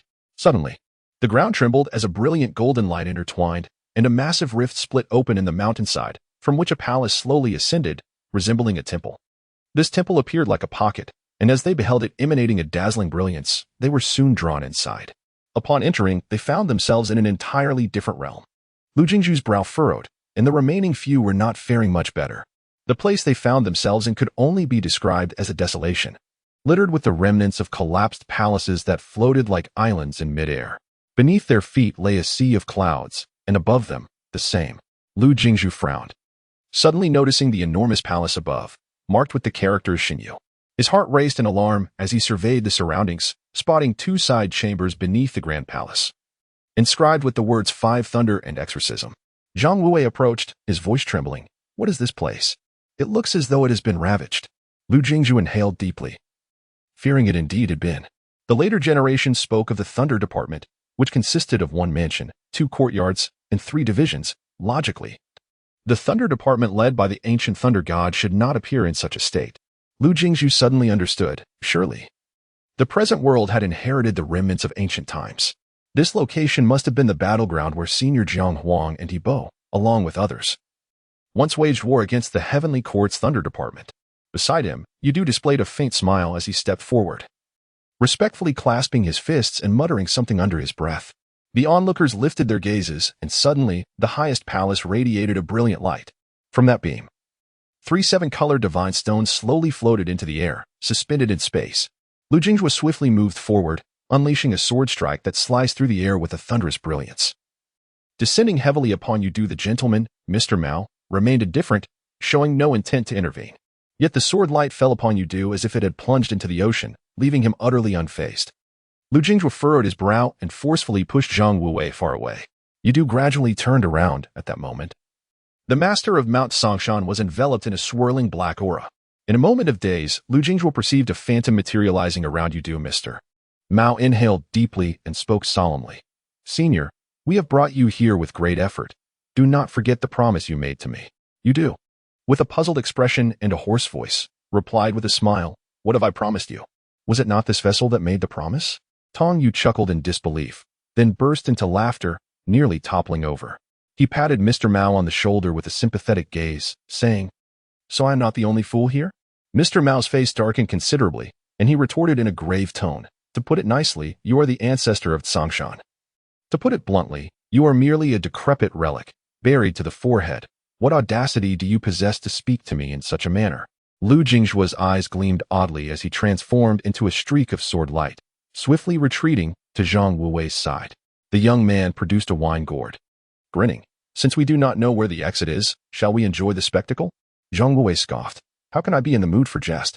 I fear we will soon become the performers ourselves. There is nothing we can do. Who could have anticipated that this place would draw us in? Lu Jingzhua replied with a smile. If I am not mistaken, this so-called young master of Tsongshan is most likely merely a vessel for the old ancestor's soul. The young Taoist sighed. Lu Jingzhua, are you truly so carefree? We may end up as part of the show if we watch until the end. Those few do not seem easily provoked. Lu Jingzhua grinned. I'm not afraid. I have good fortune. In this realm of divine heights. Lu Jingzhua believed he was at a geographical advantage. However, the three divine stones above perpetually reminded him of a similar aura he sensed from the divine corpse he had encountered. Like two individuals of the same age yet vastly different in appearance. Yidu scoffed coldly, turning his back. Beneath his feet, several bolts of thunder converged, slowly forming a staircase. With each step he took, a new step materialized from thin air. Mao Fu, do you truly believe in such ghostly tales? Can you not discern where this is? This place is the ancient Heavenly Court's Thunder Division, and at the very top stands the Thunder God's Palace. Do you think the millions of souls here are for sacrifice? Mr. Mao furrowed his brow deeply. To which Yidu added with a chuckle, You are far less clever than someone else. Lu Jingzhua, what do you think my meticulous scheming is for? Lu Jingzhua took a sip of wine and smiled, saying, If I am not mistaken, you must be one of the innate deities still remaining in the Thunder Department. Though not of significant rank, the transformation of Tsongshan into a first-rate sect over the past century must have benefited from your assistance. The other 8 sects across the 8 continents are similarly supported by entities like you, either remnants of the old Heavenly Court or those currently in power beyond the Heavenly Gate. The so-called sacrifices are indeed a reality.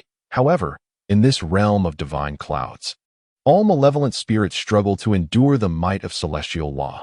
Only those accompanied by Yin souls or possessing pure fortune can truly make such offerings, much like my disciple, Long Ku Tangxi, and this Mr. Mao here. Pausing briefly, Lu Jingzhua continued. Your schemes against Qingliang Mountain are also aimed at the mortal fortune stored in Qingxi Pavilion from years past, are they not? As he spoke, a palpable aura of murderous intent radiated from Lu Jingzhua, causing the 2 swords at his back to tremble incessantly. Yu Zhu let out a cold laugh and replied indifferently. Do you truly believe that merely with our 9 mountain strongholds, we can compel Yu Chanfeng to surrender? You truly underestimate the weight of the title Yu Chanfeng. The number 1. After a brief pause, Yu Zhu added with a smile, Well then, it seems you are all destined to perish here today. Mr. Mao furrowed his brow, forcefully stamping his feet on the ground, propelling himself into the air. In a moment of dazed clarity, he noticed a shimmering barrier resembling glass surrounding him. With another breath, this glassy shield transformed into armor that enveloped him.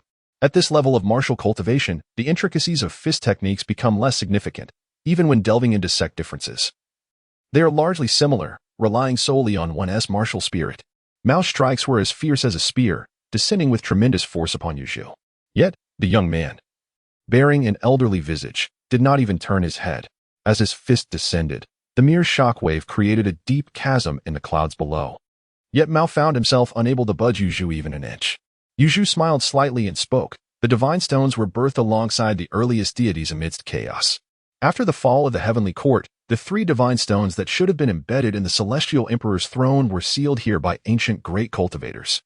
3 stones alone, however ancient, cannot resurrect the dead.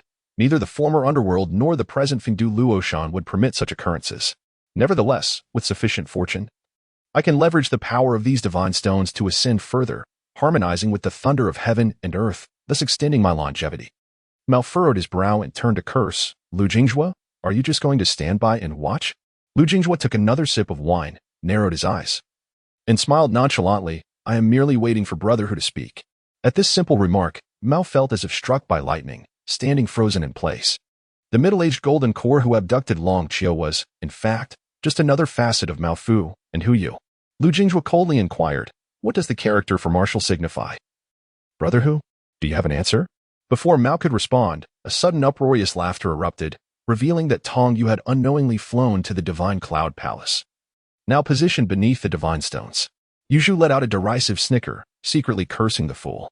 At the highest palace, Tong Yu knelt on both knees and cried out, "I am willing to sacrifice 90% of my lifespan if it means I can bring my wife back to life. More would be acceptable, even if it leaves me with just 100 years.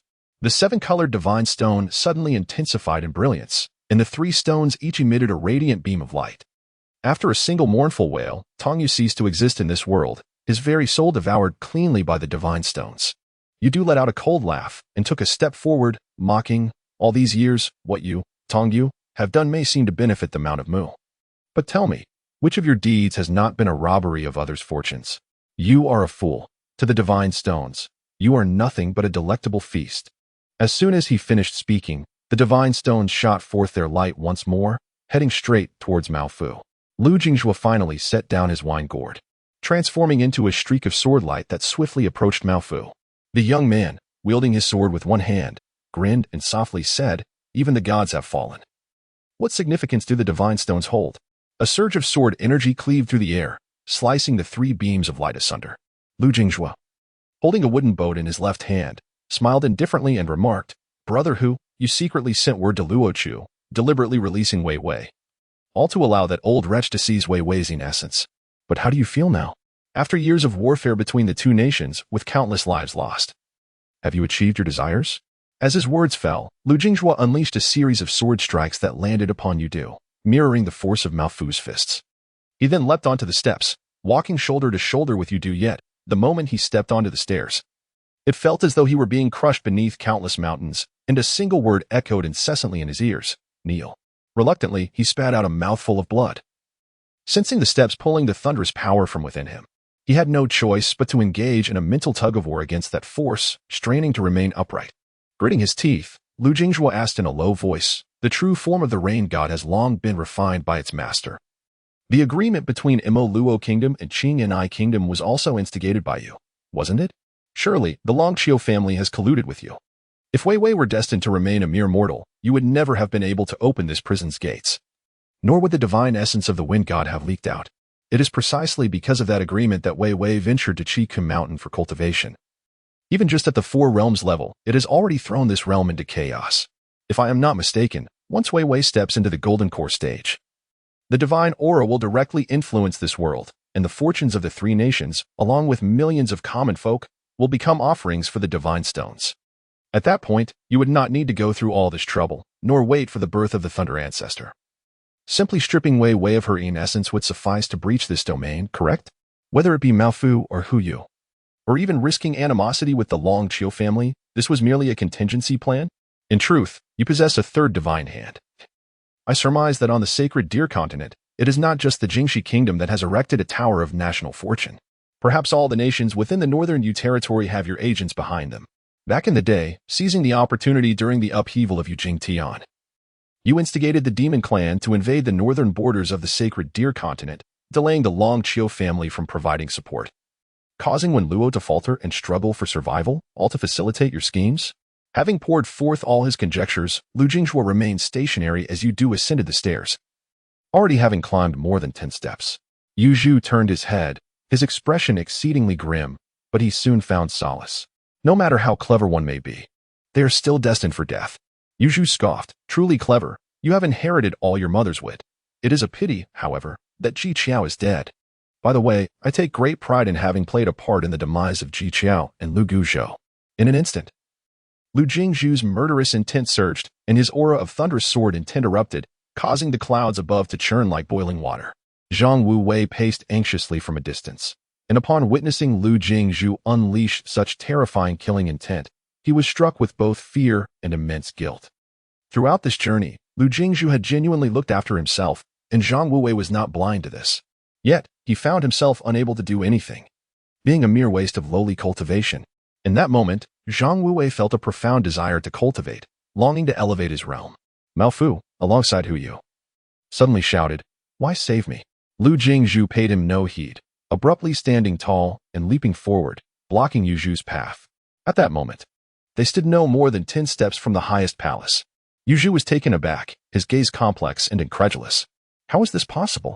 It is already exceedingly difficult to stand below the divine tier, yet you, a mere golden elixir cultivator, do this so effortlessly? But Lu Jingzhu had already grasped his wooden boat. Without further ado, he unleashed several sword energies. Initially, Yu Zhu dismissed it, believing that in this domain, protected by the heavenly path, Lu Jingzhu could not harm him.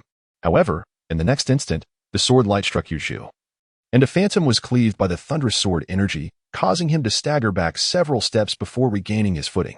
Lu Jingzhu, at that moment, was not much better off. Blood streamed from his 7 orifices, and his sword arm trembled. The young man in the azure robe rasped, "Even if I were to return all the thunderous true intent I possess today, shattering my golden elixir and descending to the realm of concentration, you shall not ascend to that palace."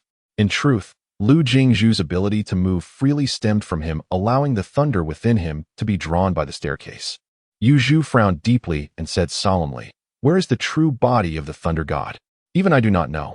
From where did you obtain this half of the true intent?" Lu Jingzhu, holding his sword firmly, had no desire for idle chatter.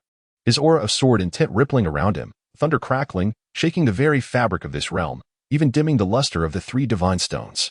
Lu Jingzhu declared, "With this thunderous sword intent, I shall send you to the afterlife." Yu Zhu cursed vehemently, "Are you out of your mind? Your parents hinder my ascent. And now you wish to trade lives to stop my path? Is your entire family mad?" Yet, the young man above showed no intention of sheathing his sword. Yu Zhu, exasperated yet amused, said, "Very well. Since that is your wish, then today, I shall not ascend."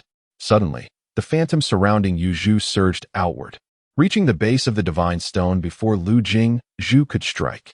The 3 divine stones roared incessantly, and regardless of whether it was Mao Fu or Hu Yu, they were inevitably absorbed into the 3 beams of light. Lu Jingzhu unleashed a sword strike, the blade's radiance mingling with thunder, swiftly reaching the divine stone. Upon its descent, the stone shattered in response. However, the remnants of Yu Zhu had already begun to ascend, exuding an aura of an ancient being. In a resounding clap of thunder, the steps crumbled into countless fragments, plummeting into the sea of clouds below. Exhausted, Lu Jingzhu collapsed heavily against the left palace. At this moment, Yu Zhu had transformed into an elderly figure. The old man let out a cold chuckle, narrowing his eyes slightly, and in an instant, he appeared beside Lu Jingzhu. With a mere lift of his foot, Lu Jingzhu was sent flying, crashing into the ruins, which became even more desolate under the impact. The elder, having returned to the realm of ascension, slowly raised his hand, drawing forth a figure clad in a green robe from the debris. Grasping Lu Jingzhu by the throat, he hoisted him into the air. The elder sneered, "When the gravekeeper ascended, your decision to remain was rather unwise. Today you have interrupted my path to unity.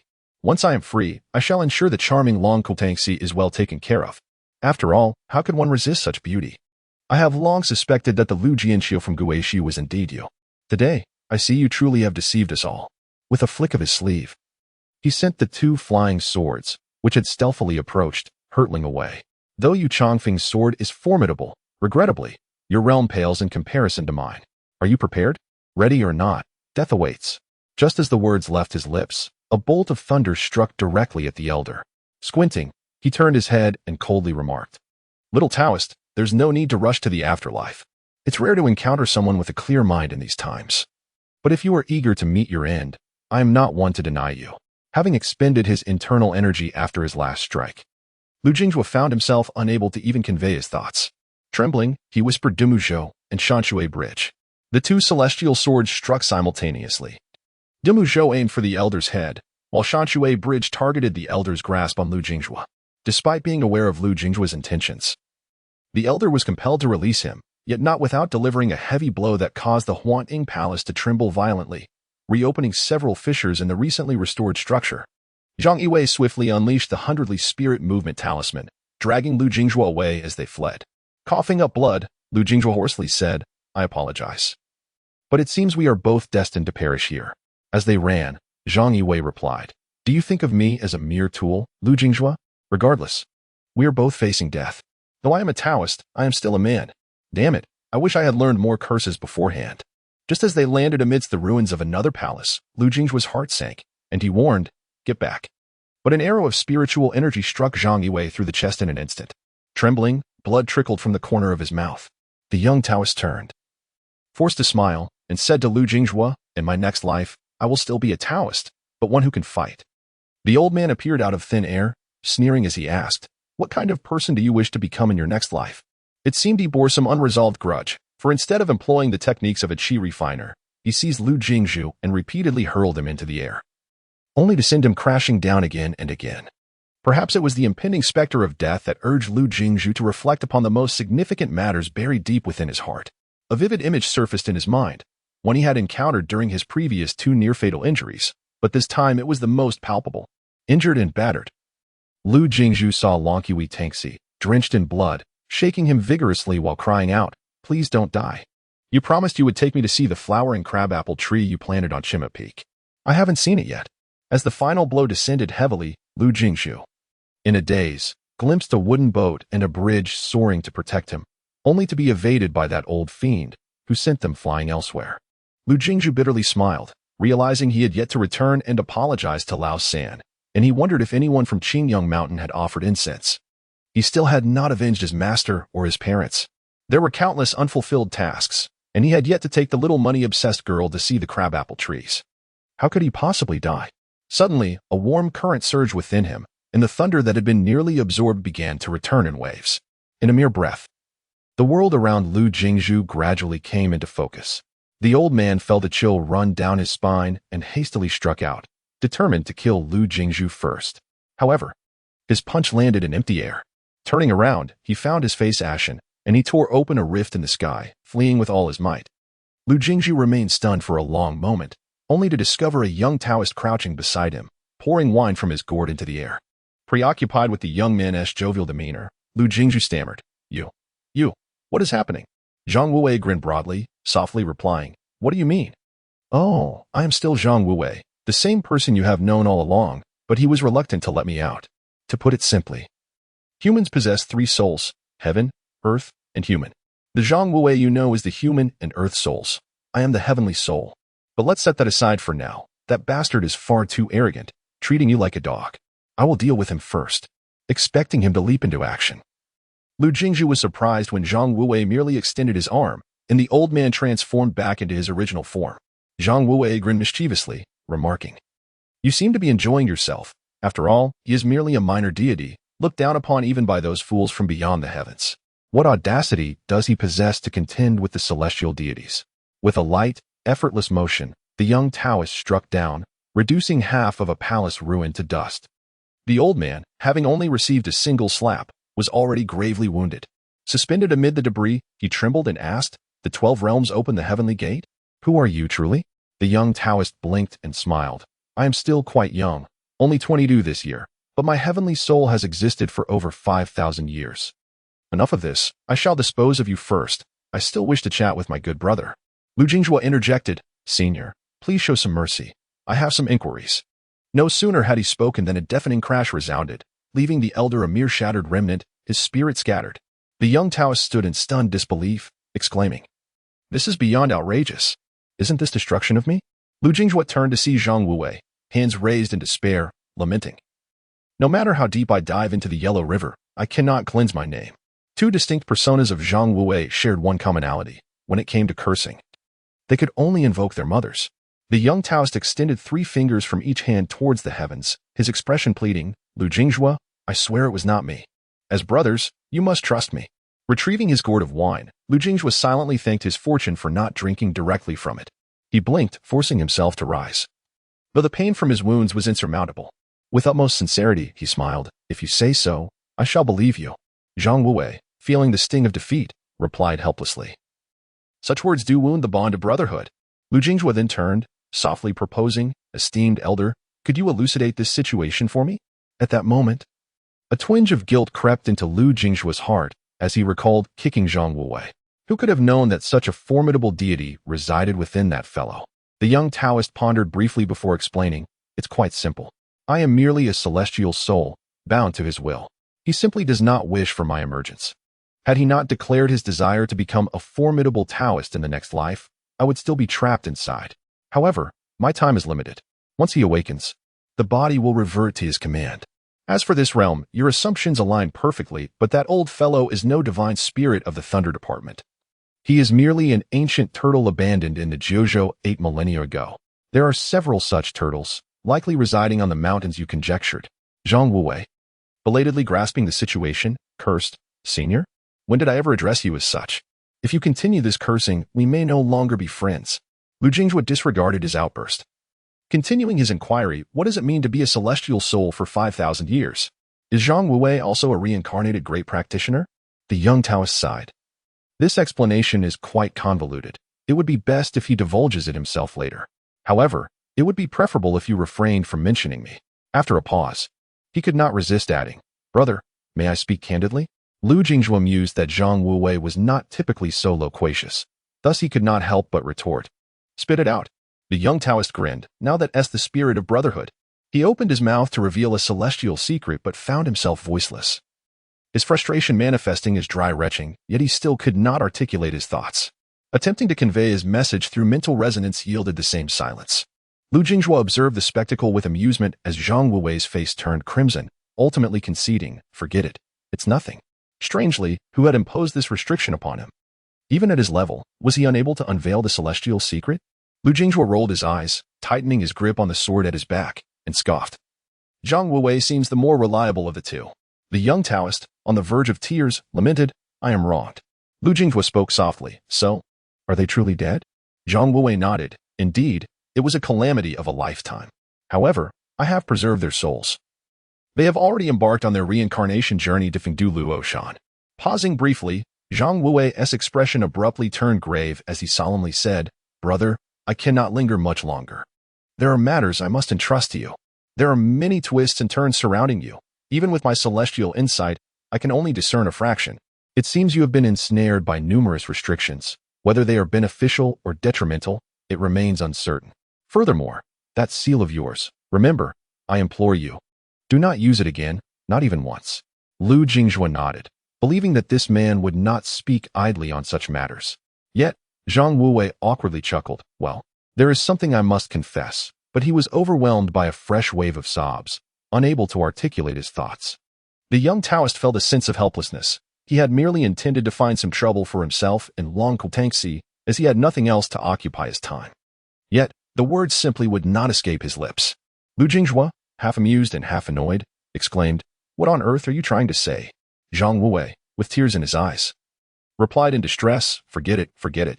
I almost did something unkind to you, but after our fishing trip by the river, I decided against it." As soon as he finished speaking, Zhang Wuwei slapped his forehead. "Brother, remember to take him along when encountering danger. If he faints, I can escape." Lu Jinghua smirked.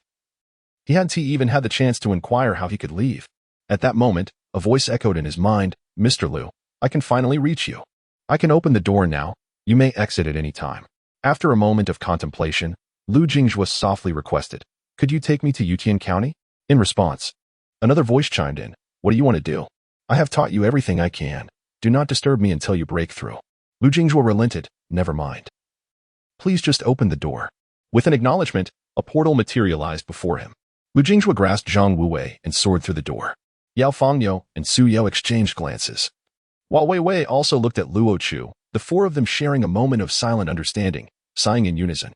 They had emerged safely, but as for personal matters, they felt it inappropriate to interfere. Above the clouds of Qingmi City, a figure clad in white swiftly approached Long Qiulong, bowing respectfully. "Master, shall we visit Meluo Mountain?" Long Qiulong turned, a cold smile gracing his lips. "When Luo, your presence here is futile. Would you prefer we engage in a battle instead?" When Luo could only manage a bitter smile, resignedly responding, "Then please, master, be gentle." Long Qiulong frowned, knowing this demeanor was reserved for friends. When Luo added, "Surely, you wouldn't kill me?" Long Qiulong nodded. "That is acceptable. At most, I shall render you unable to stand for half a month. By the way, you must keep an eye on the girl." When Luo nodded, and with a wave of his hand, a barrier enveloped Qingni City. With his current abilities, even those at the ascending realm could not breach it. However, whether those inside could emerge depended on the restraint of Long Qiulong's actions. "Lu Laudi, I apologize. Who told you to provoke someone else's daughter for no reason?" Within the imperial city, Wei Wei had just opened the door when she could no longer sense anything beyond the confines of Qingni City. Yao Fangyo sighed heavily, thinking to himself, "Brother, you must fend for yourself. I am truly unable to assist you." Although both were in the ascending tower realm, the head of the Longxiu clan had reached the pinnacle, while Yao Fangyo was still climbing the stairs. Moreover, any cultivator with a modicum of power and prestige understood that the former ruler of the old nation could shatter realms with a mere word. Longxiu Tangxi rushed over, pulling by Shadow, her face alight with joy. "You're back?" she exclaimed. Wei Wei softly replied, "It seems you've been injured. It should be over soon." As she spoke, she couldn't help but glance at Yao Fangyo, who only laughed heartily without uttering a word. Siyu thought to herself that this fellow was utterly unreliable, and she could only softly say, "Sister-in-law, have you forgotten our conversation?" Longxiu Tangxi, somewhat skeptical, queried, "How is it that someone has set up an array to trap Qingmi City?" Yao Fangyo, with a tone of resignation, replied, "All right, there is no need for secrecy. Your father is waiting outside for Lu Jingjue to emerge, and he'll undoubtedly give him a good beating." Upon hearing that someone intended to strike her master, Bai Shadow immediately asked, "Who is going to hit my master?" Longxiu Tangxi replied softly, "My father." The little girl's eyes darted around, her face scrunching up as tears began to well. "Why does he want to hit my master?" As they ventured out, Zhang Wuwei had just regained consciousness. He carefully felt his chest, puzzled. "Huh? Where is the wound?" Before he could ponder further, Lu Jingjue slapped him on the head. Zhang Wuwei, furious, exclaimed, "Are you insane? Why are you hitting me?" To his astonishment, Lu Jingjue claimed he was verifying something. Just as Zhang Wuwei was fuming, a wave of dizziness struck him. Finally catching sight of the light, he thought he was finally home, only to be met with a colossal slap that sent both of them tumbling into the ravine. Fortunately, Lu Jingjue had pushed him aside a bit. Otherwise, that slap would have been quite disastrous. As Zhang Wuwei steadied himself, a middle-aged man in white landed heavily nearby. Longxiu Liang frowned and asked, "Who are you? Why are you blocking my slap?" The young Taoist stared wide-eyed, baffled. "Who are you to question me about blocking your slap?" Longxiu Liang coldly replied, "I intend to beat Lu Jingjue. You'd best keep your distance." Lu Jingjue, having just crawled out of the dirt after taking a heavy blow, looked at the middle-aged man, who bore a striking resemblance to Longxiu Qua, and immediately understood. In truth, he felt he deserved a beating. "Senior, this has nothing to do with you." Zhang Wuwei stood in shock for quite some time, but when he turned his head, he saw Lu Jingjue removing his clothing. The latter tossed aside his green robe and clasped his fist toward the middle-aged man, saying, "I too believe I deserve a beating. This garment cushions the blows. So please feel free to strike, senior." Zhang Wuwei thought to himself, has this fellow lost his mind? Who in the world fears the one who strikes them? Ultimately, the middle-aged man threw a punch, sending Lu Jingjue hurtling hundreds of feet, crashing into a massive boulder. Lu Jingjue rose, whispering, "I am uncertain whether it is due to that crimson thread, but I find it difficult to sever our connection now." The elder had previously advised him to choose a less radical path, and he had heeded that counsel. Long Qiulong, without uttering a single word, delivered another punch, more forceful than the last. Fortunately, Zhang Wuwei had witnessed Lu Jingjue's earlier plight. Otherwise, he would have rushed to assist him. In truth, he had long wished to intervene. Yet that fellow had sent a message stating, "Do not. He is the father of Long Qiutang." Zhang Wuwei was taken aback and simply found a stone to sit upon. There was no alternative. He could only endure the situation. Lu Jingjue's white inner garment was now stained with blood, yet he persevered and stood up, wiping the blood from his face, murmuring, "I was just beaten, nearly to death. In my days, the first person I thought of was her. To be honest, I did not anticipate that." Zhang Wuwei sighed in resignation, thinking, isn't this asking for trouble? What began as a kind remark had to be tainted with an unexpected twist. He brought this upon himself. Indeed, the third punch was even more severe, and Lu Jingjue was embedded against the rock wall, incapable of movement. At last, Long Qiulong spoke. "A man, even when beset by doubts, begins with 'What about me?' Do you not consider how my daughter is faring?" Lu Jingjue froze, as if struck by a revelation, and then awkwardly extricated himself from the stone wall, falling heavily to the ground. He leaned against the cliff, struggling to rise, blood gushing from his mouth. "Thank you, esteemed elder, for your guidance. If you would be so kind as to strike me once more, it would serve as a lasting lesson." Such a request seemed unreasonable to deny. Thus, Long Qiulong delivered another blow. Above the clouds, when Luo could no longer bear the sight, the force of the punch was sufficient to rival that of a novice entering the realm of Lioli. Another blow would surely lead to a fall from grace. The Lord of Beiwei lamented, "Master of the house, I will withdraw my formation." Long Qiulong turned and cursed, "When Luo, you shall never drink my wine again."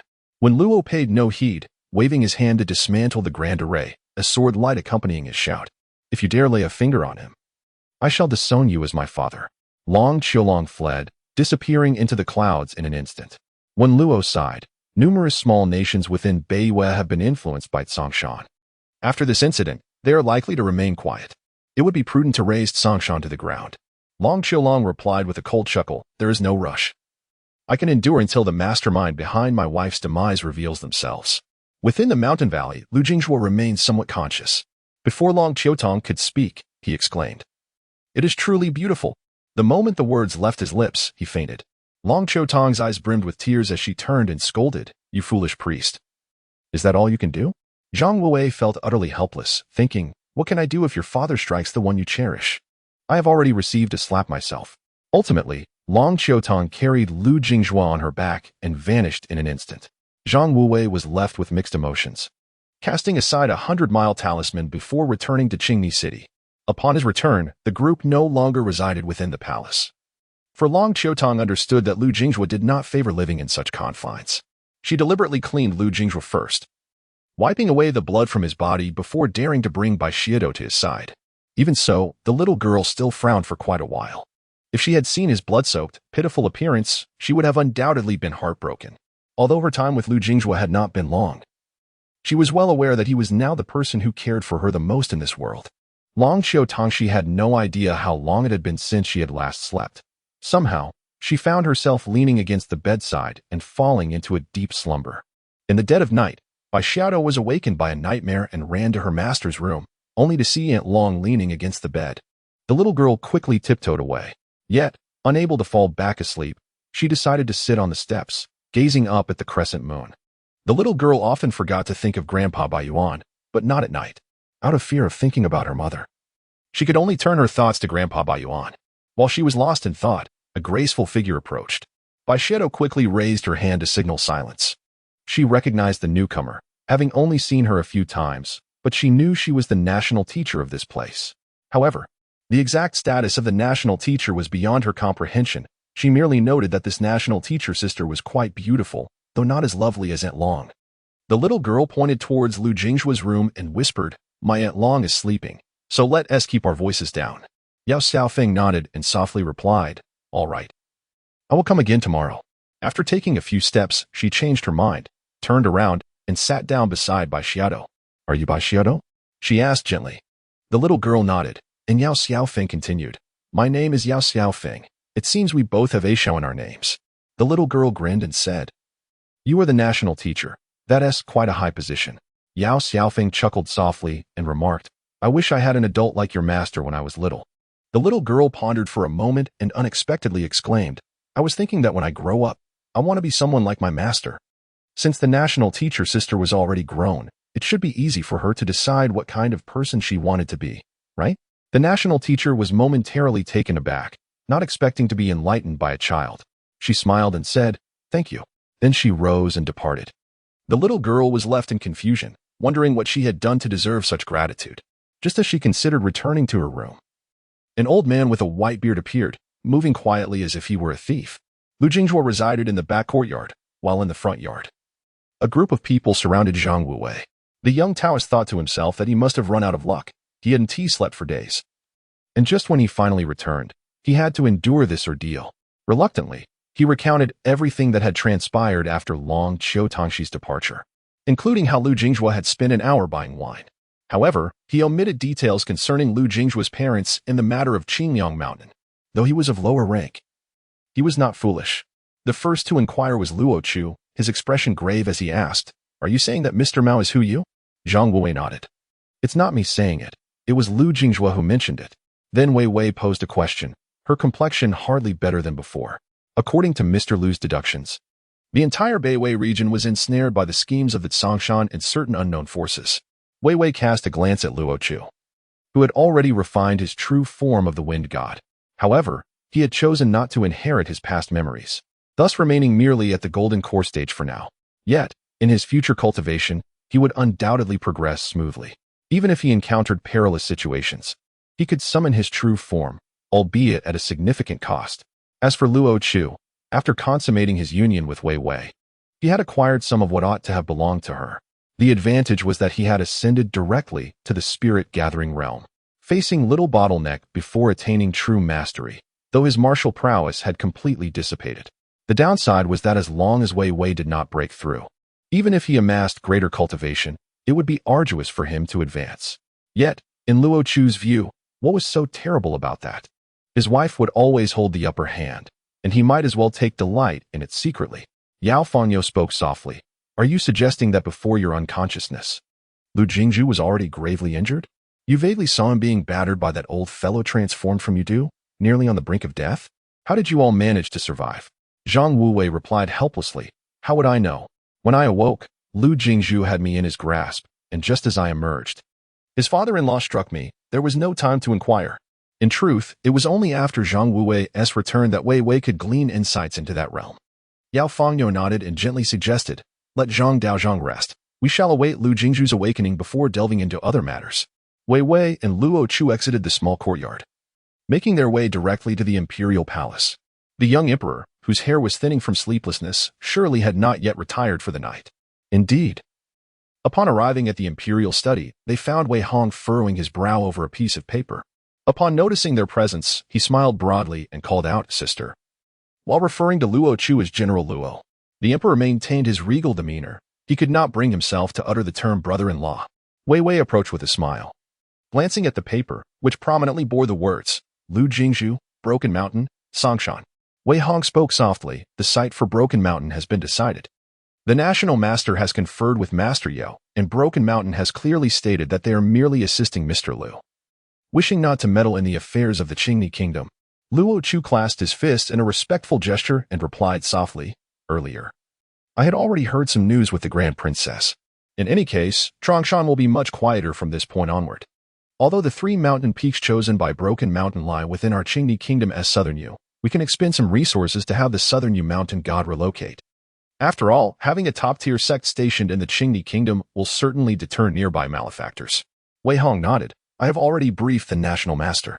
Apart from the 3 mountain peaks they selected, we will designate a radius of 300 miles for Broken Mountain, only collecting fees for those 3 peaks. I initially did not wish to accept any payment, but the National Master remarked that those on the mountains fear entanglements. Collecting fees serves to mitigate karma.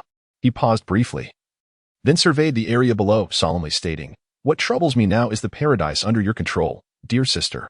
In accordance with my agreement with Mr. Lu, as long as Qingyang Mountain reestablishes its sect, both you and General Luo shall be inscribed in the genealogical records of Qingyang Mountain. However, the time for Mr. Lu to commence this endeavor seems indefinitely distant. Luo Zhu, in a deep voice, remarked, Is your majesty reluctant to part with that celestial paradise? Wei Wei shot a glare at Luo Zhu, while Wei Hong retorted irately, Luo Zhu, I have lost all my hair, and I am merely 16. Do you still perceive me as a foolish monarch? I am at a loss regarding how to handle this troublesome situation. My intention was to present this celestial paradise as a commission for Mr. Lu and Master Yao for saving our Qingni Kingdom. Yet both of you are entrenched in your cultivation there, and I cannot gauge the outcome. There are many in the mundane world who envy the fortunes of others, especially those formidable cultivators who can easily wreak havoc. Wei Wei chuckled uncontrollably, softly saying, I truly underestimated you, young man. I owe you an apology. However, entrusting it to Mr. Lu and the Ruined Mountain is a decision I am confident in. Firstly, the Ruined Mountain holds no interest in such trivial matters. They may even refuse it. Secondly, Mr. Lu's character speaks for itself, does it not? Yao Xiaofeng arrived swiftly, accompanied by Ji Zhao. The National Master and the appointed ministers simultaneously clasped their hands and spoke in unison. We also have faith in this course of action. Yao Xiaofeng added, moreover, this matter involves a senior from Shogao Island, who stands at the pinnacle of martial arts. Master Yao shares a profound connection with Lu Jingzhu, and entrusting this to them would alleviate much of our burdens. To take a step back, our Qingni Kingdom lacks the capability to manage this celestial paradise. Wei Hong nodded, softly stating, then it is settled. Once Mr. Lu awakens, I shall trouble the National Master and Master Ji to pay a visit. Yao Xiaofeng replied helplessly, Your Majesty. The issue is not whether we can deliver it, but whether they will accept it. As the moonlight shone gently, the National Master and the Grand Sacrificial Official, an elderly man and a young woman, departed the palace together. Ji Zhao smiled, saying, This time, surely we have not placed our trust in the wrong hands? Yao Xiaofeng returned a smile, softly replying, I suddenly feel a desire to return home. As autumn approached, the air grew cooler, with dew forming in the mornings and evenings. The sky was overcast, yet rain had yet to fall. The roadside breakfast stall had already opened, with steam rising to the eaves, condensing into droplets of dew that seemed ready to succumb to earthly temptations at the slightest disturbance. However, once those crystalline droplets fell, regaining their former clarity would not be an easy task. A woman clad in green passed by the bun shop. Her steps were light, yet they caused the dew to fall. Startled by a faint sound, she smiled inexplicably and continued on her way. In the old city's narrow lanes, water bearers had made several trips back and forth. A woman selling night fragrance pushed her cart, a damp cloth covering her mouth and nose, knocking on doors and calling out, night fragrance. Upon noticing the approaching green-clad woman, the seller hurriedly steered her cart closer to the wall, fearing that her own misfortune might affect others. Fortunately, the young woman merely sidestepped past, smiling and nodding in acknowledgement. At the end of the alley, an old house creaked open, and an elderly man with white hair stepped out. The old man, stooped with age, retrieved a backpack and a short hoe from behind the door, seemingly preparing to venture into the mountains to gather herbs. As he turned around, he noticed a young woman standing quietly at the entrance. The elder smiled kindly and inquired, My dear, do you require assistance? After a prolonged silence, the woman finally spoke. You are Yao Xiaohu, am I correct? The old man, puzzled, nodded gently and replied, Indeed, I am he. What brings you here, my lady? The young woman offered a faint smile and introduced herself. I am Yao Xiaofeng. A gentle breeze swept by, accompanied by a few drops of rain from the heavens. The old man, taken aback by the sudden chill, looked closely at Yao Xiaofeng, and tears streamed down his weathered face. Sister, you have returned? He exclaimed, ready to call for his children and grandchildren. However, Yao Xiaofeng waved her hand and shook her head, saying, First, let us visit our parents' graves. We can see the rest of the family later. The old man, trembling, set down his backpack, secured the door, and led Yao Xiaofeng out of the city. He was not surprised. Although their father had never spoken of it, the neighbor, old brother Ji, had once drunkenly revealed that his sister was still alive and had become somewhat of a celestial being. Amidst the light rain, a woman clad in green stood before 3 graves. The central tombstone bore the inscription, Beloved daughter Yao Xiaofeng. Yao Xiaohu, fighting back tears, spoke tremulously.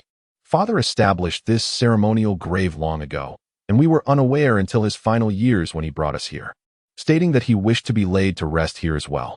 In truth, we all knew that every night, he would take out a small box, weeping silently as he clutched it. Before he departed, he lamented the wrongs of his life and hoped to atone in the next. Yao Xiaofeng's eyes glistened with unshed tears as she paid her respects to the graves on either side. Rising, she wiped her tears and asked Yao Xiaohu, Are there any difficulties at home?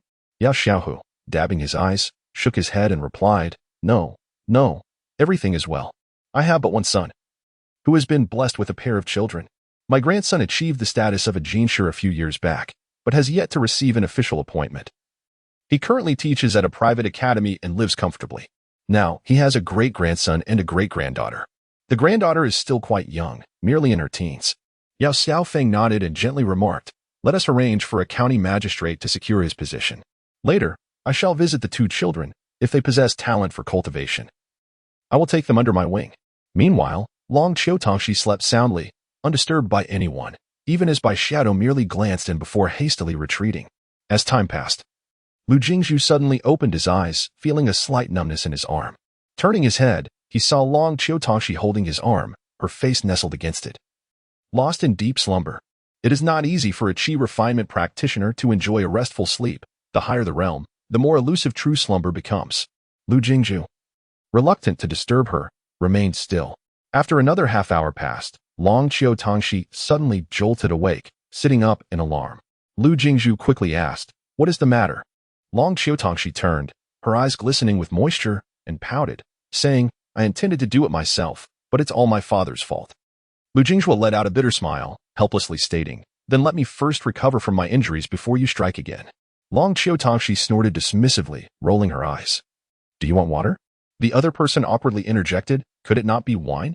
Just then, a little maid came rushing in from outside. Lu Jingzhu, startled, hurriedly called out, Slow down.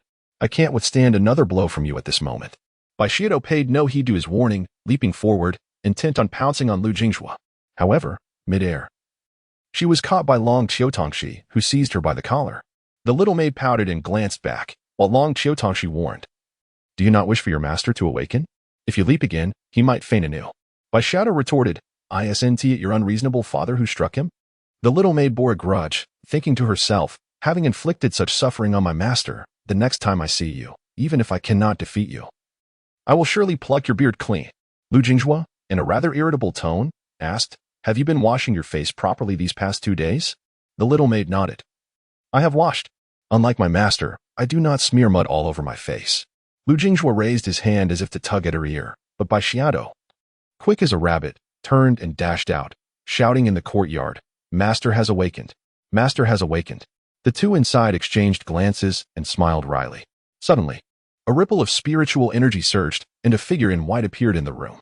Long Qiutongxi stood up and clasped her fists, saying, "Uncle Wen Luo," with a peculiar expression, jested, "What a tangled web we weave. The young lady calls me uncle, yet I am considered a brother to Lu Jinghua. Isn't this quite the mix-up?" Lu Jinghua shot him a glare and softly inquired, "What has become of Guan Huizhi and Chen Fang?" Wen Luo chuckled. "The literati brewing wine, how elegant indeed.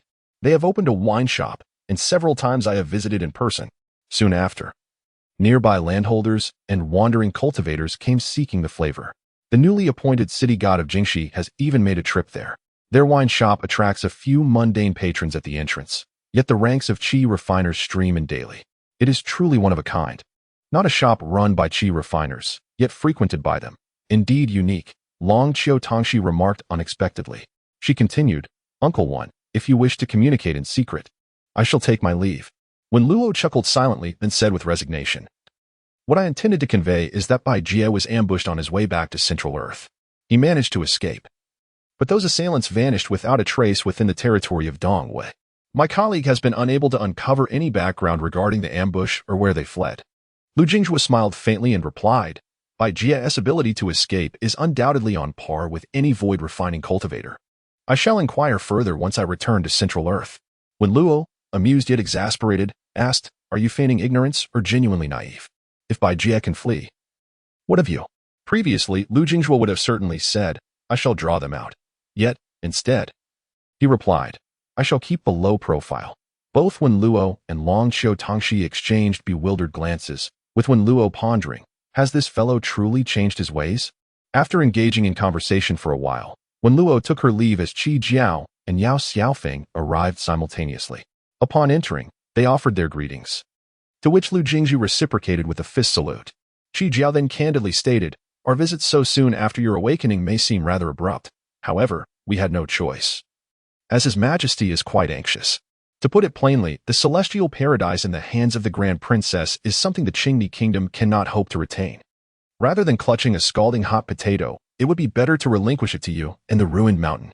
Lu Jingzhu turned to glance at Long Qiutongxi, who gently assisted him by placing a soft pillow behind his back.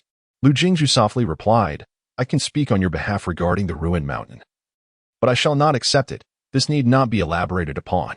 In the future, both I and the ruined mountain shall support Wei Wei and Luo Chu on their cultivation journey." Yao Xiaofeng looked at Qi Jiao and sighed with a wry smile. "See? I told you wouldn't accept it." Qi Jiao, undeterred, clasped his fists and earnestly implored Lu Jingzhu to speak candidly. "Had the Qingni Kingdom possessed the same depth as the Jingong dynasty, we would never consider parting with it. Yet, given the limited territory of the Qingni Kingdom, retaining such a treasure would be akin to courting disaster. Lu Jingzhu, could you not assist the old man just this once? If that is truly impossible, I would appreciate it if you could convey this to Master Yao." Lu Jingzhu pondered for a moment and smiled. "I can discuss it with Yao Fangyo. But how the ruined mountain proceeds is beyond my influence." After a brief pause, Lu Jingzhu continued, "Mr. Qi, I fear I may need to rest for at least another 10 days. Shall we deliberate on this matter gradually?" As he spoke, Lu Jingzhu secretly conveyed a message to Yao Xiaofeng. "Do not leave me to speculate, dear National Master." Yao Xiaofeng chuckled lightly before stating, "I am not of the Ling Shandao lineage, and my true teachings cannot be openly disclosed. The reason I have drawn the wolf into the fold is simply due to necessity. The late emperor showed me kindness, and with the young sovereign, the only solution I could conceive was to sacrifice the Grand Princess for the tranquility of the Qingni Kingdom." Lu Jingzhu's thoughts shifted. and he summoned a sword of light that enveloped the area. He glanced at Long Qiutongxi and inquired, who was it that facilitated that golden pill agreement? Qi Jiao and Yao Xiaofeng exchanged glances, both directing their attention toward Long Qiutongxi. She replied softly, it was proposed by my mother, which is why I accompanied her at that time. As the sword light dissipated, Lu Jingzhu fell into silence for a moment before gently stating, I would appreciate it if you two could summon Master Yao and Zhang Wuwei before you depart. This signified the conclusion of their visit. If the golden pill agreement was indeed initiated by Long Qiutongxi's mother, then the earlier deduction must have been flawed. Suddenly, Long Qiutongxi remarked, initially, my mother opposed it, but somehow she later changed her stance. After a brief pause, she added quietly, not long after, my mother was harmed. Lu Jingzhu extended his hand but quickly retracted it, then softly remarked, my deductions will not be erroneous. Your mother's sudden change of heart must have been compelled by unseen circumstances. Do not dwell on it. I shall eventually peel back the layers of this matter. One by one, Long Qiutongxi broke into a radiant smile, her expression bright and cheerful. What do the words carved on the flower pin signify? I am not well read. I would greatly appreciate Mr. Lu enlightening me. Lu Jingzhu averted his gaze, chuckling awkwardly. It is merely a recitation of the poetry of our forebears. Observing that Long Qiutongxi was not ready to back down, Lu Jingzhu hastily added, I have matters to discuss with Yao Fangyo and Zhang Wuwei. You should fetch Xiaodou. We shall venture out shortly. No sooner had he spoken than the young Taoist and the esteemed Yao Zongzhu arrived. Long Qiutongxi rolled his eyes and exited the room. As the young Taoist settled on the edge of the bed, Lu Jingzhu, with an air of secrecy, leaned towards Yao Fangyo and whispered, Could I trouble you for a drink? Yao Fangyo tossed him a flask of wine, smirking, Drink as you please. But I must clarify one thing, that territory is not for me. Should you acquire it, I can assist you temporarily, but once you establish your foothold on Qingyong Mountain, it shall be returned to you. Lu Jingzhu took a sip of the wine and softly replied, Let us postpone this discussion until after you have shown me the mountain you have chosen. For now, I wish to address another matter. Turning to Zhang Wuwei, he inquired, We have not known each other long. Do you consider me a friend? The young Taoist's expression soured, and he retorted with feigned indignation, I nearly sacrificed myself for you. And you dare ask me this? Nearby, Yao Fangyo blinked in surprise, as if to say, Is this your sort of camaraderie? In unison, they turned and coldly commanded, Get lost. Zhang Wuwei rolled his eyes, urging, Speak plainly. Lu Jingzhu chuckled and continued, My intention was to bring you back to the Central Lands. But as you have heard, I am embroiled in numerous affairs that may lead to perilous confrontations. Coincidentally, this Yao Zongzhu intends to establish a branch sect within the borders of Qingni. Should you wish, you may train at the dilapidated mountain branch, with all expenses covered by me. Pausing briefly, Lu Jingzhu glanced at Yao Fangyo and added softly, Though this fellow may appear unreliable, he has reached the ascending building realm. With him to safeguard you, your sustenance shall be assured. Of course, you shall not serve as an aid to any of us. My motivations are not entirely selfless. I hope that when I reopen my mountain gate, you will lend your support. Having divulged so much, even Yao Fangyu was taken aback, pondering how Zhang, despite his remarkable abilities, seemed overly invested in this friendship. Lu Jingzhu had never shown such concern for Long Qiutongxi. Zhang Wuwei scratched his head, chuckling awkwardly. As for being an aid, I truly could not care less, as long as my needs for food, shelter, and training are met. I would even be content to guard the entrance. Yet, he questioned, will this not trouble Yao Zongzhu? Yao Fangyo circled around Zhang Wuwei, firmly patting his shoulder and declaring, What nonsense is this? You are friends with Lu Jingzhu, and so am I. Can I not support a second-tier qi refiner with the profits of a single mountain peak, which often yield over 100 or 80 coins? Besides, did he not say all expenses would be on him? What is there to worry about? Friends do not deceive one another. What kind of friendship would that be? Lu Jingzhu interjected abruptly, indeed, given Yao Zongzhu's age. He is worth at least 5 of you. What does he lack in funds? Yao Fangyo snatched the wine gourd with glee, declaring, indeed. Lu Jingzhu continued. Zhang Wuwei shall become the most crucial figure at Qingyong Mountain. At best, you may only grant him the honorary title of a guest elder at the dilapidated mountain, without inclusion in the official register. Moreover, if any esteemed elder from the mountains takes a liking to my brother Zhang and wishes to take him as a disciple, I kindly request Master Yao to keep his distance. As Lu Jingzhu spoke, he conveyed through thought the tale of how he survived that day. The result was that Master Yao spewed a mouthful of wine, drenching the bedclothes. Yao Fangyo swallowed hard, turning to stare blankly at Zhang Wuwei, inhaling deeply before declaring, Rest assured, should anyone dare to cast their eyes upon my brother Zhang, regardless of their seniority, I shall break their legs without hesitation. Zhang Wuwei scratched his head. Chuckling awkwardly, everything else is fine, but taking on a master is out of the question. I already have one. My goodness, Lu Jingjue, you truly possess audacity. A great cultivator from the Heavenly Gate, attempting to abduct someone from Qinglong Mountain? Quite the appetite you have. Lu Jingjue spoke softly. Wuwei, I believe your master bestowed this name upon you to shield you from the myriad flavors of life. Existence encompasses sweet, sour, bitter, spicy, and salty. Yet it is far more intricate than mere words suggest. However, one day you must venture forth. So I propose that you at least reach the golden core stage before traversing the world. There was a sentiment that Lu Jingjue refrained from voicing, one that would place an immense burden upon Zhang Wuwei. He wished to express that, regardless of how much time passed, he hoped the heart lake of Zhang Wuwei would remain pure and clear. Yet, achieving such a feat is fraught with difficulty. After a moment's contemplation, Lu Jingjue sent a thought to Long Qiu Tongxi, softly saying, let us not take Xiaodou along, and you two should refrain from joining. I shall accompany them alone. Master Yao, may I trouble you to take me out for a stroll? Yao Fangyo chuckled. With that ghostly appearance of yours, you wish for me to escort you? Who do you intend to swindle? Lu Jingjue retorted with a cold smile. Master Yao, couldn't you simply move the bed along? Zhang Wuwei thought to himself. Is it really possible? With no other option, they procured a wicker chair for Lu Jingjue. Lu Jingjue gently inquired, where is your fortune-telling stall located? Zhang Wuwei was taken aback, replying softly, at the East City Gate. Lu Jingjue nodded, suggesting they first head to the East City Gate, requesting Master Yao to cast a spell to render them invisible to others. Yao Fangyo rolled his eyes but waved his hand, and the three were soon at the spot where Zhang Wuwei once set up his stall. The townsfolk had entirely forgotten the events that transpired here a fortnight ago, and even the intended betrothed of the princess had been replaced with Luo Chu. This was undoubtedly the work of the National Master of Enchantments. Both men noted that Zhang Wuwei gazed intently at a vacant patch of land, lost in thought. Lu Jingjue patted Zhang Wuwei gently, murmuring, do not be anxious. No sooner had he spoken than he clapped the reclining chair, and both he and the chair were transported to a wonton stall. However, aside from Zhang Wuwei and Yao Fangyo, the remaining patrons perceived Lu Jingjue as a frail scholar clad in scholarly robes. Lu Jingjue softly remarked, why haven't I seen that impoverished blacksmith who enjoys eating noodle slices lately? Yao Fangyo flicked his finger, and the stall owner immediately recognized Lu Jingjue as a regular customer. At that moment, with no one else around, the stall owner cheerfully replied, he is not poor at all.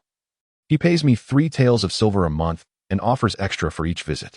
His noodle slices are not made from ordinary flour, but rather from wontons that have been cooked and then stripped of their filling. Lu Jingjue laughed. How peculiar. What could be the reason? The vendor sighed softly and remarked, the blacksmith mentioned that 20 years ago, his wife adored the wontons from my stall. Back then, it was still my father who ran the stand. However, she only relished the filling and discarded the skin. Lu Jingjue patted the lounge chair once more and returned to Zhang Wuwei's side. The boy, Tong Yu, who had been struck in the face by your shoe, harbored a wife he could never forget. Do you truly deem him a villain? Suddenly, Yao Fangyo comprehended that Lu Jingjue intended to impart a lesson to Zhang Wuwei. Zhang Wuwei was at a loss for words, prompting Lu Jingjue to continue. Yet, for nearly a decade, he has been scouring the land for attractive demon cultivators and fairies, abducting them and confining them in the brothel established in Soshan.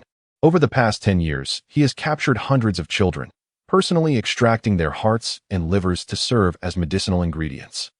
This is merely the tip of the iceberg that the National Master has uncovered, hence he must be deemed a villain, correct? Zhang Wuwei's face turned ashen, his previously tranquil heart now rippling with turmoil. Unable to bear it any longer, Yao Fangyo whispered, enough is enough.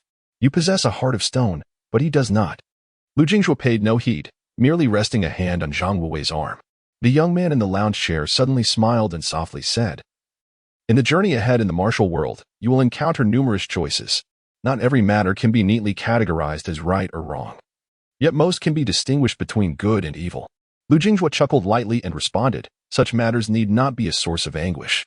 Revenge and slaughter are one thing, but he has harmed those who bear no connection to his wife. Zhang Wuwei interjected, if it weren't for that old man and the instigation from Songshan's shadows, neither Maofu nor Tong Yu would have descended to such depths, would they? Lu Jingjue shook his head. I cannot say. But I do know that for every individual willing to perform good deeds, there exists one less inclined to commit evil. Upon first hearing this, one might find it lacking in reason, yet upon reflection, it holds profound truth. Lu Jinghua patted Zhang Wuwei again, gesturing towards a portly woman. The woman, accompanied by a middle-aged man, hurried to the wonton stall and inquired of the vendor, "Where has that Taoist priest gone?" The vendor shrugged and replied, "Since that day you caused a commotion, I have not seen him again. He has likely left the capital." The middle-aged man, wearing a frustrated expression, retorted, "You stubborn woman. I told you to refrain from making a scene and to wait a few more days. Now look what you've done. We become the villains who drove the Taoist away." The woman lowered her head, her voice tinged with a sob. I had no idea you would be well again after just half a month of drinking." Lu Jinghua turned to Zhang Wuwei, taking a sip of wine for himself. The young Taoist now wore a radiant smile, and the turbulence within his heart had once more settled. Even Yao Fangyo felt a renewed admiration for the current Lu Jinghua, who once called himself Lu Jinxiu, a brash youth quick to draw his sword at the slightest provocation. "Perhaps when time permits, I shall visit Chica Mountain as well." Lu Jinghua quietly remarked, "Zhang Daozhang, if he does not return, this matter will surely leave a small blemish upon your heart, will it not? Now, behold. This woman shall undoubtedly become less impulsive in the future, learning to exercise patience and kindness towards others. Has the world not lost yet another overbearing woman?" The young Taoist suddenly sighed, expressing his melancholy. "I truly wonder whether by Xiaodo's choice to take you as a mentor is a blessing or a curse. How did I not realize before how fond you are of preaching?" Lu Jingxu, with an air of indifference, retorted, "Curse you." Finally, Yao Fangyo seized the opportunity to speak. Deliberately bowing to Lu Jingxu with the formalities befitting a scholar, asking with a smile, "Mr. Lu, where shall we go next?" Lu Jingxu replied, "To Yuyan Tower." In an instant, the trio arrived at Yuyan Tower, greeted once again by the same young lady from their previous visit. During the journey, Lu Jingxu had already briefly explained that Shuanglan was the manager of Yuyan Tower on Xinlu Island, possessing the cultivation of the refining void realm. Previously, Shuanglan had approached them, stating that a letter had not been delivered, and according to custom, one must repay tenfold. Lu Jingxu quietly instructed, "You all wait for me outside. I shall enter alone." With a gentle tap on the recliner, Lu Jingxu floated through the door. The young lady appeared in an instant, slightly cupping her fist in greeting, and softly spoke. "I had intended to wait until Mr. Lu's injuries had healed a bit more before visiting, but unexpectedly, you have come yourself." As she spoke, Shuanglan offered a treasure pouch with an apologetic expression, explaining that the sea route had been interrupted by some rascals, and regrettably, Mr. Lu's letter could not be delivered. According to the rules, one must repay tenfold. Should Mr. Lu find this insufficient, she could personally provide an additional 10 coins.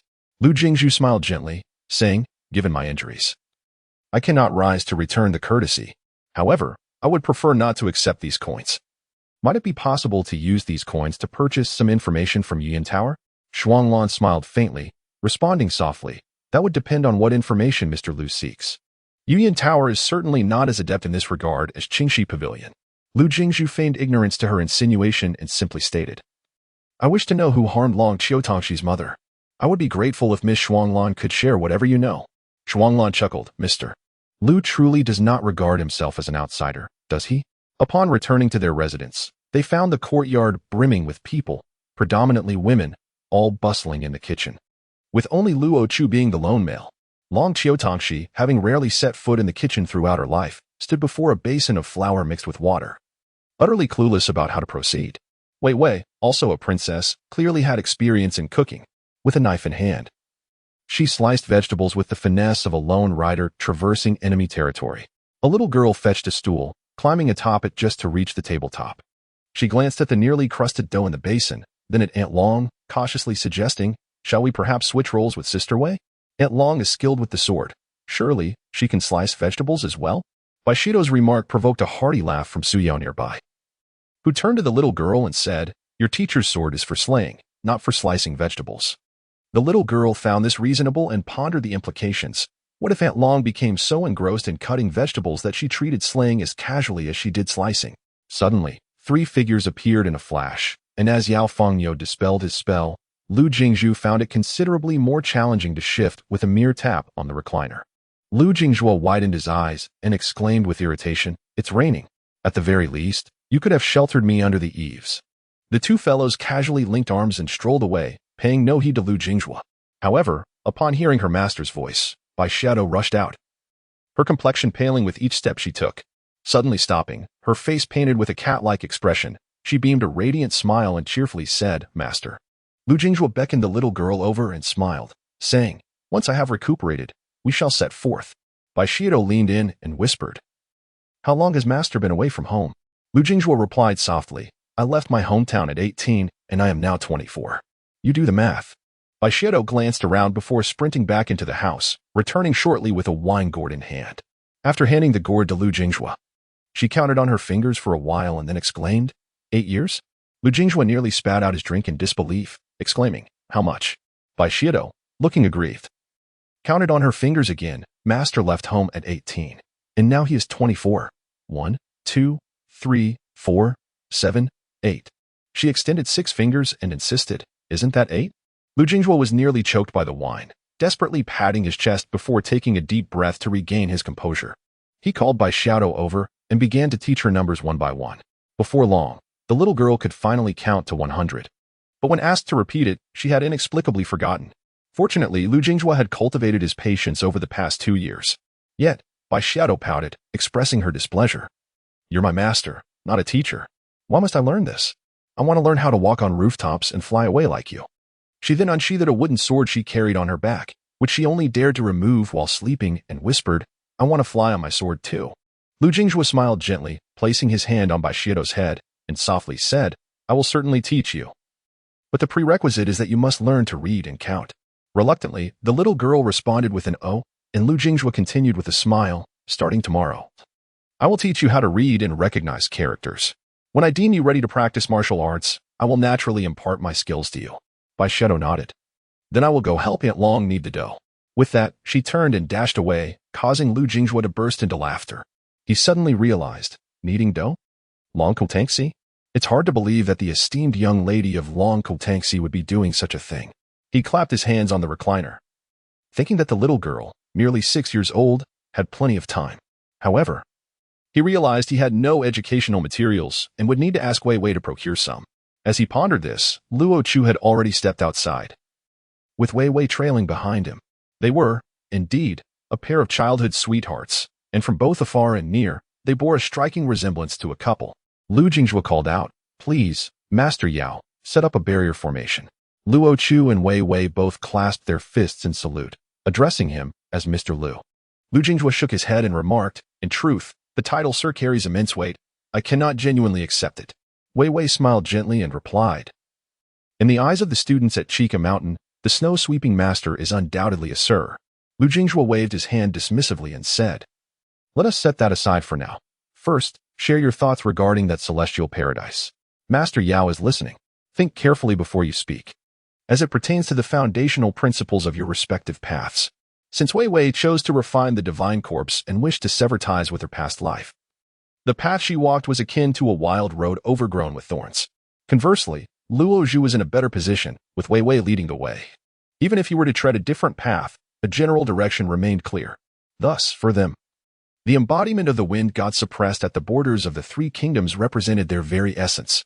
Surrendering that prison indeed alleviated a degree of uncertainty for the Qingni kingdom, but it simultaneously introduced a measure of unpredictability for the two of them. Moreover, it was entangled with the boatman Xinjiang. Luo Zhu smiled and said, "Mr. Lu, we have long contemplated this. It is precisely because we trust you the most that we are willing to hand it over. Had it not been for you, Wei Wei and I would have long been separated by the veil of death, and what future could we discuss then? His Majesty feels the same. It would be best for you, and the ruined mountain to each claim half. For the Qingni kingdom, having Lu Jingjue and the ruined mountain each take half would undoubtedly be the most advantageous outcome. However, the matter was fraught with complications, and Master Yu was likely reluctant to intervene. Furthermore, given the significant assistance rendered, Lu Jingjue felt it would be rather embarrassing to ask for further help. Wei Wei continued, "I sense that the disciple you have taken in is a favored individual of that realm, and you must have some connection with the Thunder God as well. Even if we were to assume the extreme, relocating the key to open that door onto a tangible object would now be a trivial task." Lu Jingjue sighed. "You have misunderstood a crucial point. The true form of the rain god has already been refined, but the essence remains untouched. Master Yao and I share a cordial relationship with that esteemed predecessor, and it would be somewhat inappropriate for us to take over this matter." After a pause, Lu Jingjue added, "The skill to unlock that door is not solely yours. that esteemed predecessor is equally capable. Therefore, even if you wish to relinquish it, you must first discuss it with that predecessor. For now, let us set this matter aside. In the coming years, nothing will transpire. When I travel to Shogao Island, I shall converse with that predecessor then. How does that sound? Seeing that the two were still unwilling to relent, Lu Jinghua hastily interjected, "All right, enough. Continuing this will only compel me to take my leave." Only then did they cease their discussions, and a heavy silence ensued. Lu Jinghua suddenly spoke.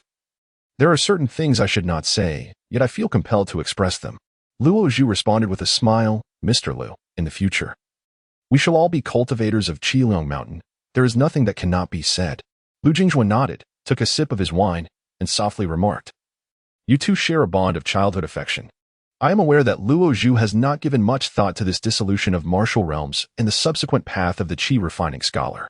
However, the life of a Qi refining scholar is an extensive journey. Wei Wei had already achieved the golden core stage, and a lifespan of 500 years was certainly to be expected. As her realm ascended further, it was likely that she would enjoy a longevity of 1,000 or even several thousand years. The fleeting unions of mortal couples, often lasting only a few decades, are marked by harmony interspersed with quarrels, a delicate balance indeed. The situation is even more complicated for those who cultivate qi. Wei Wei smiled and said, "Mr. Lu, please speak your mind." Lu Jinghua chuckled. "When it comes to matters of love, to be frank, I am utterly clueless. However, your fates are nearly intertwined. So I believe that in the future, irrespective of the magnitude of the matters at hand, both great and small should be laid bare." Bai Lu regarded it as a trivial matter, one that scarcely warranted explanation. Yet, over time, might such trivialities evolve into a persistent thorn in your hearts? Furthermore, as time passes and the two of you grow accustomed to each other, the youthful allure may wane, transforming even the most minor disagreements into daggers that pierce the heart. Therefore, mutual trust is of paramount importance. Children argue, claiming, "You ate my cake yesterday, give it back." But can adults retrieve yesterday's cake? After several days of incessant chatter, Lu Jinghua, feeling parched, took another sip of wine to moisten his throat. Wei Wei covered her mouth and chuckled. "Mr. Lu, you were quite thoughtful. Yet your words betray a lack of understanding, do they not?" In the kitchen, someone, relishing the unfolding drama, deliberately directed a remark toward Long Qiutongxi, TSK. Who would have guessed this fellow is quite the expert? This statement seemed to extract the innermost thoughts from me, yet I am still at a loss. Zhang Wuwei, regardless of his lower cultivation, could overhear this exchange. The young Taoist glanced at Yao Fangyo, pondering why he was fanning the flames. To this, Long Qiutongxi, with a beaming smile, lifted his head and softly remarked, "I heard that the three of you visited Yuyan Tower, and a strikingly beautiful young lady invited sect master Yao upstairs for tea. Is that right?" Su Yao immediately turned her head, her eyes narrowing into crescent shapes. The sect master, wearing a woeful expression, raised both hands in feigned innocence. "Heaven's witness. Brother Wuwei, you must attest to my innocence." Zhang Wuwei pretended not to hear. Thinking to himself, "You initiated this, and now you expect me to vouch for you? As if I haven't made enough enemies already." The young Taoist sighed, feeling a tinge of sympathy for Lu Jinghua. "You are courting disaster, and even the Dao ancestor cannot intervene, let alone I." Lu Jinghua continued, "In truth, I may be overthinking. If it begins with an unwavering gaze, then perhaps a lifetime of contentment is attainable. Whether 100 years or 1,000, they are ultimately the same." Suddenly, Long Qiutongxi slammed the dough onto the table, striding toward the door, and called out from a distance, "Mr. Lu, why did I not see you offering guidance?" Someone, arms crossed, shifted awkwardly and chuckled nervously. Bai Xiaodo was about to rush outside when the three individuals in the room blocked the entrance. Su Yao smiled and said, "Your master and mistress wish to share a private conversation. You should refrain from intruding." The little girl blinked and whispered, "Is that so? I can't help but feel that my dragon aunt is angry again." Indeed, the intuition of children proves to be remarkably astute. Indeed, the most astute aspect of Bai Xiaodo lies in her decision not to refer to her mentor as Shenyang. You see, the young girl has always believed that her master and Aunt Long share a profound bond, yet the time is not quite right for her to address her as such. That evening's dinner was exceptionally lavish, entirely comprising vegetarian dishes that were tantalizing to behold. However, Lu Jinghua lay alone in the courtyard, clutching a tough pancake, gnawing on it relentlessly. Remarkably, this pancake was not meant for the feeble. One needed a strong jaw to consume it, a testament to the culinary prowess of Miss Longqiu.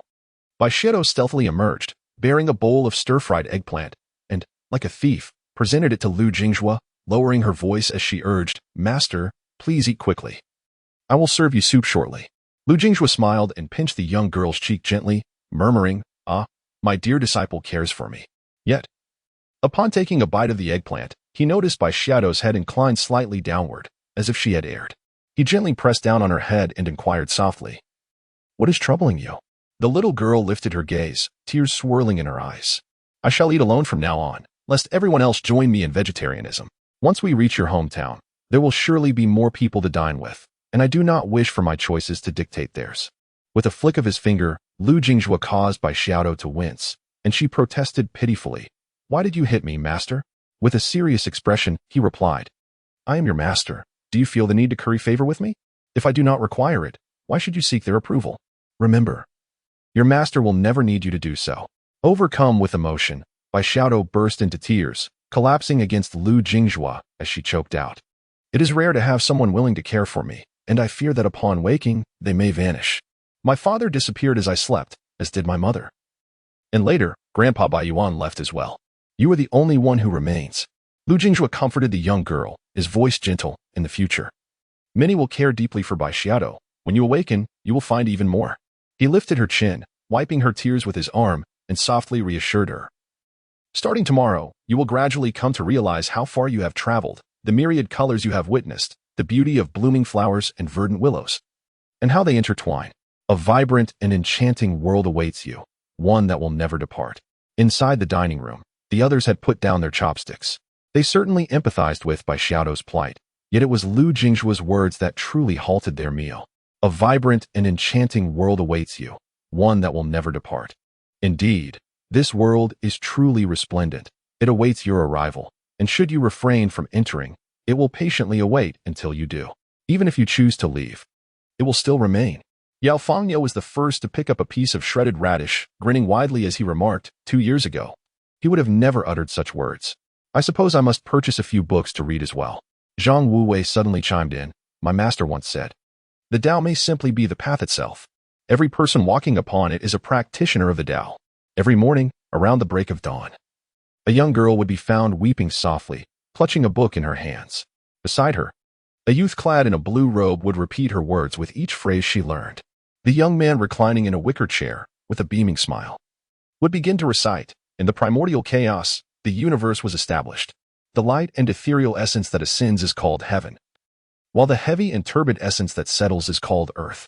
The sun, moon, and 5 stars are referred to as the 7 luminaries. Heaven, earth, and humanity are known as the 3 powers." The girl would echo his words, yet in truth, Baishido and the neatly arranged little tadpoles within her book remained strangers to one another. Upon finishing her reading, Baishido would struggle to grasp her pen, attempting to write the various radicals. On just the first day, the little girl was already shedding tears of frustration. Her arms ached painfully, and she questioned the utility of reading and recognizing characters. After all, one cannot wield a pen in a brawl. Lu Jinghua chuckled and said, "If within 6 months you can accurately transcribe 1,000 characters by memory, I shall teach you a martial art." Reluctantly, Baishido nodded. "Very well, for the sake of learning martial arts, I shall begrudgingly study this." Though people possess homes, it is often the case that the very existence of a home keeps them from finding leisure. Lu Jinghua found himself in a position where idleness was unavoidable. Even if he wished to be busy, he could not. However, in this brief period, he had managed to unlock the mystical abilities of the newly acquired flying sword. After several days of contemplation, he resolved to name the sword Mooncatcher Platform. This name was indeed connected to the sword's intrinsic powers, yet to elevate its rank, it could only consume the essence of moonlight. The Longfeng sword, gifted to Lu Jinghua by Yu Changfeng, was not truly his primary sword. Thus, enhancing its rank would prove exceedingly challenging in the future. Nevertheless, for the time being, both swords served well as instruments of combat, while Lu Jinghua could not claim a life from 1,000 miles away with his current prowess. Confronting an opponent of equal standing within 100 miles posed no significant challenge. As August drew to a close, with the first day of September approaching, Lu Jinghua's cultivation had largely recovered, allowing him to walk again. However, the heavy blows from the Dragon Hill clan's patriarch had rendered him somewhat restrained, and he suspected he would need a few more days to regain full mobility. He was uncertain of Long Kiwi Tangxi's activities of late, as she often disappeared without a word. Bai Xiao spent her days copying texts and studying, only finding time to play during lunch and after dinner. She had just ventured outside. The decrepit ferry that traversed between Shenlu Island and Duhan Island could not operate without supervision. Xiao had returned to Duhan Island with the ferry 10 days prior, likely bringing along a designated sect master. However, whether the Shenlu Island branch would retain the name of the decrepit mountain or adopt a new title was still undecided, leaving Yao Fangyo in contemplation. Thus, the sect leader, Yao, had been surveying the terrain within a 300-mile radius of the southern county, pondering names. Zhang Wue had broken through from the spirit platform realm to the Yellow Court. Remarkably, he had remained in seclusion for 3 full days. Presently, the Qitian kingdom appeared tranquil. Yet this peace stemmed from the silence of the Dragon Hill clan and the unconstructed branch of the decrepit mountain. It was likely that the Mola kingdom had also settled into calm. A few days prior, news from Yao Xiaofeng indicated that Sima Leto had ascended to the throne, becoming the new emperor of the Mola kingdom. The elderly emperor met his demise abruptly, expiring at his bedside, having exhausted his life force. Consequently, a residence fell into sudden desolation. Lu Jinghua, clutching a gourd of wine, ambled from the interior to a wicker chair in the courtyard. One cannot remain in a state of drifting. Whether as a human or a practitioner of alchemy, there are times when one must be grounded. At that moment, a carriage approached the entrance, and Lu Jinghua raised his gourd for a sip of wine. Just as he closed his eyes, the sound of footsteps reached his ears. A young man approached alone, bowing respectfully from a distance, softly uttering, "Wei Hong pays his respects to Master Lu." Lu Jinghua opened his eyes, appearing as though he had just awoken, and chuckled. "Ah, the emperor arrives. I apologize for not receiving you properly." Wei Hong stepped forward, managing a wry smile. "Master Lu, please refrain from jesting. If I had delayed any longer, you might have departed." Lu Jinghua grinned widely, producing a piece of paper seemingly from thin air, which he handed to Wei Hong. "Follow this prescription for the medicine. Within a month, your hair will start to grow back." A young man in his teens should not be balding, especially as a ruler of a nation.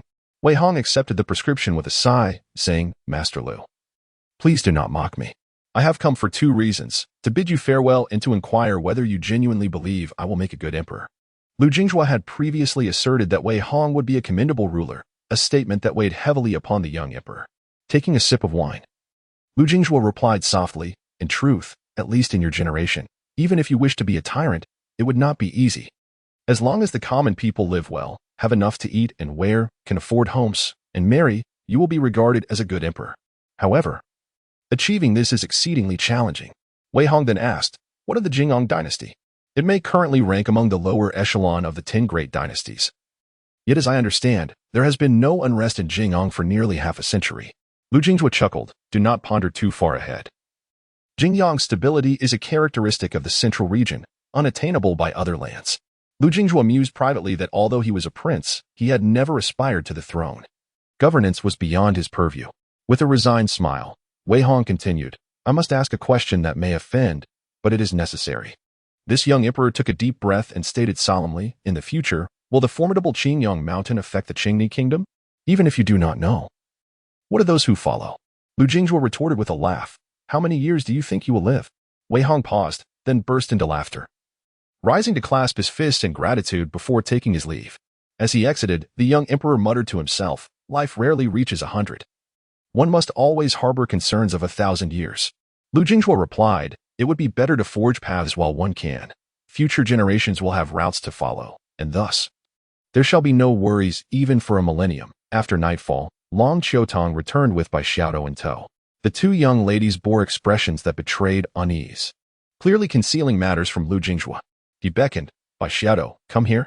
The young girl dashed back into the house, hiding behind the door as she exclaimed, "I am utterly exhausted. I must rise early tomorrow. Let us discuss matters then." Long Qiutong remained silent, pulling up a stool to sit beside Lu Jinghua. Lu Jinghua also refrained from speaking, and the 2 sat in tranquil silence. Time seemed to stretch indefinitely as the sky became adorned with countless stars, occasionally graced by a gentle breeze that brought forth a fleeting cloud, only for it to swiftly drift away. In truth, every time one gazed up at the night sky, marveling at the resplendent stars, they would invariably recall the enchanting eyes of a certain maiden. The hairpin adorned with flowers contained merely 8 characters, transcribed from a book. "The peach blossoms are delicate, their leaves lush." Suddenly, the young man chuckled softly, murmuring, "Long Qiu, dear maiden, the one whose eyes could render the stars above dim in comparison? At that moment, she, resting her chin upon her hands without turning her gaze, simply replied, "What is it?"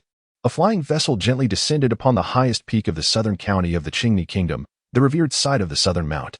Each day, countless devotees ascend the mountain to offer their prayers. The hour was still early, and the mountain was shrouded in swirling mists. Shadows of figures flickered within 10 paces. While beyond 30 paces, all was a vast expanse of white. A young man and woman, accompanied by a small girl, made their way up the mountain.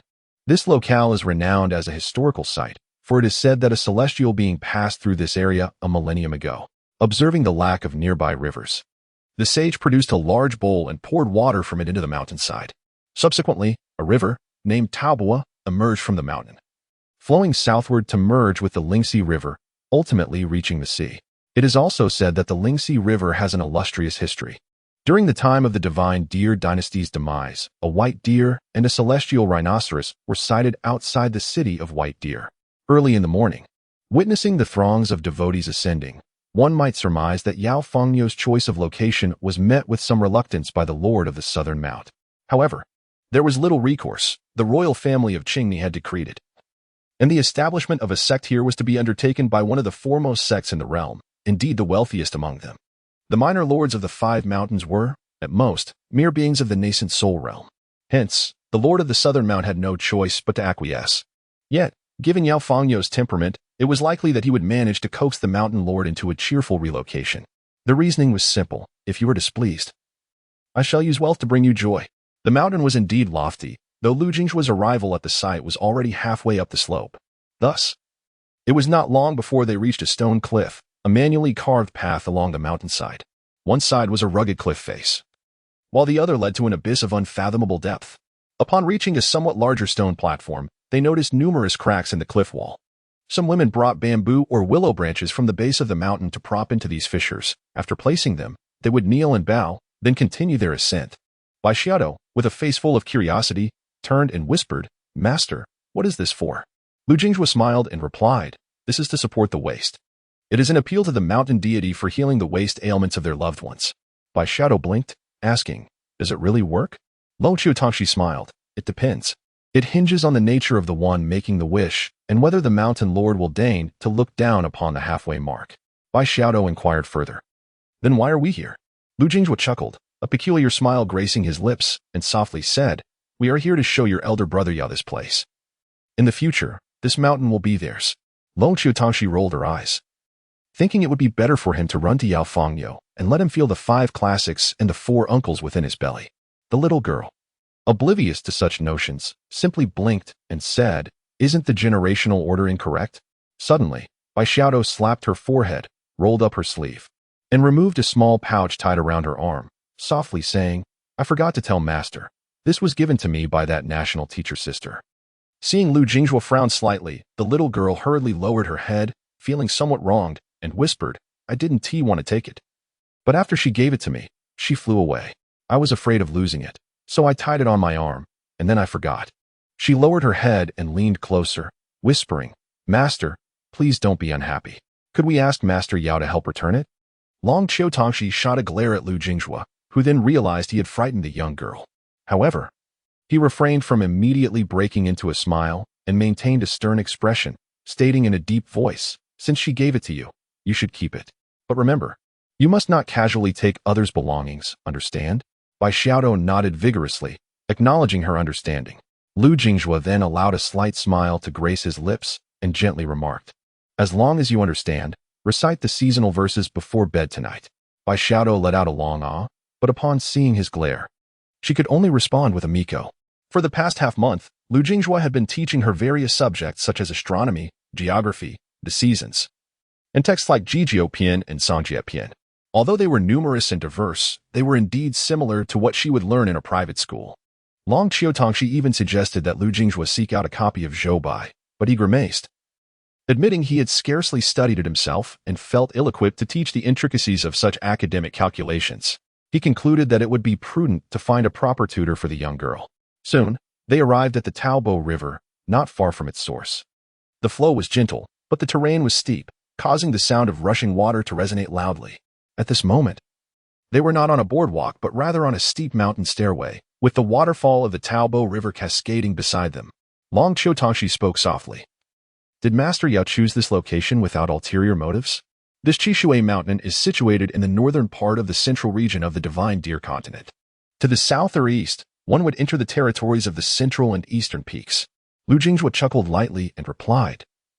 The Su Mountain lies in the southwest of the Divine Deer Continent, while the Broken Mountain sect is somewhat centrally located. Master Yao likely intends to stand in opposition to Su Mountain from afar. After a pause, he added, You take Shadow to explore while I seek out Master Yao. Long Chotangshi nodded, and Lu Jinghua transformed into a streak of sword light, vanishing into the distance. The two young ladies exchanged knowing glances and shared a playful smile, as if they had successfully executed some cunning plan. 3 peaks loomed before them, with Chishui Mountain being the tallest, while the 2 flanking peaks were of similar height. The mountains were roughly separated by a distance of several miles. The swordlight landed upon a rocky wall at the summit, and Lu Jinghua retracted his wooden boat. Taking a few steps forward before speaking, I haven't ascended the mountain, but I've taken a general look. Relocating a nation's southern peak won't be an easy feat. On the edge of the cliff stood a young man in gray robes, Master Yao, who held a wine flask and gestured towards the faintly visible Taobo River below. He remarked, Those are trivial matters. Besides, it concerns the affairs of the Qingni kingdom. The contract is signed. They must relocate regardless. Look at Chishui Mountain. The water flows from the mountain, with the Taobo River flowing south into the Lingxi River and eventually east to the sea. Chishui Mountain is indeed well-suited for practitioners of water techniques or those who cultivate near water. Moreover, as the source, there is no need to worry about the saying regarding water flowing past one's door. This river will accumulate over time, gradually bestowing its fortune back to Chishui Mountain. Although the amount may be small, over the years, it will undoubtedly present a considerable opportunity. Thus, my current headache is finding someone to oversee the branch sect. According to the saying of Yao Fangyo, as long as Broken Mountain signs a contract for the mountain waters with the Green Mud Kingdom. Once Broken Mountain formally establishes its sect in this place, the first sect master will undoubtedly reap the greatest benefits, given the geographical advantages of this land. If a practitioner with profound affinity for water were to take residence here, the benefits would be considerable. Lu Jinghua inquired softly, Is there someone competing for this? Yao Fangyo glanced at Lu Jinghua and shook his head, saying, Not quite. It's just that the intention of our patriarch to establish a sect is that the treasures of the 4 seas and 9 continents are all merely broken trinkets to us. You know well that the reason Broken Mountain remains the most lucrative peak in the world is precisely because of this sentiment. Hence, the old fellows from Beggar Peak do not wish to share their foundation here, fearing it might deplete Broken Mountain's own fortune. Consequently, their disciples in the Void Refinement realm cannot come here. I certainly cannot bring my wife along, can I? Lu Jinghua asked. Is there obstruction regarding the establishment of a branch sect during the discussions at Beggar Peak? Yao Fangyo scoffed. That's of no concern. Before I break through, I would be somewhat wary of them, but now, I am at Broken Mountain and can regard myself as half in the harmonious realm. Who dares to oppose? Whether old or young, they shall face the consequences.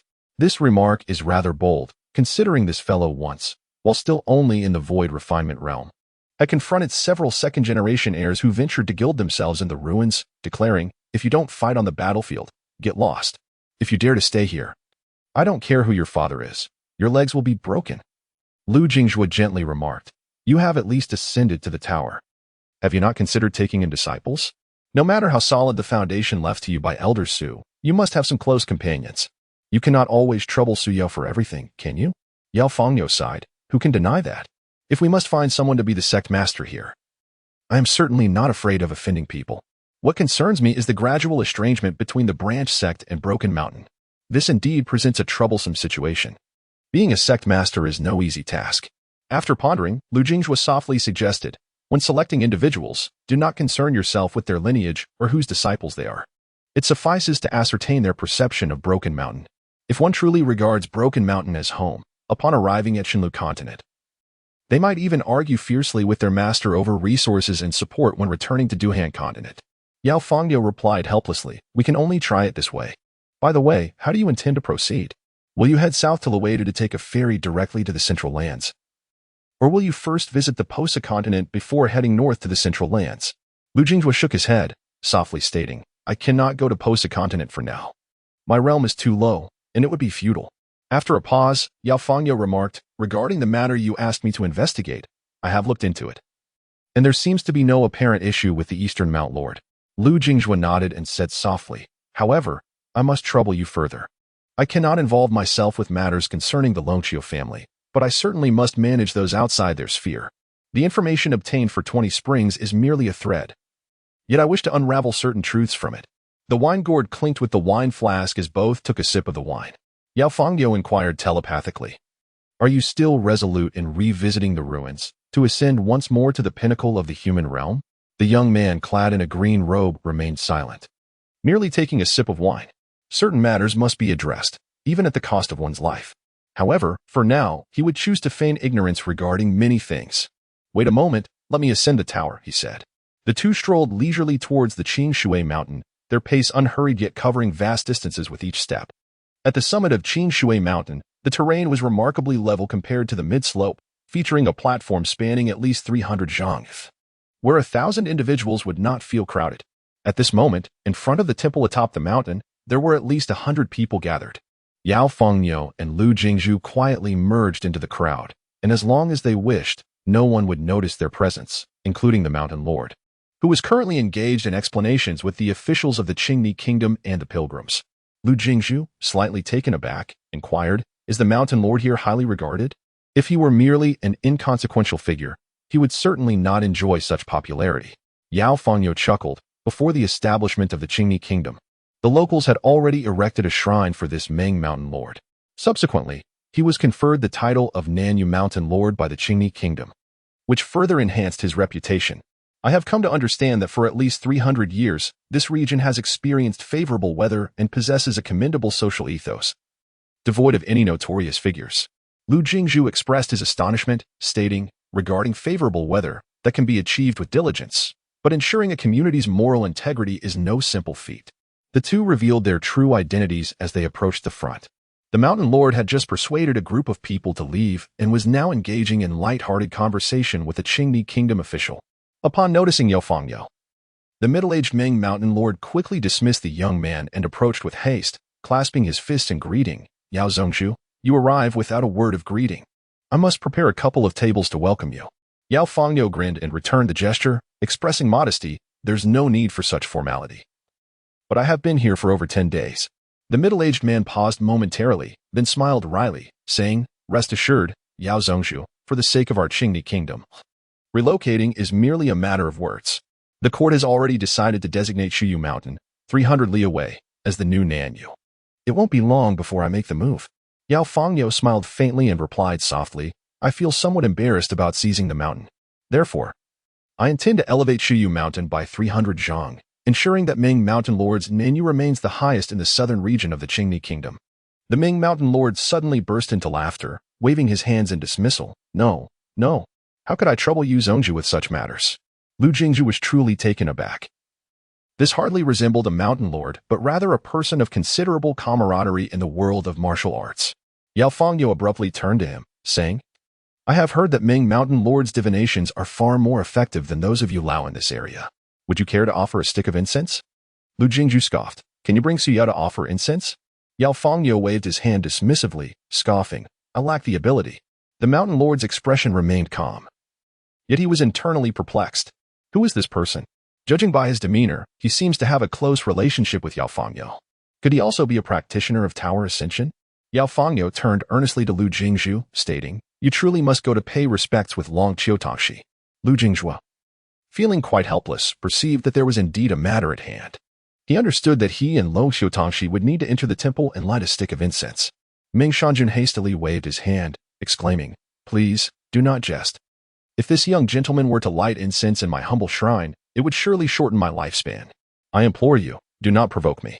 This young man exudes an air of intimidation, and Long Qiutangxi, is she not the eldest daughter of the Longqiu family? Is it not rumored that Mr. Lu is seen alongside the eldest daughter of the Longqiu household? Before he could express his astonishment, a woman clad in a flowing azure gown, accompanied by a young maid and bearing a sword upon her back, approached gracefully and suggested, Let us light a stick of incense. Long Qiutangxi instructed by Shadow softly and took Lu Jingzhua's hand, leading him into the temple. Ming Shanjun intended to intervene but was restrained by Yao Fangyo, who conveyed through whispers, Ming Shanjun, this is a favor owed to me by him, and today it is to be settled here. I will also assist you in elevating your mountain peak, This is no jest. However, you must remember, their offering today will aid in your ascension. And should you require a modest contribution of mountainous fortune from Ming Shanjun in the future, do not hesitate to oblige.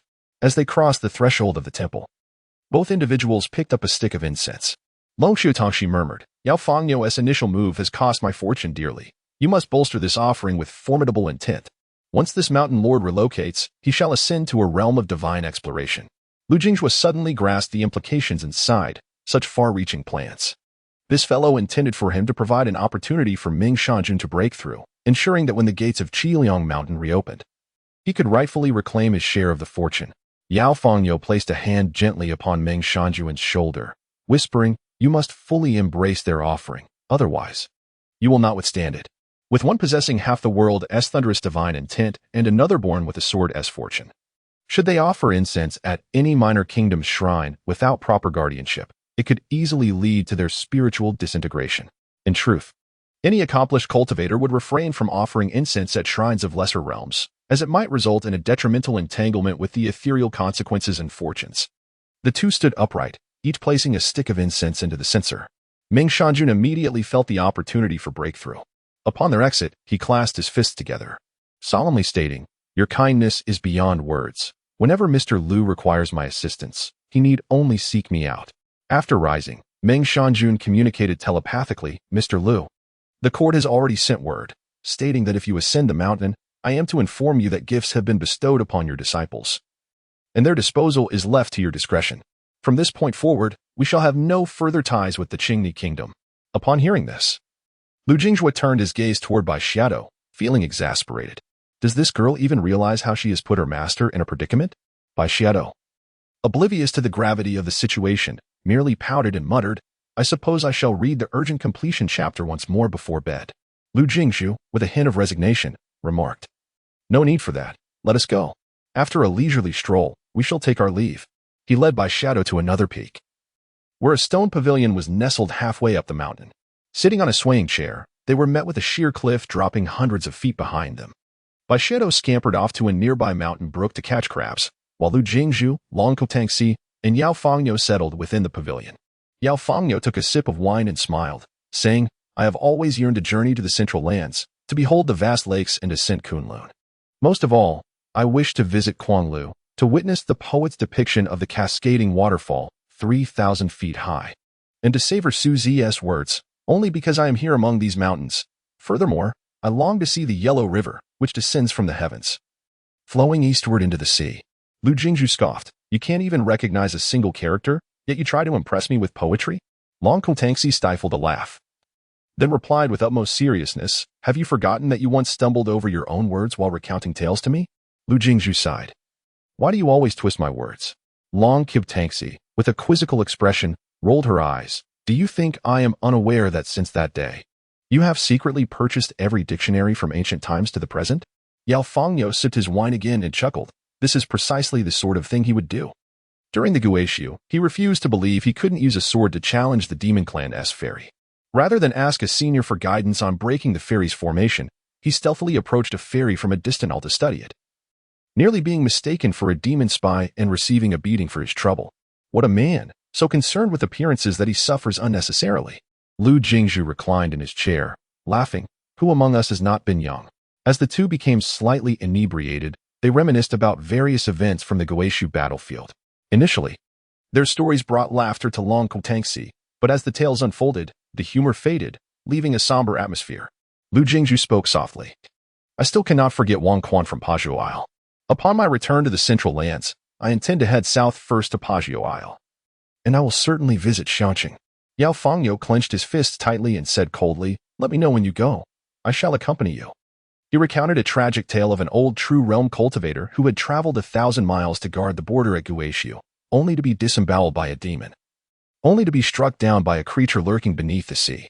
The old man wept not out of fear of death, but because, just before the battle, news had reached him that his family had been slaughtered, his son flayed alive, his daughter-in-law, unable to bear the humiliation, had taken her own life, and even his granddaughter, still in swaddling clothes, had been tossed into the sea by those beasts disguised as humans. Long Tangxi fell silent for a long while, inhaling deeply before changing the subject. Yao Fangyo, When do you plan to marry your sister-in-law? You are still young, yet she is not. Yao Fengyo paused, exasperated. I have long wished to wed. But she insists on waiting until she breaks through. After a moment, he added with a wry smile, she fears that if she becomes pregnant before breaking through, she will be unable to help me guard our dilapidated home. But she fails to consider that as a grown man, I can manage the household matters without her. He then waved his hand. Enough about me. What of you two? In a fleeting moment, someone sat up abruptly, the effects of the alcohol dissipating. Another, with a countenance like a peach blossom, perhaps intoxicated, lingered in the evening. That day, as dusk fell, some journeyed southward while others exchanged farewells. Clasping fists in a gesture of parting, the swift boat glided southward for 1,000 miles, arriving in the heart of Shenlu Island. With Bailu City merely tens of thousands of miles away, it felt as though they had been traveling for quite some time. Yet it had only been half a year since departing from Chica Mountain on this day, the 3rd of September. To his surprise, Bai Xiaodo seemed to relish the experience of dining al fresco and sleeping under the stars. Thus, over the past 2 days, the trio had consumed their meals on the road. The clever young girl had calculated that by foregoing her studies during their travels, she could savor the journey instead. Lu Jingzhou understood her motives well but chose to remain silent, as he himself had been reluctant to read as a child. Had it not been for his master's insistence, he might still be illiterate.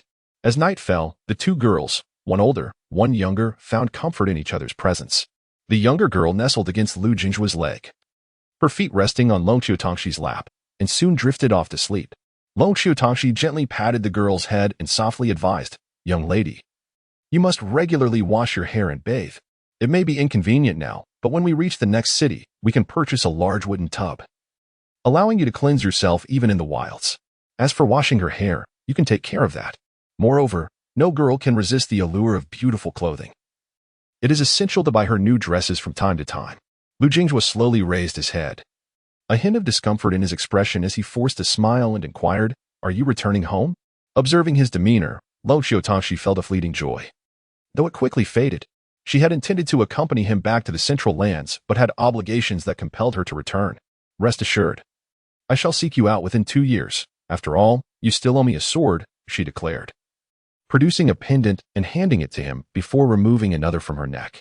The two pendants fit together perfectly, forming a crescent moon. Wearing this, we shall be able to locate each other within 100,000 miles. Lu Jingzhuo remained silent, and soon a crescent moon ascended into the sky. Beside them, a girl clad in a water-blue gown smiled brightly and remarked, "At dawn, you shall be 25. Gently placing Bai Xiaodo's legs down, she stood and said with a grin, "I must take my leave." With her hands clasped behind her back, she swayed as she walked westward. Finally, Lu Jingzhuo spoke. "Did I not mention that I would take you to see the begonia blossoms on Chima Peak?" Long Qiutongxi did not turn back, but replied with a smile. "Is that so? I do enjoy begonia blossoms, but whether you mentioned it or not, how would I know? Is there nothing more? If not, I shall take my leave." After a brief pause, with no further words from him, Long Qiutongxi departed on her sword. Above the sea of clouds, a girl pressed her lips tightly together, tears streaming down her cheeks. As dawn broke, amidst the sound of a young girl reciting, two figures continued their journey southward. In youth, every child has an aversion to the rigors of study, prompting Lu Jingzhuo to ponder how to make Bai Xiaodo less averse to reading. From the moment Lu Jingzhuo departed from Long Qiutongxi, he had developed a habit of meditating nightly and rising before dawn to practice his punches and the sword techniques he had composed. These sword techniques, devoid of any practical utility, were solely for aesthetic appeal, intended to elicit an awestruck reaction from Bai Xiaodo. Yet, Lu Jingzhuo was troubled by another matter. This young girl's aversion to meat left her as thin as a twig. Regardless of the desire for her to study or gain weight, progress must be gradual. After 2 months of walking, the duo finally arrived at the largest river in Shenlu Prefecture, Lingxi River. Following the current downstream to the estuary would lead them to Luwei Ferry. However, at their current pace, it would be near the year's end by the time they reached Luwei Ferry, even without any other hindrances. Taking the ferry and crossing a vast sea before traversing another floating island would require at least half a year. One midday, capitalizing on the sun's warmth, Lu Jingzhuo washed the girl's hair by the banks of the Lingxi River. With a sigh, he reminisced, "When my brother was little, he raised a rabbit. It grew so quickly that it seemed to grow a size larger each day. At first, it would sleep in his hands, but by 2 months, he could hardly lift it with one hand." Pausing for a moment, he asked, "When will you grow taller?" Bai Xiaodo, drenched and unable to open her eyes, splashed water on her face, and softly replied, I wish to grow up quickly too. I eat every meal you prepare for me cleanly. Yet I just don't seem to grow. I can't do anything about it. Lu Jingjue chuckled and used warm spiritual energy to dry her hair, styling it into 2 high buns before clapping his hands with a smile. No worries, just eat your heart out. Perhaps one day, a gust of wind will help you grow taller. Suddenly, the little girl exclaimed, Aunt Long said there's a fun place to the south. Can we go see it? Lu Jingjue pondered for a moment, realizing she was referring to the enchanting market downstream of Lingxi River. This was his first visit to Xinlu Prefecture.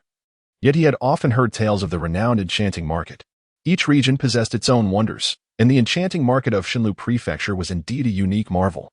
Lu Jingjue nodded and replied, We can go, but you must behave. Bai Xiaodo pouted, When have I ever misbehaved?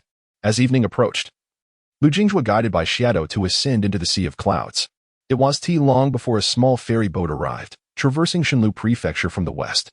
Lu Jingjue purchased a standard ticket for 5 coins, which felt rather steep. A yellow ticket would have sufficed for merely a few coins. It was Bai Xiaodo's first time aboard a ferry, and she could hardly contain her excitement. With snacks being sold on the deck, she darted out several times, each time returning with a sparkle in her eyes, squatting by the window to gaze at the swiftly passing clouds, drooling uncontrollably. Lu Jingjue could no longer hold back and chuckled, If you want something to eat, just say so. Do you think I won't give you money? Lu Jingjue extracted a few pieces of silver from the concealed jade in his palm and handed a few copper coins to Bai Xiaodo, softly remarking, The copper coins are likely to go unused, but the silver should suffice. Buy whatever you desire, but ensure that you can finish what you purchase. Eagerly, Bai Xiaodo untied the pouch from her arm, beaming as she accepted the silver, grasping a small piece in her palm while storing the rest in her little pouch. Suddenly, she exclaimed in surprise, pulling out a piece of green jade from her pouch, questioning, When did this appear? Lu Jingjue, slightly annoyed, replied, Would I be upset over merely a pouch? Taking the jade piece, he gently urged, All right, go play, but don't run about recklessly or bump into anyone. Do you understand? The little girl nodded vigorously and, upon receiving his approval, dashed off in a blur. After purchasing a string of candied hawthorn and some ice sugar, Bai Xiaodo settled into an empty spot near the edge of the boat and began to lick her treat, the outer layer of sugar melting away. Yet she stubbornly refrained from biting into the hawthorn.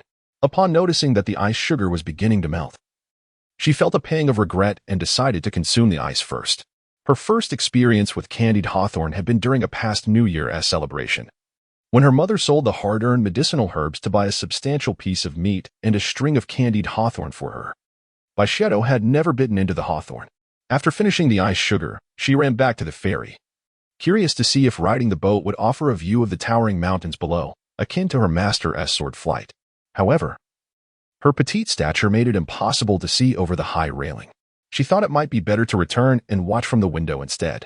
She dashed off to buy another string of candied hawthorn, but as she hurried up the stairs, she accidentally bumped into someone. The other person was unharmed. Yet Bai Xiaodo tumbled down the steps, scraping her forehead and breaking her wooden sword in 2. Ignoring the pain in her head, she quickly apologized to the woman she had collided with and bent down to retrieve the candied hawthorn she had bought for her master, as well as the short sword that had fallen beside her.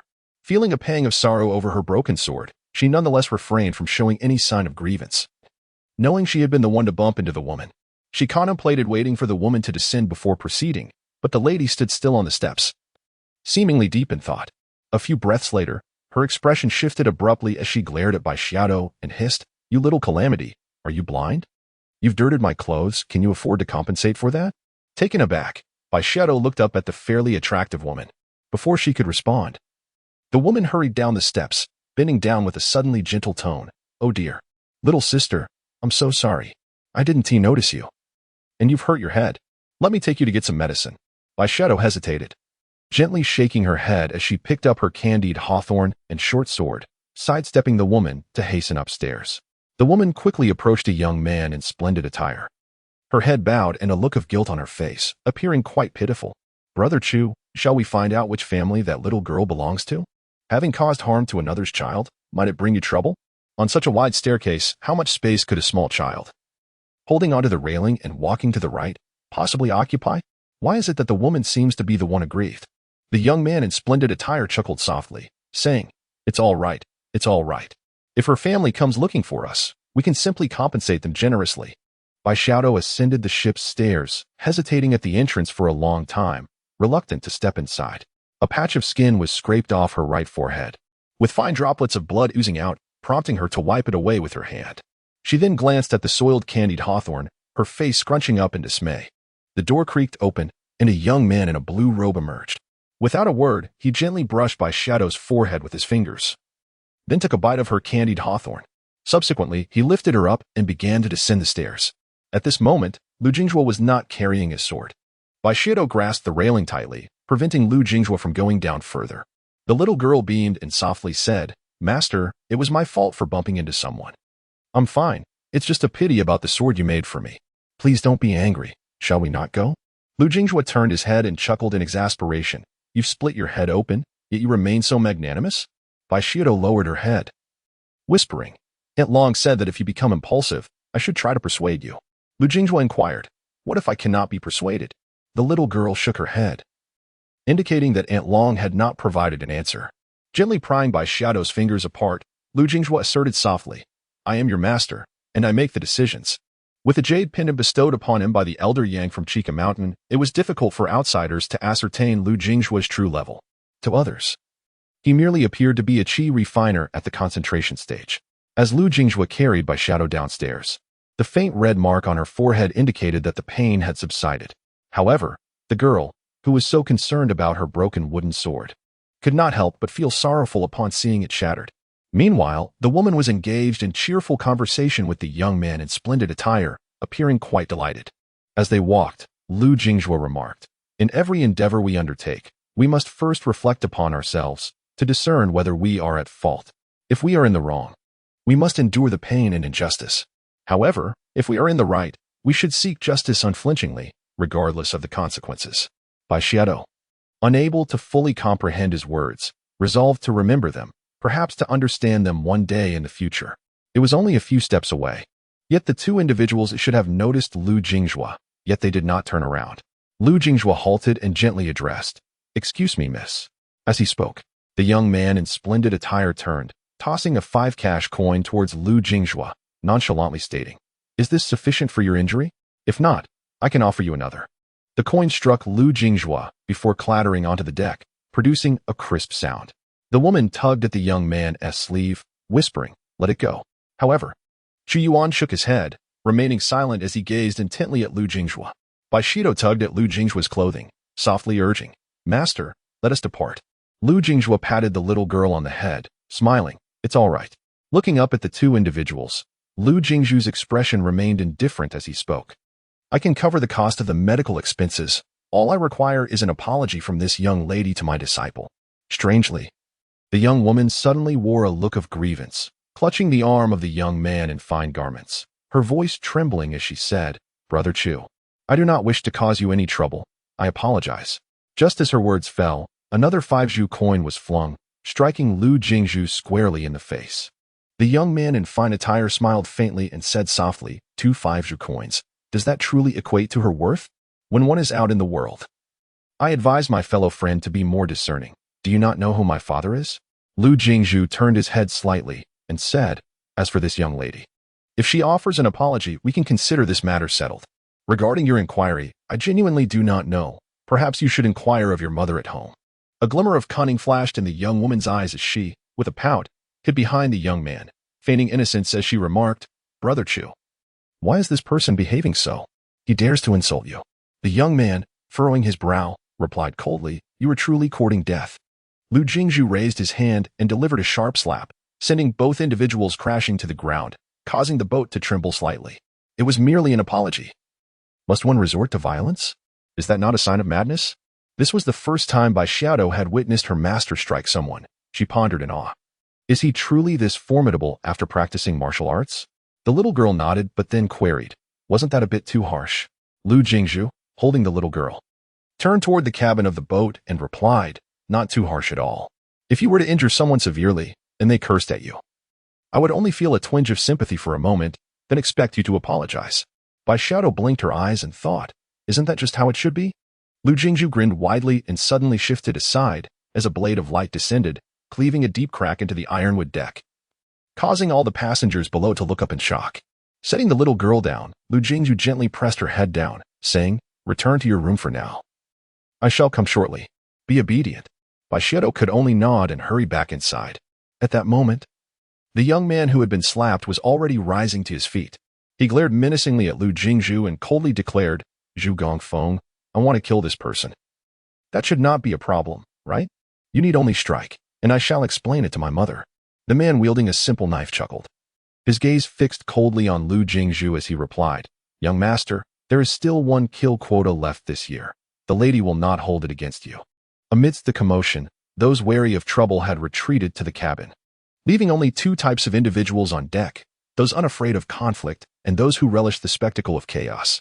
Lu Jingzhu, with a grin, removed his wine gourd. Feigning surprise, "There is even a quota for killing?" The young man, Chu Gongzi, chuckled coldly and replied, "There is a quota for killing, should you be slain.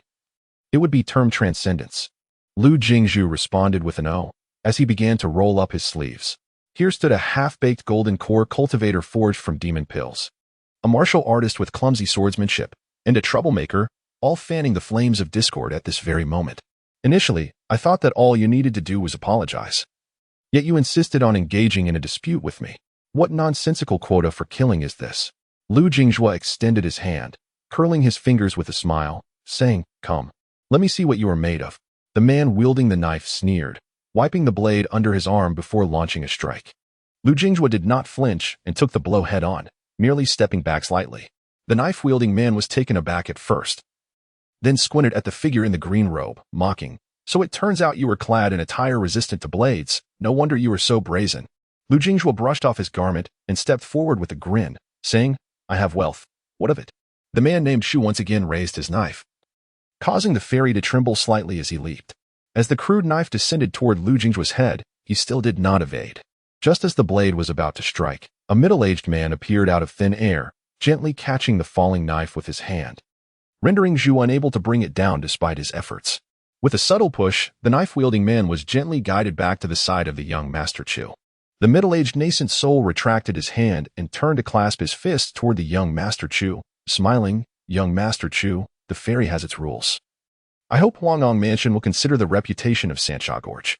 Regardless of past grievances, once we disembark, I will no longer intervene." Young Master Chu frowned deeply, contemplating before maintaining a stern expression and responding, "I have given face to Sancha Gorge." A woman behind him wore a sorrowful expression, tears swirling in her eyes as if she had suffered great injustice. The middle-aged nascent soul turned his gaze back to Lu Jingzhu, also clasping his fist and smiling. "I hope this young master will extend a little favor to me as well." Lu Jingzhu returned the gesture with a smile, yet his words were less than agreeable. Indeed, those in business are astute, knowing how to provide a way out even for someone as obstinate as Lu. The middle-aged nascent soul remained unperturbed, merely responding with a smile. "Alas, we are merchants, Sancha Gorge is precariously situated, and we cannot afford to offend anyone." However, Lu Jingzhu shifted his tone, smiling, "I understand, but in these times, finding someone who can offer a way out, even a small one, and then extend protection to those smaller than themselves is quite a rarity." After speaking, Lu Jingzhu ascended the stairs, and the middle-aged nascent soul smiled as he addressed the crowd on the deck, "Everyone, please continue with your own affairs." Upon entering the room, Baishido immediately turned, frowning, "Master, after I just hit my head, it seems I can sense what others are thinking." Lu Jingzhu was taken aback, closing the door and smiling as he asked, "What do you think your master is thinking?" The little girl shook her head softly, saying, "Master, I cannot sense you. It feels like there is a lock that requires a key to access, but I could feel what that sister was thinking, as well as that flamboyantly dressed person." Lu Jingzhu maintained a calm expression, yet his heart was in turmoil. The senior Jiang Huang had mentioned that certain things within him were sealed, invisible even to himself. This girl, lacking any cultivation, could sense a lock within her heart? Suppressing his astonishment, Lu Jingzhu inquired, "What did you perceive?" Baishido scratched her head, sensing that the elder sister was intentionally stirring up trouble. As for the flamboyantly dressed individual, it seemed she was fully aware of the elder sister's provocations yet chose to endure them. The little girl scratched her head again and softly asked, "Master, am I unwell?" Lu Jingzhu chuckled lightly, approached her, and gently ruffled her hair, saying, "No, but it's best not to perceive everything so readily. Ignorance can often be bliss." The little girl did not grasp her master's meaning but nodded in agreement. For the next 2 days and nights, neither Lu Jingzhu nor Bai Xiaodo ventured outside. Apart from overseeing his disciples' calligraphy in the mornings, the master spent the remainder of his time in meditation. Once his pupil completed her writing, she would perch by the window, watching the clouds for a while before lying down to rest when fatigue overcame her. One morning, as the ferry docked at the noodle pool at the intersection of the Misty Beach and the Three-Forked Gorge, a young man led the little girl forward, gliding through the wind deeper into Misty Beach, still unarmed. However, just as they had traveled 10 miles, they were intercepted midway by a simple blade. The young man in splendid attire grasped the young lady's hand and coldly addressed Lu Jingzhu. Nowhere left to run, is there? Lu Jingzhu held Bai Xiaodo back and smiled. Do you truly wish to cross paths with me? The young man sneered. You are the one who seeks conflict with me. In the capital of Jing'an, one of the largest cities in the world, countless dynasties have made it their seat of power over the millennia. Since the name Chang'an was established here thousands of years ago, regardless of which dynasty claimed dominance in the Central Plains, the title of Jingzhou has never been forsaken. On this day, the 6th of October, Crown Prince Zhao Qian was to be wed, and the nation celebrated in unison, with Chang'an adorned in vibrant decorations. A spectacle of merriment. Yet, who could have anticipated that the bride was en route while the crown prince had gone missing? An anxious old eunuch, sweating profusely, shouted from afar, Your Majesty, the crown prince cannot be found, and the auspicious hour approaches. What shall we do? The emperor, clad in a black dragon robe with silver-streaked hair, held a newly published novel, deeply engrossed. Suddenly, he burst into laughter, pointing at the book, exclaiming, This writing is splendid. Be sure to reward the author later. My royal patronage must not be subject to commissions. The old eunuch, exasperated, replied, Your Majesty, I am saying the crown prince is missing, and the crown princess is nearly at the palace. Zhao Yang sighed softly, instructing Quan Zhong, have the imperial guards disperse those loquacious fellows. I do not wish for my daughter-in-law to feel discontent on her wedding day. As for the third prince, ignore him.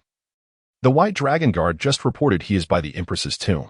The old eunuch, Quan Zhong, paused, sighed to himself, and muttered, The crown prince holds his frustrations. He finally has the chance to marry the woman he loves, yet both the eldest and second princes are absent. Zhao Yang smiled wryly. What can be done? The eldest nearly became a monk to avoid his title, and the second has been a source of concern. It has been nearly 6 years without a word from him. The third brother, encountering his two unreliable elder siblings, could only swallow his grievances. Thus, it was imperative to swiftly dispatch those individuals. The old men insisted that the crown princess was a commoner, disregarding entirely whether my son had any affection for her. The old eunuch, with a sense of resignation, remarked, Well, our household merely serves as a shield for His Majesty. After all, my days are numbered, so while I can still endure the scorn, let those young rascals at the academy berate me as they please. Last time, when the northern Gaoche kingdom sought military aid and laid eyes on me, they nearly wept. It's not as if our family isn't already branded as the most treacherous under the reign of Prince Jing'an. The emperor, irritated, retorted, Enough already. You've grown up alongside me. If you want to shield me from daggers, who will? As night began to fall, Zhao Qian, exhausted from a day's labor, found himself unable to straighten his back. On this auspicious wedding night, although the crown prince felt joy, sorrow was equally palpable. He crouched at the entrance, while within was the girl he had cherished since childhood. Zhao Qian smiled and reminisced, When I was young, I dragged my second brother to your home for sweetened sheep's milk, merely to steal a few glances at you. Who would have thought that in the blink of an eye, we would be wed? A voice emerged from within. I know you never desired to be emperor. Why then do you accept the role of crown prince? Zhao Qian paused for a moment, then softly replied, My elder brother departed long ago, wishing only to aid our second brother. Alas, the second brother had no choice but to leave as well, though father kept it from me. I am aware of the hardships he has faced over the years. Recently, there were reports from Shenlu Island indicating that he was on the brink of death. After a brief silence, the young prince, yet to reach 20, murmured, I too wish to do something for my second brother. Meili Tan, situated in the lower reaches of Lingxi River, was enveloped by a vast forest encompassing several thousand miles. Surprisingly, more than 10 sects resided within this expanse. Among them, Sancha Gorge stood out as one of the few sects, nestled in a bifurcated valley of Lingxi River. The founding master was merely a true realm cultivator, while the current sect leader had already reached the realm of refining void. However, Sancha Gorge had not produced a true realm cultivator for several centuries, barely maintaining its status as a second-tier sect due to the efforts of the refining void leader. News arrived from the ferry that a swordsman had clashed with Chu Yuan of Huagang Prefecture, And this individual was likely the same young swordsman who had previously exchanged messages with Ming Shanjun and traveled to Qingshui Mountain alongside the young lady from the Longqiu family. An emergency meeting was convened at Sancha Gorge as the ferry had reached the noodle boiling pool, where the young swordsman was already surrounded by Chu Yuan. Though an inexperienced young swordsman posed little threat, his connections with the Longqiu family and the Broken Mountain made the situation quite tricky. Within the council hall sat a woman who, while not young, appeared no older than 30, with a short dagger slung at her waist and an ordinary visage. She tapped her fingers lightly on the armrest, the echoes resonating throughout the hall. Observing the silence, the woman, incensed, spoke up, "Feeding you all. And yet no one dares to voice an opinion? Is it truly so difficult to make a choice? It is merely a matter of deciding between that young man and Huanggang Prefecture. Must I be the one to make the decision?" The oppressive silence was shattered as the middle-aged man seated in the left head chair spoke. "If the information from Jiju is accurate, that young man is indeed a formidable force, a genuine dragon crossing the river, one we cannot afford to provoke. Yet, Huanggang Mansion is equally powerful. Although they have yet to cultivate to the void refinement stage, they possess 3 true realm experts at their gate, making them no less formidable. I suggest we refrain from acting rashly. If that young man is truly the one mentioned by Ming Shanjun, then even Chu Yuan would be powerless against him." As soon as he finished speaking, the elderly woman seated to the right let out a derisive laugh, tapping her cane and shaking her head. "Currently, they are right within our jurisdiction in Sancha Gorge. While it may appear that they are indifferent, they have inadvertently offended both sides, which leaves us with no choice. However, this matter must ultimately be decided by the sect leader." The woman above, filled with fury, retorted, "Am I merely keeping you around for show? Must every decision be made by me, Kaijinju? If I were to perish, would Sancha Gorge collapse?" The elderly woman rose, smiling as she clasped her fist in greeting. "You are the sect leader, and thus your judgment is paramount. However, I find the choice to be rather clear, one who can travel alongside eminent cultivators, and according to Ming Shanjun's message, may even have a romantic entanglement with the esteemed Miss Longqiu, versus an oppressive Huanggang Mansion that has been bullying the smaller factions in recent years. It's an obvious decision." Kaijinju grinned. "Su Gu, now you sound somewhat sensible. Here is the plan. We will closely monitor the situation below. If that young man is overmatched, we shall offer our assistance. If he proves victorious and is inclined to take lethal action, we will immediately activate the protective mountain formation.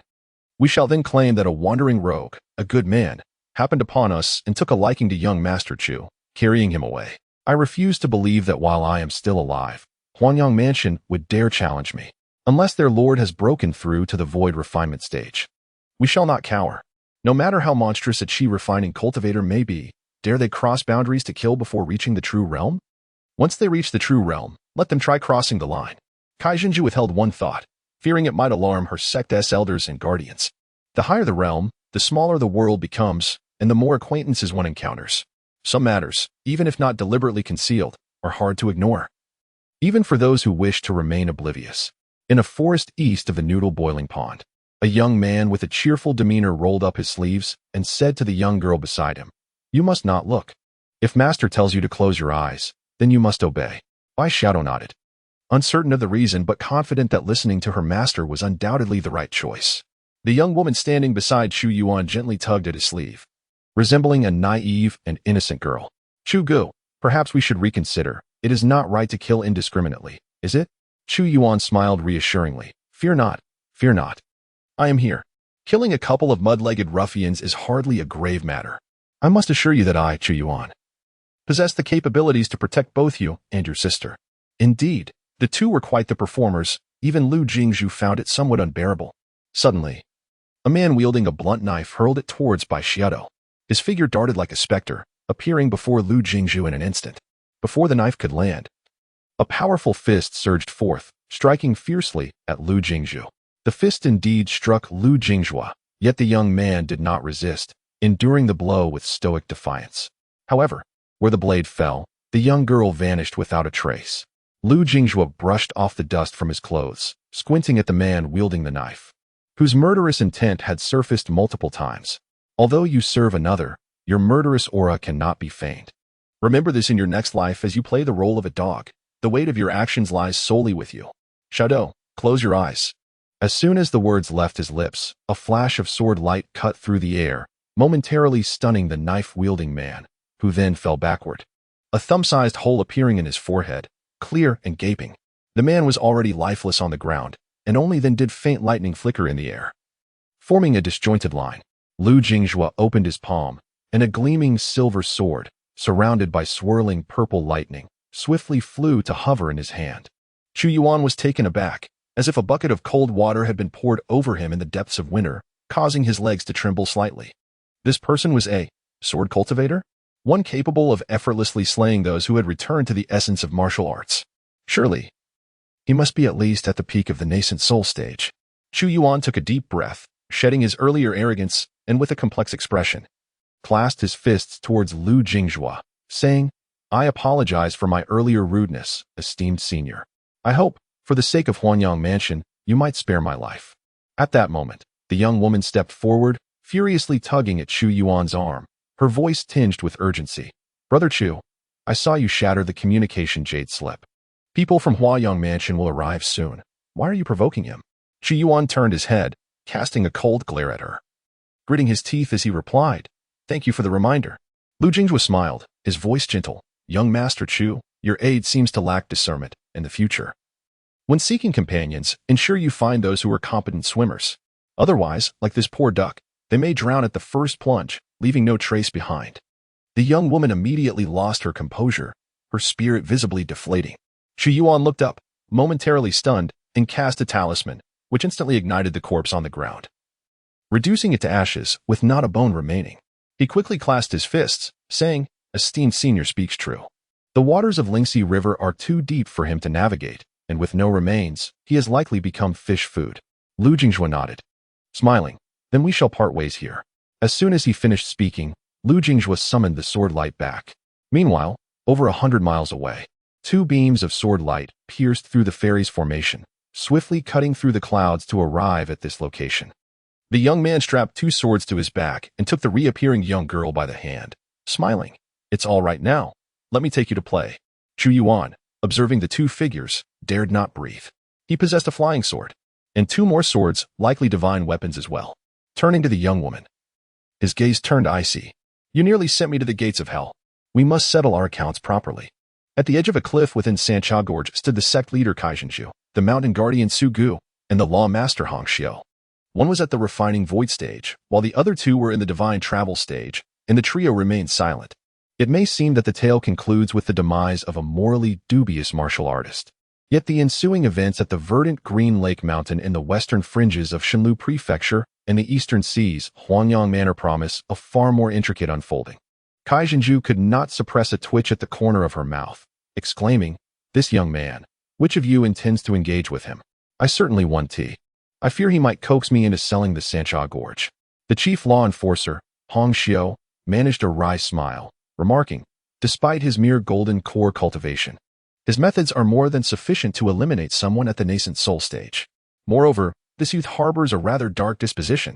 I am known for my forthrightness. Yet I find it impossible to interact with him." Both turned their gaze toward the elderly woman with the cane, who, in a mix of amusement and indignation, retorted, "What do you mean by that? Am I to be labeled the venomous woman with a cruel heart?" The master and the law enforcer nodded in unison. Lu Jingjue, accompanied by Xiaodo, glided upon the winds to a modest lakeside, beyond which lay the renowned valley of Sancha Gorge. Within the realm of Sancha Gorge, amidst a dozen mountain peaks, one encounters the illustrious Sancha Gorge, the Misty Terrace, and the Red Tree City, undeniably the sovereigns of their respective domains. While the remaining peaks may not quite exemplify survival in the crevices, they nonetheless depend upon these three second-rate sects for their livelihoods.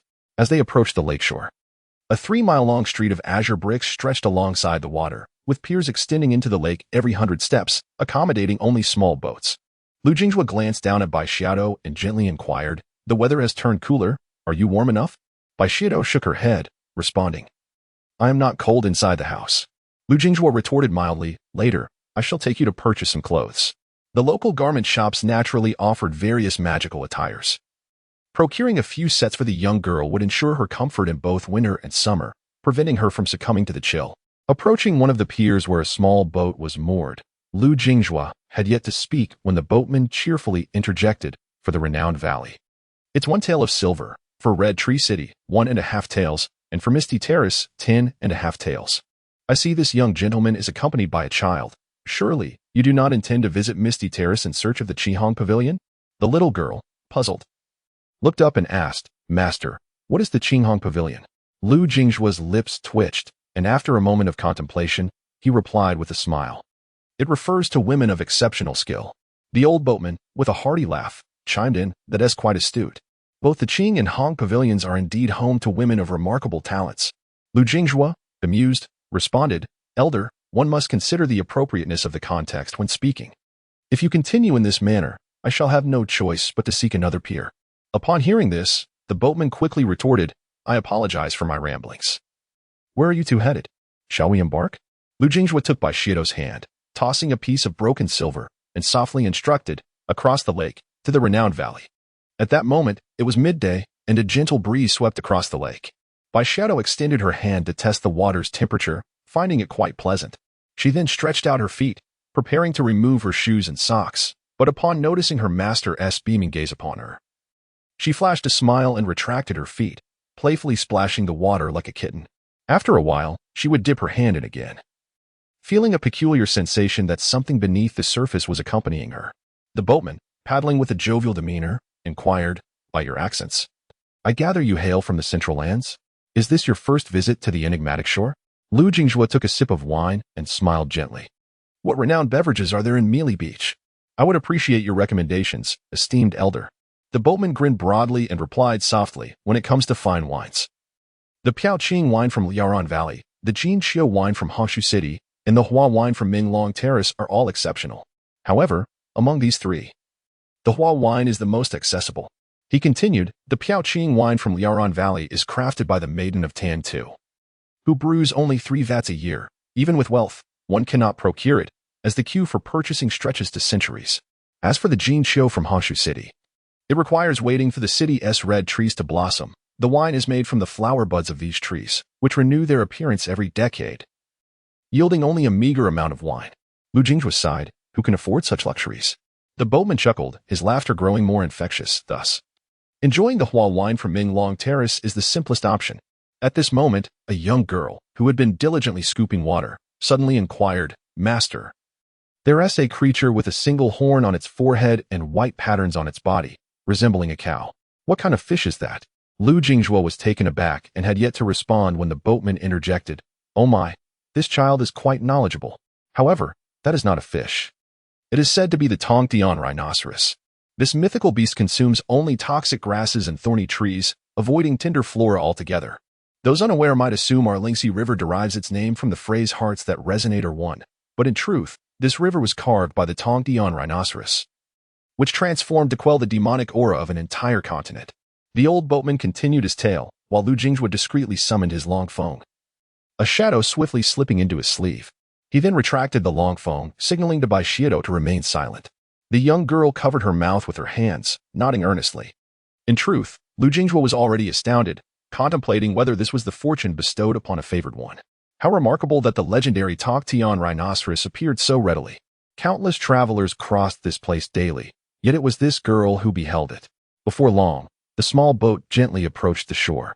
Prior to disembarking, the old boatman smiled and produced a pendant, seemingly crafted from the stones of the lake. He cheerfully stated, Little girl, we call this the Lingxi talisman. I feel a connection with you, so I shall gift it to you. Bai Xiaodo glanced at her master, who nodded approvingly, prompting her to accept the pendant. Not far from the shore, the young girl eagerly asked, Master, did it crawl into your sleeve? As her words fell, Lu Jingzhua raised his forearm, revealing a head the size of Bai Xiaodo's fist peeking out from his sleeve, its antennae swirling in delicate white. Lu Jingzhua leaned down and whispered, If you wish to accompany me, conceal your presence. Do not reveal yourself unless I call for you. The little creature promptly turned and burrowed back into the sleeve. Lu Jingzhua cautioned softly, Do not speak of this to others, understand? Bai Xiaodo nodded with a grin, thinking to herself that after such a long pursuit, it had surprisingly taken refuge in her master's sleeve. Accompanied by the young girl, Lu Jingzhua ventured into a ready-made clothing shop. Bai Xiaodo chose several pieces of fabric for herself, specifically in shades of pink, white, and water blue, spending a single coin from Lu Jingzhua. However, the garments would require 3 days to complete, necessitating a return after that period to collect them.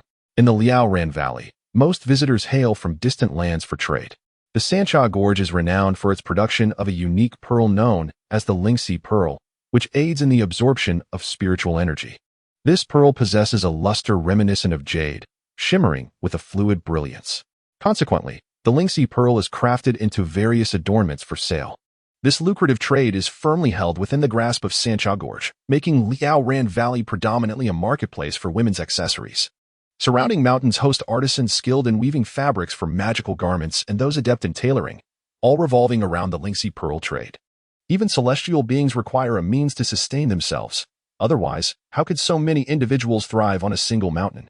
In the past, Qingliang Mountain's most significant commerce involved talismans and elixirs. Certainly, the solitary ferryboat alone suffices to meet the sustenance needs. After indulging in all the culinary delights the street had to offer, Bai Xiaodo's stomach was now quite full. Lu Jinghua suggested that they might stop for some baked cakes ahead, but Bai Xiaodo shook her head vigorously, declaring she could not consume another morsel. Having devoured half a month's worth of meals in one sitting, as they strolled through a narrow alley, Lu Jinghua suddenly caught a whiff of intoxicating aromas, likely emanating from a place known for brewing muddled wine. Lowering his head, he smiled and proposed, "Shall we tempt fate?" No sooner had he spoken than he turned sharply, noticing a woman clad in white with a sword at her side, who had appeared in the alley without his notice. With a slight bow, Lu Jinghua inquired softly, "Might I ask your name, esteemed one?"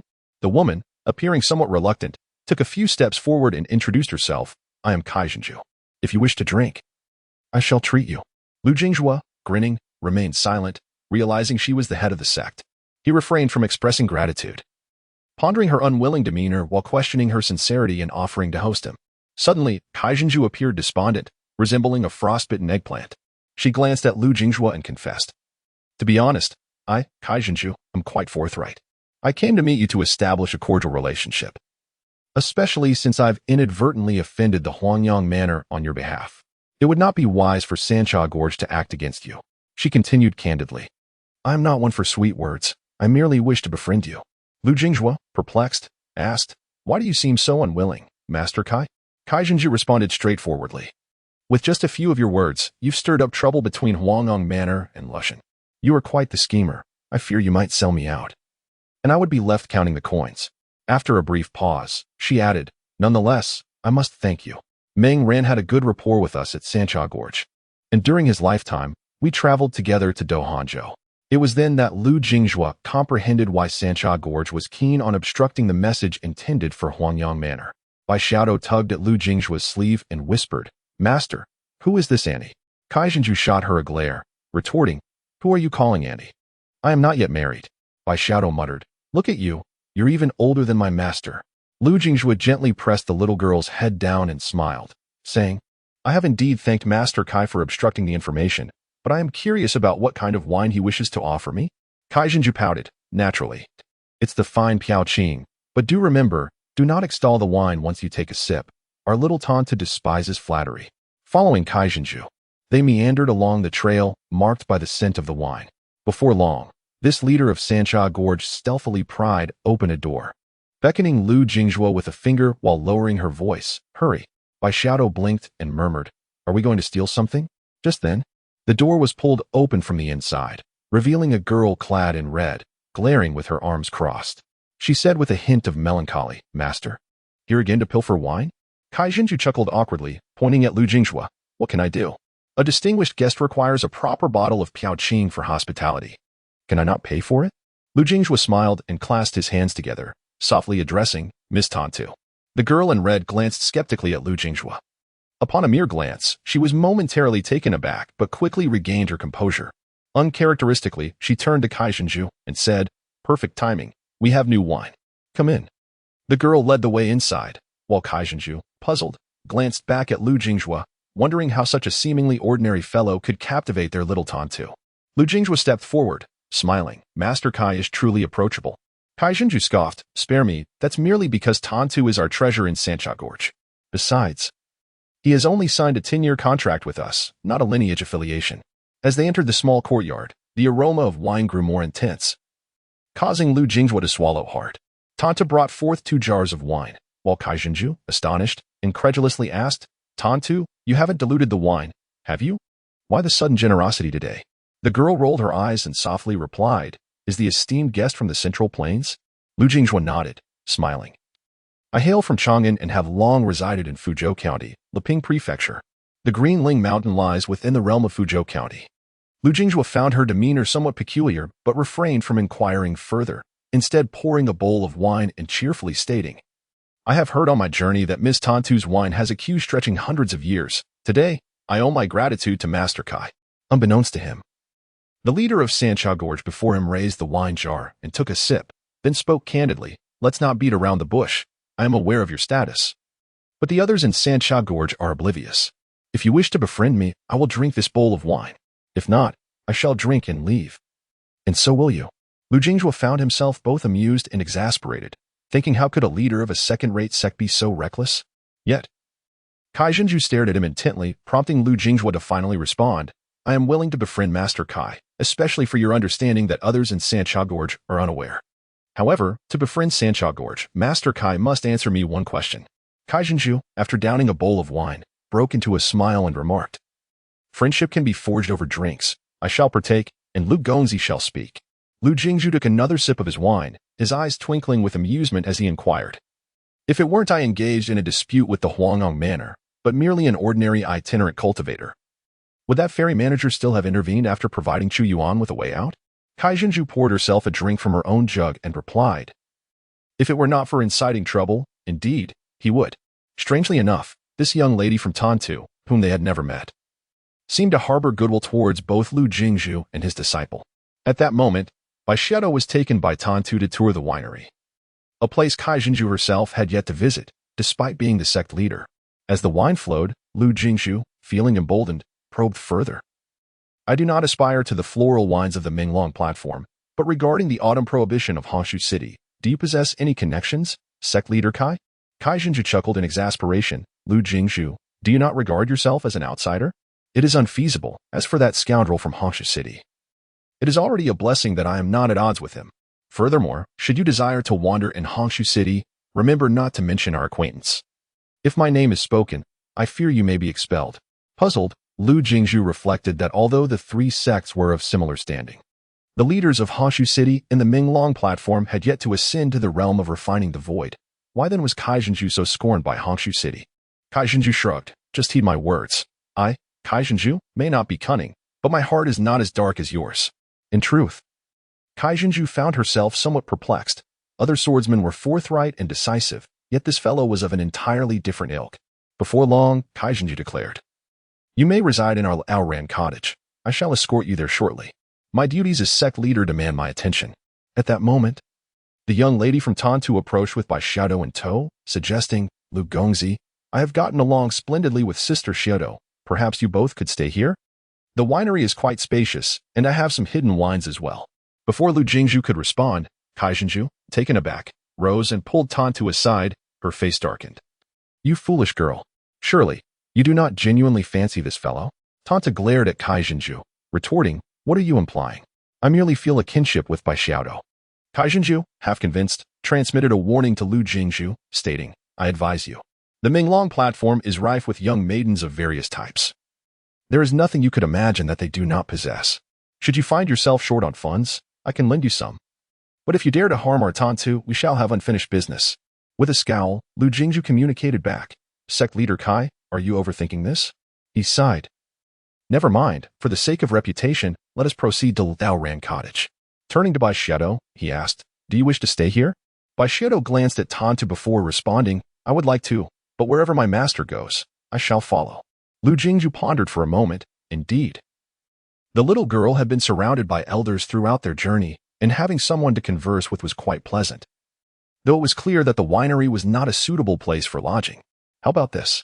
If you wish to play with Miss Tantu, you shall remain here, and I shall come to fetch you in the evening. Bai Xiaodo's face lit up with joy. Is that acceptable? Lu Jingjue smiled and replied, of course it is. He then bowed respectfully to the girl in red and added, children can be rather mischievous. If Miss Tantu finds her bothersome, she may simply bring her to Ranchao Cottage. Tantu smiled and said, young master, do take care. I will escort little sister Xiaodo over later. Upon exiting the winehouse courtyard, Kai Jinju remained incredulous, pondering why Tantu had been so agreeable today. She turned to Lu Jingjue and remarked, Tintu has been here for nearly a decade and has never been this easy to talk to. What is going on?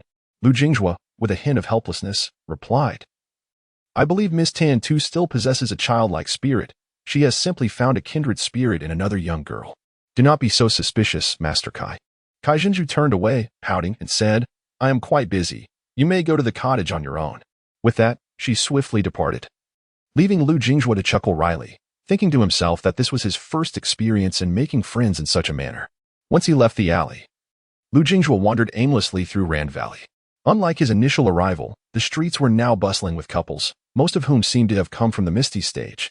If they were from the Clear Pavilion, they would likely not be out and about. Lu Jinghua entered a shop, carrying a wine gourd, where hairpins crafted from lynxy pearls were being sold. It felt somewhat awkward for a man to walk in alone. However, Lu Jinghua observed the various ways the girls from the Misty Stage earned their keep, besides the half of the night earnings they rightfully deserved and the tips from the young masters. They also profited significantly from those who came to the Misty Stage seeking pleasure. A fine hairpin would cost no less than 50 to 60 coins. Lu Jinghua picked up a hairpin made of peach wood and noticed a woman nearby hesitating over a hairpin priced at 70 coins. Accompanying her, a young man inquired with a smile, Do you like this hairpin, my lady? The woman nodded but then shook her head, quickly putting the hairpin down and tugging at the young man's arm, saying, It is beautiful, but too expensive. It would take quite a while to save enough to buy it. Let us go and look elsewhere. As she spoke, the shop assistant displayed a fleeting disdainful expression. Barely perceptible, yet it was noticed by the young man. He furrowed his brow, pulled the young lady back, and pointed at the hairpin priced at 70 coins, saying, Wrap it up. What kind of ice do you have? Can I afford it? Before long, amidst the young man's scolding and the shop assistant's apologies, the girl from the Misty Stage led her charming companion out of the shop. Lu Jinghua had gained new insight. This kind of mutual cooperation must have been practiced countless times before. It was all a grand charade, understanding the game without exposing it. Lu Jinghua picked up a peachwood hairpin adorned with a vivid green lynxy pearl and smiled, saying, My lady, I shall not take this back. Let us speak frankly about the price. The woman selling hairpins wore a peculiar expression and softly remarked, Young master, you have a discerning eye. The lowest price is 30 coins. Lu Jinghua smiled slightly, 15 coins. Bargaining down to half was certainly a starting point. To his surprise, the woman turned and picked up a wooden box, smiling as she said, Deal. Lu Jinghua smacked his forehead, realizing his miscalculation. After strolling for a short while, he found himself by the lakeside again. He took a sip of wine and smiled. What? Do you believe I have wronged you and seek vengeance? If you wish to end your life, why not plunge into the Lingxi River? My flying sword would be an insignificant matter. A young woman approached leisurely. It was none other than the one who had collided with by shadow on the ferry. Lu Jinghua had presumed that those who bore swords possessed some chivalry. Yet she proved otherwise. He let out a cold laugh and squinted. Did you not consider the consequences of your provocations? What if I were merely an ordinary practitioner? Shifting the blame onto others while claiming righteousness, do you think you were justified? However, the woman stubbornly retorted, if you were truly an ordinary person, even for the sake of your junior, you would seek an explanation. Yet, knowing Chu Yuan's formidable reputation, you still acted with such arrogance. Would I have pursued you otherwise? She bit her lip tightly and spoke with gravity. Even if you were to kill me alongside Chu Yuan, I would harbor no resentment. But your cruelty has incited a feud between two factions, jeopardizing my Green Lake Mountain. Lu Jinghua, infuriated, laughed derisively. What nonsense is this? I was dragged into your troubles for no reason, and I am the cruel one? Your Green Lake Mountain is of no concern to me. In response, the woman suddenly crouched down, sobbing uncontrollably. I simply do not wish to marry someone I do not love. If I refuse, my sister must wed instead. And if that happens, Green Lake Mountain will suffer. I never intended harm. I merely sought to provoke someone like Chu Yuan. If he dies, I would be the only casualty, and my sister would be spared from marriage. Lu Jinghua, exasperated, replied coldly, Please, keep your distance. I often engage in ruthless acts. And in my eyes, you hardly qualify as a flower. Just then, the woman unexpectedly knelt, her face filled with terror. They are coming. They wish to sell me to the mysterious platform. Senior, please save me. I beg you. Lu Jinghua turned to look, and indeed, two figures approached on the wind, none other than the familiar Chu Yuan, accompanied by another practitioner of the Divine Wanderer realm. They were rather swift. Lu Jinghua feigned indifference, gazing at the lake and sipping his wine. If you do not provoke me, I shall remain uninvolved. However, The young Master Chu Yuan from the Huangong house appeared transformed from their previous encounter at the ferry. Exuding a swagger reminiscent of the time, he tossed coins at Lu Jingjue. With a cold smile, he regarded the woman kneeling not far behind Lu Jingjue and spoke nonchalantly. Lin Qin, where do you think you can run? I refrained from touching you for half a month on the ferry. Was that not enough forbearance? The situation today is of your own making. As a celestial maiden of the condensing spirit realm, my profits will be substantial. Lin Qin wept incessantly, her voice trembling as she pleaded, Senior, please save me, I beseech you. Chu Xin sneered, him? Whether he can survive today is still up for debate. Zishou. He is the one who killed Zhu Gongfu. He possesses a flying sword, and it is highly probable that he carries a celestial sword on his back. You should be cautious. After a pause, this young master Chu Xian coldly glanced at Lu Jingjue, squinting as he said, Do you think I would fall for your tricks? Lu Jingjue finally exhibited some reaction, slowly rising and sighing, I simply do not wish to take a life. Why must you force me to fight? The gray-clad celestial traveler let out a cold laugh, stepping forward and pointing at Lu Jingjue, declaring, The one who will kill you is Zishou, the chief offering of Huangong Mansion. Lu Jingjue sighed again, Is it appropriate for you, a celestial traveler, to trouble me, a golden core cultivator? As soon as the words left his mouth, Lu Jingjue helplessly shook his head, slightly turning to the side, his entire being gracefully hovering above the lake's surface. The breeze swept by, causing his azure robe to flutter softly. Zishou rose with the wind, hovering over the lake as well. With a mere lift of his hand, countless columns of water erupted from the lake, formed by the accumulation of the Lingxi River's waters. Under Zishou's vigorous gestures, the water columns gradually transformed into several water dragons, which, as the wind passed, morphed into ice dragons that roared menacingly around Lu Jingjue. With one hand behind his back, Lu Jingjue concentrated his thoughts, unleashing a powerful gust that left only a residual sword aura in its wake, shattering the ice dragons completely. Zishou smiled faintly, indeed, a swordsman, but merely at the golden core level. Changing the subject, Zishou soared into the air, and with a flourish of his arms, the lake's waters slowly coalesced into countless water beings clad in ice armor, numbering at least 1,000. Lu Jingjue furrowed his brow, retreating swiftly. Then, Zishou unleashed talismans from his sleeves like a cascading waterfall, each water puppet receiving one. The talismans glimmered, and the eyes of the water puppets suddenly radiated light. Before Lu Jingjue could react, over 1,000 puppets on the water had formed a grand formation, seemingly designed specifically to ensnare a swordsman. Such impressive Taoist techniques from Huangong Mansion. Lu Jingjue exclaimed in astonishment, You are 2 realms above me. Is it really necessary to be this cautious? Must you expend your spirit to set up a formation? Zishou coldly smiled and replied, Not just that. As soon as the words left his lips, the middle-aged man in gray transformed into a puddle of water, splashing down into the lake. Lu Jingjue quickly morphed into a streak of sword light to evade. But from all directions, the puppets raised their hands, launching ice spikes from their palms. Lu Jingjue turned mid-air, only to see a colossal figure burst forth from the water's surface, an enormous humanoid covered in crystalline armor, with Zishou standing at its forehead. When the icy giant's fist struck Lu Jingjue, the young man instantly transformed into an ice sculpture, crashing heavily into the depths of the water. At this moment, the lake within 1,000 feet had been entirely sealed off by the puppets, with Zishou's icy form standing in the center. Chu Xian chuckled coldly. I thought he was formidable. Is he frozen now? A woman appeared out of thin air, clad in white with a sword at her side. Kai Zhenju glanced at Lin Qin, who was kneeling on the ground, and coldly remarked, Does it not hurt your legs? Chu Xuan's heart raced in surprise, quickly turning to inquire with cupped fists. Is Master Kai going to intervene in this matter? Kai Zhenju gazed upon the surface of the lake, nonchalantly exclaiming, Behold! She, Kai Zhenju, truly found it hard to believe that a being capable of slaying ordinary nascent souls with the ease of dispatching a dog could be vanquished by someone of the divine travel realm. Even if defeated, death was an impossibility. As expected, a figure in a blue robe re-emerged upon the lake's surface. Lu Jingjue gave his sleeves a flick and remarked with a smile, You are the second ice attribute chi refiner I have encountered. Indeed, you possess a sharp mind. The sword-lock talisman you employed has effectively disrupted my flying sword.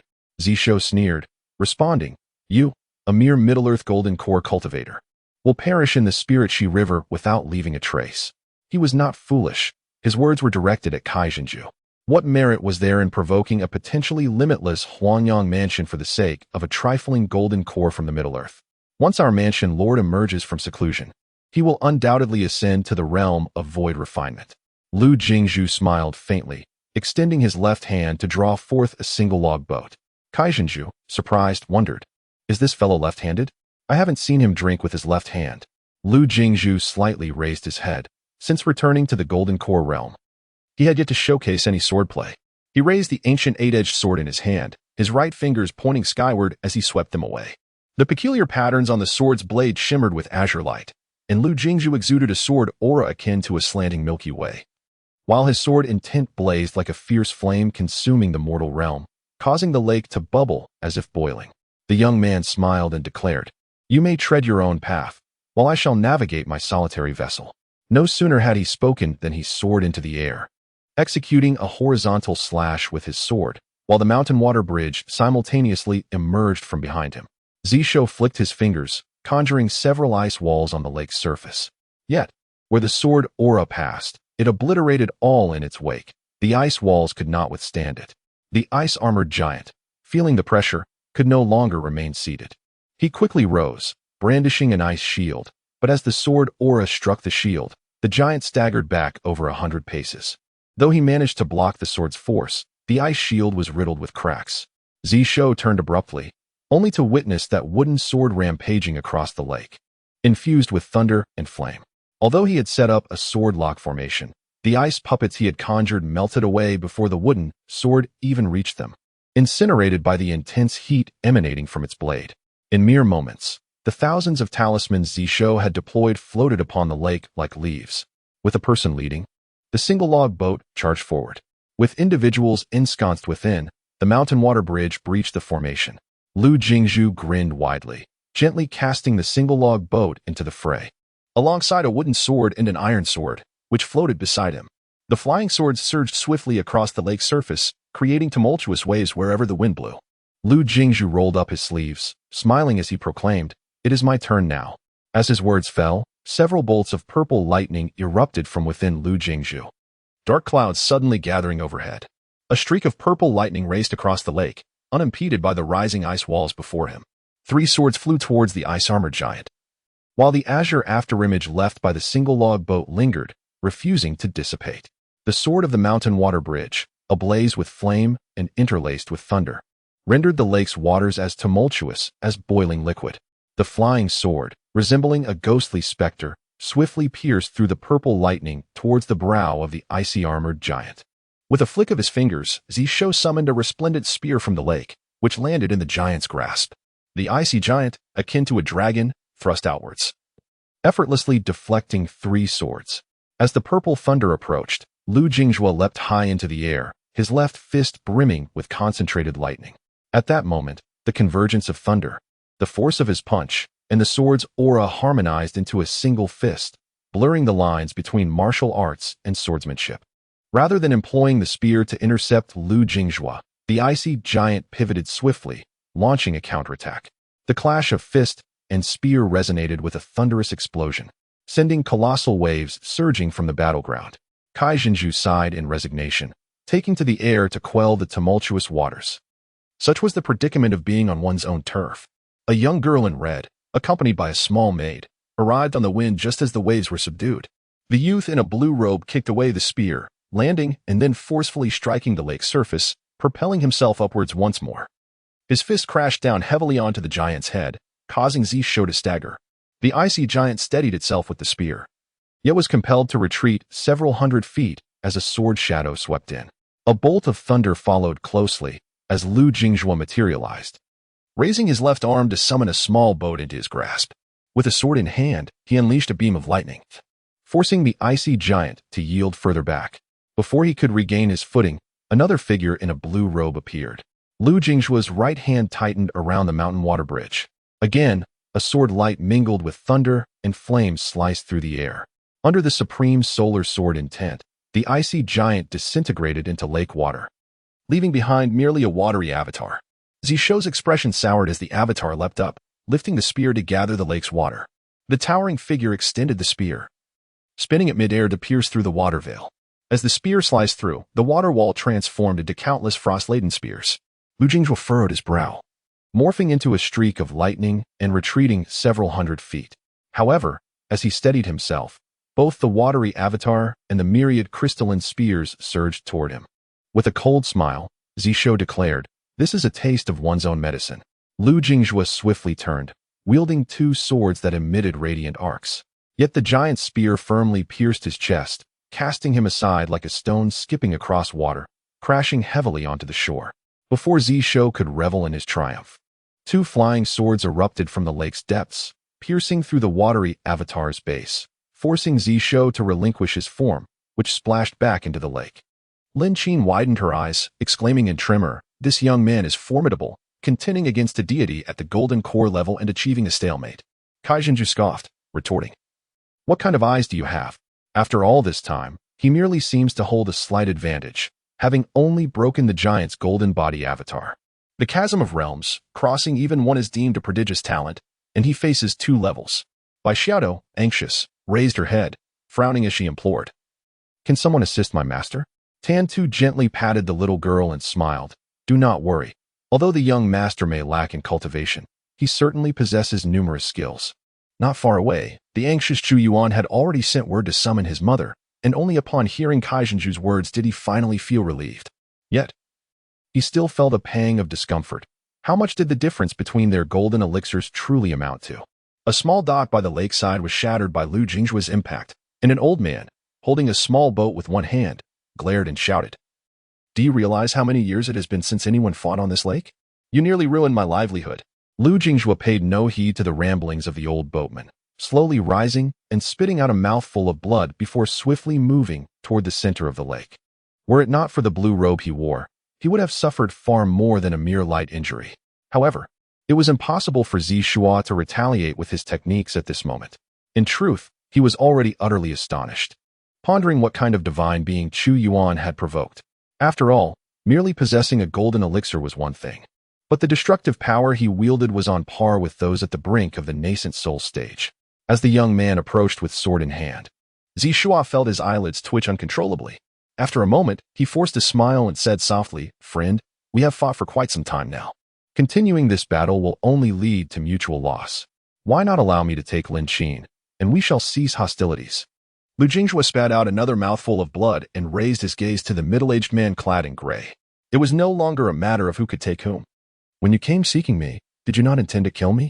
The young man's expression remained unchanged as he slowly raised his hand, intertwining the mountain water bridge and the single-log boat. His overwhelming sword intent surged forth without inhibition, nearly solidifying into a tangible form, causing half of the lake's waters to churn violently beneath Lu Jingjue's sword aura. Zishua's face darkened as he proclaimed, "If that is the case, then let us proceed." Instantly, the waters on one side where Zishua stood froze into ice, creating a scene where half the lake was encased in ice while the other half boiled with fervor. As Lu Jingjue crossed his swords, a beam of sword light sliced through the air, dispersing half of the ominous clouds above, while thunder and flames seemed poised to melt the very fabric of the world. Zishua was struck with alarm, his voice trembling. What kind of monster is this? The previously frozen lake surface instantly transformed into boiling water in the wake of the sword light. Zishua attempted to flee, yet suddenly, bolts of thunder rained down, intertwining to form a colossal net that obstructed his retreat. The middle-aged man in gray gritted his teeth and summoned all his strength to raise an ice wall 1,000 feet thick, but in the next moment, his face wore a bitter smile.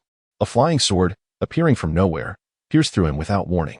At this moment, Zishua could only think about how that prodigal would inevitably lead to the downfall of the Huangyang Manor.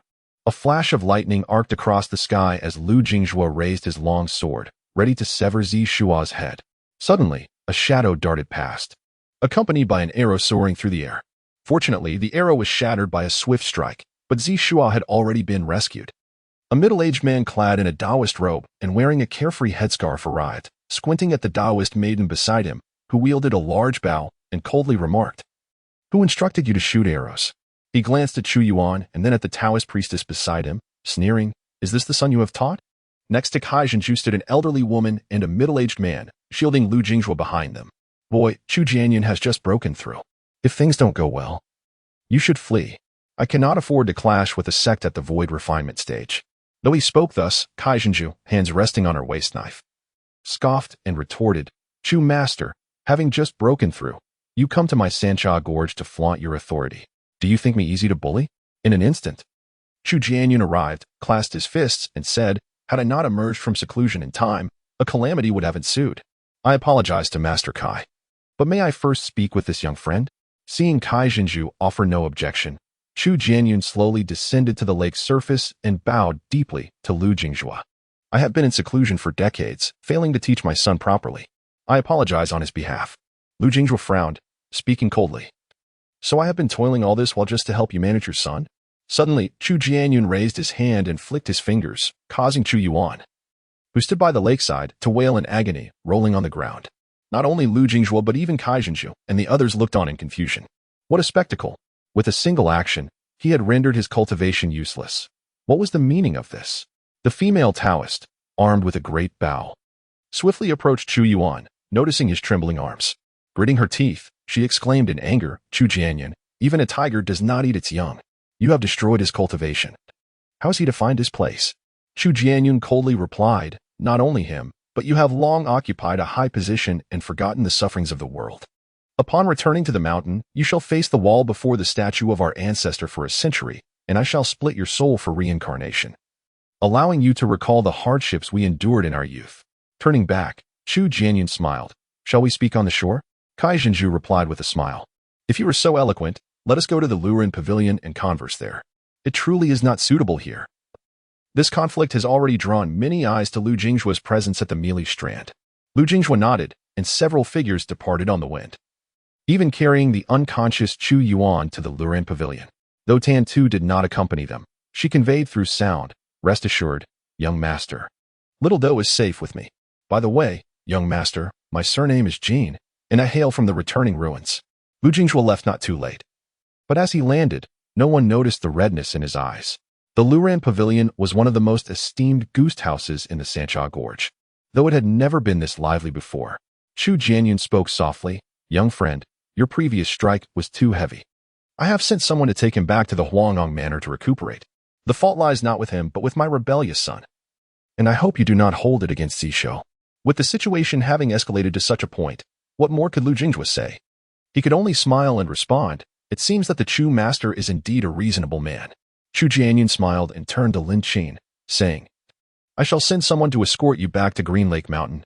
Once I have attended to matters at home, I will bring Chu Yuan to formally apologize. The earlier agreement with Green Lake Mountain shall be rendered void. If they are willing, we can establish a new covenant then. Lin Qin was at a loss for words and uncertain how to respond, especially in the presence of two living void refinement cultivators. She could only nod stiffly and, casting a grateful glance at Lu Jingjua, felt indebted to him. Had it not been for his intervention, she might have found herself embroiled in unsavory affairs at the Misty platform. Sugu remarked coldly, if we can converse amicably, we shall take our leave. There are numerous matters awaiting us on the mountain. Lu Jingjua quickly rose, clasping his fists in gratitude. Thank you, esteemed ladies. The elderly woman smiled faintly and said, I find you to be quite commendable, young man. Should you return to Sancha Gorge in the future, irrespective of others, I shall regard you as one of my own descendants. Kai Jinju expressed her surprise. This old woman truly knows how to ingratiate herself. The master of Sancha Gorge and the chief devotee departed in succession. Kai Jinju produced 3 flasks of wine, which, though not of the finest quality, she hesitated to offer to Chu Jianyun. Instead, she stowed one away and remarked, You are a Taoist? I presume you abstain from alcohol? After handing a flask to Lu Jingjua, she gazed at the fierce-looking female Taoist, appearing quite intimidated, and sighed, since the master of Chu's residence entered seclusion. The reputation of Huangong House has become quite lamentable, yet we owe much to you, madam. Lu Jingjua took a sip of wine and softly remarked, Now that the master of Chu has quelled his anger, is there anything further to discuss? Chu Jianyun smiled again, producing a book and a small pavilion, stating, This is a manual on the cultivation techniques of Zishou, and since you are a sword cultivator, this sword-nurturing pavilion of Huangong House remains in use. Accept these items as an apology. Lu Jingjua waved his hand, saying with resignation, My surname is Lu. The title of young Taoist grows increasingly uncomfortable to hear. Moreover, why do you feel the need to compensate me? Had it not been for your esteemed lady's timely intervention, I would have slain a wandering cultivator of Huangong House. Chu Jianyun replied with a smile, if you fear deception, Lu brother, you may have Kai Xiaomin inspect them. I harbor no ulterior motives, merely a sense of guilt. Perhaps during my decades of seclusion, the customs of my sect have faltered, leading to a bias against Huangong House. However, while others may not know my character, Kai Xiaomin has certainly heard something of it. In all the years I have been present, Huangong House would not have suffered thus. Lu Jingjue turned to Kai Jinju, who nodded and spoke. I believe this. Lu Jingjue, let me tell you, 200 years ago, when he first entered the True Realm, he ventured to the Guishu battlefield. He did not merely linger along the coast. He truly descended into the sea, slaying dozens of True Realm beasts and sustaining significant injuries, which delayed his breakthrough to void refinement for 2 centuries. Few dared to penetrate the heart of the Guishu battlefield. Although my time there was brief, I witnessed only one True Realm cultivator bold enough to accompany a group into the depths. Lu Jingjue stood, clasped his fists heavily, and solemnly declared, I believe you. But I cannot accept these items. Chu Senior has already crippled Chu Yuan's cultivation. He and I have no deep-seated grievances. It was only because your son was resolute in his intent to kill me that I acted. He has been punished and cannot kill anymore. Let this matter rest. Just based on Kai Jinju's words, Lu Jingjue was willing to visit the Huangong mansion.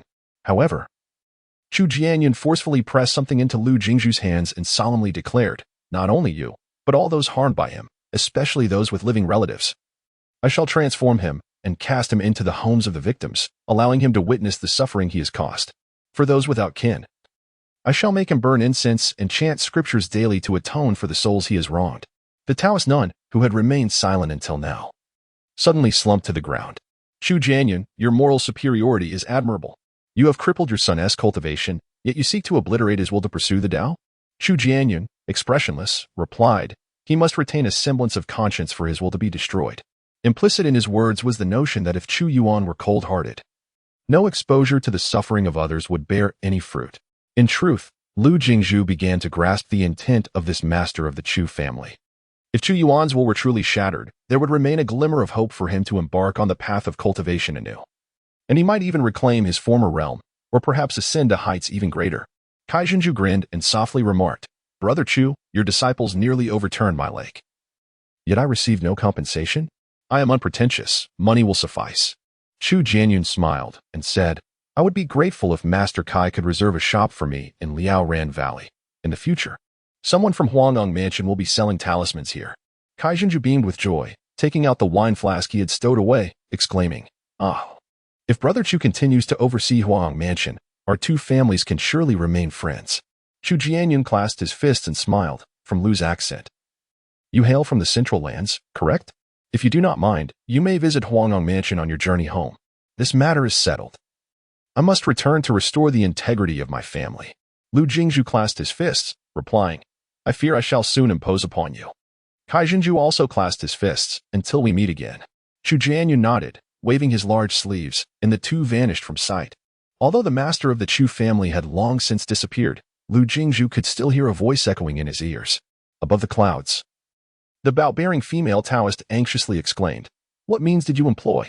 Quickly restore Yuan's cultivation. The middle-aged Taoist turned, his expression a mix of emotions.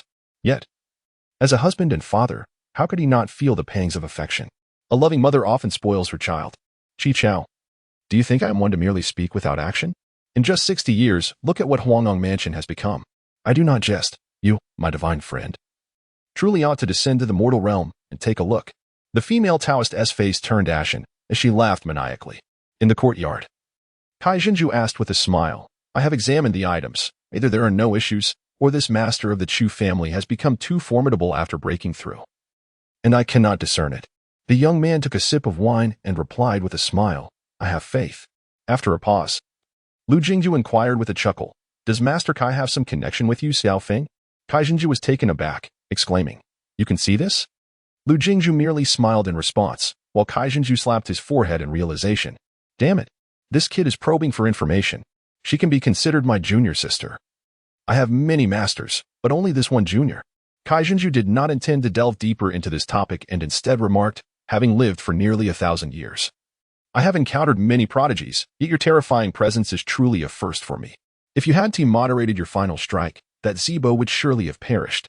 This is a clash of golden elixir against divine traverse. Lu Jinghua chuckled. If I lacked my two celestial swords, my body imbued with thunder, and the sword intent that largely does not belong to me, relying solely on my golden elixir realm and martial prowess, merely surviving would be a stroke of luck. Kaijinju pursed her lips. Why not mention your age, compared to Zisho S? She waved her hand and laughed. All right, I'll assist you today. But don't forget the kindness we at Sancha Gorge have shown you. Moreover, you will likely not be able to wander in Hongsht City. The commotion earlier was too great. Both the old tavern keeper of the Misty platform and that scoundrel from Hongshu City have witnessed it. If you wish to remain inconspicuous, you should head directly to the boiling noodle pool in 3 days. With that, the esteemed Kai master departed with a wine jug in hand. Lu Jinghua slowly raised his head. Night had fallen, and the world truly seemed small, as the crescent moon hung high. The girl in red arrived at the Liao Ran cottage with Bai Xiaodo. They appeared as if they had come to stock up, laden with numerous bags. Much to Bai Xiaodo's delight, Lu Jinghua stood quietly in the courtyard, gazing at the pond. Suddenly, the girl in red knelt, startling Bai Xiaodo. Tang Tu presented a pitch-black token inscribed with the character Xian. With a quivering voice, Tang Tu said, Xian character of Jin Tan Tu, I have seen the young master. Lu Jinghua did not even glance at the token, hastening over to assist Tang Tu to her feet, his voice slightly hoarse. Uncle Ji Bai told me to find you and convey his apologies. I had thought you were in the Central Lands. The young girl, perplexed, dared not interject and stepped aside. Tang Tu, choking back tears, recounted, over 20 years ago, Uncle you brought me here, but he sealed me for 10 years. I only emerged a decade ago. He instructed me to wait for the young master. In fact, I had seen you when Uncle you brought you back to Qiliang Mountain, along with those 2 swords. Once again, it was a master. Even Uncle San was arranged by him, and now Tang Tu too. How could he have foreseen events over 20 years in the future? Lu Jinghua remained silent for a moment before speaking. Tang Tu, Uncle Ji Bai is no longer with us. You are his last legacy. I do not wish for you to become entangled further. Tang Tu raised her head, her voice resolute. No, the young master has family grievances, and so do I. I must avenge my parents. Even if we assume a hypothetical situation, I was born in Qingxi Pavilion, and Xiao taught me brewing, and Mr. Gu Shou taught me swordsmanship. How can I not be involved? I will speak to Master Kai tomorrow and express my desire to return to the Central Lands with you. Lu Jinghua could only smile wryly, pondering a compromise, and softly said, even if you wish to assist me, it is not feasible at this moment. Please wait. When I reopen the mountain gates, I will certainly bring you both home. Yet Tang Tu, with red-rimmed eyes, replied, is the young master dissatisfied with my low cultivation? Considering the time, Tang Tu had indeed passed 30 years of age, and her cultivation was merely at the condensed spirit realm. Yet Lu Jinghua's hesitation was not due to this. Tang Tu, with reddened eyes, declared, regardless of the circumstances, I am determined to accompany you back to the Central Plains. You cannot stop me. If you refuse to take me, I shall go on my own. Lu Jinghua, feeling helpless, whispered, Tang Tu, to be honest, it is not feasible to reveal you at this moment. Huang Zisan Yishuer is also in Shenlu Island. In due time, when I can openly reopen the mountain gate, I will certainly bring you home, I promise. Lu Jinghua returned the token and gently added, the realm is inconsequential. There is a girl on the mountain who only brews wine, yet countless people yearn for her. Tang Tu scoffed, are you not deceiving me? Lu Jinghua replied with exasperation. What purpose would it serve to deceive you? Look, my esteemed first disciple can vouch for me. Bai Xiaodo, oblivious to what Lu Jinghua had discussed with Tang Tu, approached and chirped, I can testify. Only then did Tang Tu relent.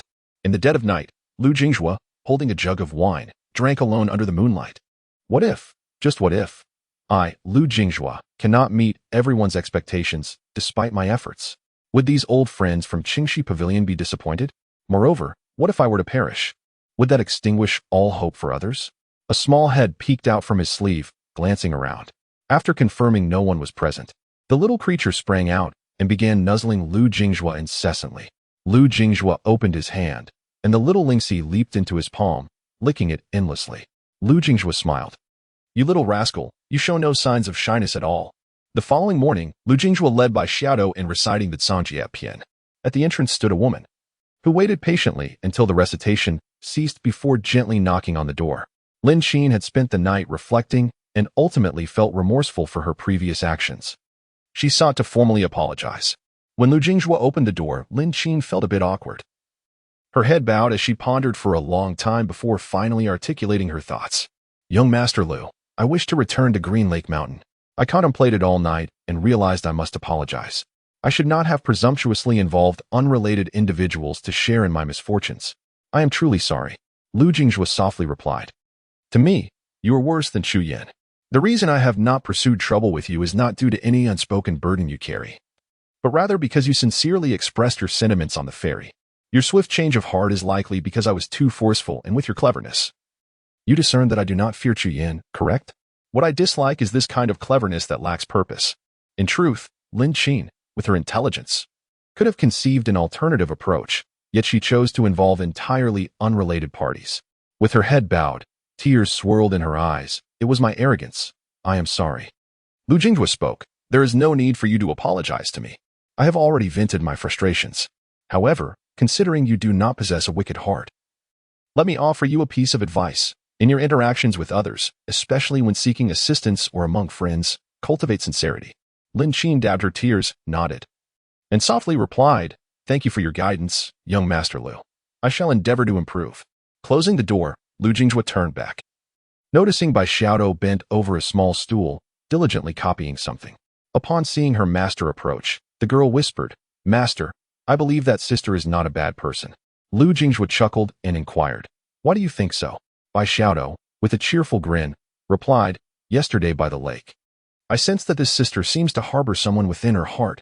She wishes to protect that person. In an instant, Lu Jingjue stepped outside and positioned himself before Lin Qin. Perhaps my words were rather harsh, so I wish to share a few more thoughts with you. Lin Qin, every family has its own burdens to bear, and everyone encounters obstacles they must overcome. It is admirable to wish to safeguard those dear to you, but certain actions are simply unacceptable. Imagine, in a year of great calamity, you are on the brink of starvation. Would you dare to steal the last handful of rice from a child? Even if you were to steal from a wealthy family, do you know how long that food would sustain them? Lu Jingjue smiled and added, I hope that when we meet again, Miss Lin will have become someone who considers the needs of others. He then returned to the serene abode, where Bai Xiaodo grinned and asked, Master, why are you willing to offer comforting words to someone you don't particularly like? This girl truly is astute. Lu Jingjue responded with a smile. Some individuals have strayed onto the wrong path. If they continue, they may plunge off a cliff. I merely attempt to offer guidance. Whether they heed it is beyond my control. As noon approached, Bai Xiaodo was taken by Tan-Tu to play, while Lu Jingjue altered his appearance and made his way to Hongshu City. Though the hazy platform was to be avoided at all costs, having arrived, he thought it prudent to at least explore the city, even without a prior arrangement with Chu Jianyang. The myriad of red trees in the city was unlike maple trees, resembling the ginkgo yet adorned with crimson leaves. It was a peculiar sight, one Lu Jingjue beheld for the first time. The entrance to the city featured a water gate, requiring visitors to traverse by boat. The narrow river, barely 3 zhang wide, boasted crystal-clear waters, allowing one to glimpse the riverbed below. Each individual entering the city was required to pay 10 coins before boarding the small boat. After passing through the city gate, a straight river path unfolded before him, flanked by a row of orderly red-leaved ginkgo trees. The water mirrored the vibrant hues of the trees, creating an enchanting, painterly scene. He regretted not bringing Bai Xiaodo along. Perhaps he would ask Tan-Tu to escort her tomorrow. If he were to bring her himself, the transformation of his appearance would lose its purpose. As the small boat reached the shore, Lu Jingjue disembarked, for the waters ahead were too shallow for further navigation. After wandering for a while, he marveled at the scene, thinking it resembled a living painting of azure waters and red trees. Not long after, Lu Jingjue caught a whiff of an intoxicating aroma. Looking ahead, he spotted a tall pavilion standing in the heart of Hongshu City, the words Jin Qiu Lu elegantly inscribed above, with verses stating, If you drink, let the autumn winds intoxicate you. The red trees herald the autumn's arrival. However, Lu Jingjue chose not to approach that establishment, but instead turned towards a riverside tea shop. Transforming into an elderly man, Lu Jingjue stepped into the tea shop and called out, Please serve me the cheapest pot of tea. The master of the Chu residence is indeed formidable. After secluding himself for a full 60 years, he astonishingly maintained a doppelganger in Hongshu City. Lingering in this humble tea house, a middle-aged man sighed, and shortly thereafter, brought over a pot of tea, the cheapest variety, yet priced at a hefty 1.5 taels. After finishing the pot, they added water, and the tea was consumed for a solid hour, leaving only plain water in the end. Even Lu Jingjue, known for his thick skin, felt a twinge of embarrassment. Sitting idly wasn't an option, So Lu Jinghua had to speak up. Please bring me another pot, the cheapest one, fresh. The middle-aged man smiled and brought a new pot of tea, saying, It's no trouble. After all, there is no one here. You can sit as long as you wish. If you're hungry, I can prepare a bowl of noodles for you at no charge. Lu Jinghua, lacking the audacity for such hospitality, shook his head and continued sipping his tea. He truly admired Chu Jianyun. Why must he come to indulge in 3 pots of the cheapest tea? After another half hour, Lu Jinghua, with an awkward smile, turned to say, Could you bring me another pot of tea? The middle-aged man chuckled and soon returned with another pot of tea and a bowl of noodles adorned with scallions. Eat up, it's on the house. Many come just to admire the scenery of Hongshu City, and they can hardly bear the entrance fee. So I certainly won't mind the cost of a bowl of noodles.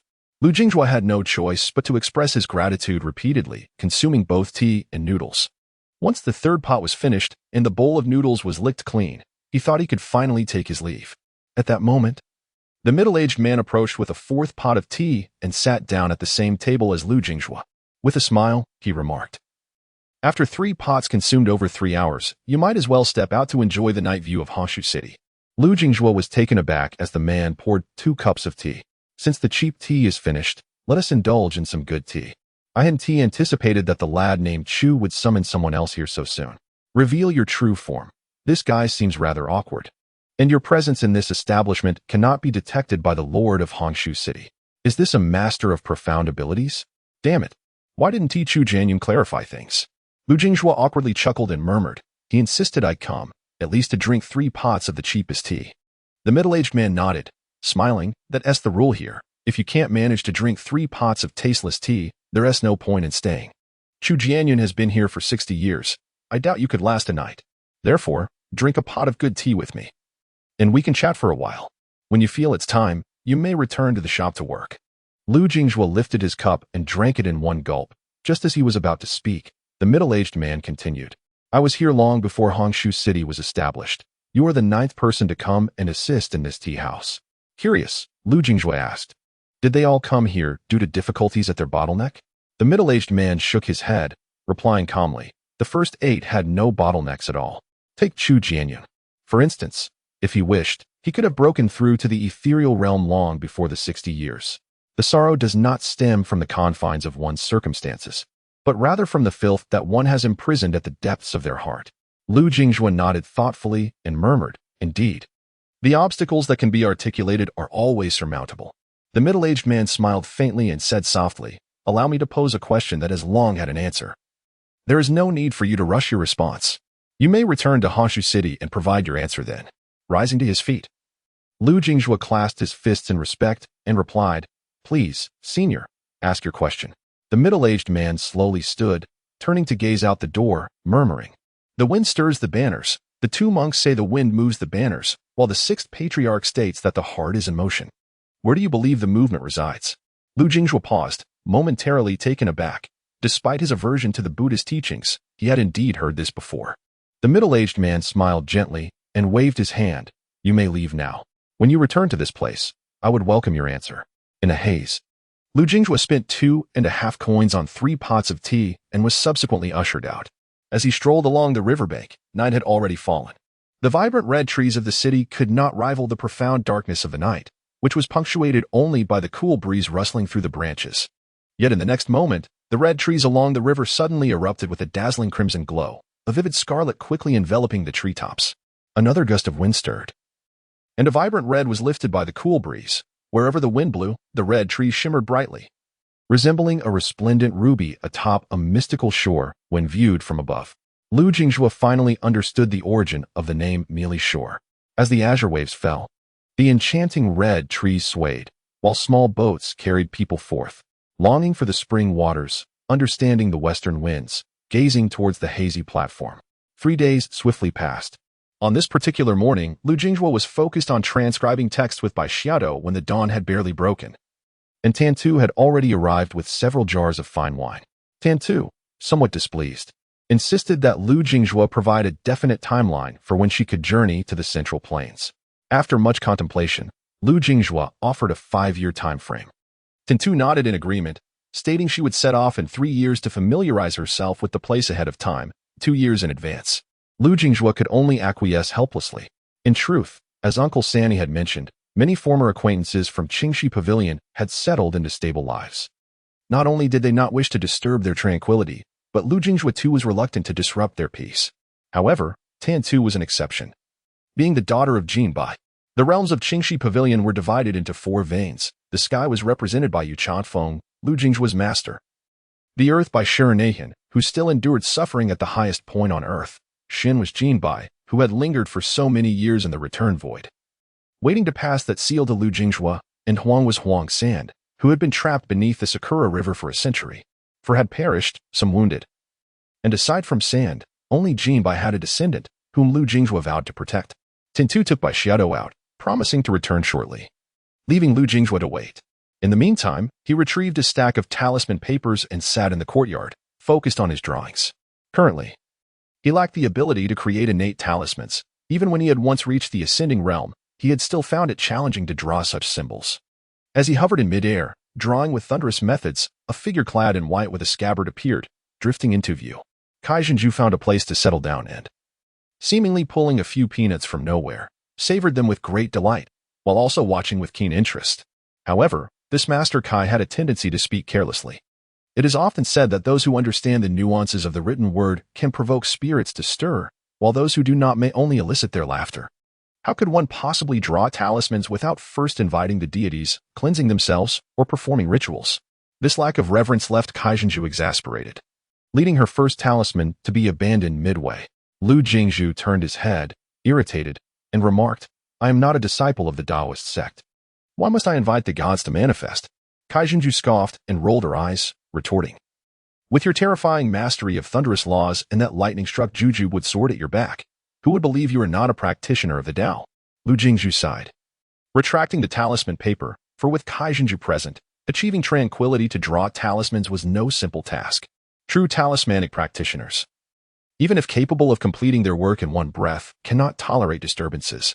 Suddenly, Kai Zhenju blinked and adopted a demure demeanor, extending a handful of peanuts towards Lu Jingju, which revolted him. He promptly said, "Let us discuss matters at hand. If you continue like this, I might hesitate to return to Sancha Gorge," aware that she had overstepped. Kai Zhenju chuckled awkwardly. "You see, I am aware of your status, but Hong Xiu and Su Gu are not. Even if your prowess on the lake impresses them greatly, you must provide some tangible benefits to Sancha Gorge, right? Could you help facilitate a connection with the branch from the dilapidated mountain?" After a pause, Kai Zhenju continued, "I want to make it difficult for you. You merely need to serve as a bridge, and we shall negotiate the business ourselves. Sancha Gorge certainly seeks profit, but in this venture, we will ensure that the dilapidated mountain does not earn more than us." Lu Jingju nodded, speaking softly. "While I have a good relationship with Yao Fengyo, it is not my place to say much on such matters. I can merely make the connection for you, which should not pose a problem. However, upon my return to Zhangtu, I can certainly speak on behalf of Jing'ang." Kai Zhenju smiled broadly. "Your words are all I need. Among the 10 great dynasties of the world, even the least esteemed must be regarded as a first-rate sect. Take, for instance, the Wulong Guard of the Jing'ang dynasty.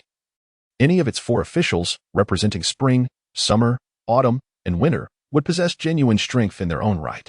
It is rumored that the commander of the Wulong Guard has already ascended to the realm of the building. This only reflects their overt strength. It is precisely due to this power that various factions of qi refiners across the vast land can maintain stability. However, organizations like the Wulong Guard cannot directly engage in warfare between mundane nations." Lu Jingju suddenly interjected, "Master Kai, I need a favor. Every few days, I must make an appearance at Sancha Gorge with Bai Xiaodo." Kai Zhenju glared, "You sly one." Lu Jingju chuckled and, communicating silently, replied, "Master Kai, since you are aware of my identity, I am unafraid to share further details with you. My connection with Tan Tu runs profoundly deep.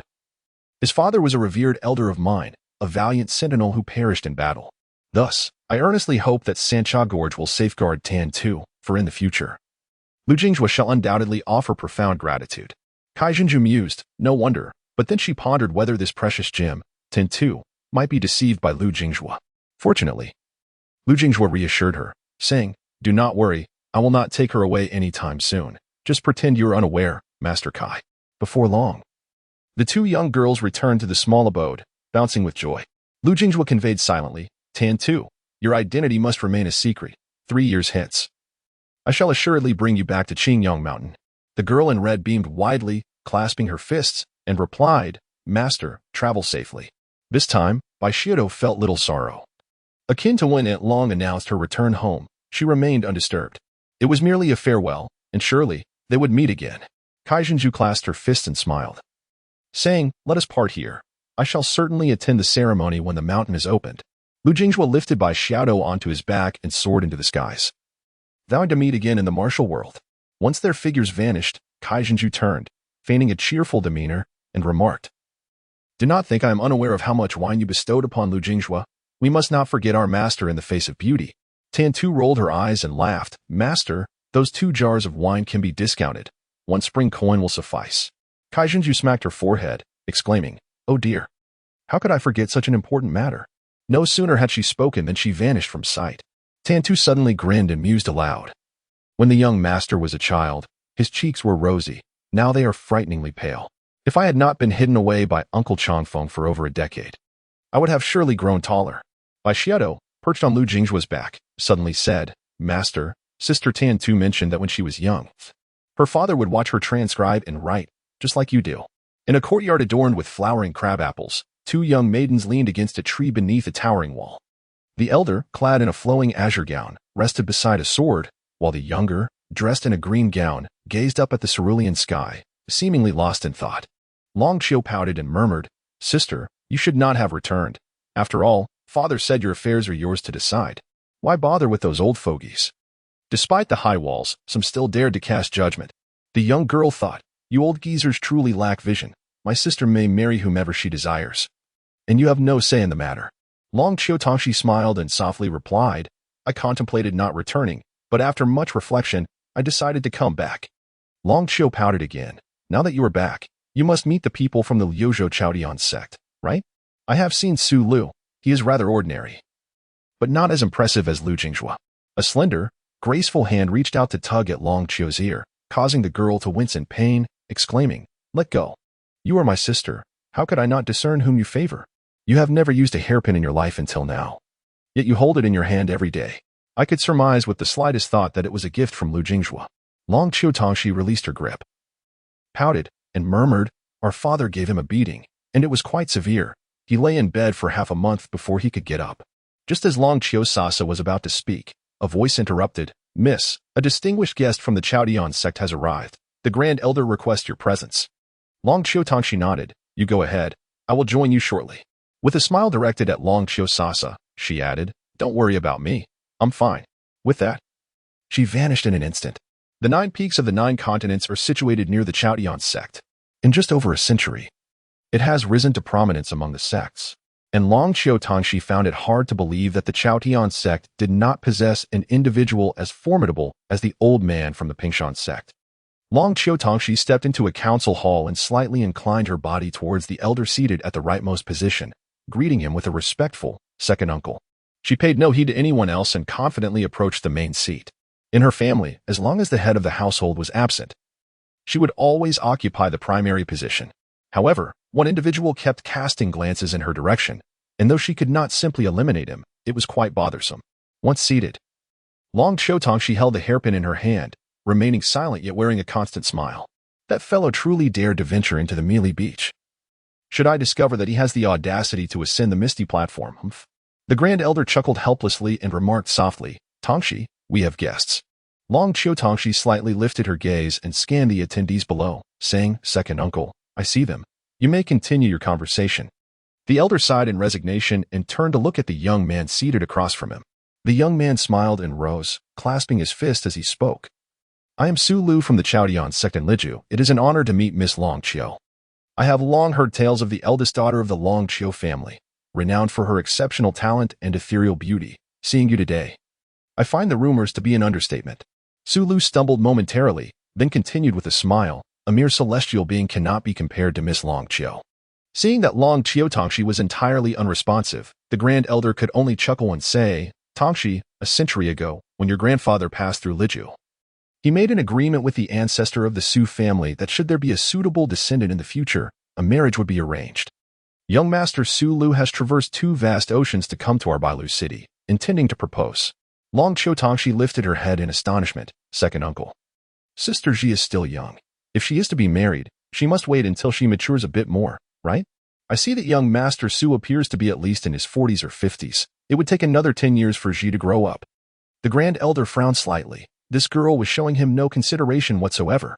The Elder spoke sternly, Tangxi. The decision of our Elder Hall is that you shall become a Dao partner with Su Lu. Long Tangxi responded with an indifferent "oh." Then turned to regard Su Lu with visible disdain, thinking, him? No matter how good-natured he is, he surely must find this intolerable.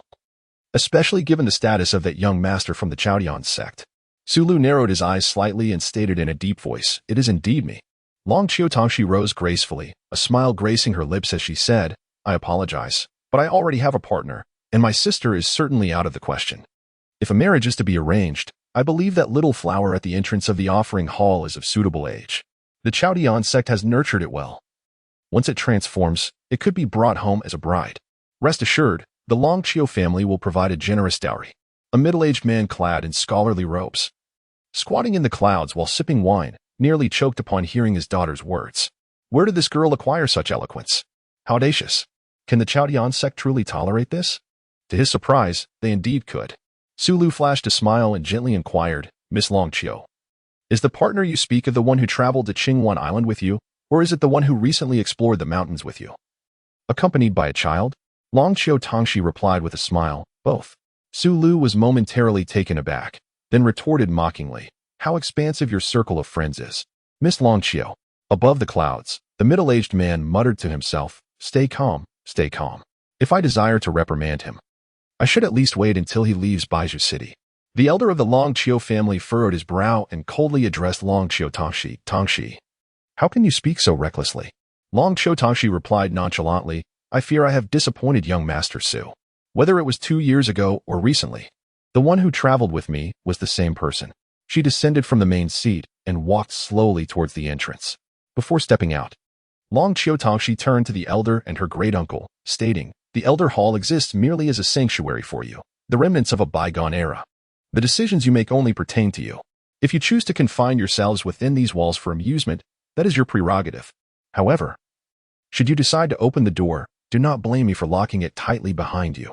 As she stepped outside, the elder's expression was one of awkwardness. Being so openly challenged by a younger generation was indeed a blow to his dignity. He turned to Su Lu and sighed, what can be done? The eldest daughter of the Long Chio family would have been a prince in times past. We truly cannot contain her. Su Lu grinned and shook his head. Do not trouble yourself, elder. If a familial bond cannot be formed, business can still be pursued. In the clouds, father and daughter exchanged smiles. Long Liang gave his daughter a thumbs up, declaring, impressive. After a moment, he continued with a smile, your great-uncle simply cannot forget the Xinlu dynasty. He harbors no ill intentions. Do not associate your mother's death with them. By the way, do you plan to return home for a visit before seeking out that young man? Long Tangxi shook her head gently, saying, not for now. I intend to first journey to the western peaks, then visit to Hanzhou. There is a plum tree atop Chika Mountain that I must see, as well as the Jiangfang Mountain.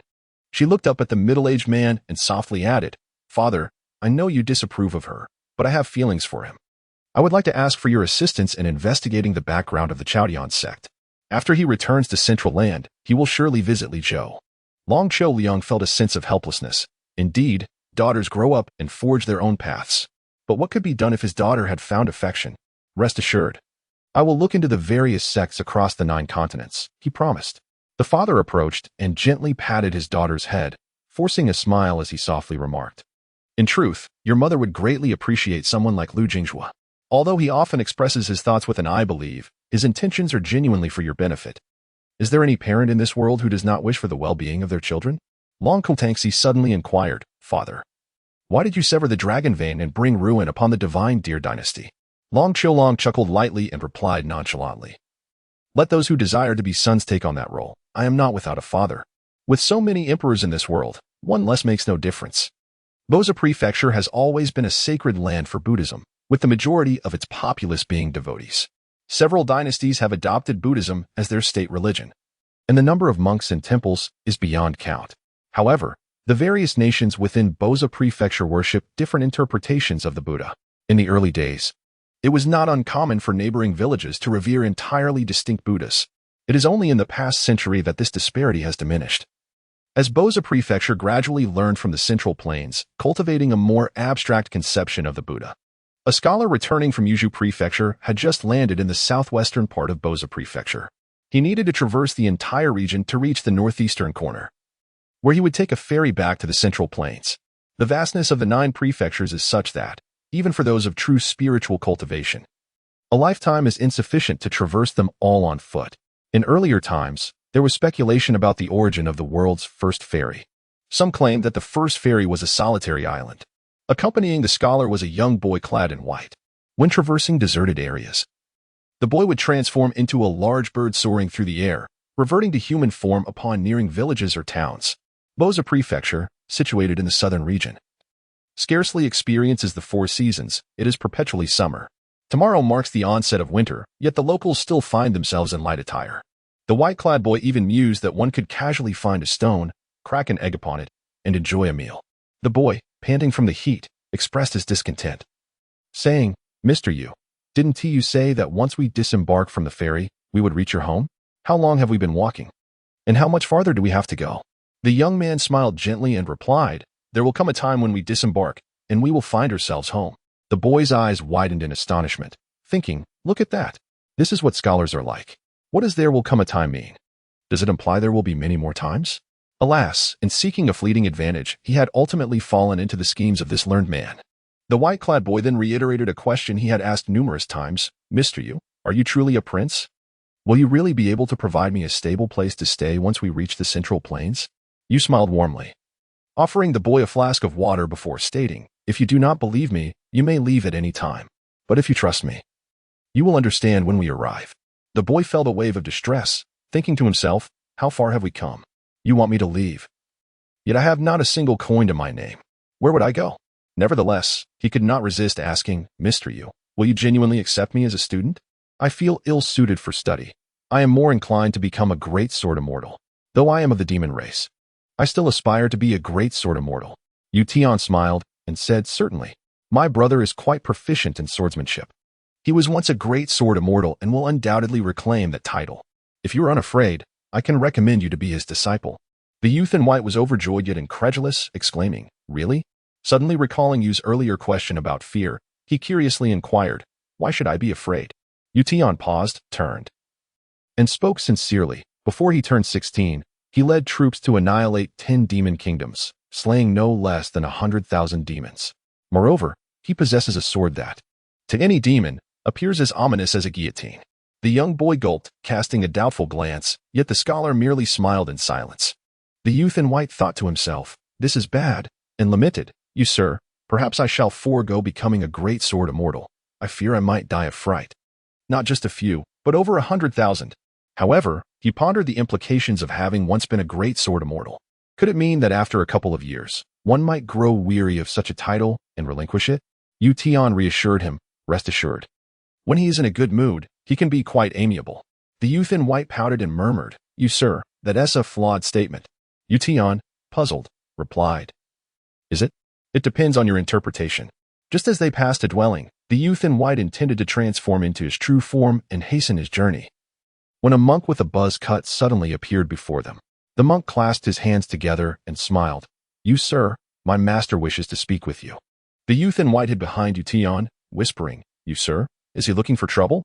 A large hand pressed down on the boy's head, nudging him aside. And then Yu Tian chuckled, "Do you think I have a good temper?" The boy nodded. Yu Tian continued, "Among the 3 of us brothers, the one with the best temperament is actually the second. However, having spent much time on the battlefield, he exudes a palpable aura of violence, making others perceive him as more irascible." The youth in white blinked and curiously asked, "Then who has the worst temper?"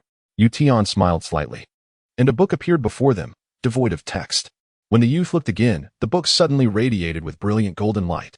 Yu Tian began to turn the pages, and with each motion of his fingers, countless words erupted from the book like a fountain. As he continued to flip through the pages, tens of thousands of shimmering golden characters filled the air. The monk's brow furrowed, and a radiant aura enveloped him, resembling a suit of armor made of divine light. The youth in white swallowed hard, murmuring, "Goodness."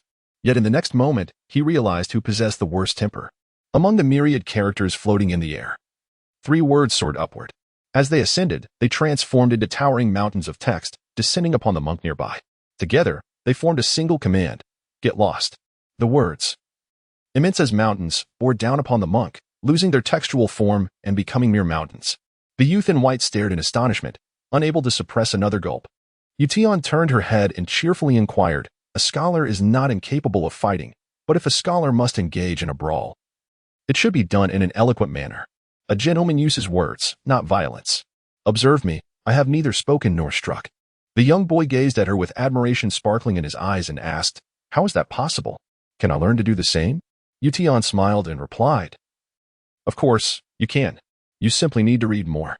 Within books lies a treasure house of gold, a beauty akin to jade, and much more. What you see is but one example.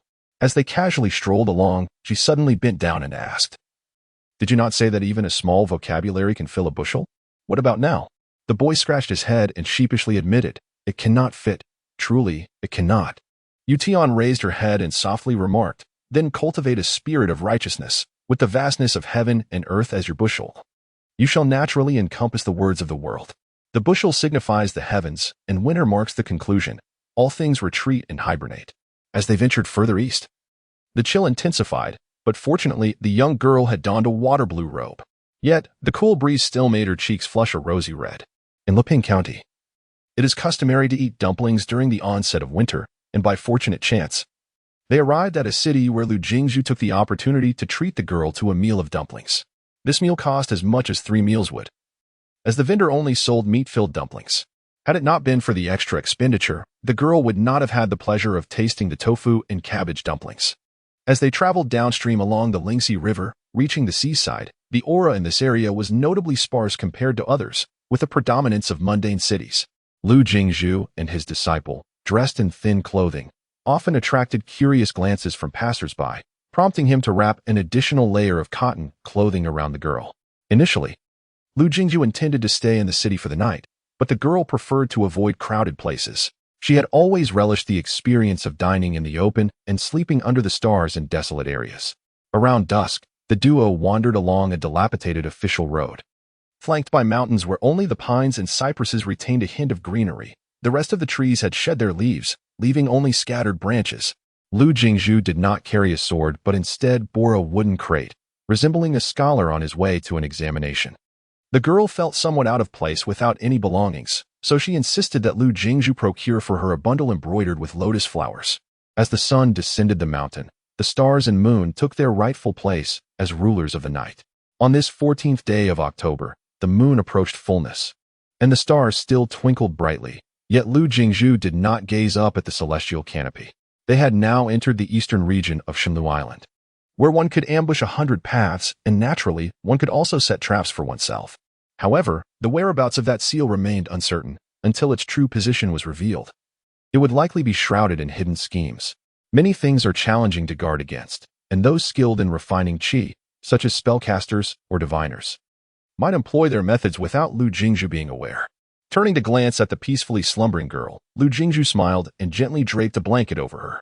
Although she abstained from meat and seemed slightly plumper than before, she still appeared somewhat frail compared to her peers. She would grind her teeth in her sleep and kick off the covers. In truth, a little bone broth would suffice, but Lu Jingzhu dared not give it to her. In recent days, Lu Jingzhu pondered whether he should first teach the girl the basic form of Bajuanjin, at least to strengthen her body. He thought that when the right time came, he could impart more advanced skills. Suddenly, he straightened his posture, retrieved a book, and extended one hand towards the fire to warm himself. Before long, a youth, appearing no older than 16 or 17, approached on a black donkey. The boy, clad in disheveled attire and bearing a sword on his back, resembled a wanderer from the martial world. From afar, he could be heard muttering, "Old Black, do not be afraid. Once we slay demons and become true heroes, we can have whatever we desire and marry 10 wives." Lu Jingzhu, engrossed in his reading, did not notice the boy until he dismounted and approached him with wide eyes. The scruffy youth, incredulous, pointed at Lu Jingzhu and exclaimed, "Are you out of your mind? What are you doing reading a book in this desolate place?" Lu Jingzhu looked up, gestured for silence with his index finger, and replied in a hushed tone, "Keep your voice down. The child is asleep." The disheveled youth recoiled several paces, unsheathed his sword, and rummaged through his belongings for a considerable time before producing a yellow talisman, which he affixed to the blade. Lu Jingzhuo was taken aback, realizing the boy was serious. The youth then raised his sword, chanting incantations for a while, before spitting into his hands and rubbing his eyes. After scrutinizing Lu Jingzhuo, he exhaled deeply and wiped the sweat from his brow. Thank goodness. I thought you were a child-snatching demon. Lu Jingzhuo was bewildered, wondering if the boy had lost his wits. Closing his book, he asked, Who are you, and what do you do? The lad grinned, retracted the talisman, tossed his sword high into the air, and stepped forward with a nonchalant tilt of his head. A crisp sound followed, prompting Lu Jingzhuo to lower his eyelids and point behind the boy, warning, Careful not to let the tip of your sword hit the ground. The black donkey, seemingly agitated, let out a loud bray that sounded almost mocking. The boy, embarrassed, turned to retrieve his sword, sheathed on his back, cleared his throat, and cheerfully declared, Excellent question. I, the great hero Zhao Changxing, am a swordsman, determined to roam the world, uphold justice, and vanquish evil. Lu Jingzhuo casually reopened his book, remarking, Very well. Zhao the great hero, perhaps you should take a moment to wash your hair. The odor is quite overwhelming. Zhao Changxing, unfazed, merely smiled and bounded over to the fire to warm himself. Scholar, there are indeed demons nearby. How can you dare to stay here in this wilderness with a child? I assure you, my purpose here is to exterminate these fiends. Lu Jingzhuo turned his head, his expression of disbelief unmistakable. Seeing the scholar's skepticism, Zhao Changxing stood tall, formed a hand seal, and began to chant. He then pointed towards the open space, and in an instant, a flame erupted, igniting a patch of wild grass. In the next moment, Zhao Changxing dashed over, both stomping and striking with a stick, laboriously extinguishing the fire after a considerable effort. Lu Jingzhuo began to understand how this disheveled fellow came to be.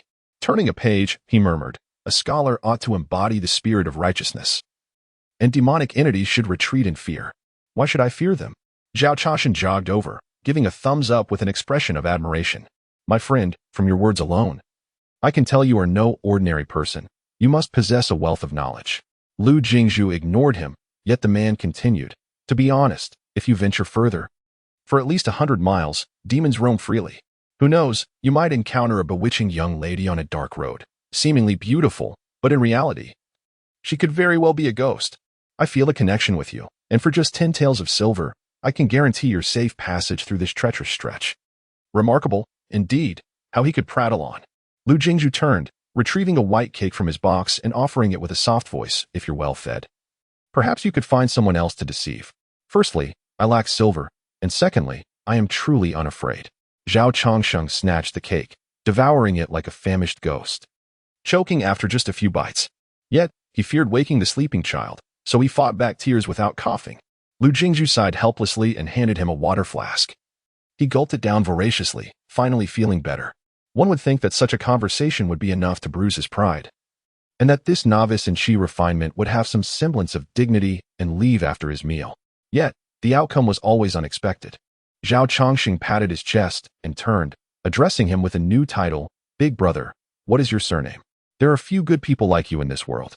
For your kindness in offering water and cake, I shall do my utmost to ensure your safe passage without asking for a single coin. Lu Jingzhuo, endowed with the divine consciousness of a wanderer, scrutinized the man thoroughly. He appeared to be nothing more than a destitute vagabond, so starved that even a donkey would look emaciated beside him. The fellow had deliberately dropped his sword outside, clearly seeking to show off. In the realm of chi refinement, possessing some sword skills was not a significant issue for one traversing the martial world. However, when faced with true demons, even those not quite worthy of being called ghosts, merely resentful spirits, he would not fare well. Since he could not discern a way forward, he chose not to dwell on it further. Lu Jingzhuo closed the book and softly declared, No need for that. Even if demons truly exist, scholars have their own methods for exorcising and capturing them. Zhao Changxing was taken aback. Scholars can exorcise demons? What methods? Lu Jingzhuo extended his hand towards the fire, smiling as he replied, By reading. Zhao Changxing's lips twitched, and he could only give a thumbs up. However, he had no intention of leaving. Instead, he fixated on Lu Jingzhuo's box for what seemed like an eternity. Not long after, his stomach began to grumble incessantly. Lu Jingzhuo pretended not to hear, leaning back, covering the blanket over the sleeping child, and closing his eyes to feign sleep. Of course, it was not genuine slumber, but with this bewildered lad refusing to depart, what could he do? Lu Jingzhuo was curious to see if the famished youth would sneak a bite of the white cakes from the box after he fell asleep. Despite the growling of his empty stomach and his eyes gleaming with desire as they fixated on the box, the youth remained silent and refrained from opening it. As the night wore on and the fire dwindled, Zhao Changxing busied himself collecting firewood, somehow managing to haul a large tree root nearby and bringing his black donkey closer. He then curled up beside the fire with his sword and slowly drifted into slumber. Lu Jinghua did not open his eyes, as he found it hard to trust his own judgment. Ever since the incident with Zhang Wuwei, he could not shake the feeling that even the most foolish-looking person he encountered by the roadside could be a formidable practitioner of the mountain arts. He recalled a saying from an elderly woman in Fuzhou County, who remarked that when people are in the womb, they curl up, which might explain why those who prefer to sleep in a curled position are often unaware of the comfort of resting in their mother's embrace. Bai Xiaodou, when she first fell asleep, also liked to snuggle with something and curl up. Therefore, Lu Jinghua felt fortunate to have a mother, a godmother, who was just as good as a mother. The following morning, Zhao Changxing was the first to rise, needing to find some fodder for the donkey. Lu Jinghua gave Bai Xiaodou some general instructions, and the clever little girl responded, "Master is just my teacher for reading and writing." Before long, Zhao Changxing returned with the donkey, which had eaten its fill, while his own stomach grumbled in protest. Lu Jinghua reluctantly handed him 3 pieces of cake, saying curtly, "At your young age, take care of yourself, and once you've eaten, make haste to depart." Zhao Changxing, munching on the cake as if he hadn't heard the admonition, leaned closer to Bai Xiaodou, observing the characters she was copying, and read aloud, "Urgent, ladle's understanding and meaning." Bai Xiaodou looked up, finally encountering someone less literate than herself. She pouted, assuming a scholarly demeanor, and retorted, "The urgent ladle's meaning is more than yours. You know less than I do." Despite being subtly mocked by Lu Jinghua the previous day, Zhao Changxing remained unflustered, but now he found himself blushing at Bai Xiaodou's words. Feeling a bit humiliated, he approached Lu Jinghua with a grin and asked, "Brother, what is your name? It's 100 miles of road ahead, and it will take us several days. We are friends now, and the more friends we have, the more paths we can tread together." Lu Jinghua recognized that this fellow would surely make friends with Kai Jinju. "I am Lu Jinghua, a traveler from the Central Lands, and I have been wandering for nearly 6 years," he replied. Zhao Changxing was taken aback. "Central Lands? Where's that? Your name sounds rather grand." However, he failed to perceive that Lu was indeed a seasoned wanderer. Unbeknownst to him, this young man likely didn't even realize he was a chi practitioner. Indeed, in the world of wanderers, one encounters all sorts of people. After walking for about 20 miles and crossing a fork in the road, the path became considerably smoother. Throughout the day's journey, Zhao Changxing chattered incessantly, nearly sharing every detail of his life, from trivial matters to the most personal anecdotes. However, Lu Jinghua, after listening attentively, discerned that this fellow had but a single intent. As they journeyed eastward toward the East Sea, the path was fraught with demons and monsters. Zhao Changxing had partaken of Lu Jinghua's provisions and was resolutely determined to escort Lu Dage safely to the East Sea. What a character! He expected to loaf around for half a year, all for a day's journey? Not long after veering off the main road, they followed a small river and soon came upon a quaint post station standing prominently by the roadside. Lu Jinghua turned and smiled brightly at Zhao Changxing, who wore an expression of innocence and grievance, stating, "According to the map, this place is indeed desolate, 100 miles with no signs of life." Lu Jinghua retorted with exasperation, "The sun is setting. Let us rest here for the night." With that, he tugged at Bai Xiaodou and moved forward. The young girl suddenly pulled at Lu Jinghua's sleeve and whispered, "Master, why isn't he moving?" Lu Jinghua turned back, laughing in irritation, "Zhao Daxia, must I invite you again?" Zhao Changxing chuckled awkwardly, gripping the reins of the black donkey tightly. Firstly, they held no official status, so the post station might not accommodate them. Secondly, he had no money, hence it would be wiser not to pursue this course. Lu Dage merely smiled, silently conveying that he had never seen Zhao Changxing so timid. Zhao Changxing chuckled sheepishly, stepped in front of Lu Jinghua, and lowered his voice. "Lu Dage, I assure you I am not deceiving you. Trust me, refrain from going there. A post station cannot possibly exist here. This is a disputed area between two nations, plagued by wars in the past. For many years, this vicinity has been deserted. How could a post station suddenly appear?"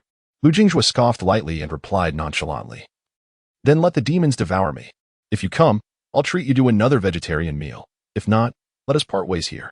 With that, he headed towards the post station, conversed briefly with the steward, and handed over 2 pieces of silver before striding confidently inside. Zhao Changxing remained torn, logically. A post station ought not to exist here. What was going on? He believed that in the realm of martial arts, caution was paramount. Yet, having accepted Lu Jingjua's hospitality, he felt an obligation to ensure nothing untoward occurred. Gritting his teeth, he thought to himself, damn it. I, a valiant hero and swordsman, cannot simply take advantage of someone. A little caution would suffice. Moreover, my skills in vanquishing demons were not for naught. He spat into his palm, rubbed his hands together, and wiped his eyes. But after observing for a long while, he discerned nothing of substance. The youth turned, patting the black donkey, and sighed. The old fellow told me to wait while you traverse the martial world and dispel evil. I sincerely hope it proves effective. Lu Dage, wait for me. Lu Jingjue sighed inwardly, pondering where this loathsome behavior had been learned. Reciting the incantation clearly required no spittle. Why must one indulge in such unnecessary theatrics? In truth, the method Zhao Chongqing employed to open his eyes was a commonly used technique for probing the aura below the realm of concentration. However, if the opponent surpassed the Huaning realm, such methods would yield little effect. Lu Jingjue fished out a bit more money, prompting someone to lead the black donkey to the backyard, as post stations typically had fodder on hand. In the realm of the world, stations are often established every 30 miles.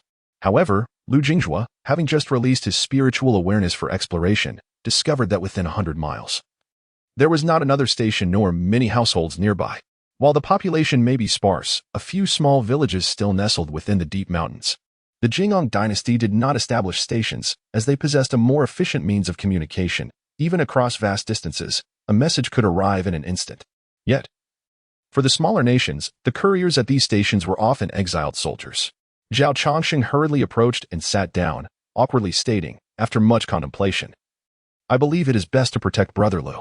Lu Jingjue, with a sense of resignation, replied, I may not have much money, but I can certainly provide you with a few meals. At that moment, the old station master arrived, carrying a pot of tea. After setting it down, he addressed Lu Jingjue, saying, I see the day is drawing to a close, and the area is rather unsettled, which is why I am allowing you to stay for the night.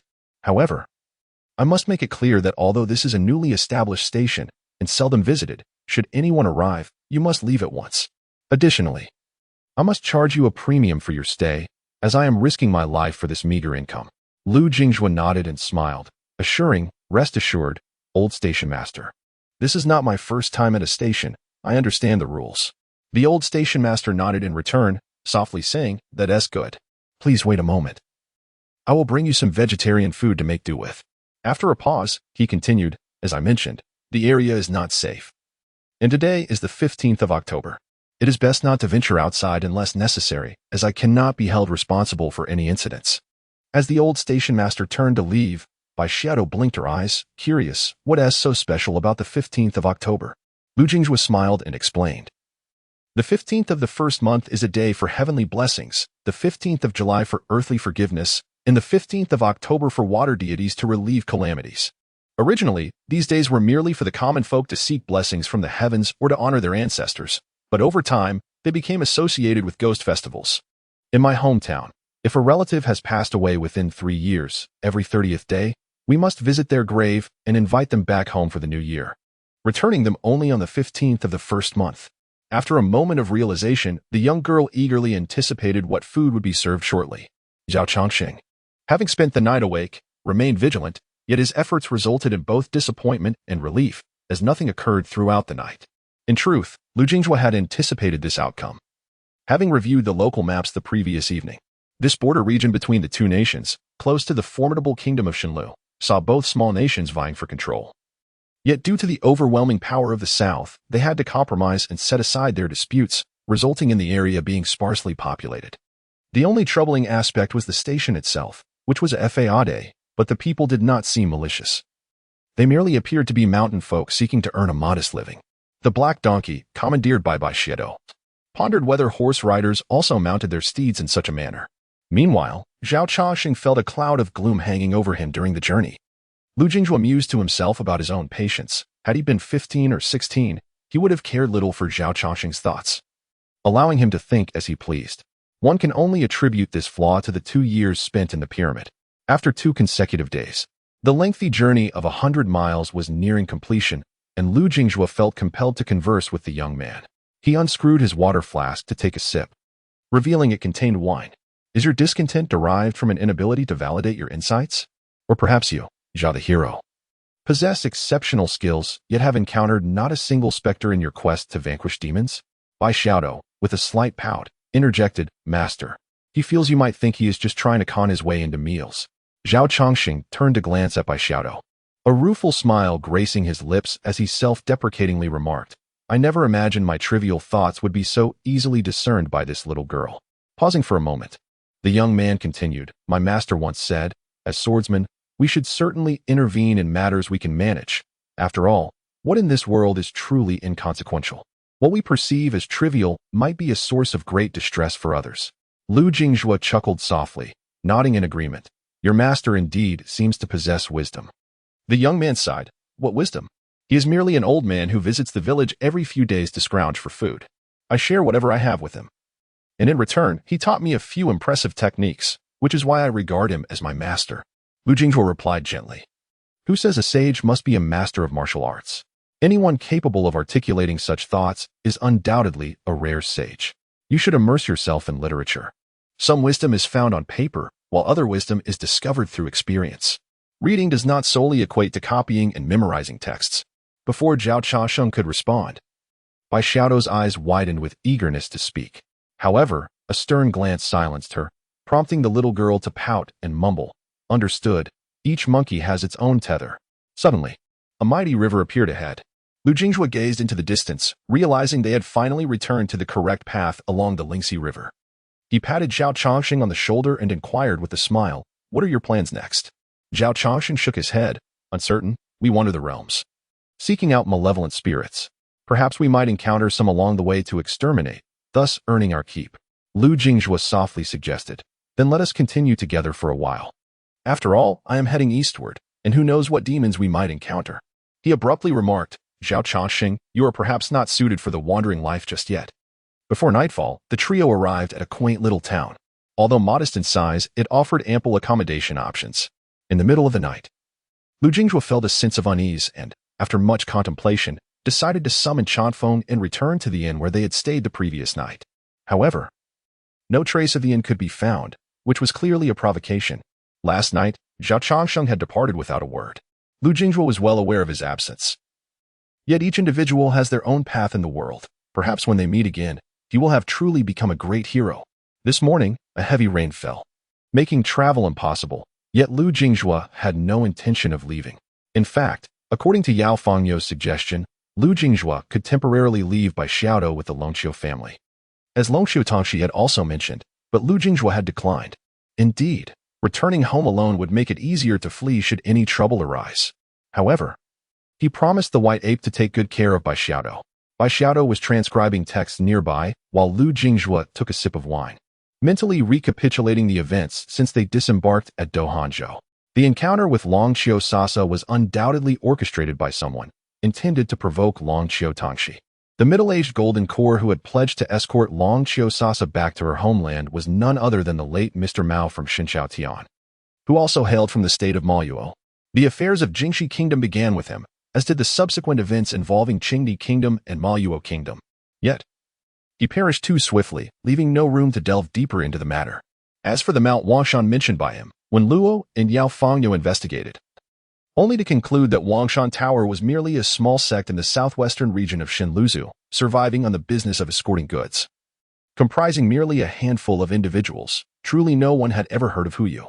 The threat originating from Huyu could not be unraveled further from that point.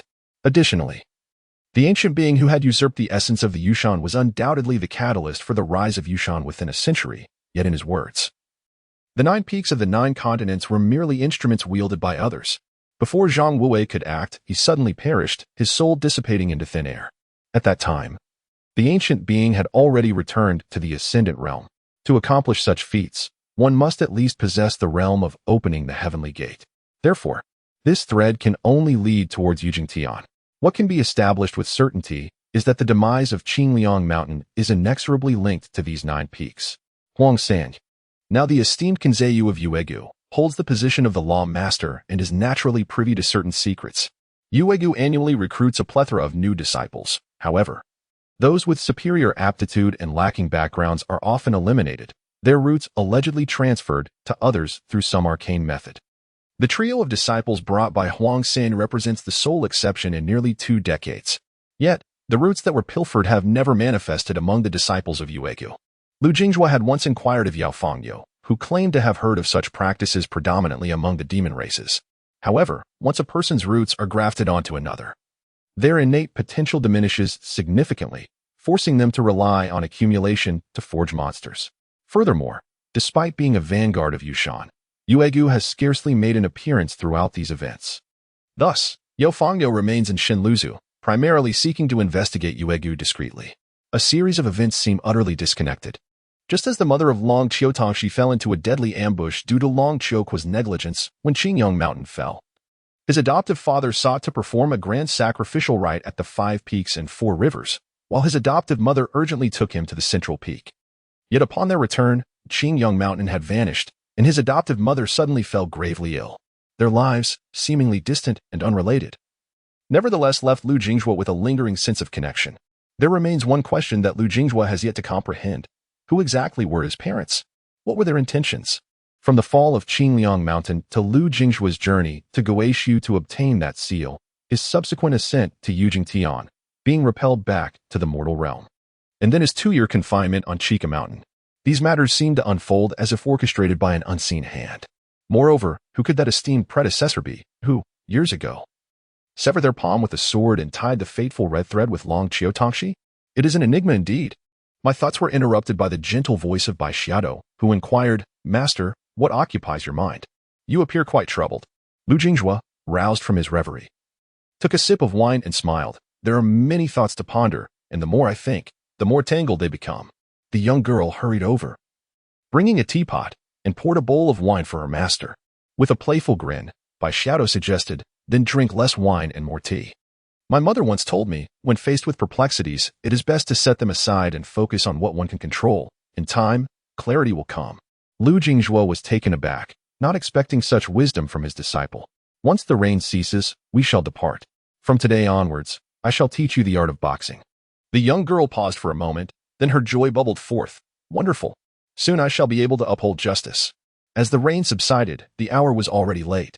Not having encountered the person awaited, they decided not to linger. Upon exiting the small town, the Lingxi River lay just ahead. Lu Jinghua suddenly halted. Retrieving a Lingxi hairpin he had purchased earlier, and turning to Bai Xiaodou, he asked, "What of the Lingxi talisman given to you by the old boatman when we first arrived at Sancha Gorge?" With some effort, Bai Xiaodou rolled up her sleeves, rummaging through her pouch for quite some time before finally producing it. "Here it is. What is the matter?" Just as she spoke, she looked closely and exclaimed, "Master, it appears the same, yet somehow feels different."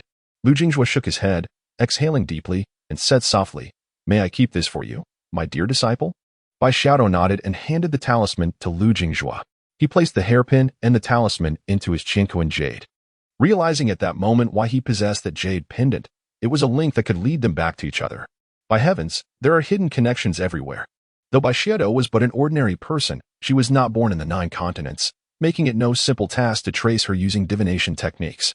Lu Jinghua summoned the long phone and raised his arm, softly calling out, "Come forth, I have questions for you." The Tongxiangxi darted out with a swift sound, leaping onto Bai Xiaodou's shoulder and playfully licking her cheek, eliciting peals of laughter from her. Lu Jinghua gently inquired, "Do you have any ties to that old boatman? Speak truthfully if you wish to stay." The Tongxiangxi blinked its eyes and made a sound reminiscent of a calf. Bai Xiaodou immediately interjected, "Master, it says it followed my aura all the way here, and it took great effort to catch up. Only I can see it. And the reason you can see it is that it wishes to reveal itself to you. Others cannot perceive it." Lu Jinghua was astonished. "You can understand its meaning?" Bai Xiaodou nodded, clarifying, "Not so much understanding, but rather, I can sense it." Lu Jinghua comprehended why the young girl had suddenly developed the ability to sense the thoughts of others. It was likely that the Tongxiangxi had already recognized her as its master at that moment. "Then you shall keep it with you, for others cannot see it anyway." The celestial rhinoceros called out a few times to Bai Xiaodou, then leapt gracefully and nestled into Lu Jinghua's sleeve. Bai Xiaodou lifted his head and softly remarked, "Master, it says it is quite weary and wishes to sleep for a while." Lu Jinghua smiled faintly and replied, "Very well. Let us continue our journey." The Qishui mountain had not undergone extensive renovations. It merely lifted the entire mountain deity temple from its summit and relocated it to Mount Shuyu, 300 miles away. This mountaintop platform would one day become a grand ancestral hall, dedicated to the various patriarchs of the Broken Mountain lineage, including Yao Fangyo. The Qingni kingdom had intended to send some craftsmen to assist with the construction, but Yao Fangyo remarked that according to mundane methods, merely transporting the necessary materials would be a formidable task, let alone erecting the structure. Wei Hong considered this and found it to be quite reasonable, thus refraining from insisting on his involvement. Yao Fangyo accompanied a young Taoist to the left side of Qishui Mountain, specifically to the Qiafe Peak, where he had previously shared a drink with Lu Jinghua. Halfway up the mountain, there was a gently sloping area where a stream flowed. This was the residence chosen by Zhang Wuwei. Zhang Wuwei picked up a smooth pebble from the stream. At this time of year, the mountain's waters were not particularly cold. Yao Fangyo stated, "This stream originates from a spring high above, mountain spring water. Warm in winter and cool in summer." Zhang Wuwei grinned and gently replied, "Such a splendid place. Wouldn't it be a bit extravagant for me to reside here?" Yao Fangyo chuckled. "In such a vast mountain, is there not room for you, Zhang Daozhang?" With a flourish of his sleeve, a small courtyard materialized not far from the stream. The young Taoist was astonished. An ascended cultivator could conjure a residence with a mere gesture? Yao Fangyo sighed in resignation. Even immortals cannot accomplish such feats, let alone an ascended cultivator. "This is a house I relocated from elsewhere. You may make do with it for now. I have prepared food and the necessary resources for your Taoist practices. I shall return to Do Hanzhou before the year concludes, so you may focus on your cultivation here with peace of mind." Zhang Wuwei nodded and inquired with a smile, "Is the sect truly named Qishui Mountain?" Yao Fangyo smiled slightly. "Indeed, it was established by the first sect master, and since this will be his domain, I must honor his decision." Little did he expect Lu Jingzhua's method to prove effective, just after appointing Dong Shouchuan as sect master. This adept disciple had promptly sought to recruit from his own master's ranks. The thought filled Yao Fangyo with joy. Suddenly, Zhang Wuwei asked, "What of Lu Jinghua? Is there any news?" Yao Fangyo pondered for a moment before deciding to tell Zhang Wuwei the truth. Lu Jinghua had previously sent word, advising him not to rush back to Do Hanzhou, as he intended to arrive at Luwei Crossing before the year's end.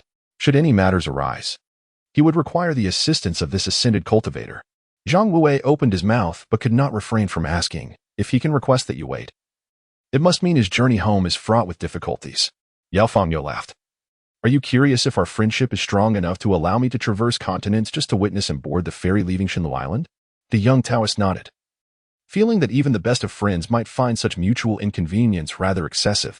Yao Fangyo gently patted Zhang Wuwei's shoulder and smiled, saying, "You are unaware of how many times he has saved me. Let me put it this way, without him, my master and I would never have returned alive from Do Hanzhou. As long as he needs it, I would willingly relinquish my title as the Lord of Broken Mountain." After a pause, Yao Fangyo continued solemnly, "Brother Wuwei, Lu Jinghua is a remarkably clever fool. To elaborate, he understands that many things are best left unchallenged and is fully aware of the adverse repercussions that may ensue, yet he chooses to act regardless. At times, he can be quite self-righteous, but more often than not, he considers the well-being of others." Zhang Wuwei grinned, understanding, "Otherwise, how could I possibly be here?"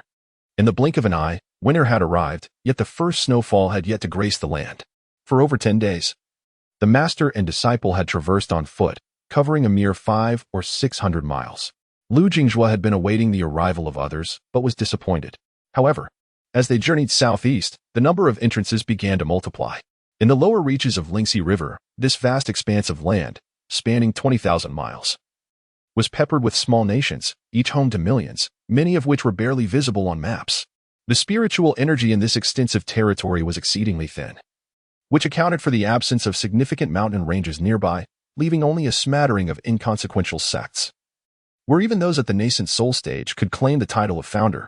Among the refining practitioners, there existed an unwritten rule: only those sects boasting at least 3 ascendant realm cultivators could be deemed top tier.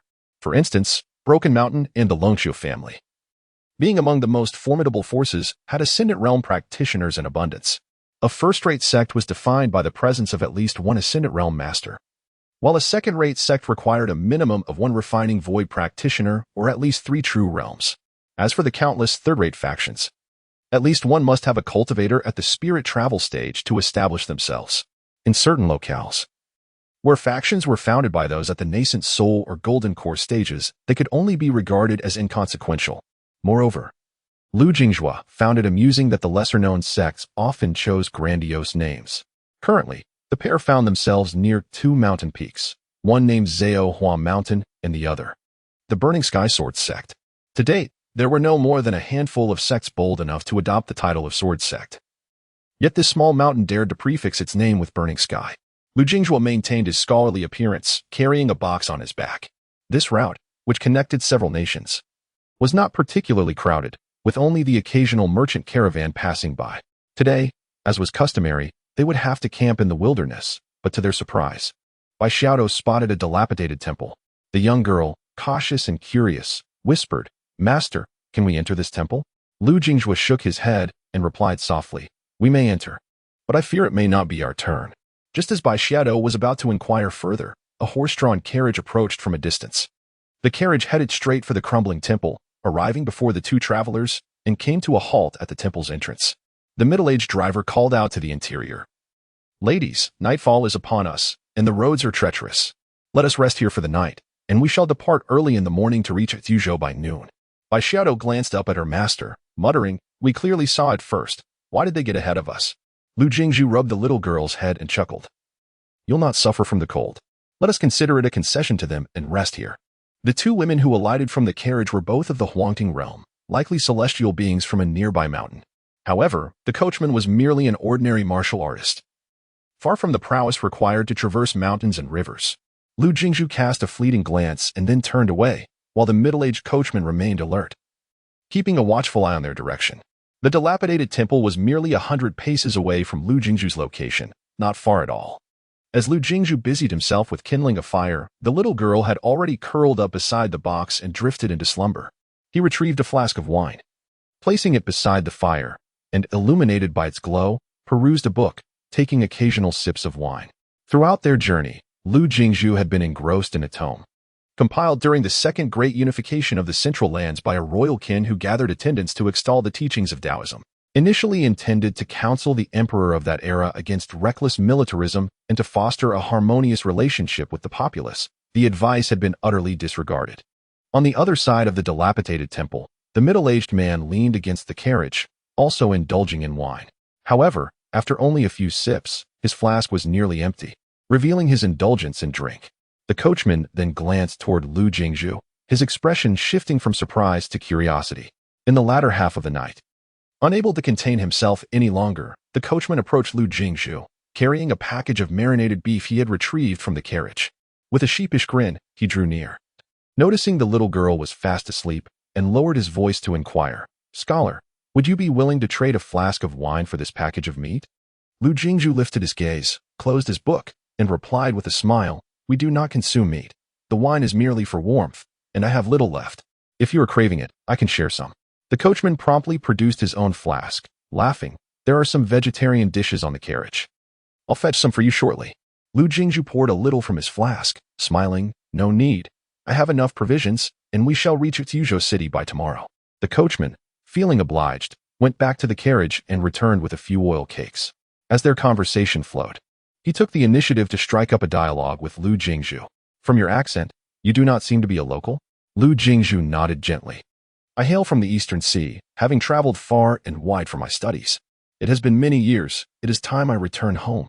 The coachman glanced at Bai Xiaodo, and Lu Jingjue added, "She is my disciple." After taking a sip of wine, he looked at the carriage and inquired, "What about you, my friend?" The coachman replied with a smile, "To be frank, I possess some martial skills and have been providing protection services within a few hundred miles of this area. This is merely one of my assignments." After much discussion, the coachman emphasized that receiving payment without earnest protection would be remiss. The two women, unaware of the subtleties of mental communication, were nonetheless within hearing distance of Lu Jingjue, who possessed the mental prowess of the divine traveler realm. Their journey was, in truth, an attempt to discern if they might stumble upon an unforeseen opportunity. Observing the slightly older woman, she remarked, "Our Wanqiang Lake pales in comparison to the illustrious Zhao Hua Mountain and the Burning Heaven Sword Sect that led in Yuzhou City. We can only strive to engage with him. We must not contend with those two formidable peaks."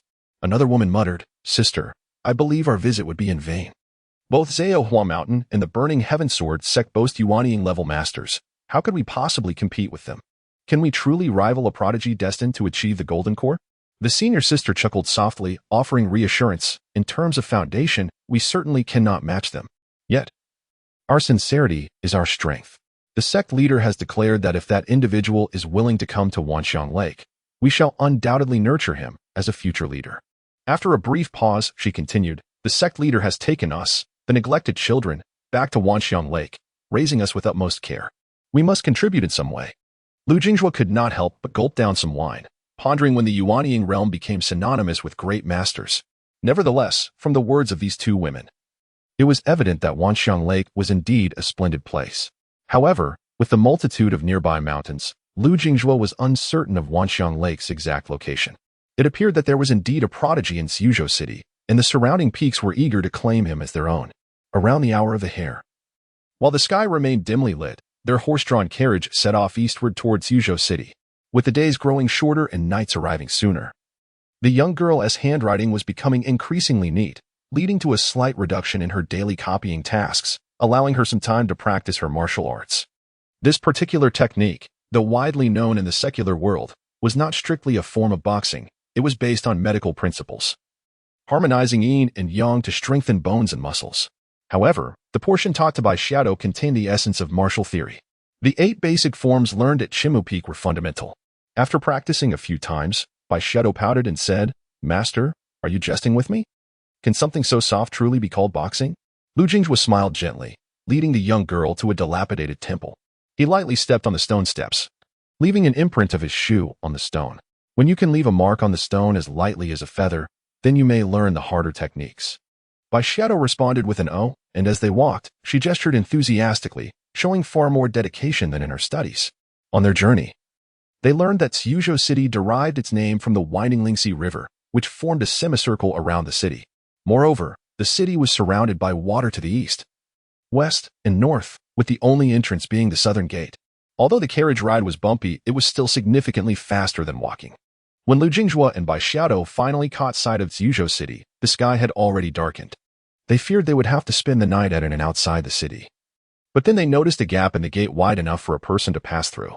Someone boldly approached, offering a piece of broken silver, and thus swaggered into the city. Lu Jinghua chuckled and shook his head, ultimately spending some broken silver to gain entry. Such gatekeepers in the human realm often collected a toll from those eager to enter the city. However, it remains uncertain whether the city guards were merely tempted by a few pieces of silver or if they were intentionally luring others. Upon entering, they soon discovered that the inn was completely full, leaving them with no option to leave or find accommodation. Bai Xiaotou murmured, it would have been better outside. It's too crowded and uncomfortable. Lu Jinghua chuckled softly, pointing to a small stall, and whispered, do you see that? Roasted chestnuts. Would you like to try some? Curious, Bai Xiaotou inquired, what are roasted chestnuts? The little girl had never heard of them. She further asked, is it meat? Lu Jinghua shook his head, leading her to the stall and ordering a portion of roasted chestnuts. The vendor was a youth of about 15, dressed plainly and selling small chestnuts. At least 5 or 6 people were observing the scene, including the 2 women from the previous night. However, the sisters from Wanxiang Lake were the least formidable among the onlookers. Lu Jinghua assessed the youth's demeanor, though he could not discern his qualifications. He sensed an aura of subtle detachment surrounding him. The vendor discreetly stole glances at Lu Jinghua, and after a moment, produced a few coins to hand to him. Lu Jinghua smiled and remarked, is there something on my face? The youth blushed and replied softly, I just thought you looked like a scholar.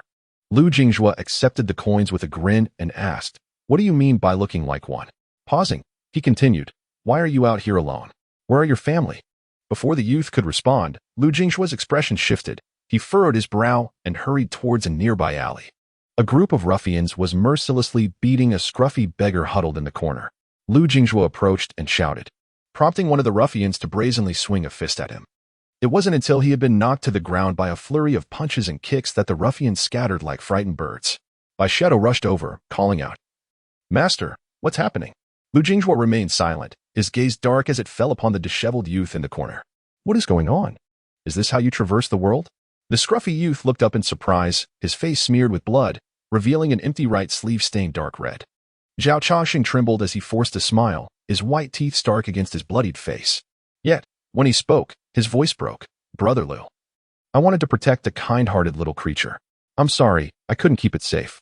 With that, Zhao Changxing fainted. Bai Xiaodo stood frozen for a moment, biting her lip tightly. Unable to contain herself, she dashed over and placed her hand on Zhao Chongqing's leg, tears brimming in her eyes as she said, "How could this happen in just a few days?" Lu Jingzhuo lifted Zhao Chongqing onto his back, reassuringly stating, "It will be all right. I will take care of this." The sword was gone, the black donkey was gone, and now, even his right arm was lost. In just half a month, what kind of suffering had this boy endured? Suddenly, the vendor of roasted chestnuts came running over, exclaiming, "Do you know him?" Lu Jingzhu raised his gaze, observing that the youth exhibited signs of concern, though the source of his apprehension remained a mystery. Moments later, the young man clenched his teeth and spoke, "I have a place to stay. Let us go to my home." Leading the way, he guided Lu Jingzhu, who was carrying Zhao Chongqing, past a tavern where two sword-bearing youths regarded Lu Jingzhu with keen interest. Before long, they arrived at a courtyard nestled against the city wall. The courtyard was spacious, albeit with only a few modest rooms. Gently placing Zhao Chongqing down, Lu Jingzhu spoke softly, "He has been here for a few days. Do you know what happened?" The young man fell silent, pondering for a while before responding. Lu Jingzhu, sensing his discomfort, reassured him, "If it is inconvenient to speak, you need not worry. I appreciate your kindness in bringing us here." Slowly raising his head and exhaling deeply, the youth replied solemnly, "He was abandoned in the city 2 days ago, missing an arm. I do not know who left him there. I fear trouble, so I could only sneak him some food." Lu Jingzhu nodded, assuring him, "Do not fret. I shall not cause you any trouble." The young man shook his head and softly added, "I wish to help him as well." The desire to avoid conflict and the wish to save a life are not inherently at odds. Bai Xiaodo stepped forward, grasping the empty sleeve of Zhao Chongqing, biting her lip to suppress her tears. She had always thought Zhao Chongqing to be a good person, so it pained her to see him in such a state after only a few days. Sighing, Lu Jingzhu turned and smiled, saying, "It will be all right. I am here. Could you assist this young man in fetching some water?" The little girl nodded eagerly and promptly followed the youth outside. As soon as they left, Lu Jingzhu's expression darkened. He conjured a medicinal pill from thin air, placing it in Zhao Chongqing's mouth and channeling his spiritual energy to activate its effects. Before long, the young man would awaken. Zhao Chongqing's injury was from a sword, the most severe damage being at the severed arm. Fortunately, his foundation remained intact, and his qi training was still present, though the loss of blood had rendered him weak. Zhao Chongqing had expressed a desire to protect a small creature that posed no threat, yet he had failed. In his journey through the martial world, he had drawn his sword against injustice, but his efforts had fallen short. Perhaps the loss of his right arm and the inability to save that little creature weighed heaviest upon his heart. With a wave of his hand, Lu Jingzhu sent a gentle breeze of spiritual energy, cleansing Zhao Chongqing and his garments. After ensuring the now tidy young man was properly covered with a blanket, Lu Jingzhu turned to exit. At that moment, Bai Xiaodo was in the kitchen, stoking a fire with the boy selling chestnuts. Approaching quietly, Lu Jingzhu introduced himself. "I am Lu Jianqiu. The injured man is a friend of mine. Thank you for your help." This name was not unfamiliar to Bai Xiaodo, as her master had used it throughout their journey. The young man, busy tending to the fire, turned to inquire, "Do we need to purchase any medicinal herbs? I fear the apothecary may close soon." Lu Jingzhu shook his head gently and asked, "What is your name?" The young man flashed a bright smile, revealing his pearly whites. "I am Chow Muff." Lu Jingzhu nodded, responding, "There is no need to buy any medicine. He shall awaken shortly. Do not exert yourselves any further. A mere vessel of clear water will suffice. I shall step outside for a moment. When he awakens, let him await me in peace." Having uttered these words, he departed the courtyard without a backward glance, and Bai Xiaodo understood that the master was incensed. The two sisters by Wanxiang Lake fixed their gaze upon Chow Muff, and at that moment, upon seeing Lu Jingzhu exit, the elder of the two women sighed inexplicably and remarked with a wry smile, "The individual was cast aside by the burning Heaven Sword sect in Suzhou City, destined to languish here slowly. This scholar has saved the very person the sect sought to eliminate." It seems she paused, then continued, "Kai Dai, I am aware you wish to meddle, but this time, it is truly inadvisable. We cannot afford to offend them." The younger woman offered a bittersweet smile and nodded. "Understood." Kai Dai suddenly interjected, "I have heard that Fan Zhigao and Qin Qingluo are also en route. It appears our hopes are dashed this time. There are 2 individuals from the Creation Mountain keeping watch as well." Upon seeing Lu Jingzhu leave the courtyard, one of the young men gasped in disbelief and remarked, "What a pity, merely a scholar. Otherwise, we would have witnessed a splendid spectacle." The other replied softly, "Let us not for senior sister Chun and sword immortal Fan are on the verge of betrothal. It is wise for our families to refrain from gossip. Only the two members of the Burning Heaven Sword sect remained nearby, engrossed in their drinking. Lu Jinghua overheard the entire exchange. The names Fan Zhigao and Chun Qingluo were etched in his memory. The two women by Wanxiang Lake. The elder being named Sudi and the younger Kai Dai. As he advanced a few paces, Lu Jinghua suddenly heard a voice, not conveyed through traditional means. Whispering in his ear, "Scholar, if you wish to save your friend, you must hasten to take him away, otherwise. Once the two from the Burning Heaven Sword sect finish their drink, you shall be in peril. They are chi refiners, akin to the deities you speak of, capable of dispatching you with ease." Lu Jinghua feigned fright, glancing about nervously, yet gritted his teeth and pressed onward. At the location of the two women, Kai Dai was met with a fierce glare from Sudi. "Kai Dai, I am not jesting. We must not provoke the Burning Heaven Sword sect." The younger woman hung her head, murmuring, "Yet he is accompanied by a young girl, reminiscent of our master." Lu Jinghua had already reached the tavern, stepping inside and ordering a jug of wine. From the moment he entered, the two young men, their swords upon their backs, fixed their gaze upon him. Once Lu Jinghua took a seat and grasped the wine jug, the two could no longer enjoy their drink. One of them turned, squinting at Lu Jinghua, while the other grasped his companion, chuckling. "Patience, there are too many witnesses. It would be ill-fated for our reputation to spread word of this. I had intended to spare this scholar's life, yet it appears he is courting death." Lu Jinghua rose, addressing the two with a grave tone. "Where is my friend S sword?" No sooner had he spoken than one of them sprang up, thrusting a sword toward Lu Jinghua's neck, and in an instant, a head tumbled to the ground. Humph, merely a destitute scholar, rushing to his demise. The act of murder did not elicit a blink from the two celestial beings upon the mountain. Nearby, Kai Dai, who had stealthily approached to observe, was instantly filled with tears. Su Dai's gaze was intricate as she gently patted her junior sister's shoulder, whispering, "We must prioritize the greater good and not create trouble for the sect leader." Kai Dai's voice trembled. "I understand. Please, do not say any more." Suddenly, an older woman embraced Kai Dai, her eyes glistening with tears. "I wish I could intervene, but we lack the means." 3 miles northwest of Tsuzhou City, flames flickered atop a mountain where villagers from nearby hamlets, armed with torches, were burying a sizable white rabbit. A young man in a green robe, bearing twin swords, passed by, approached to inquire, and then turned away. Chaos Rock Mountain? The mountain deity marries once a year? How many young women can withstand such calamity? Before departing, the young swordsman collected the last wisp of the rabbit spirit. Subsequently, he transformed into a streak of thunderous sword light, instantly arriving at a peak within Tsuzhou, a subordinate mountain of the western peak of this region. The mountain lord, unburdened by the imperial rights of the dynasty, merely basked in the comfort of being sheltered by the western peak. This mountain lord, at the Golden Core stage, was today quite bloodied. After great effort, he managed to gather the renowned Fan Shaojian and the esteemed Qing Luo at this location, primarily wishing to facilitate their union. Nestled beneath a waterfall at mid-mountain, a middle-aged man clad in a vivid red official robe raised a wine goblet towards the two young individuals seated beside him. The presence of Fan Shaojian and Qing Luo at Chaos Rock Mountain today bestows immense honor upon me. The western peak of Yujiang Kingdom has always maintained a camaraderie with both the Burning Sky Sword sect and the Creation Mountain. I shall refrain from further words. Let us indulge in this feast. Fan Zhigao, donned in a black robe and bearing two swords, noticed the mountain lord toasting and gently removed his long sword from his back, raising his goblet in salute. "Lord Lu, you are being too formal." However, the young swordsman's companion, Qing Luo, did not seem as inclined to partake in the wine. Yet, out of courtesy, she lifted her goblet and took a small sip. Before them lay 3 jars of wine, leaving no room for refusal. Setting her goblet down, Qing Luo glanced at the 2 swords and softly inquired, "Fan Shixiang, when did you acquire another spirit weapon?"